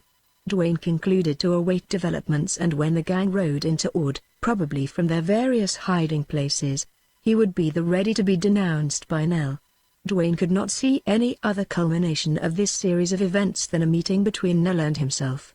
If that terminated fatally for Nell, there was all probability of Dwayne's being in no worse situation than he was now. If Poggin took up the quarrel. Here Dwayne accused himself again, tried in vain to revolt from the judgment that he was only reasoning out excuses to meet these outlaws. Meanwhile, instead of waiting, why not hunt up Cheseldine in his mountain retreat? The thought no sooner struck Dwayne than he was hurrying for his horse. He left Ord, ostensibly toward Bradford, but, once out of sight, he turned off the road, circled through the brush, and several miles south of town he struck a narrow grass-grown trail that Fletcher had told him led to Cheseldine's camp. The horse tracks along this trail were not less than a week old, and very likely much more. It wound between low, brush-covered foothills, through arroyos and gullies lined with mesquite, cottonwood, and scrub oak. In an hour Dwayne struck the slope of Mount Ord, and as he climbed he got a view of the rolling, black-spotted country, partly desert, partly fertile, with long, bright lines of dry stream beds winding away to grow dim in the distance. He got among broken rocks and cliffs, and here the open, downward rolling land disappeared, and he was hard put to it to find the trail. He lost it repeatedly and made slow progress. Finally he climbed into a region of all rock benches, rough here, smooth there, with only an occasional scratch of iron horseshoe to guide him. Many times he had to go ahead and then work to right or left till he found his way again. It was slow work, it took all day, and night found him halfway up the mountain. He halted at a little side cañon with grass and water, and here he made camp. The night was clear and cool at that height, with a dark blue sky and streak of stars blinking across. With this day of action behind him he felt better satisfied than he had been for some time. Here, on this venture, he was answering to a call that had so often directed his movements, perhaps his life, and it was one that logic or intelligence could take little stock of. And on this night, lonely like the ones he used to spend in the Nueces Gorge, and memorable of them because of a likeness to that old hiding place, He felt the pressing return of old haunting things that passed so long ago. Wild flights, dead faces, and the places of these were taken by one quiveringly alive, white, tragic, with its dark, intent, speaking eyes. Ray Longstreth's. That last memory he yielded to until he slept. In the morning, satisfied that he had left still fewer tracks than he had followed up this trail, he led his horse up to the head of the canon. There a narrow crack in low cliffs, and with branches of cedar fenced him in. Then he went back and took up the trail on foot. Without the horse he made better time and climbed through deep clefts, wide canons, over ridges, up shelving slopes, along precipices, a long, hard climb till he reached what he concluded was a divide. Going down was easier, though the farther he followed this dim and winding trail the wider the broken battlements of rock. Above him he saw the black fringe of pine and pine, and above that the bold peak, bare, yellow, like a desert butte. Once, through a wide gateway between great escarpments, he saw the lower country beyond the range, and beyond this, vast and clear as it lay in his sight, was the great river that made the Big Bend. He went down and down, wondering how a horse could follow that broken trail, believing there must be another better one somewhere in Tuchseldine's hiding place. He rounded a jutting corner, where view had been shut off, and presently came out upon the rim of a high wall. Beneath, like a green gulf seen through blue haze, lay an amphitheatre walled in on the two sides he could see. It lay perhaps 1,000 feet below him, and, plain as all the other features of that wild environment, there shone out a big red stone or adobe cabin, white water shining away between great borders, and horses and cattle dotting the levels. It was a peaceful, beautiful scene. Duane could not help grinding his teeth at the thought of rustlers living there in quiet and ease. Duane worked halfway down to the level, and, well hidden in a niche, he settled himself to watch both trail and valley. He made note of the position of the sun and saw that if anything developed or if he decided to descend any farther there was small likelihood of his getting back to his camp before dark. To try that after nightfall he imagined would be vain effort. Then he bent his keen eyes downward. The cabin appeared to be a crude structure. Though large in size, it had, of course, been built by outlaws. There was no garden, no cultivated field, no corral. Excepting for the rude pile of stones and logs plastered together with mud, the valley was as wild, probably, as on the day of discovery. Duane seemed to have been watching for a long time before he saw any sign of man, and this one apparently went to the stream for water and returned to the cabin. The sun went down behind the wall, and shadows were born in the darker places of the valley. Duane began to want to get closer to that cabin. What had he taken this arduous climb for? He held back, however, trying to evolve further plans. While he was pondering, the shadows quickly gathered and darkened. If he was to go back to camp he must set out at once. Still he lingered. And suddenly his wide-roving eye caught sight of two horsemen riding up the valley. They must have entered at a point below, round the huge abutment of rock, beyond Duane's range of sight. Their horses were tired and stopped at the stream for a long drink. Duane left his perch, took to the steep trail, and descended as fast as he could without making noise. It did not take him long to reach the valley floor. It was almost level, with deep grass, and here and there clumps of bushes. Twilight was already thick down there. Duane marked the location of the trail, and then began to slip like a shadow through the grass and from bush to bush. He saw a bright light before he made out the dark outline of the cabin. Then he heard voices, a merry whistle, a coarse song, and the clink of iron cooking utensils. He smelled fragrant wood smoke. He saw moving dark figures cross the light. Evidently there was a wide door, or else the fire was out in the open. Duane swerved to the left, out of direct line with the light, and thus was able to see better. Then he advanced noiselessly but swiftly toward the back of the house. There were trees close to the wall. He would make no noise, and he could scarcely be seen if only there was no watchdog. But all his outlaw days he had taken risks with only his useless life at stake. Now, with that changed, he advanced stealthy and bold as an Indian. He reached the cover of the trees, knew he was hidden in their shadows, for at few paces distance he had been able to see only their tops. From there he slipped up to the house and felt along the wall with his hands. He came to a little window where light shone through. He peeped in. He saw a room shrouded in shadows, A lamp turned low, a table, chairs. He saw an open door, with bright flare beyond, but could not see the fire. Voices came indistinctly. Without hesitation Dwayne stole farther along all the way to the end of the cabin. Peeping round, he saw only the flare of light on bare ground. Retracing his cautious steps, he paused at the crack again, saw that no man was in the room, and then he went on round that end of the cabin. Fortune favored him. There were bushes, an old shed, a woodpile, all the cover he needed at that corner. He did not even need to crawl. Before he peered between the rough corner of wall and the bush growing close to it, Dwayne paused a moment. This excitement was different from that he had always felt when pursued. It had no bitterness, no pain, no dread. There was as much danger here, perhaps more, yet it was not the same. Then he looked. He saw a bright fire, a red-faced man bending over it, whistling, while he handled a steaming pot. Over him was a roofed shed built against the wall, with 2 open sides and 2 supporting posts. Dwayne's second glance, not so blinded by the sudden bright light, made out other men, 3 in the shadow, 2 in the flare, but with backs to him. It's a smoother trail by long odds, but ain't so short as this one right over the mountain, one outlaw was saying. What's he eatin' you, Panhandle? Ejaculated another. Blossom and me rode from Faraway Springs, where Poggin is with some of the gang. Excuse me, Phil. Sure, I didn't see you come in, and Bolt never said nothin'. It took you a long time to get here, but I guess that's just as well, spoke up a smooth, suave voice with a ring in it. Longstreth's voice, Chaldine's voice. Here they were: Chaldine, Phil Nell, Blossom Kane, Panhandle Smith, Bolt. How well Dwayne remembered the names! All here, the big men of Chaldine's gang, except the biggest Poggin. Dwayne had hold them, and his sensations of the moment deadened sight and sound of what was before him. He sank down, controlled himself, silenced a mounting exultation, then from a less strained position he peered forth again. The outlaws were waiting for supper. Their conversation might have been that of cowboys in camp, ranchers at a roundup. Dwayne listened with eager ears, waiting for the business talk that he felt would come. All the time he watched with the eyes of a wolf upon its quarry. Blossom Kane was the lean-limbed messenger who had so angered Fletcher.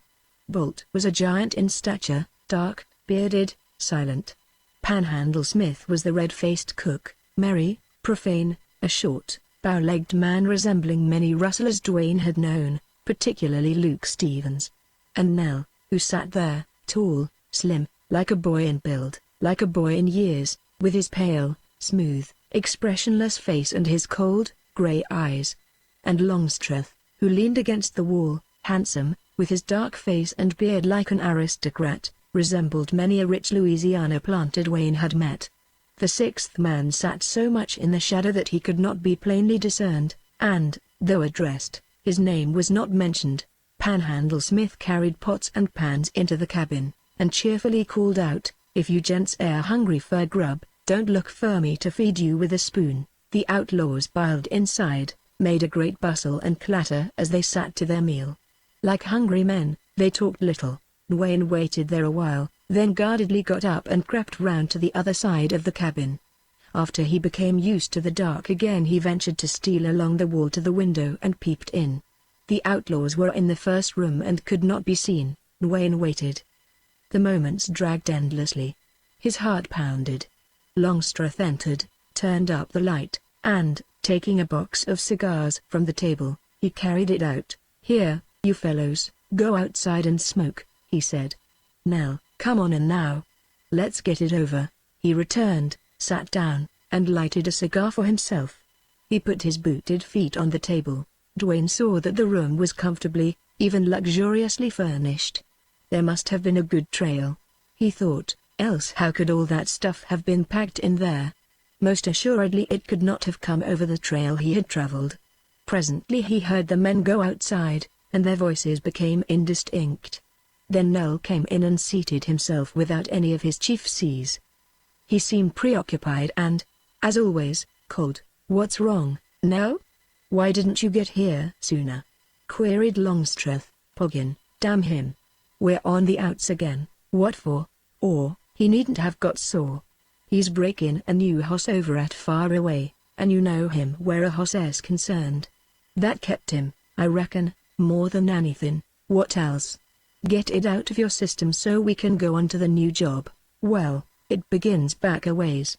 I don't know how long ago weeks a stranger rode into Ord and got down easy like as if he owned the place. He seemed familiar to me, but I wasn't sure. We looked him over, and I left, trying to place him in my mind. What did he look like? Rangy, powerful man, white hair over his temples, still, hard face, eyes like knives. The way he packed his guns, the way he walked and stood and swung his right hand showed me what he was. You can't fool me on the gun sharp. And he had a grand horse, a big black. I've met your man, said Longstreth. No, exclaimed Nell. It was wonderful to hear surprise expressed by this man that did not in the least show it in his strange physiognomy. Nell laughed a short, grim, hollow laugh. Boss, this here big gent drifts into Ord again and makes up to Jim Fletcher. Jim, you know, is easy led. He likes men. And when a posse come along trailing a blind lead, hunting the wrong way for the man who held up number 6, why, Jim he up and takes this stranger to be the fly road agent and cottons to him. Got money out of him sure. And that's what stumps me more. What's this man's game? I happen to know, boss, that he couldn't have held up number 6. How do you know? Demanded Longstreth. Because I did the job myself. A dark and stormy passion clouded the chief's face. Damn you, Nell. You're incorrigible. You're unreliable. Another break like that queers you with me. Did you tell Poggin? Yes. That's one reason we fell out. He raved. I thought he was going to kill me. Why did you tackle such a risky job without help or plan? It offered, that's all. And it was easy. But it was a mistake. I got the country and the railroad hollerin' for nothing. I just couldn't help it. You know what idleness means to one of us. You know also that this very life breeds fatality. It's wrong, that's why. I was born of good parents, and I know what's right. We're wrong, and he can't beat the end, that's all. And for my part one don't care a damn when that comes. Fine wise talk from you, Nell, said Longstreth, scornfully. Go on with your story. As I said, Jim cottons to the Pretender, and they get chummy. They're together all the time. You can gamble Jim told all he knew and then some. A little liquor loosens his tongue. Several of the boys rode over from Ord, and one of them went to Poggin and says Jim Fletcher has a new man for the gang. Poggin, you know, is always ready for any new man. He says if one doesn't turn out good he can be shut off easy. He rather liked the way this new part of Jim's was boosted. Jim and Poggin always hit it up together. So until I got on the deal Jim's pard was already in the gang, without Poggin or you ever seen him. Then I got to figuring hard. Just where had I ever seen that chap? As it turned out, I never had seen him, which accounts for my being doubtful. I'd never forget any man I'd seen.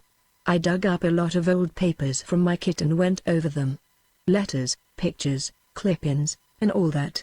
I guess I had a pretty good notion what I was looking for and who I wanted to make sure of. At last I found it. And I knew my man. But I didn't spring it on Poggin. Oh no. I want to have some fun with him when the time comes. He'll be wilder than a trapped wolf. I sent Bloss over to Ord to get word from Jim, and when he verified all this talk I sent Blossom again with a message calculated to make Jim hump. Poggin got sore, said he'd wait for Jim, and I could come over here to see you about the new job. He'd meet me in Ord.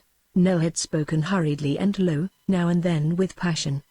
His pale eyes glinted like fire and ice, and now his voice fell to a whisper. Who do you think Fletcher's new man is? Who? Demanded Longstreth. Buck Dwayne. Down came Longstreth's boots with a crash, then his body grew rigid. That Newsy's outlaw. That two-shot ace of spades gun thrower who killed Bland, Alloway, and Hardin. Nell whispered this last name with more feeling than the apparent circumstance demanded. Yes, and Hardin, the best one of the Rim Rock fellows. Buck Dwayne. Longstreth was so ghastly white now that his black moustache seemed outlined against chalk. He eyed his grim lieutenant. They understood each other without more words. It was enough that Buck Dwayne was there in the Big Bend. Longstreth rose presently and reached for a flask. from which he drank, then offered it to Nell. He waved it aside. "Nell," began the chief, slowly, as he wiped his lips, "I gathered you have some grudge against this Buck Dwayne." "Yes, well, don't be a fool now and do what Poggin or almost any of you men would do to meet this Buck Dwayne. I've reason to believe he's a Texas Ranger now." "The hell you say?" exclaimed Nell. "Yes. Go to Ord and give Jim Fletcher a hunch. He'll get Poggin, and they'll fix even Buck Dwayne." "All right. I'll do my best. But if I run into Dwayne, don't run into him." Longstreth's voice fairly rang with the force of its passion and command. He wiped his face, drank again from the flask, sat down, resumed his smoking, and, drawing a paper from his vest pocket, he began to study it. "Well, I'm glad that's settled," he said, evidently referring to the Dwayne matter. "Now for the new job. This is October the 18th. On or before the 25th there will be a shipment of gold reach the rancher's bank of Val Verde. After you return to Ord, give Poggin these orders. Keep the gang quiet. You, Poggin, Kane, Fletcher, Panhandle Smith, and Bolt to be in on the secret and the job. Nobody else. You'll leave Ord on the 23rd, ride across country by the trail till you get within sight of Mercer. It's 100 miles from Bradford to Val Verde, about the same from Ord. Time your travel to get you near Val Verde on the morning of the 26th. You won't have to more than trot your horses. At 2 o'clock in the afternoon, sharp, ride into town and up to the rancher's bank. Val Verde's a pretty big town. Never been any hold-ups there. Town feels safe. Make it a clean, fast, daylight job. That's all. Have you got the details?" Nell did not even ask for the dates again. "Suppose Poggin or me might be detained?" he asked. Longstreth bent a dark glance upon his lieutenant. "You never can tell what'll come off," continued Nell. "I'll do my best. The minute you see Poggin, tell him. A job on hand steadies him. And I say again, look to it that nothing happens. Either you or Poggin carry the job through. But I want both of you in it. Break for the hills, and when you get up in the rocks where you can hide your tracks, head for Mount Ord. When all's quiet again, I'll join you here. That's all. Call in the boys." Like a swift shadow and as noiseless, Dwayne stole across the level toward the dark wall of rock. Every nerve was a strung wire. For a little while his mind was cluttered and clogged with whirling thoughts, from which, like a flashing scroll, unrolled a long, baffling order of action. The game was now in his hands. He must cross Mount Ord at night. The feat was improbable, but it might be done. He must ride into Bradford, 40 miles from the foothills, before 8 o'clock next morning. He must telegraph McNally to be in Val Verde on the 25th. He must ride back to Ord, to intercept Nell, face him, be denounced, kill him, and while the iron was hot, strike hard to win Poggin's half-won interest as he had wholly won Fletcher's. Failing that last, he must let the outlaws alone to bide their time in Ord, to be free to ride on to their new job in Val Verde. In the meantime he must plan to arrest Longstreth. It was a magnificent outline, incredible, alluring, unfathomable in its nameless certainty. He felt like fate. He seemed to be the iron consequences falling upon these doomed outlaws. Under the wall the shadows were black, only the tips of trees and crags showing, yet he went straight to the trail. It was merely a grayness between borders of black. He climbed and never stopped. It did not seem steep. His feet might have had eyes. He surmounted the wall, and, looking down into the ebony gulf pierced by one point of light, he lifted a menacing arm and shook it. Then he strode on and did not falter till he reached the huge shelving cliffs. Here he lost the trail. There was none, but he remembered the shapes, the points, the notches of rock above. Before he reached the ruins of splintered ramparts and jumbles of broken walls, the moon topped the eastern slope of the mountain, and the mystifying blackness he had dreaded changed to magic silver light. It seemed as light as day, only soft, mellow, and the air held a transparent sheen. He ran up the bare ridges and down the smooth slopes, and, like a goat, jumped from rock to rock. In this light he knew his way and lost no time looking for a trail. He crossed the divide and then had all downhill before him. Swiftly he descended, almost always sure of his memory of the landmarks. He did not remember having studied them in the ascent, yet here they were, even in changed light, familiar to his sight. What he had once seen was pictured on his mind. And, true as a deer striking for home, he reached the cannon where he had left his horse. Bullet was quickly and easily found. Dwayne threw on the saddle and pack, cinched them tight, and resumed his descent. The worst was now to come. Bare downward steps in rock, sliding, weathered slopes, narrow black gullies, 1,000 openings in a maze of broken stone. These Dwayne had to descend in fast time, leading a giant of a horse. Bullet cracked the loose fragments, sent them rolling, slid on the scaly slopes, plunged down the steps, followed like a faithful dog at Dwayne's heels. Hours passed as moments. Dwayne was equal to his great opportunity. But he could not quell that self in him which reached back over the lapse of lonely, searing years and found the boy in him. He who had been worse than dead was now grasping at the skirts of life, which meant victory, honor, happiness.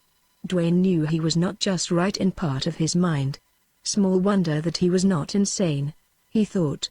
He tramped on downward, his marvelous faculty for covering rough ground and holding to the true course never before even in flight so keen and acute.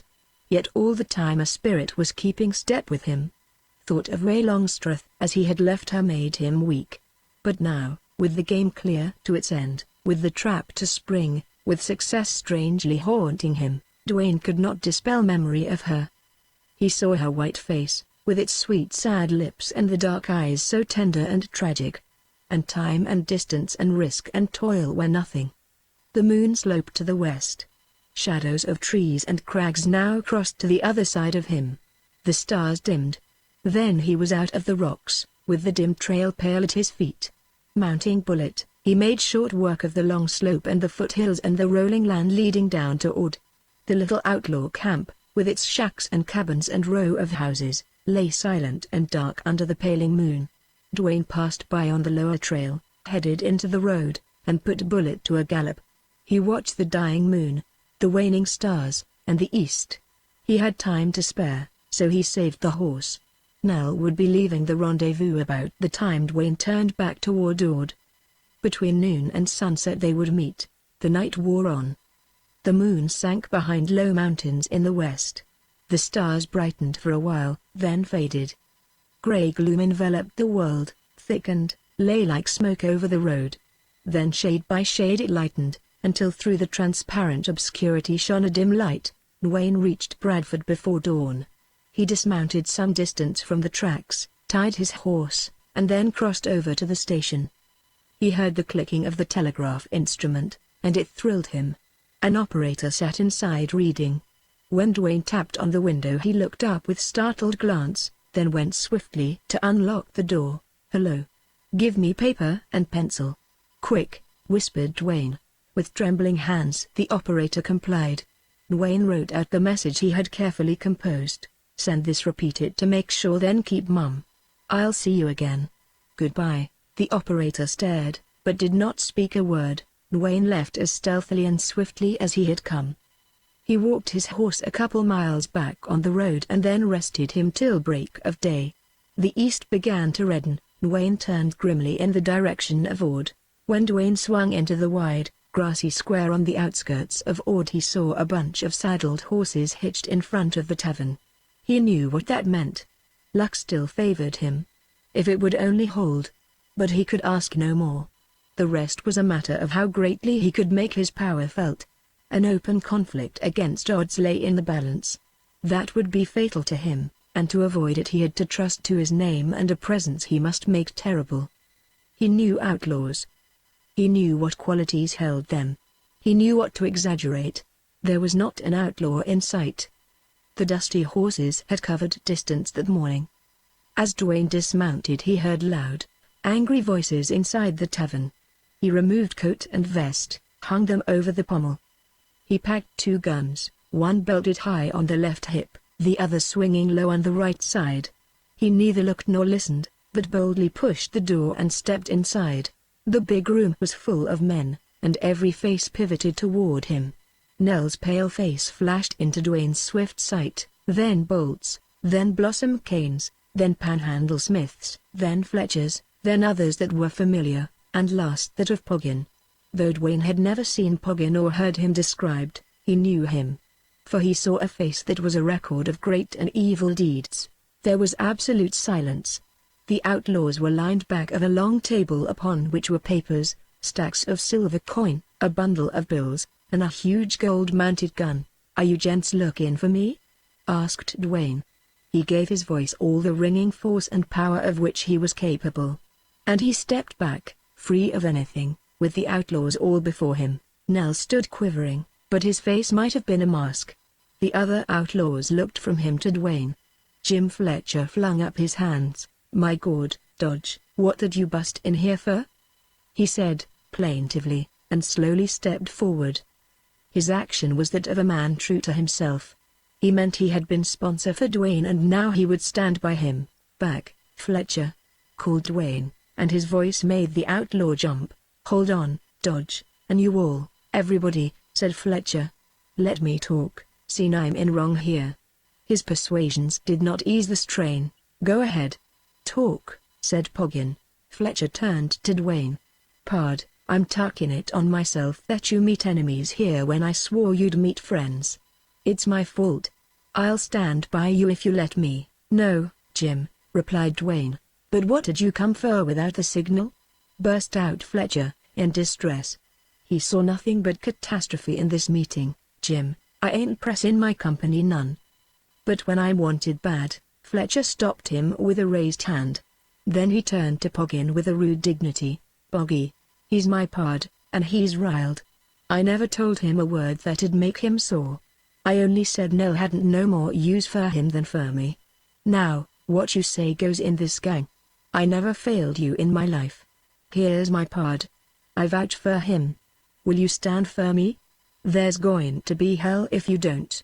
And us with a big job on hand." While Fletcher toiled over his slow, earnest persuasion, Dwayne had his gaze riveted upon Poggin. There was something leonine about Poggin. He was tawny. He blazed. He seemed beautiful as fire was beautiful.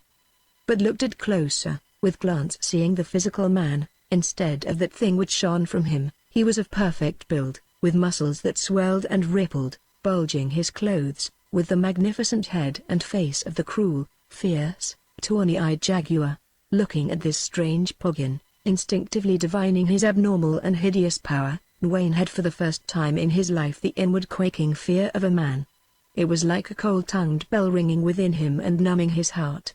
The old instinctive firing of blood followed, but did not drive away that fear. He knew. He felt something here deeper than thought could go. And he hated Poggin. That individual had been considering Fletcher's appeal. "Jim, I ante up," he said, "and if Phil doesn't raise us out with a big hand, why, he'll get called, and your pard can set in the game." Every eye shifted to Nell. He was dead white. He laughed, and anyone hearing that laugh would have realized his intense anger equally with an assurance which made him master of the situation. "Poggin, you're a gambler. You are the ace-high, straight flush hand of the Big Bend," he said, with stinging scorn. "I'll bet you my roll to a greaser peso that I can deal you a hand you'll be afraid to play." "Phil, you're talking wild," growled Poggin, with both advice and menace in his tone. "If there's anything you hate, it's a man who pretends to be somebody else when he's not." "That so?" Poggin nodded in slow gathering wrath. "Well, Jim's new pard, this man Dodge, he's not who he seems. Oh ho. He's a hell of a lot different. But I know him. And when I spring his name on you, Poggin, you'll freeze to your gizzard. Do you get me? You'll freeze, and your hand'll be stiff when it ought to be lightning, all because you'll realize you've been standing the 5 minutes alive before him. If not hate, then assuredly great passion toward Poggin manifested itself in Nell's scornful, fiery address, in the shaking hand he thrust before Poggin's face. In the ensuing silent pause Nell's panting could be plainly heard. The other men were pale, watchful, cautiously edging either way to the wall, leaving the principals and Dwayne in the center of the room. "Spring his name, then, you," said Poggin, violently, with a curse. Strangely, Nell did not even look at the man he was about to denounce. He leaned toward Poggin, his hands, his body, his long head all somewhat expressive of what his face disguised. "Buck Dwayne!" he yelled, suddenly. The name did not make any great difference in Poggin. But Nell's passionate, swift utterance carried the suggestion that the name ought to bring Poggin to quick action. It was possible, too, that Nell's manner, the import of his denunciation, the meaning back of all his passion, held Poggin bound more than a surprise. For the outlaw certainly was surprised, perhaps staggered at the idea that he, Poggin, had been about to stand sponsor with Fletcher for a famous outlaw hated and feared by all outlaws. Nell waited a long moment, and then his face broke its cold immobility in an extraordinary expression of devilish glee. He had hounded the great Poggin into something that gave him vicious, monstrous joy. Buck Duane. Yes, he broke out, hotly. The Nazis' gunman. That two-shot, ace of spades lone wolf. You and I, we've heard 1,000 times of him, talked about him often. And here he in front of you. Poggin, you were back in Fletcher's new pard, Buck Duane. And he'd fooled you both but for me. But I know him. And I know why he drifted in here. To flash a gun on Chsildine, on you, on me. Bah. Don't tell me he wanted to join the gang. You know a gunman, for you're one yourself. Don't you always want to kill another man? And don't you always want to meet a real man, not a four-flush? It's the madness of the gunman, and I know it. Well, Duane faced you, called you. And when I sprung his name, what ought you have done? What would the boss anybody have expected of Poggin? Did you throw your gun, Swift, like you have so often? No, you froze. And why? Because here's a man with the kind of nerve you'd love to have. Because he's great meeting us here alone. Because you know he's a wonder with a gun and you love life. Because you and I and every damned man here had to take his front, each to himself. If we all drew, we'd kill him. Sure. But who's going to lead? Who was going to be first? Who was going to make him draw? Not you, Poggin. You leave that for a lesser man, me, who've lived to see you a coward. It comes once to every gunman. You've met your match in Buck Duane. And, by God, I'm glad. Here's once I show you up. The hoarse, taunting voice failed. Nell stepped back from the comrade he hated. He was wet, shaking, haggard, but magnificent. Buck Duane, do you remember Hardin? He asked, in scarcely audible voice. Yes, replied Duane, and a flash of insight made clear Nell's attitude. You met him, forced him to draw, killed him? Yes, Hardin was the best pard I ever had. His teeth clicked together tight, and his lips set in a thin line. The room grew still. Even breathing ceased. The time for words had passed. In that long moment of suspense, Nell's body gradually stiffened, and at last the quivering ceased. He crouched. His eyes had a soul-piercing fire. Duane watched them. He waited. He caught the thought, the breaking of Nell's muscle-bound rigidity. Then he drew. Through the smoke of his gun he saw two red spurts of flame. Nell's bullets thudded into the ceiling. He fell with a scream like a wild thing in agony. Duane did not see Nell die. He watched Poggin. And Poggin, like a stricken and astounded man, looked down upon his prostrate comrade. Fletcher ran at Duane with hands aloft. Hit the trail, you liar, or you'll have to kill me. He yelled. With hands still up, he shouldered and bodied Duane out of the room. Duane leapt on his horse, spurred, and plunged away. Chapter 9. Duane returned to Fairdale and camped in the mesquite till the 23rd of the month. The few days seemed endless. All he could think of was that the hour in which he must disgrace Ray Longstreth was slowly but inexorably coming. In that waiting time he learned what love was and also duty. When the day at last dawned, he rode like one possessed down the rough slope, hurdling the stones and crashing through the brush, with a sound in his ears that was not all the rush of the wind. Something dragged at him. Apparently one side of his mind was unalterably fixed, while the other was a hurrying conglomeration of flashes of thought, reception of sensations. He could not get calmness. By and by, almost involuntarily, he hurried faster on. Action seemed to make his state less oppressive, it eased the weight. But the farther he went on, the harder it was to continue. Had he turned his back upon love, happiness, perhaps on life itself? There seemed no use to go on farther until he was absolutely sure of himself. Duane received a clear warning thought that such work as seemed haunting and driving him could never be carried out in the mood under which he labored. He hung on to that thought. Several times he slowed up, then stopped, only to go on again. At length, as he mounted a low ridge, Fairdale lay bright and green before him not far away, and the sight was a conclusive check. There were mesquites on the ridge, and Dwayne sought the shade beneath them. It was the noon hour, with hot, gloomy sun and no wind. Here Dwayne had to have out his fight. Dwayne was utterly unlike himself. He could not bring the old self back. He was not the same man he once had been. But he could understand why. It was because of Ray Longstreth.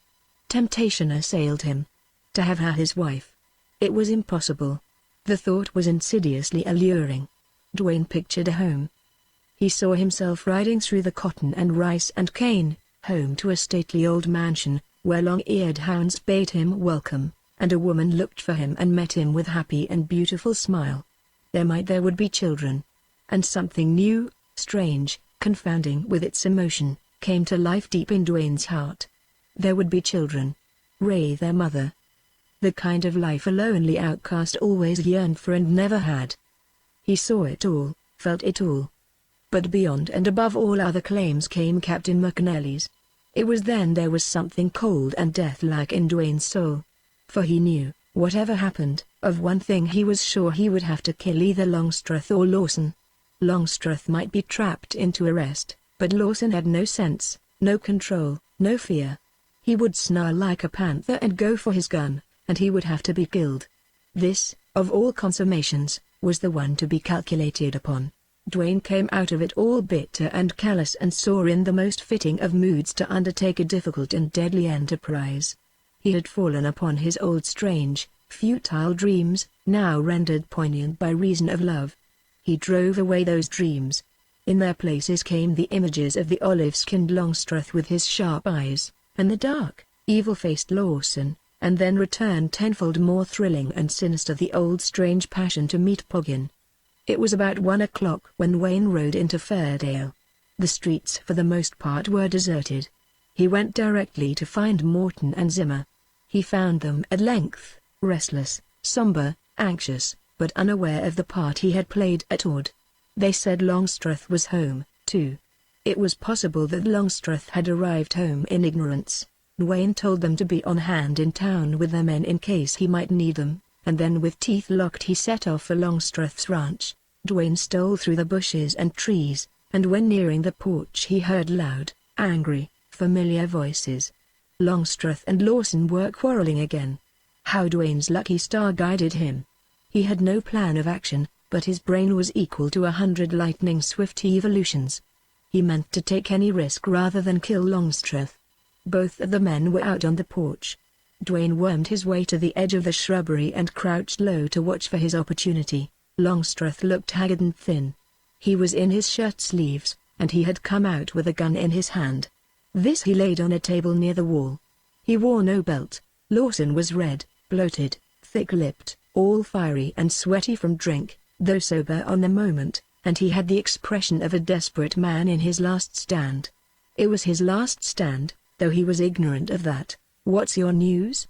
"You needn't be afraid of my feelings," said Lawson. "Ray confessed to an interest in this ranger," replied Longstreth. Dwayne thought Lawson would choke. He was thick-necked anyway, and the rush of blood made him tear at the soft collar of his shirt. Dwayne awaited his chance, patient, cold, all his feelings shut in a vice. "But why should your daughter meet this ranger?" demanded Lawson, harshly. "She's in love with him, and he's in love with her." Dwayne reveled in Lawson's condition. The statement might have had the force of a juggernaut. Was Longstreth sincere? What was his game? Lawson, finding his voice, cursed Ray, cursed the ranger, then Longstreth. "You damned selfish fool!" cried Longstreth, in deep bitter scorn. "All you think of is yourself, your loss of the girl. Think once of me, my home, my life." Then the connection subtly put out by Longstreth apparently dawned upon the other. Somehow through this girl her father and cousin were to be betrayed. Dwayne got that impression, though he could not tell how true it was. Certainly Lawson's jealousy was his paramount emotion. "To hell with you!" burst out Lawson, incoherently. He was frenzied. "I'll have her, or nobody else will." "You never will," returned Longstreth, stridently. "So help me God, I'd rather see her the ranger's wife than yours." While Lawson absorbed that shock, Longstreth leaned toward him, all of hate and malice in his mien. "Lawson, you made me what I am," continued Longstreth. "I backed you, shielded you. You'll die if the truth is told. Now it's ended. I quit you. I'm done." Their great passion-corded faces were still as stones. "Gentlemen," Dwayne called in far-reaching voice as he stepped out. "You're both done." They wheeled to confront Dwayne. "Don't move. Not a muscle. Not a finger," he warned. Longstreth read what Lawson had not the mind to read. His face turned from grey to ashen. "What do you mean?" yelled Lawson, fiercely, shrilly. It was not in him to obey a command, to see impending death. All quivering and strung, yet with perfect control, Dwayne raised his left hand to turn back a lapel of his open vest. The silver star flashed brightly. Lawson howled like a dog. With barbarous and insane fury, with sheer impotent folly, he swept a clawing hand for his gun. Dwayne's shot broke his action. Before Lawson ever tottered, before he loosed the gun, Longstreth leapt behind him, clasped him with left arm, quick as lightning jerked the gun from both clutching fingers and sheath. Longstreth protected himself with the body of the dead man. Dwayne saw red flashes, puffs of smoke. He heard quick reports. Something stung his left arm. Then a blow like wind, light of sound yet shocking in impact, struck him, staggered him. The hot trend of lead followed the blow. Dwayne's heart seemed to explode, yet his mind kept extraordinarily clear and rapid. Dwayne heard Longstreth work the action of Lawson's gun. He heard the hammer click, fall upon empty shells. Longstreth had used up all the loads in Lawson's gun. He cursed as a man cursed at defeat. Dwayne waited, cool and sure now. Longstreth tried to lift the dead man, to edge him closer toward the table where his own gun lay. But, considering the peril of exposing himself, he found the task beyond him. He bent peering at Dwayne under Lawson's arm, which flopped out from his side. Longstreth's eyes were the eyes of a man who meant to kill. There was never any mistaking the strange and terrible light of eyes like those. More than once Dwayne had a chance to aim at them, at the top of Longstreth's head, at a strip of his side. Longstreth flung Lawson's body off. But even as it dropped, before Longstreth could leap, as he surely intended, for the gun, Dwayne covered him, called piercingly to him. "Don't jump for the gun. Don't. I'll kill you. Sure as God I'll kill you." Longstreth stood perhaps 10 feet from the table where his gun lay. Dwayne saw him calculating chances. He was game. He had the courage that forced Dwayne to respect him. Dwayne just saw him measure the distance to that gun. He was magnificent. He meant to do it. Dwayne would have to kill him. "Longstreth, listen," cried Dwayne, swiftly. "The game's up. You're done. But think of your daughter. I'll spare your life. I'll try to get you freedom on one condition. For her sake. I've got you nailed. All the proofs. The lies, Lawson. You're alone. I've Morton and men to my aid. Give up. Surrender. Consent to demands, and I'll spare you. Maybe I can persuade McNally to let you go free back to your old country. It's for Ray's sake. Her life, perhaps her happiness, can be saved. Hurry, man. Your answer." "Suppose I refuse?" he queried, with a dark and terrible earnestness. "Then I'll kill you in your tracks. You can't move a hand. Your word or death. Hurry, Longstreth. Be a man. For her sake. Quick. Another second now I'll kill you." "All right, Buck Dwayne, I give my word," he said, and deliberately walked to the chair and fell into it. Longstreth looked strangely at the bloody blot on Dwayne's shoulder. "There come the girls," he suddenly exclaimed. "Can you help me drag Lawson inside? They mustn't see him." Dwayne was facing down the porch toward the court and corrals. Miss Longstreth and Ruth had come in sight, was swiftly approaching, evidently alarmed. The two men succeeded in drawing Lawson into the house before the girls saw him. "Dwayne, you're not hard hit?" said Longstreth. "Reckon not," replied Dwayne. "I'm sorry. If only you could have told me sooner. Lawson, damn him. Always I've split over him, but the last time, Longstreth, yes, and I came near driving you to kill me, too. Dwayne, you talked me out of it. For Ray's sake. She'll be in here in a minute. This'll be harder than facing a gun, hard now. But I hope it'll turn out all right." "Dwayne, will you do me a favor?" he asked, and he seemed shamefaced. "Sure. Let Ray and Ruth think Lawson shot you." He's dead. It can't matter. Dwayne, the old side of my life is coming back. It's been coming. It'll be here just about when she enters this room. And, by God, I'd change places with Lawson if I could." "Glad you said that, Longstreth," replied Dwayne. "And sure Lawson plugged me. It's our secret." Just then Ray and Ruth entered the room. Dwayne heard two low cries, so different in tone, and he saw two white faces. Ray came to his side. She lifted a shaking hand to point at the blood upon his breast. White and mute, she gazed from that to her father. "Papa!" cried Ray, wringing her hands. "Don't give way," he replied, huskily. "Both you girls will need your nerve. Dwayne isn't badly hurt. But Floyd is dead. Listen. Let me tell it quick. There's been a fight. It was Lawson. It was Lawson's gun that shot Dwayne. Dwayne let me off. In fact, Ray, he saved me. I'm to divide my property, return so far as possible what I've stolen, leave Texas at once with Dwayne, under arrest. He says maybe he can get McNally, the ranger captain, to let me go. For your sake." She stood there, realizing her deliverance, with the dark and tragic glory of her eyes passing from her father to Dwayne. "You must rise above this," said Dwayne to her. "I expected this to ruin you. But your father is alive. He will live it down. I'm sure I can promise you he'll be free. Perhaps back there in Louisiana the dishonor will never be known. This country is far from your old home. And even in San Antonio and Austin a man's evil repute means little. Then the line between a rustler and a rancher is hard to draw in these wild border days. Rustling is stealing cattle, and I once heard a well-known rancher say that all rich cattlemen had done a little stealing. Your father drifted out here, and, like a good many others, he succeeded. It's perhaps just as well not to split hairs, to judge him by the law and morality of a civilized country. Some way or other he drifted in with bad men. Maybe a deal that was honest somehow tied his hands. This matter of land, water, a few stray head of stock had to be decided out of court.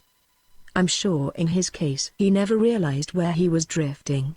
Then one thing led to another, until he was face to face with dealing that took on crooked form. To protect himself he bound men to him. And so the gang developed. Many powerful gangs have developed that way out here. He could not control them. He became involved with them. And eventually their dealings became deliberately and boldly dishonest. That meant the inevitable spilling of blood sooner or later, and so he grew into the leader because he was the strongest. Whatever he is to be judged for, I think he could have been infinitely worse. Chapter 10. On the morning of the 26th, Dwayne rode into Bradford in time to catch the early train. His wounds did not seriously incapacitate him. Longstreth was with him. And Miss Longstreth and Ruth Herbert would not be left behind. They were all leaving Fairdale forever. Longstreth had turned over the whole of his property to Morton, who was to divide it as he and his comrades believed just. Dwayne had left Fairdale with his party by night, passed through Sanderson in the early hours of dawn, and reached Bradford as he had planned.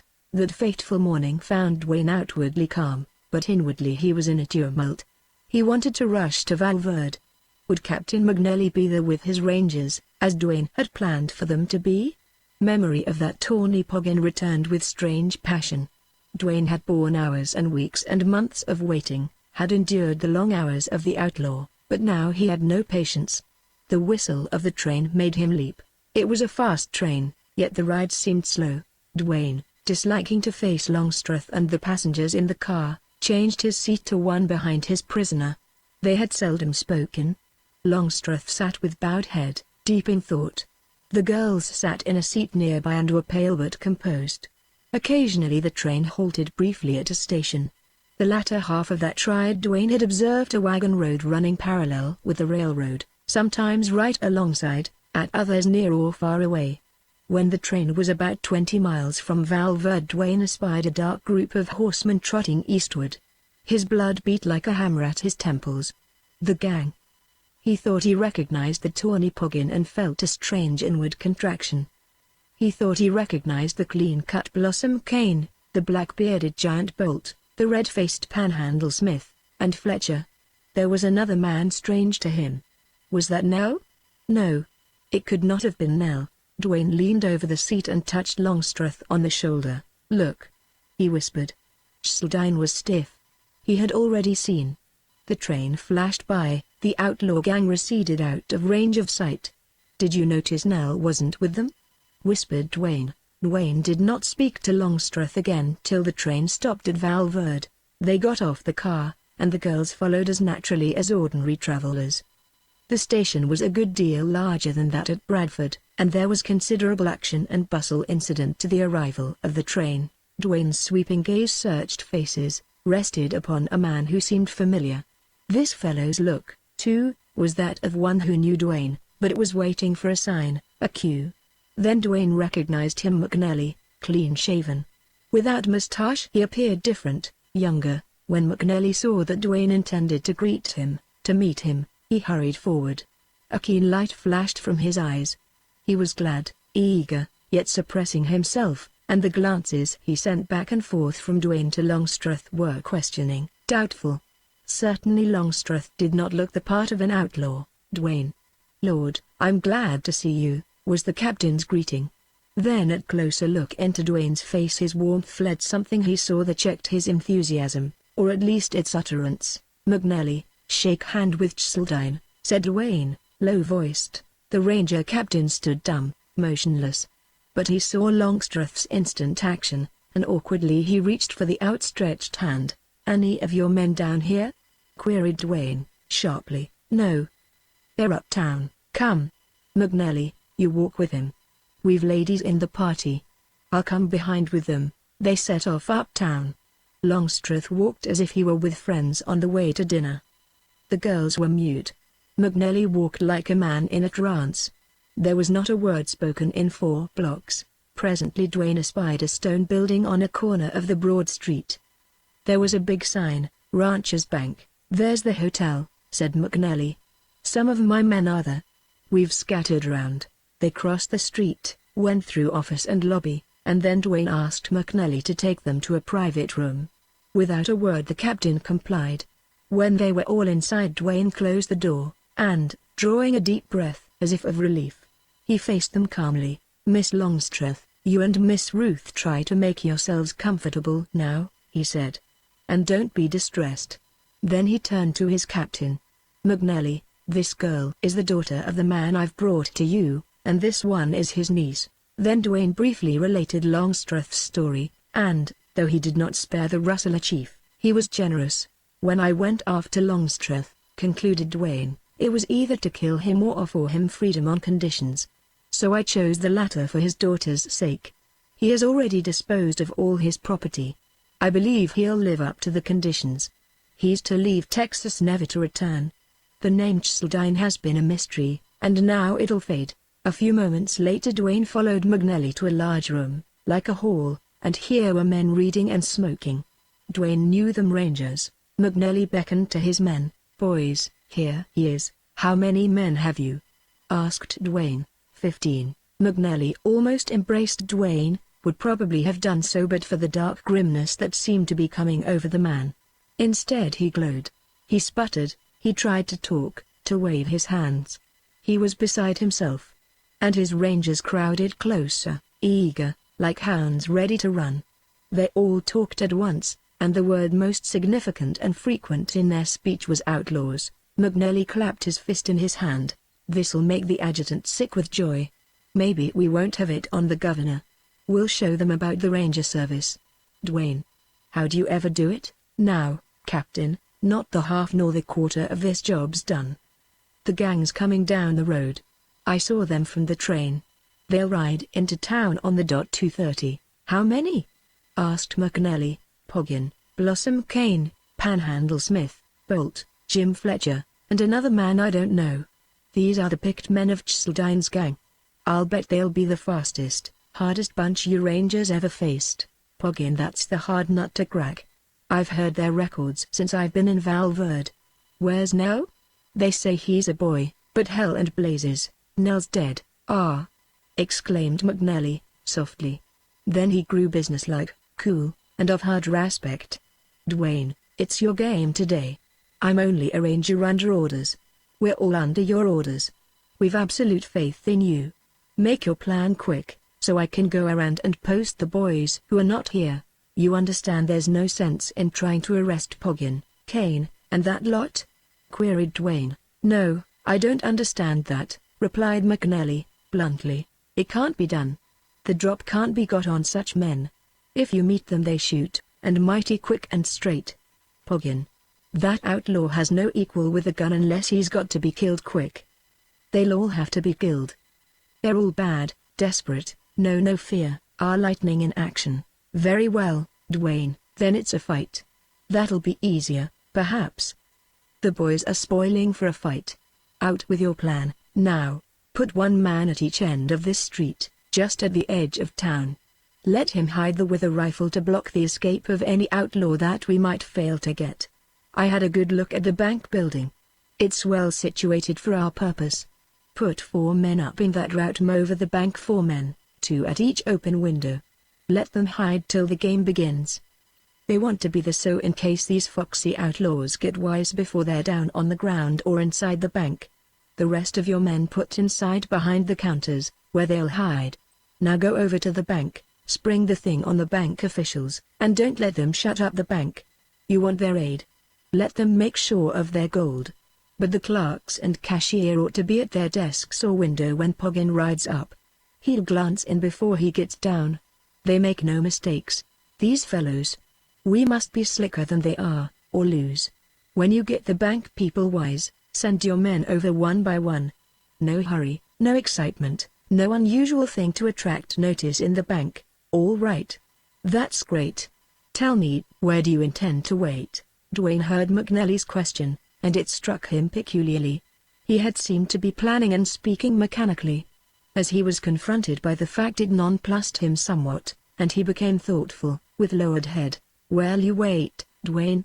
insisted McNally, with keen eyes speculating. "I'll wait in front, just inside the door," replied Dwayne, with an effort. "Why?" demanded the captain. "Well," began Dwayne, slowly, "Poggin will get down first and start in. But the others won't be far behind. They'll not get swift till inside. The thing is they mustn't get clear inside, because the instant they do they'll pull guns. That means death to somebody. If we can, we want to stop them just at the door." "But will you hide?" asked McNally. "Hide?" The idea had not occurred to Dwayne. "There's a wide open doorway, a sort of round hall, a vestibule, with steps leading up to the bank. There's a door in the vestibule, too.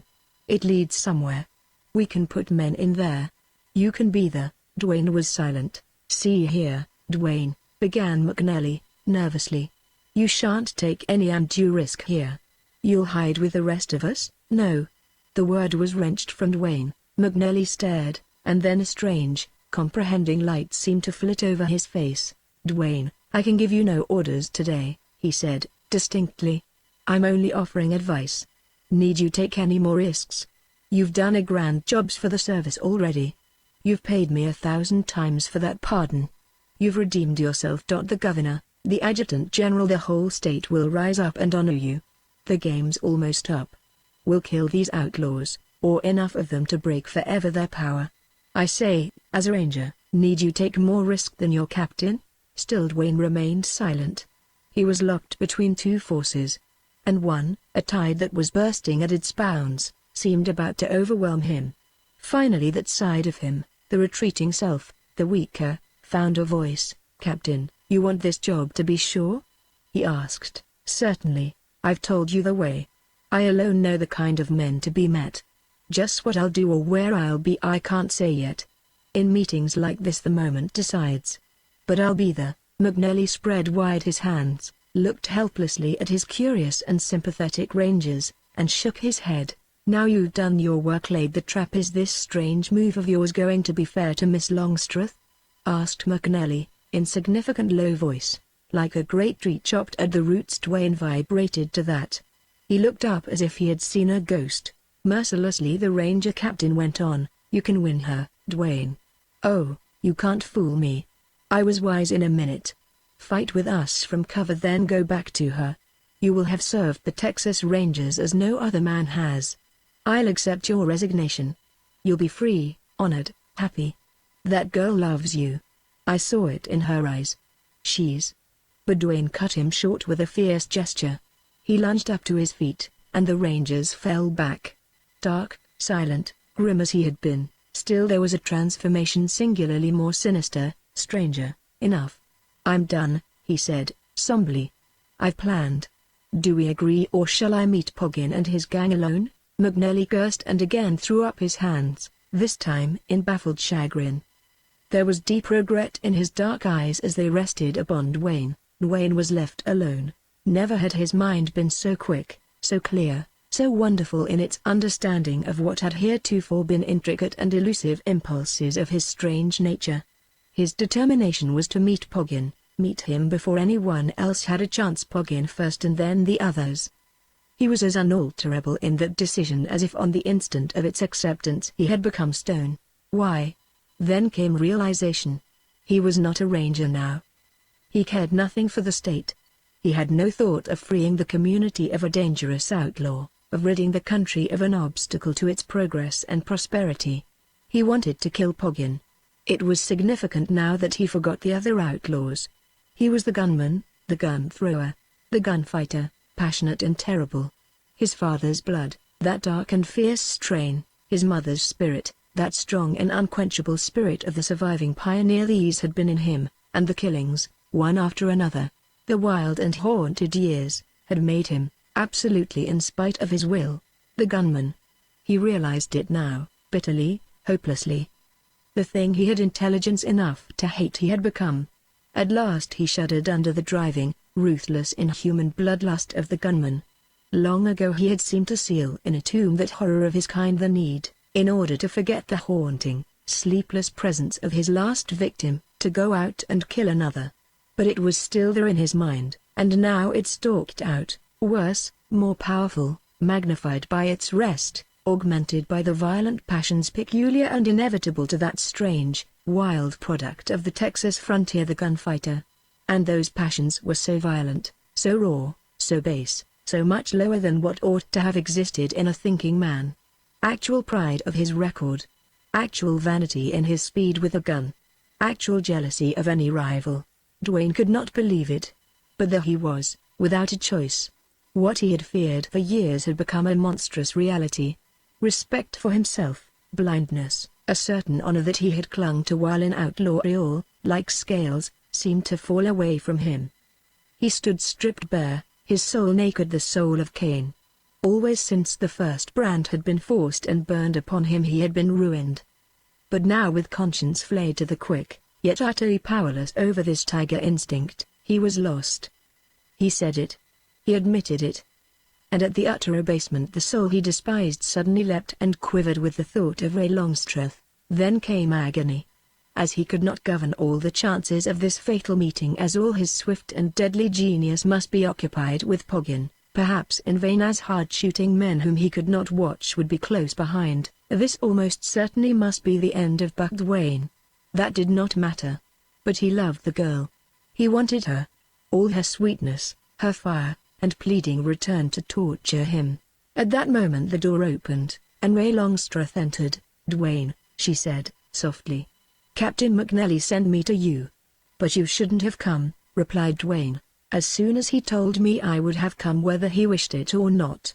You left me, all of us, stunned. I had no time to thank you." "Oh, I do with all my soul. It was noble of you. Father is overcome. He didn't expect so much. And he'll be true. But, Dwayne, I was told to hurry, and here I'm selfishly using time. Go, then unleave me.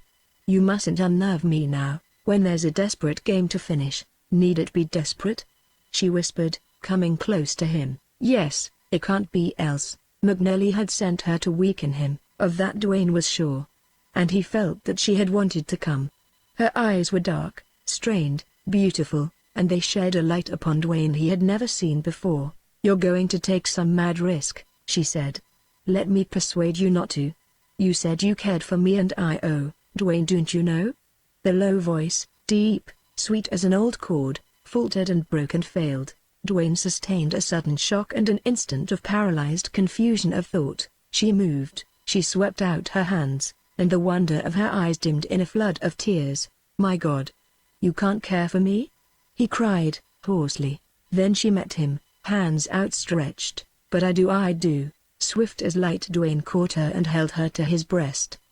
He stood holding her tight, with the feel of her warm, throbbing breast and the clasp of her arms as flesh and blood realities to fight a terrible fear. He felt her, and for the moment the might of it was stronger than all the demons that possessed him. And he held her as if she had been his soul, his strength on earth, his hope of heaven, against his lips. The strife of doubt all past. He found his sight again. And there rushed over him a tide of emotion unutterably sweet and full, strong like an intoxicating wine, deep as his nature, something glorious and terrible as the blaze of the sun to one long in darkness. He had become an outcast, a wanderer, a gunman, a victim of circumstances. He had lost and suffered worse than death in that loss. He had gone down the endless bloody trail, a killer of men, a fugitive whose mind slowly and inevitably closed to all except the instinct to survive and a black despair. And now, with this woman in his arms, her swelling breast against his, in this moment almost of resurrection, he bent under the storm of passion and joy possible only to him who had endured so much. "Do you care a little?" he whispered, unsteadily. He bent over her, looking deep into the dark wet eyes. She uttered a low laugh that was half sob, and her arms slipped up to his neck. "A little row, Dwayne, a great deal." Their lips met in their first kiss. The sweetness, the fire of her mouth seemed so new, so strange, so irresistible to Dwayne. His sore and hungry heart throbbed with thick and heavy beats. He felt the outcast's need of love. And he gave up to the enthralling moment. She met him halfway, returned kiss for kiss, clasp for clasp, her face scarlet, her eyes closed, still, her passion and strength spent. She fell back upon his shoulder. Dwayne suddenly thought she was going to faint. He divined then that she had understood him, would have denied him nothing, not even her life, in that moment. But she was overcome, and he suffered a pang of regret at his unrestraint. Presently she recovered, and she drew only the closer, and leaned upon him with her face upturned. He felt her hands on his, and they were soft, clinging, strong, like steel under velvet. He felt the rise and fall, the warmth of her breast. A tremor ran over him. He tried to draw back, and if he succeeded a little her form swayed with him, pressing closer. She held her face up, and he was compelled to look. It was wonderful now, white, yet glowing, with the red lips parted, and dark eyes alluring. But that was not all. There was passion, unquenchable spirit, woman's resolve deep and mighty. "I love you, Dwayne," she said. "For my sake don't go out to meet this outlaw face to face. It's something wild in you. Conquer it if you love me." Dwayne became suddenly weak, and when he did take her into his arms again he scarcely had strength to lift her to a seat beside him. She seemed more than a dead weight. Her calmness had fled. She was throbbing, palpitating, quivering, with hot wet cheeks and arms that clung to him like vines. She lifted her mouth to his, whispering, "Kiss me." She meant to change him, hold him. Dwayne bent down, and her arms went round his neck and drew him close. With his lips on hers he seemed to float away. That kiss closed his eyes, and he could not lift his head. He sat motionless holding her, blind and helpless, wrapped in a sweet dark glory. She kissed him one long endless kiss or else 1,000 times. Her lips, her wet cheeks, her hair, the softness, the fragrance of her, the tender clasp of her arms, the swell of her breast, all these seemed to enclose him. Dwayne could not put her from him. He yielded to her lips and arms, watching her, involuntarily returning her caresses, sure now of her intent, fascinated by the sweetness of her, bewildered, almost lost. This was what it was to be loved by a woman. His years of outlawry had blotted out any boyish love he might have known. This was what he had to give up, all this wonder of her sweet person, this strange fire he feared yet loved, this mate his deep and tortured soul recognized. Never until that moment had he divined the meaning of a woman to a man. That meaning was physical inasmuch that he learned what beauty was, what marvel in the touch of quickening flesh, and it was spiritual in that he saw there might have been for him, under happier circumstances, a life of noble deeds lived for such a woman. "Don't go. Don't go," she cried, as he started violently. "I must. Dear, goodbye. Remember I loved you." He pulled her hands loose from his, stepped back. "Ray, dearest, I believe I'll come back," he whispered. These last words were falsehood. He reached the door, gave her one last piercing glance, to fix forever in memory that white face with its dark, staring, tragic eyes. Dwayne, he fled with that moan like thunder, death, hell in his ears. To forget her, to get back his nerve, he forced into mind the image of Poggin, the tawny-haired, the yellow-eyed, like a jaguar, with his rippling muscles. He brought back his sense of the outlaw's wonderful presence, his own unaccountable fear and hate. Yes, Poggin had sent the cold sickness of fear to his marrow. Why, since he hated life so? Poggin was his supreme test. And this abnormal and stupendous instinct, now deep as the very foundation of his life, demanded its wild and fatal issue. There was a horrible thrill in his sudden remembrance that Poggin likewise had been taunted in fear of him.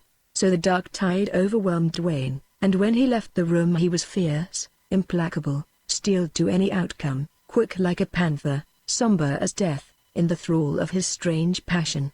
There was no excitement in the street. He crossed to the bank corner. A clock inside pointed the hour of 2. He went through the door into the vestibule, looked around, passed up the steps into the bank. The clerks were at their desks, apparently busy. But they showed nervousness. The cashier paled at sight of Dwayne. There were men the rangers crouching down behind the low partition. All the windows had been removed from the iron grating before the desks. The safe was closed. There was no money in sight. A customer came in, spoke to the cashier, and was told to come tomorrow. Dwayne returned to the door. He could see far down the street, out into the country. There he waited, and minutes were eternities. He saw no person near him. He heard no sound. He was insulated in his unnatural strain. At a few minutes before 2:30 a dark, compact body of horsemen appeared far down, turning into the road. They came at a sharp trot, a group that would have attracted attention anywhere at any time. They came a little faster as they entered town, then faster still. Now they were 4 blocks away, now 3, now 2. Dwayne backed down the middle of the vestibule, up the steps, and halted in the center of the wide doorway. There seemed to be a rushing in his ears through which pierced sharp, ringing clip-clop of iron hoofs. He could see only the corner of the street. But suddenly into that shot lean-limbed dusty bay horses. There was a clattering of nervous hooves pulled to a halt. Dwayne saw the tawny Poggin speak to his companions. He dismounted quickly. They followed suit. They had the manner of ranchers about to conduct some business. No guns showed. Poggin started leisurely for the bank door, quickening step a little. The others, close together, came behind him. Blossom Kane had a bag in his left hand. Jim Fletcher was left at the curb, and he had already gathered up the bridles. Poggin entered the vestibule first, with Kane on one side, Bolt on the other, a little in his rear. As he strode in he saw Dwayne. "Hell's fire!" he cried. Something inside Dwayne burst, piercing all of him with cold. "Was it that fear, Buck Dwayne?" echoed Kane. One instant Poggin looked up and Dwayne looked down. Like a striking jaguar Poggin moved. Almost as quickly Dwayne threw his arm. The guns boomed almost together. Dwayne felt a blow just before he pulled trigger. His thoughts came fast, like the strange dots before his eyes. His rising gun had loosened in his hand. Poggin had drawn quicker. A tearing agony encompassed his breast. He pulled at random. Thunder of booming shots all about him. Red flashes, jets of smoke, shrill yells. He was sinking. The end, yes, the end. With fading sight he saw Kane go down, then Bolt. But supreme torture, bitterer than death, Poggin stood, mane like a lion's, back to the wall, bloody-faced, grand, with his gun spouting red, all faded, darkened. The thunder deadened. Dwayne fell, seemed floating. There it drifted Ray Longstreth's sweet face, white, with dark, tragic eyes, fading from his sight. Fading. Fading. Chapter 11. Light shone before Dwayne's eyes, thick, strange light that came and went. For a long time dull and booming sounds rushed by, filling all. It was a dream in which there was nothing, a drifting under a burden, darkness, light, sound, movement, and vague, obscure sense of time that was very long. There was fire creeping, consuming fire. A dark cloud of flame enveloped him, rolled him away. He saw then, dimly, a room that was strange people moving about over him, with faint voices, far away, things in a dream. He saw again, clearly, and consciousness returned, still unreal, still strange, full of those vague and far-away things. Then he was not dead. He lay stiff, like a stone, with a weight ponderous as a mountain upon him and all his bound body racked in slow, dull-beating agony. A woman's face hovered over him, white and tragic-eyed, like one of his old haunting phantoms, yet sweet and eloquent. Then a man's face bent over him, looked deep into his eyes, and seemed to whisper from a distance, Dwayne. He knew me. After that there was another long interval of darkness. When the light came again, clearer this time, the same earnest-faced man bent over him. It was McNally. And with recognition the past flooded back. Dwayne tried to speak. His lips were weak, and he could scarcely move them. Poggin, he whispered. His first real conscious thought was for Poggin. Ruling passion, eternal instinct. Poggin is dead, Dwayne, shot to pieces, replied McNally, solemnly. What a fight he made. He killed 2 of my men, wounded others. God. He was a tiger. He used up 3 guns before we downed him. Who got away? Fletcher, the man with the horses. We downed all the others. Dwayne, the job's done, it's done. Why, man, what of her? Miss Longstreth has been almost constantly at your bedside. She helped the doctor. She watched your wounds. And, Dwayne, the other night, when you sank so low, I think it was her spirit that held yours back. Oh, she's a wonderful girl. Dwayne, she never gave up, never lost her nerve for a moment. Well, we're going to take you home, and she'll go with us. Colonel Longstreth left for Louisiana right after the fight. I advised it. There was great excitement. It was best for him to leave. Have I a chance to recover? Chance? Why, man, exclaimed the captain, you'll get well. You'll pack a sight of lead all your life. But you can stand that. Dwayne, the whole Southwest knows your story. You need never again be ashamed of the name Buck Dwayne. The brand outlaw is washed out.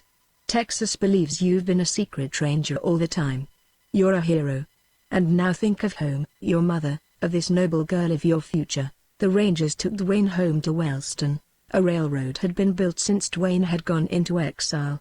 Wellston had grown. A noisy crowd surrounded the station, but it stilled as Dwayne was carried from the train. A sea of faces pressed close. Some were faces he remembered, schoolmates, friends, old neighbors. There was an upflinging of many hands. Dwayne was being welcomed home to the town from which he had fled. A deadness within him broke. This welcome hurt him somehow, quickened him, and through his cold being, his weary mind, passed a change. His sight dimmed. Then there was a white house, his old home. How strange, yet how real. His heart beat fast. Had so many years passed? Familiar yet strange it was, and all seemed magnified. They carried him in, these ranger comrades, and laid him down, and lifted his head upon pillows. The house was still, though full of people. Dwayne's gaze sought the open door. Someone entered, a tall girl in white, with dark, wet eyes and a light upon her face. She was leading an old lady, gray-haired, austere-faced, somber and sad. His mother. She was feeble, but she walked erect. She was pale, shaking, yet maintained her dignity. The someone in white uttered a low cry and knelt by Dwayne's bed. His mother flung wide her arms with a strange gesture. This man. They've not brought back my boy. This man's his father. Where is my son? My son, oh, my son. When Dwayne grew stronger, it was a pleasure to lie by the west window and watch Uncle Jim whittle his stick and listen to his talk. The old man was broken now. He told many interesting things about people Dwayne had known, people who had grown up and married, failed, succeeded, gone away, and died. But it was hard to keep Uncle Jim off the subject of guns, outlaws, fights. He could not seem to divine how mention of these things hurt Dwayne. Uncle Jim was childish now, and he had a great pride in his nephew. He wanted to hear of all of Dwayne's exile. And if there was one thing more than another that pleased him, it was to talk about the bullets which Dwayne carried in his body. 5 bullets, ain't it?" he asked, for the 100th time. "5 in that last scrap. By gum. And you had 6 before?" "Yes, uncle," replied Dwayne. "5 and 6. That makes 11. By gum. A man's a man, to carry all that lead. But, Buck, you could carry more. There's that nigger Edwards, right here in Wellston. He's got a ton of bullets in him. Doesn't seem to mind them none. And there's Cole Miller. I've seen him. Been a bad man in his day. They say he packs 23 bullets. But he's bigger than you, got more flesh. Funny, wasn't it, Buck, about the doctor only been able to cut 1 bullet out of you, that one in your breastbone. It was a .41 caliber, an unusual cartridge. I saw it, and I wanted it, but Miss Longstreth wouldn't part with it. Buck, there was a bullet left in one of Poggin's guns, and that bullet was the same kind as the one cut out of you. By gum. Boy, it'd have killed you if it had stayed there." "It would indeed, uncle," replied Dwayne, and the old, haunting, somber mood returned. But Dwayne was not often at the mercy of childish old hero-worshipping Uncle Jim. Miss Longstreth was the only person who seemed to divine Dwayne's gloomy mood, and when she was with him she warded off all suggestion. One afternoon, while she was there at the west windows, a message came for him. They read it together. "You have saved the Ranger service to the Lone Star State, McNally." Ray knelt beside him at the window, and he believed she meant to speak then of the thing they had shunned.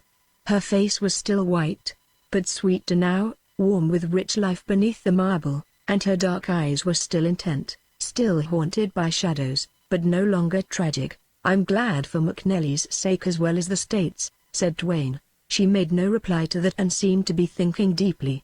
Dwayne shrank a little. "The pain, is it any worse today?" she asked, instantly. "No, it's the same. It will always be the same. I'm full of lead, you know.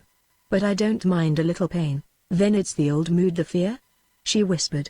"Tell me." "Yes. It haunts me. I'll be well soon, able to go out.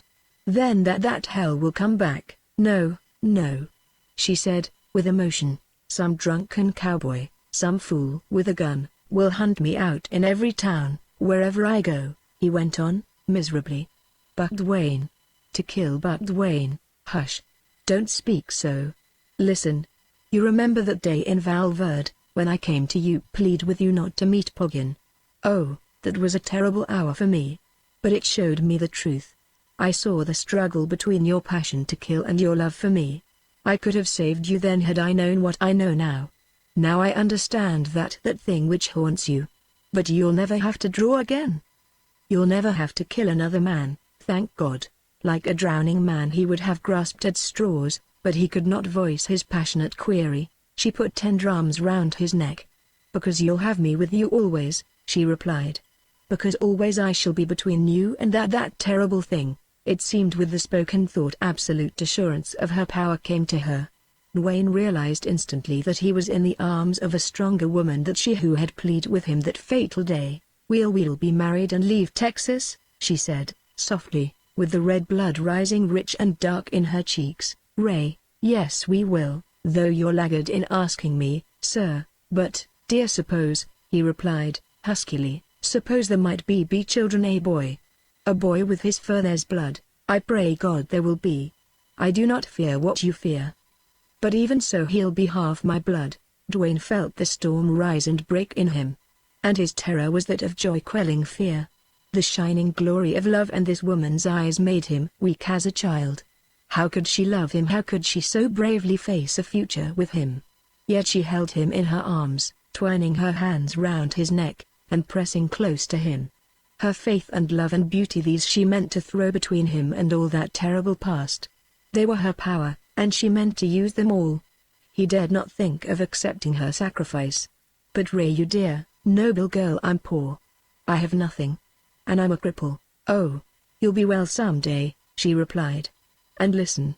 I have money. My mother left me well off. All she had was her father's, do you understand? We'll take Uncle Jim and your mother.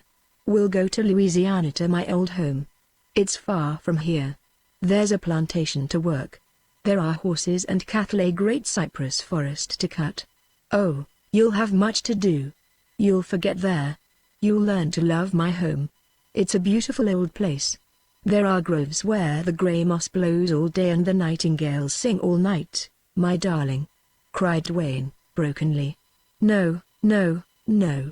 Yet he knew in his heart that he was yielding to her, that he could not resist her a moment longer. What was this madness of love? "We'll be happy," she whispered. "Oh, I know. Come!" Come. Her eyes were closing, heavy-lidded, and she lifted sweet, tremulous, waiting lips. With bursting heart Dwayne bent to them. Then he held her, close pressed to him, while with dim eyes he looked out over the line of low hills in the west, down where the sun was setting gold and red, down over the seas and the wild breaks of the Rio Grande which he was never to see again. It was in this solemn and exalted moment that Dwayne accepted happiness and faced a new life, trusting this brave and tender woman to be stronger than the dark and fateful passion that had shadowed his past. It would come back, that wind of flame, that madness to forget, that driving, relentless instinct for blood. It would come back with those pale, drifting, haunting faces and the accusing fading eyes, but all his life, always between them and him, rendering them powerless, would be the faith and love and beauty of this noble woman,